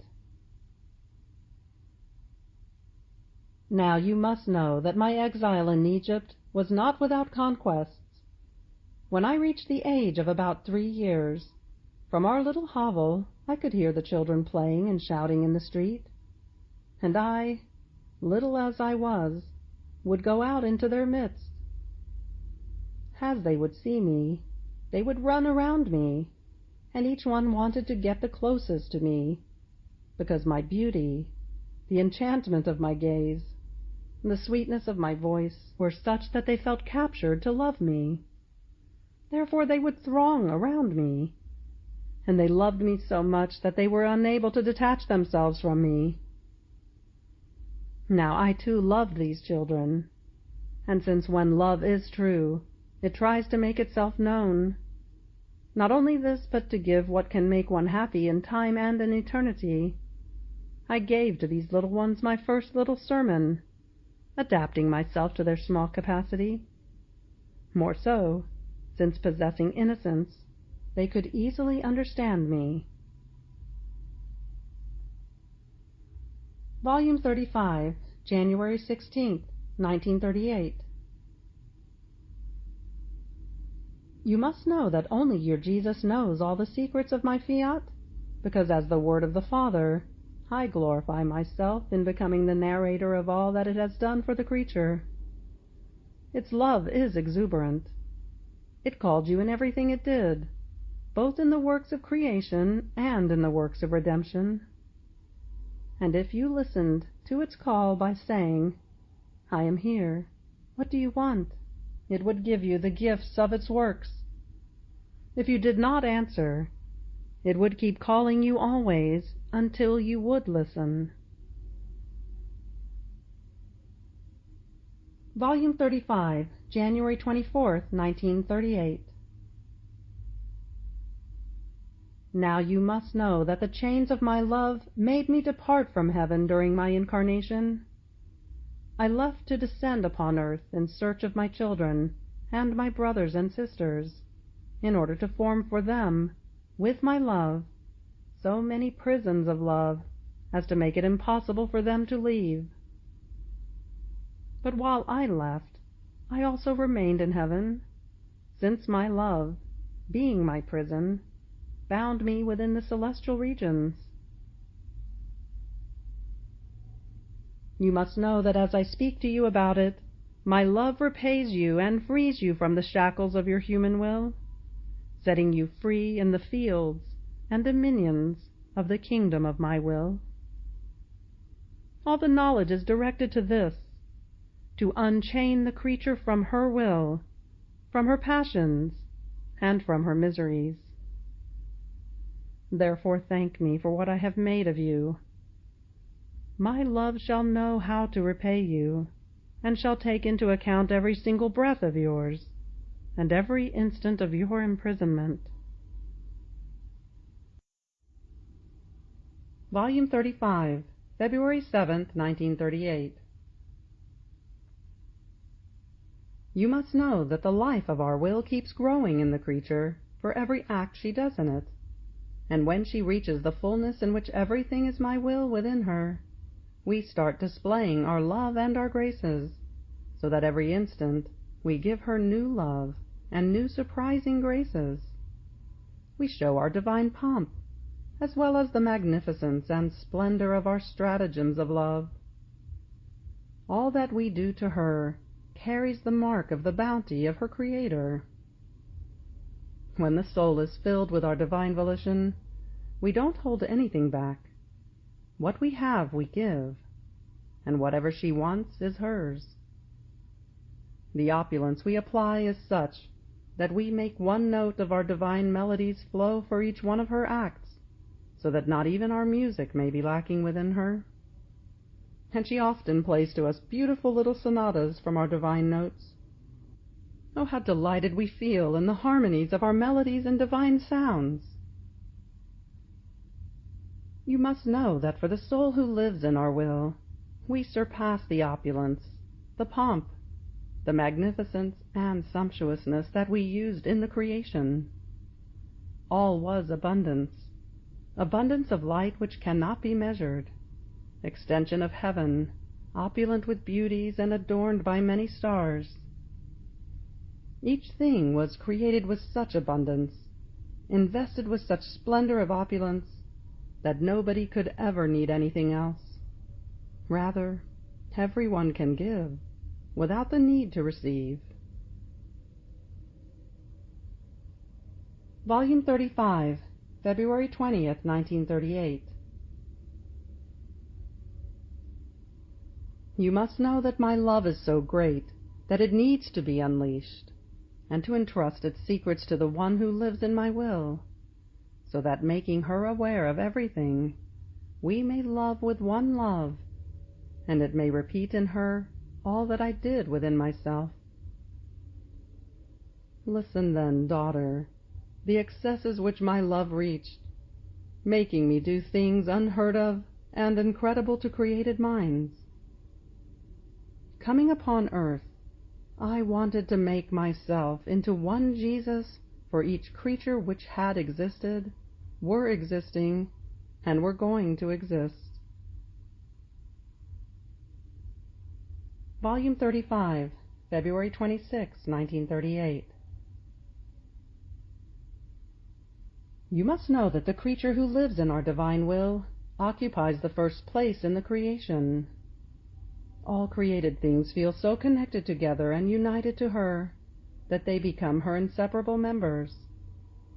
Therefore the sun is her member, the expanse of heaven, the wind and the air which all breathe are her members. All created things feel happy, honored, to be the members of this fortunate creature, and some become her heart, some her hand, some her feet, some her eyes, some her breath. In some there is no created thing which does not have its distinct place, and does not exercise the office of being her member. You must know that all which we did had to serve the creature who was to possess my divine will as life. It was necessary to our decorum, wisdom, power, and to our majesty. Now, when the creature subtracted herself from our will, justice demanded that we withdraw from her all that had to serve as befitting to our supreme majesty, and the creature remained like the head without its members. Poor head with no members! What good could it ever do? It is true that the head has the supremacy over the members, but without members the head can do nothing. It has no life and no works. Volume 35, March 6, 1938. You must know that all the beautiful and good things which the creature has done are deposited inside ourselves, attesting to her love and the glory she gives us, and forming her crown for her first entrance into our celestial fatherland. Therefore the most beautiful act of the creature is to throw herself into our arms, abandon herself, letting us make whatever we want to make of her, in time as well as in eternity. Only then do we get all the savor of making her one of the most beautiful statues to adorn our celestial Jerusalem. You must know that as a creature does her acts in my will, all created things remain animated by her will and word. All things possess a voice. Some say love, some glory, some adoration, some others thank you, and others still blessing to our Creator. What harmony they form in the atmosphere! What a sweet enchantment, to such extent that we feel enraptured. But whose voices are these? The voices of those who live in our will.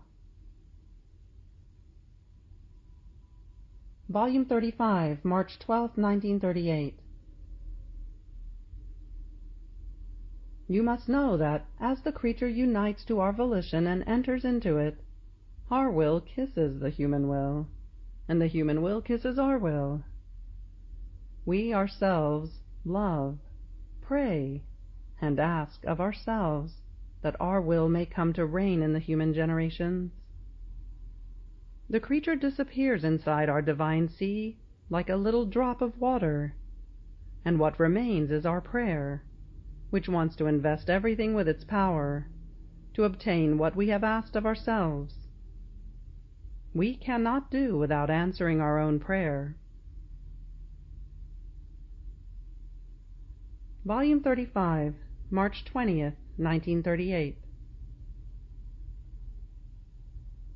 You must know that the creature who lives in our will lives and breathes within our breathing, and as she breathes, we feel loved, and we love her. Her motion moves within ours, living our same life, working with us and speaking with our same word. We feel her circulating within our divine being, like the blood that circulates in the veins of the creatures, always repeating, "I love you, I love you." Not yet satisfied, she takes off in flight, wanders through all created things, gathers our love which is spread through the entire creation, and comes to take refuge inside our Supreme Being. She surprises us by bringing us all the love that all created things should give us, if they had a mind. You must know that living in our will contains such prodigies and unheard-of marvels that the very heavens shake and lower themselves in feeling them.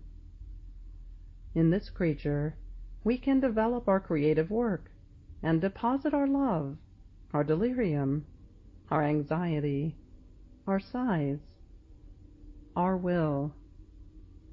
She shall make others understand our supreme majesty and love us with our love. Volume 35, March 22nd, 1938. You must know that my will is like a true mother for the creature. It creates her with its hands. It conceives her inside its maternal womb, and never leaves her alone, not even one instant, in this maternal womb, as if inside a sacrarium. It forms her, giving her the use of her members. It rears her with its breath. It gives her warmth.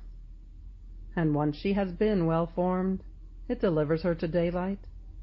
But it never leaves her alone.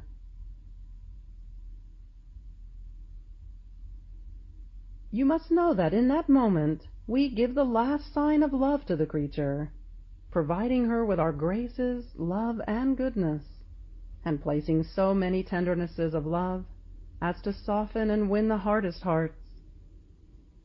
When the creature finds herself between life and death, between the time which is about to end and the eternity which is about to begin, almost in the act of leaving her body, I, your Jesus, make myself seen, with an amiability that enraptures, with a sweetness that chains and sweetens the bitterness of life, especially in that extreme moment. You must know that if the creature did not do even one act of the will of God, the doors of heaven would not be opened. She would not be recognized as heiress of the celestial fatherland, and the angels and the saints could not admit her in their midst, nor would she want to enter, being aware that it does not belong to her. Without our will there is no sanctity and no salvation. How many are saved by virtue of this sign of our love, with the exception of the most perverted and obstinate, although even following the long path of purgatory would be more convenient for them. The moment of death is our daily catch, the finding of the lost man. Volume 35, March 28, 1938. You must know that the creature who does her acts in our will makes complete and perfect acts, but the one who lives always in it finds herself under a continuous rain of light, which pours all the effects of the various beauties of our divine life over her, as she moves, palpitates, or breathes. Our divine being is most pure light, and although being endless light, it encloses all the possible, imaginable goods. It is light, and it is word, and all eyes it looks everywhere. Nothing can hide from us. This light is also work. It is pace, and it is life, which gives life to everyone and everything. It contains inexhaustible beauties, and endless joys and happiness.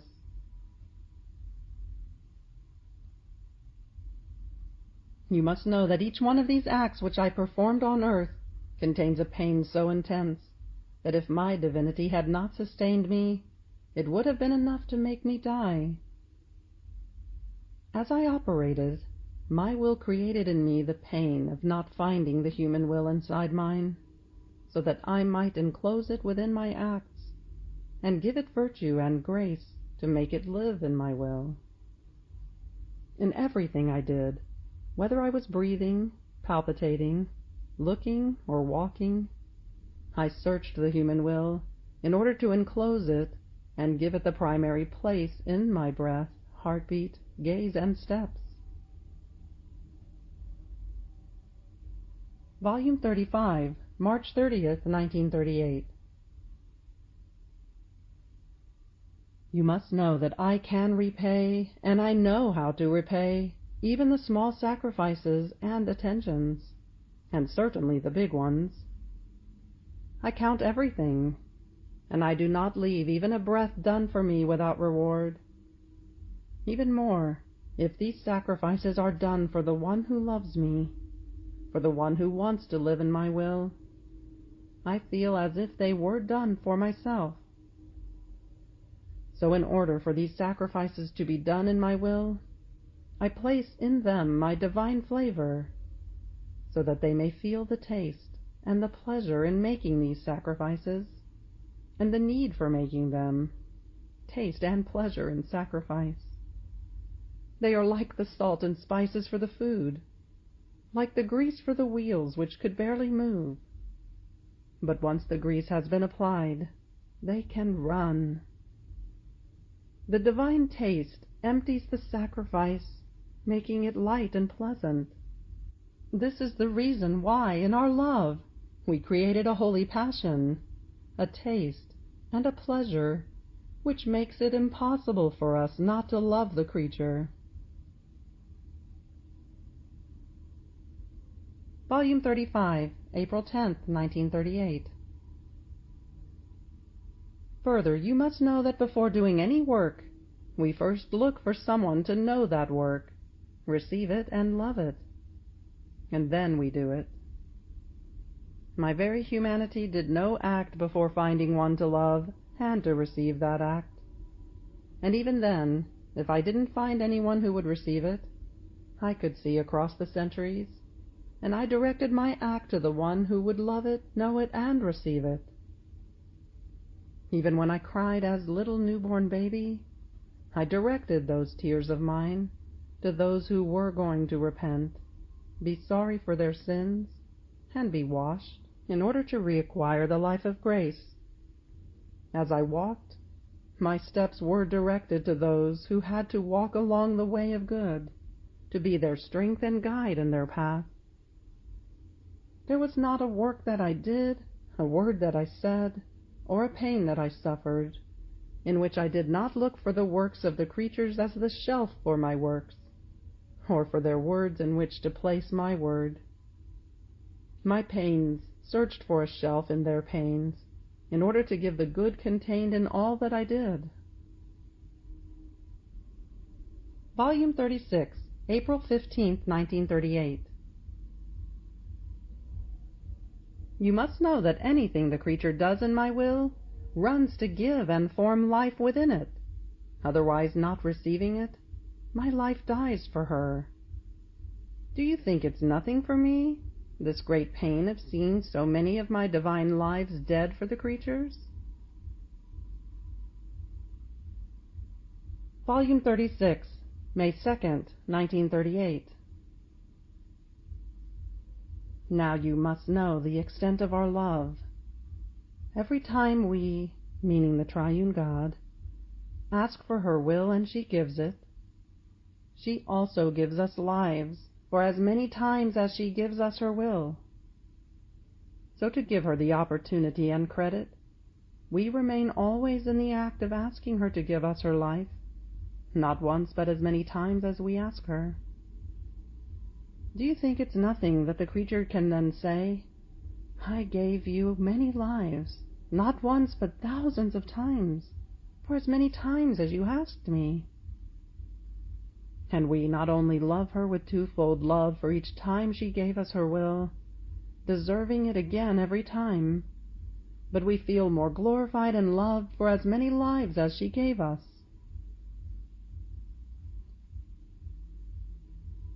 Now you must know that my divine will gathers all that the creature living in it does. Nothing done in my fiat can leave, but remains in our fields of light, and my will delights in picking up motion, breathing, steps, words, and thoughts, all that she has done in our volition, to incorporate it in our own life. If I didn't do so, our life would miss that breath, motion, everything the creature did in our will. They are really parts of our life, so we feel the need for them to continue their breathing, moving, and walking inside ours. Volume 36, May 6, 1938. You must know that the first indispensable thing in order to enter my fiat is wanting and firmly yearning to live in it. The second thing is to take the first step, since once the first step is done, my divine will surrounds the creature with so much light and attraction that she loses any desire to do her own will.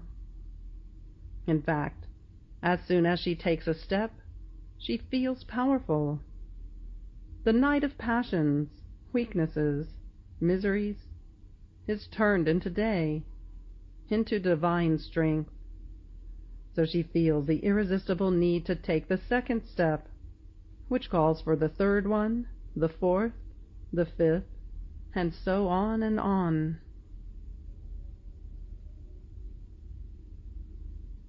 Now you must know that since these souls that live and shall live in our fiat are inseparable from us, they were coming down with me when I, the eternal Word, came down from heaven to earth in the excess of my love. They were guided by the heavenly Queen. They formed my people, my loyal army, my living royal palace, in which I was true king of these children of my divine will. Volume 36, May 10, 1938. Now you must know that between father and child there are permanent bonds. Nobody can deny the rights of the father and the rights of the child, either in the supernatural or in the natural order. Therefore, as a father, I feel the obligation to make heir of my goods, love, and sanctity the one who so solemnly declared herself to be my daughter, to the extent that I keep her written in my heart. Not loving her would be like defrauding my paternal love. I just cannot. She then has the duty to love me and possess my goods, to defend her father, to make him known, even to give her life, so that nobody may offend him. Volume 36, May 15, 1938.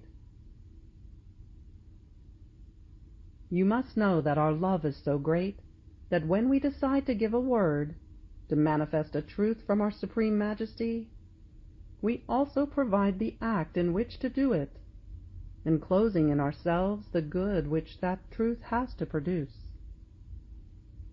When the good we have to give to creatures, through those truths we manifest, is all mature and completed, then we give this good to one of them, and she becomes the bearer of that good for the benefit of all human generations. Volume 36, May 19, 1938. You must know that peace is the door through which truth enters, the first kiss, the invitation of the creatures disposed to listen, to let it speak. Therefore, if you want me to give you a lot of food, go back to your state of peace. Furthermore, during these days you've been so troubled that heaven, angels, and saints have been trembling over you. They felt a bad air which did not belong to them, coming from you. So they all prayed for you to find your peace again. Volume 36, May 27, 1938. Now you must know that all the harmony of the creature is in the repetition of her good acts done in my will. A single act does not form any harmony or beauty, but many continuous acts, united together, call the attention of God, who puts himself in waiting for the acts of the creature. As she performs them, he communicates to her, now beauty, now sanctity, now goodness, wisdom, or love. In some, he provides her with his ornaments and divine qualities. Now you must know that our Supreme Being keeps the creature under a thick rain of love. All created things pour a rain of love upon her. The sun pours light of love. The wind pours waves, blows freshness and caresses of love. The air pours continuous lives of love, my immensity surrounding her, my power sustaining and bringing her, as in my arms, my creative act preserving her. All pour on her infinite and powerful love, love that every instant creates more love. We are always over the creature, to enclose and drown her with love. Volume 36, June 5, 1938. Now you must know that as the soul does her acts in our will, our love is such that we centralize our Supreme Being in her, together with all our works. Oh, what delights and joys we feel in seeing our dominating majesty in her, surrounded by all our works. The angels and saints pour into her, to honor their Creator, because everybody runs where God is, and wants their place of honor around us. But while everything is centralized in her, an even greater wonder occurs. The creature is centralized in everybody. She reaches the center of each created thing. Our will loves her so much that it multiplies her and gives her a place wherever it is, keeping her close in all its works. We just cannot stay without this creature who lives in our will. We would have to split our will in two. But our will cannot be divided. It is always one and one single act. Volume 36, June 12, 1938. Now you must know that every knowledge I manifest, and every act done in my will, thanks to this knowledge, is like a divine seed acquired by the soul. This seed shall produce new divine science. Oh, how she shall be able to speak the language of her Creator! Every truth shall be a new celestial language, with the virtue of being understandable to those who listen and want to receive this divine seed. This seed shall produce new life of sanctity, new love, new goodness, new joy and happiness. These seeds of truth shall be as many divine properties acquired by the soul. The joy we receive when the soul operates in our will is such that we communicate it to all the blessed.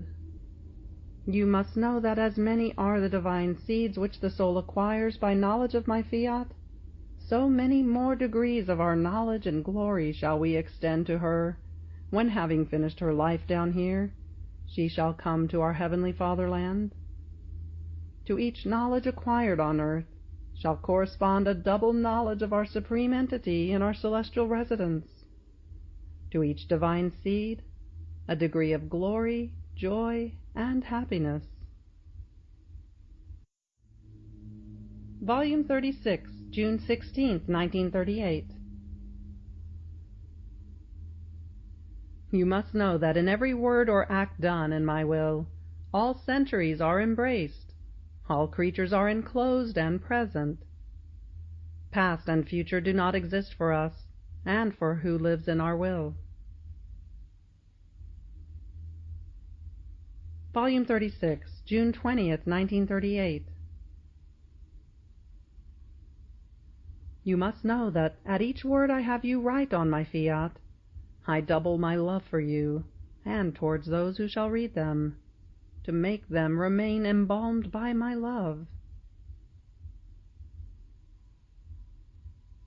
You must know that these writings came out of the center of the great sun of my will, whose rays are full of the truths coming from this center, and embrace all times, all centuries, all generations. This great wheel of light fills heaven and earth, and through light it knocks at every heart, praying, begging them to receive the palpitating life of my fiat, which our paternal goodness condescended and deigned to dictate from within its center, with the most unusual, charming, affable, sweet modes, and with such a great love as to seem almost incredible, to astound the very angels. Volume 36, July 6, 1938. You must know that as the creature lives in my will, she feels the need for her heavenly fatherland. She feels it already her own, so depriving herself of the heavenly glory for love of me, I feel as if she would give back to me everything. In each of her acts she gives me all heaven, the whole ocean of joys and happiness contained in the celestial regions. Wouldn't you give this content to your Jesus? Moreover, if I don't finish forming in you the kingdom of my will, how can I transmit it to the others? Now you must know that whether the creature does or does not do our will, whether she lives in it or not, she is already in its immensity. Or better still, my will is life of her life and act of her acts, and it continuously assists her with its creative and preserving act. Volume 36, July 11th, 1938. You must know that the power of each act done in my will is such that it opens a way to heaven for oneself and others who follow. Volume 36, July 18th, 1938. Now you must know that my love is not satisfied if I do not do and give new surprises of love to the one who lives in my will, and if I do not add new things to reveal to her.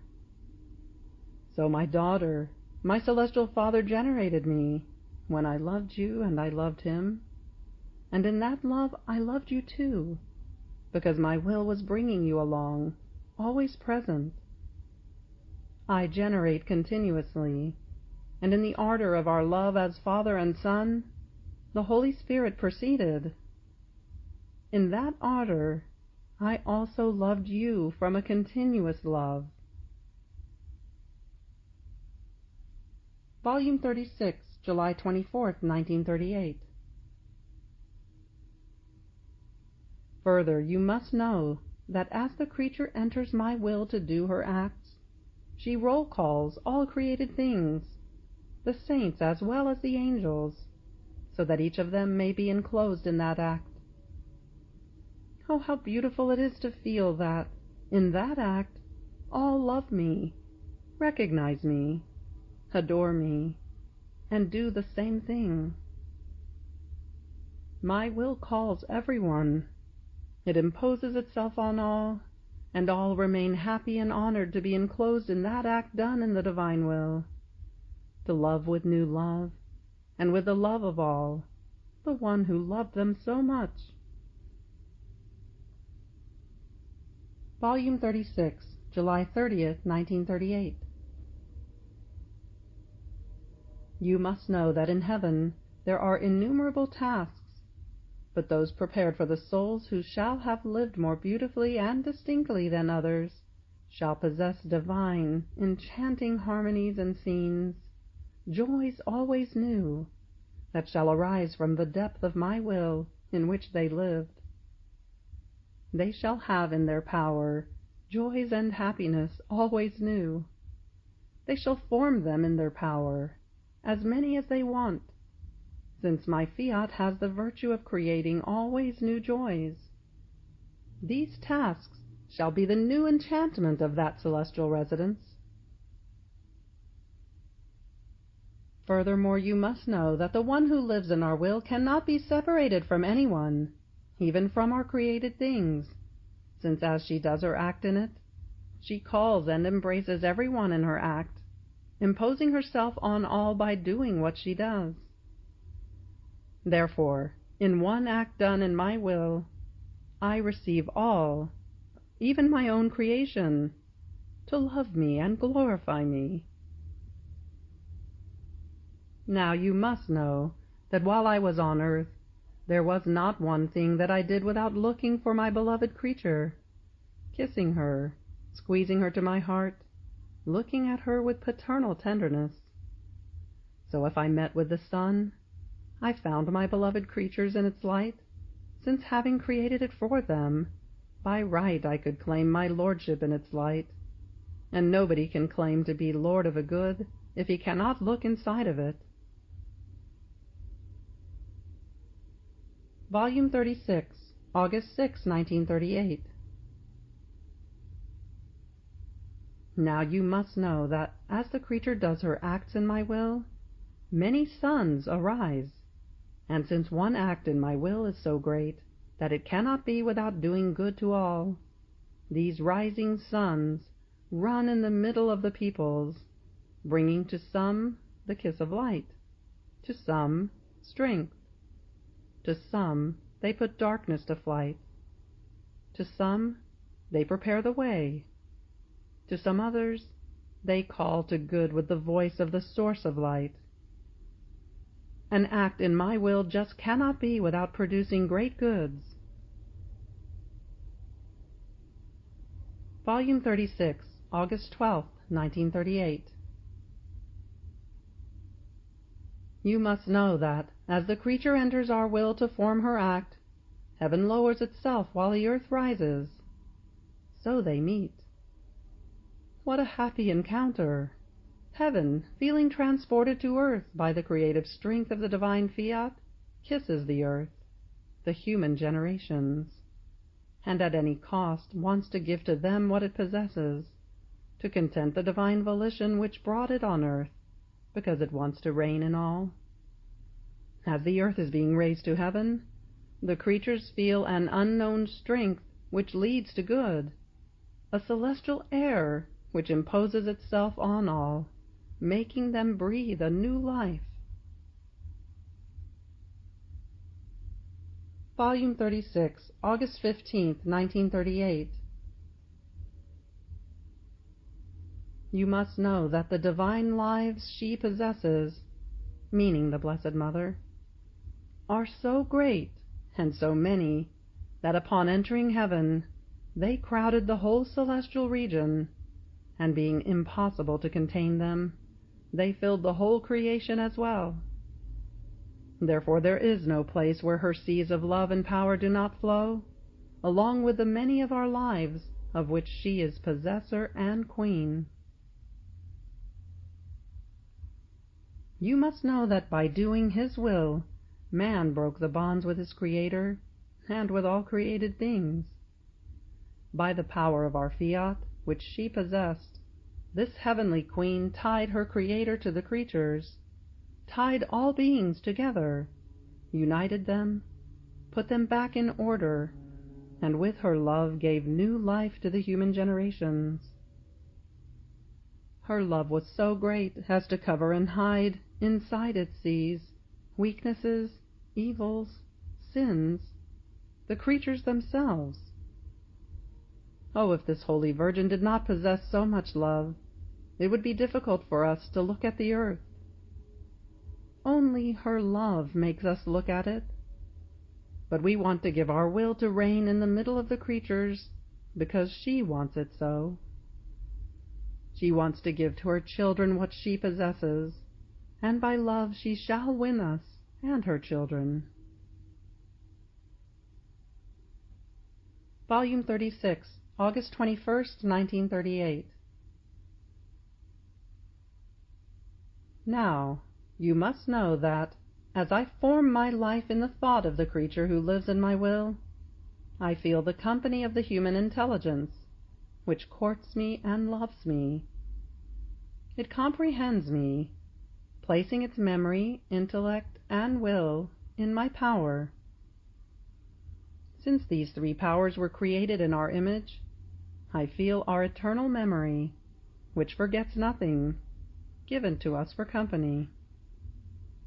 I feel the company of my wisdom, which understands me, and also the company of the human will fused with mine, loving me with my eternal love.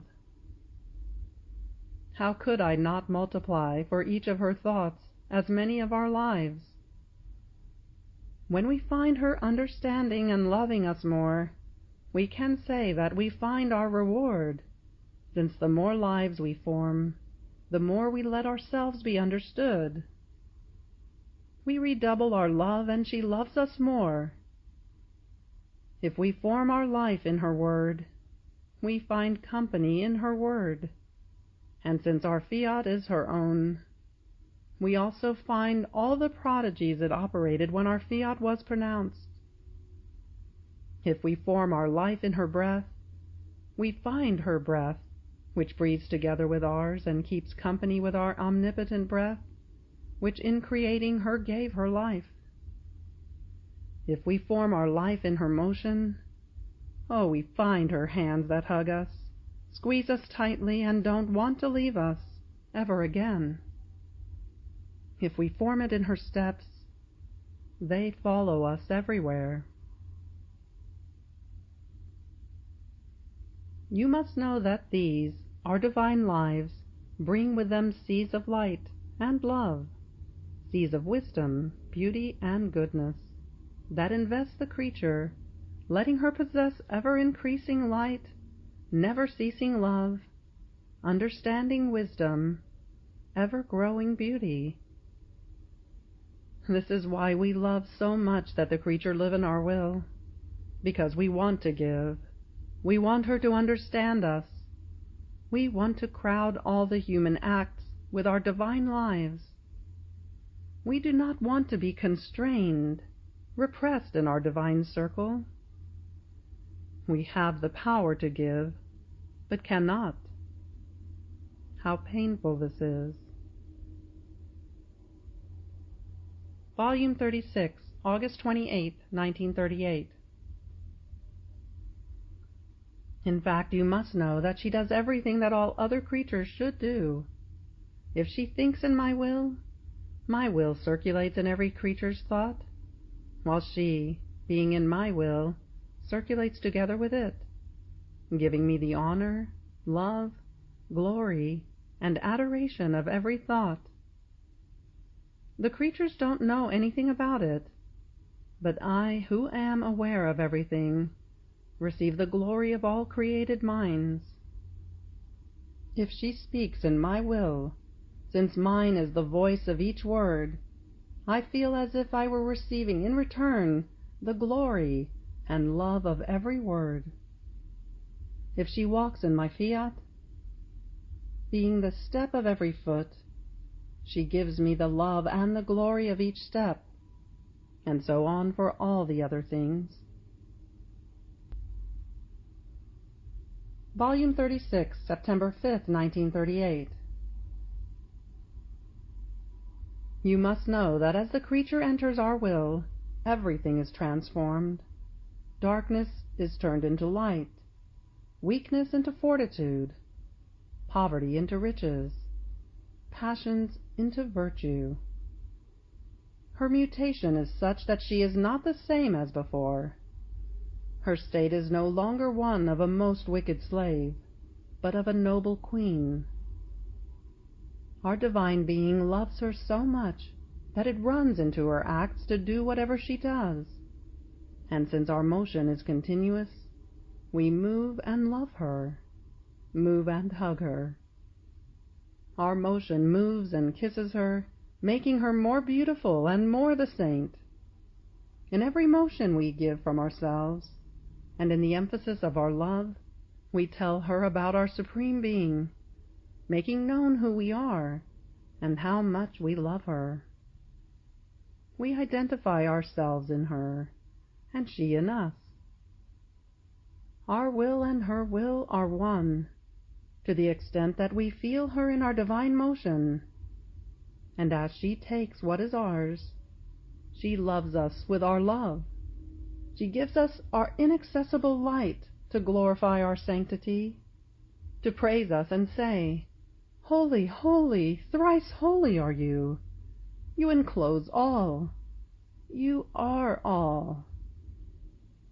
How beautiful it is to see the human smallness inside of our will, having in its power our divine being, to give it back to us, to love us and glorify us as we want and justly deserve. In our will, the parts become equal, dissimilarities disappear. Our unity unites everything and everyone, making one the acts of all, to become the act of all.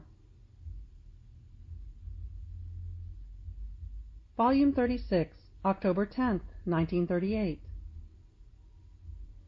You must know that our first field of action was the creation.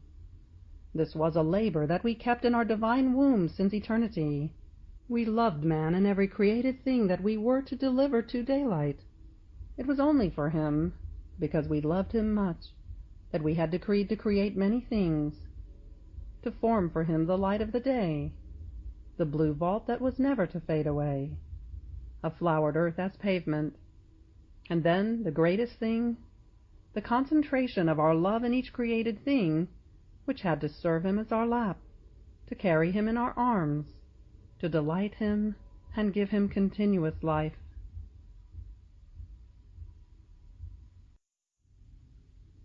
Volume 36, October 12th, 1938. Now, you must know that, as the creature wants to do our will and enters it, she remains rehabilitated in it. She is rehabilitated in sanctity, in purity, in love. She rises again in the beauty and in the scope with which we created her, dissolving all the evils of the human will. She starts the life of good. As soon as my will sees that the soul wants to live in it, it does like one does with the clock which is not working. By winding it, it starts ticking, showing the hours and the minutes, becoming the guide of man's days. In the same way, my will, as she enters it, seeing her stopped in the good of the human will, gives her a divine winding, so that the whole being, human and spiritual, feels the new life and the virtue of this winding by which she feels invested. This divine winding runs in the mind, in the heartbeat, in everything, so that with irresistible strength she runs in all that is holy and good. This winding ticks the minutes and the eternal hours of the divine life in the soul. Volume 36, October 30th, 1938. You must know that as the creature recognizes our will, she loves it, wanting to make her life in it. So she pours into her God, and God pours into her. With this pouring from both sides, God makes the creature his own, making her take part in all his acts, resting in her, feeding her, making her grow more and more in his acts. And the creature makes God her own, feeling him everywhere, taking her sweet rest in the one she loves and who forms her life. God is all for her. Further, as the creature does her act in our fiat, we feel her bond with all created beings. In that act, She wants to give us everyone and everything. It seems she makes all beings visit us, so all may recognize us, love us, and fulfill their duties towards their Creator. She makes up for all, loves for everyone and everything. Nothing can miss in one act done in our will, otherwise we cannot say it is our act. Our will, for decorum and honor, offers to the creature all that she should give us and do to us. It offers all the other creatures and the whole of creation, as if it was her right.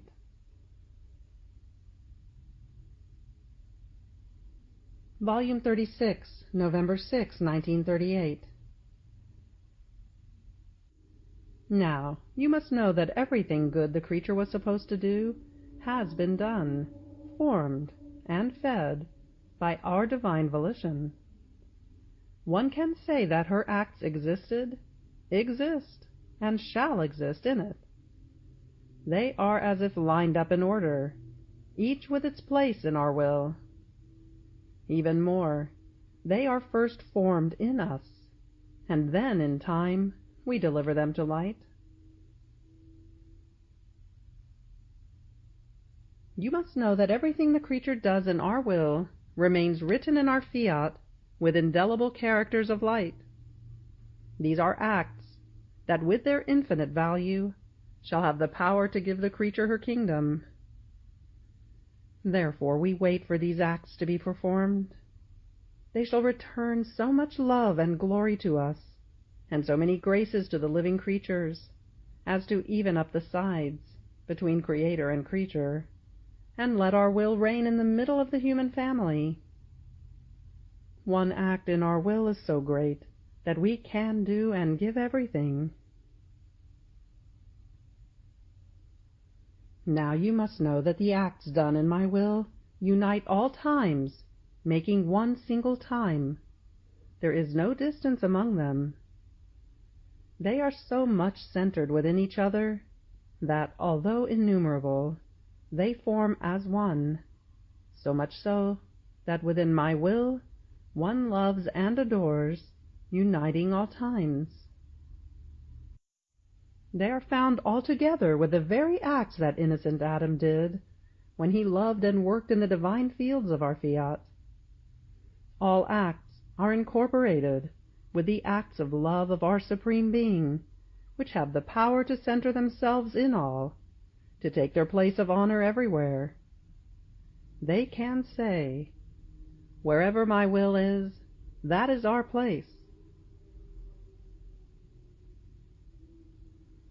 Volume 36, November 13, 1938. Now you must know that its kingdom shall be formed and founded on the truths I have manifested. The more truths I manifest, the more sumptuous, beautiful, majestic, and superabundant in goods and joys this kingdom shall be. My truths shall form the regime, the laws, the food, the fierce army, the defense, and the very life of those who shall live in it. Each of my truths shall have its own distinct office. One shall be the master, one the most loving father, one the most tender mother who carries her daughter on her lap to protect her from every danger, rocking her in her arms, feeding her with her love, clothing her in light. In sum, every truth shall be the bearer of a special good. Now you must know that the acts done in my will are inseparable, although distinct among themselves, distinct in their sanctity, in their beauty, in love, and in wisdom.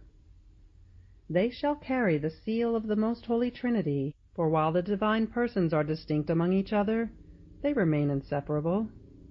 One is the will, one the sanctity, one the beauty, and so forth. In the same way, these acts shall be inseparable yet distinct, enclosing within themselves the seal of the Supreme Holy Trinity, one and three, three and one, Even more, these acts shall possess it as their own life. They shall be the greatest glory for us, and the whole of heaven, in seeing in them our divine lives being multiplied for as many acts performed in our will. You must know that when my fiat reigns in the soul, it keeps its act in continuous operation. It cannot be present and not do something. It is life, and it must breathe, move, palpitate, make itself heard. It must have its primary operating act, so the creature feels its empire, and follows its acts, almost continuously, in the divine will.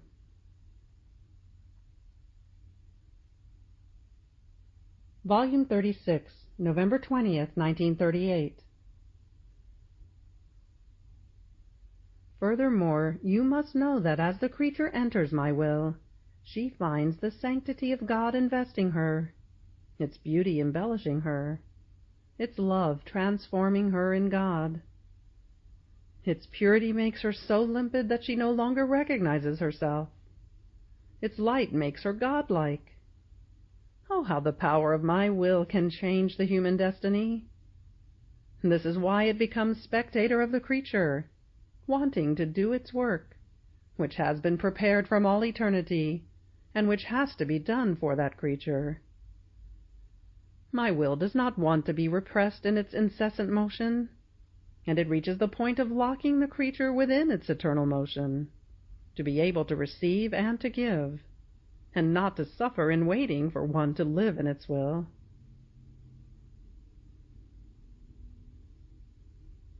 You must know that the more acts the creature does in our will, the more she enters into God. The more we extend that little field within our divine womb, the more beautiful the works we can do, and the more we can give of ourselves.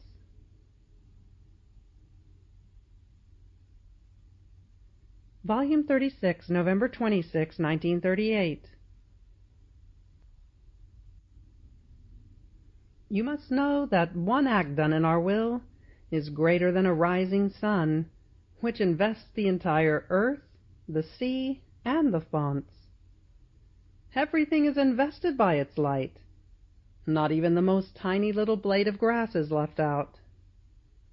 Just so, each act done in my will runs and searches, investing all.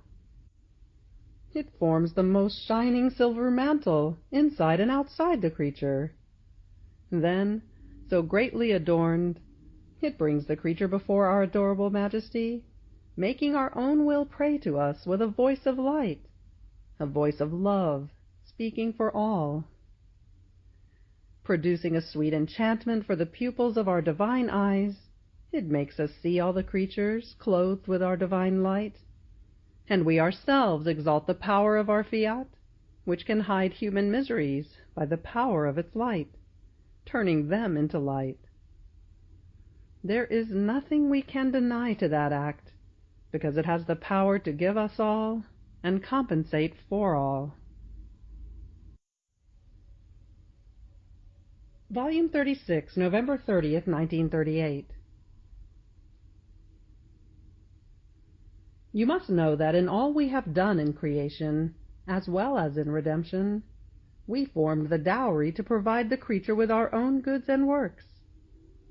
The soul who enters our will comes to take possession of her endowment, to recognize it and to love it. And as she wanders in our will to get to know this most extensive dowry given to her by her Creator, she forms her day and time. She forms days for as many times as she wanders, walks, loves, and knows. I gave her this great endowment, which she can receive and know in time, for this reason: to let her form her days, which shall crown her eternal day of an eternity which never ends. The more she wanders in our will, the more days she forms, which shall make her more rich and glorious in heaven.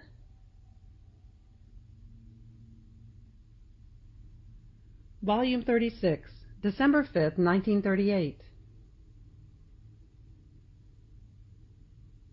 You must know that it has been established from eternity that we shall form in ourselves a life for each created thing, and for each act the creature shall do in our will. Since our being is superior to all, it is right that it surpasses in its lives the number of all created things, and all the acts of the human family. But if the creature does not live in our will, we cannot do this. The divine material would be missing in order to form our life in her acts. The place in which to put it would be missing. Forming our lives without someone to receive them? What for? See, then, how this is really the most beautiful, the most powerful, and wisest act. It is about exposing the lives which we have already generated in our womb. But we can't deliver them, because our will does not reign. Do you think it is trivial that something is still missing in the work of creation? It is the most interesting act, the culminating point, in which the creation and all the acts shall be wrapped, with a beauty so rare, with a blooming so great, that the beauty that creatures have known of us, and the glory that they gave us in the past, shall all remain like little drops.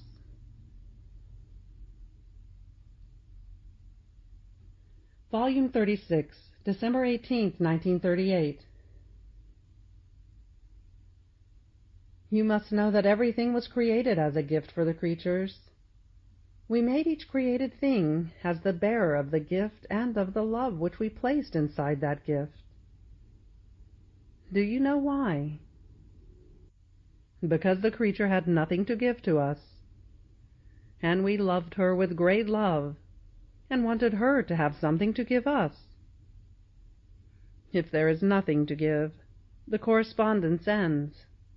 Friendship is broken. Love dies. So we provided the creature with many of our gifts, as if they were her own, so that she could have something to give us.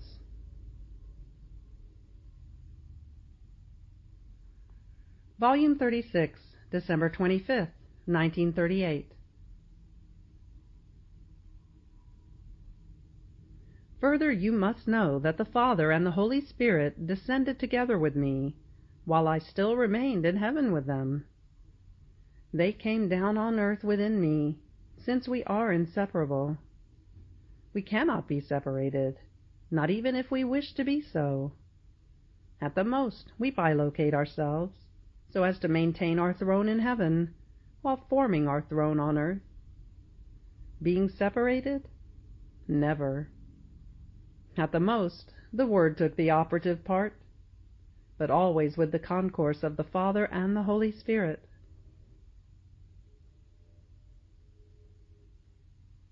Volume 36, December 28th, 1938. You must know that as the creature enters our will, to give her will and to take ours, she starts our divine echo in it. As we hear this echo in our divine being, we say, "Who has so much virtue as to produce the echo of her love, of her breathing and heartbeat in our supreme being?" Ah, it is a creature who has recognized our will and entered to live in it. Be welcome. We shall make her hear our echo in return, so that we will breathe with one breath, love with one love, beat with one heartbeat.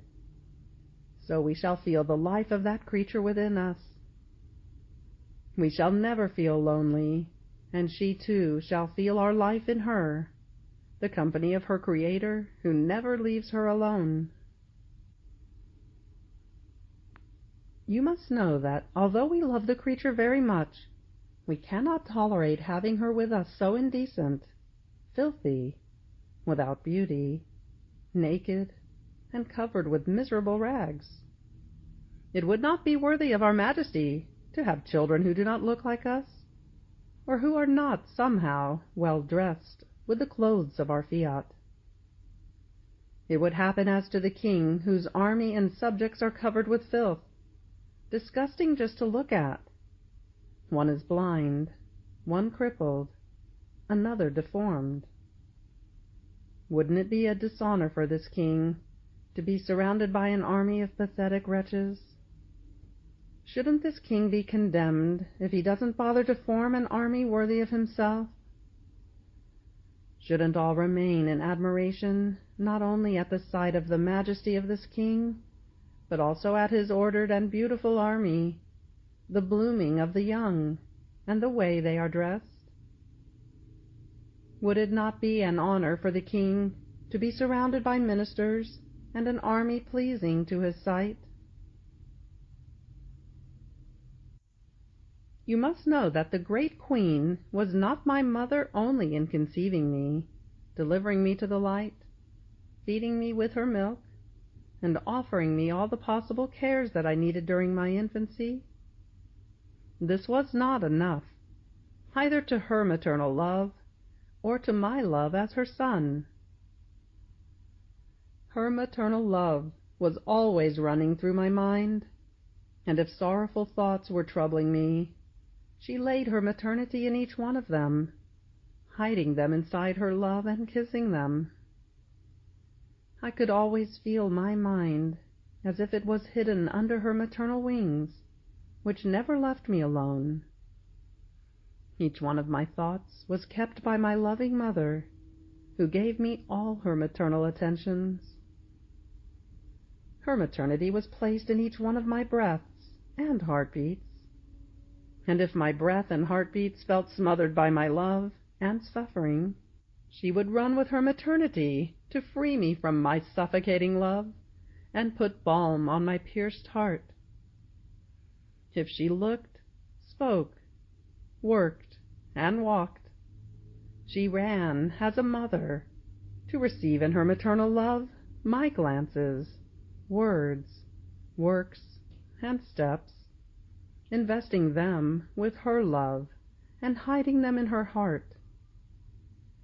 She would also make her maternal love flow in the food she prepared for me, so that while eating it, I could feel her loving maternity.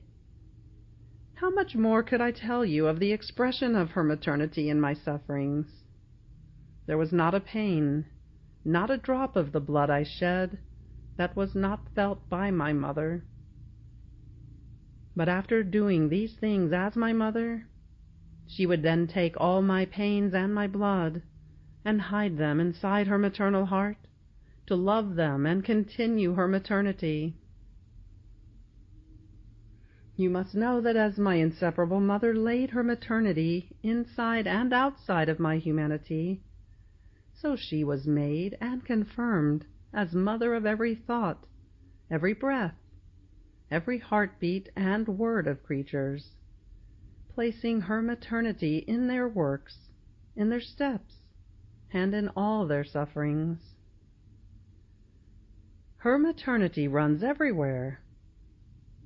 If creatures are in danger of falling into sin, she covers them with her maternity to prevent them from falling, and if they do, she leaves her maternity as help and defense, to make them stand up again.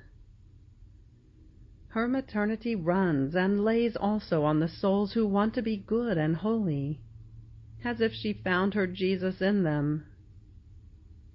She becomes mother of their intelligence and guide of their words, covering and hiding them in her maternal love, in order to grow as many other Jesuses.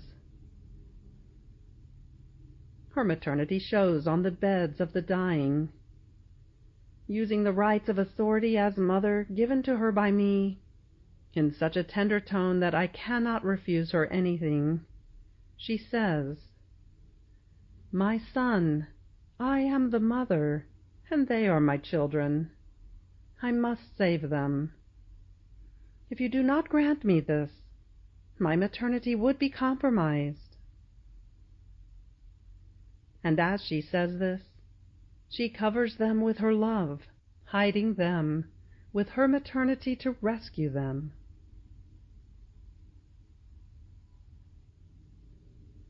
End of the You Must Know quotes. Prayer of Consecration to the Holy Divine Will. O adorable and divine will, here I am, before the immensity of your light, that your eternal goodness may open to me the doors, and make me enter into it, to form my life all in you, divine will. Therefore, prostrate before your light, I, the littlest among all creatures, come, O adorable will, into the little group of the first children of your supreme fiat. Prostrate in my nothingness, I beseech and implore your endless light, that it may want to invest me and eclipse everything that does not belong to you, in such a way that I may do nothing other than look, comprehend, and live in you, divine will. It shall be my life, the center of my intelligence, the enrapture of my heart and of my whole being. In this heart the human will shall no longer have life. I shall banish it forever, and shall form the new Eden of peace, of happiness, and of love. With it I shall always be happy. I shall have a unique strength, and a sanctity that sanctifies everything and brings everything to God. Here, prostrate, I invoke the help of the Sacrosanct Trinity, that they admit me to live in the cloister of the divine will, so as to restore in me the original order of creation, just as the creature was created. Celestial Mother, Sovereign Queen of the divine fiat, take me by the hand and enclose me in the light of the divine will. You shall be my guide, my tender mother. You shall guard your child, and shall teach me to live and to maintain myself in the order and in the bounds of the divine will. Celestial Sovereign, to your immaculate heart I entrust my whole being. I shall be the tiny little child of the divine will. You shall teach me the divine will, and I shall be attentive in listening to you. You shall lay your blue mantle over me, so that the infernal serpent may not dare to penetrate into this sacred Eden, to entice me and make me fall into the maze of the human will. Heart of my highest good, Jesus, you shall give me your flames, that they may burn me, consume me, and nourish me, to form in me the life of the supreme will. Saint Joseph, you shall be my protector, the custodian of my heart, and shall keep the keys of my will in your hands. You shall keep my heart jealously, and shall never give it to me again, that I may be sure never to go out of the will of God. Guardian angel, guard me, defend me, help me in everything, so that my Eden may grow flourishing, and be the call of the whole world into the will of God. Celestial court, come to my help, and I promise you to live always in the divine will. Amen. Prayer for the glorification of the servant of God, Luisa Picaretta. O august and most holy Trinity, Father, Son, and Holy Spirit, we praise and thank you for the gift of holiness of your faithful servant, Luisa Picaretta. She lived, O Father, in your divine will, becoming under the action of the Holy Spirit, in conformity with your Son, obedient even to the death on the cross, victim and host, pleasing to you, thus cooperating in the work of redemption of mankind. Her virtues of obedience, humility, supreme love for Christ and the Church lead us to ask you for the gift of her glorification on earth, so that your glory may shine before all, and your kingdom of truth, justice, and love may spread all over the world in the particular charisma of the Fiat Voluntas Tua, sicut in cielo et in terra. We appeal to her merits to obtain from you, most Holy Trinity, the particular grace for which we pray to you, with the intention to fulfill your divine will. Amen. Glory be to the Father, to the Son, and to the Holy Spirit, as it was in the beginning, is now, and ever shall be, world without end. Amen. Glory be to the Father, to the Son, and to the Holy Spirit, as it was in the beginning, is now, and ever shall be, world without end. Amen. Glory be to the Father, to the Son, and to the Holy Spirit, as it was in the beginning, is now, and ever shall be, world without end. Amen. Our Father, who art in heaven, hallowed be thy name. Thy kingdom come, thy will be done on earth as it is in heaven. Give us this day our daily bread, and forgive us our trespasses, as we forgive those who trespass against us. And you lead us not into temptation, but deliver us from evil. Amen. Queen of all saints, pray for us. In the name of the Father, and of the Son, and of the Holy Spirit. Amen. This last prayer was written by Archbishop Giovan Battista Piccieri, Archbishop of Trani, on October 29th, 2005.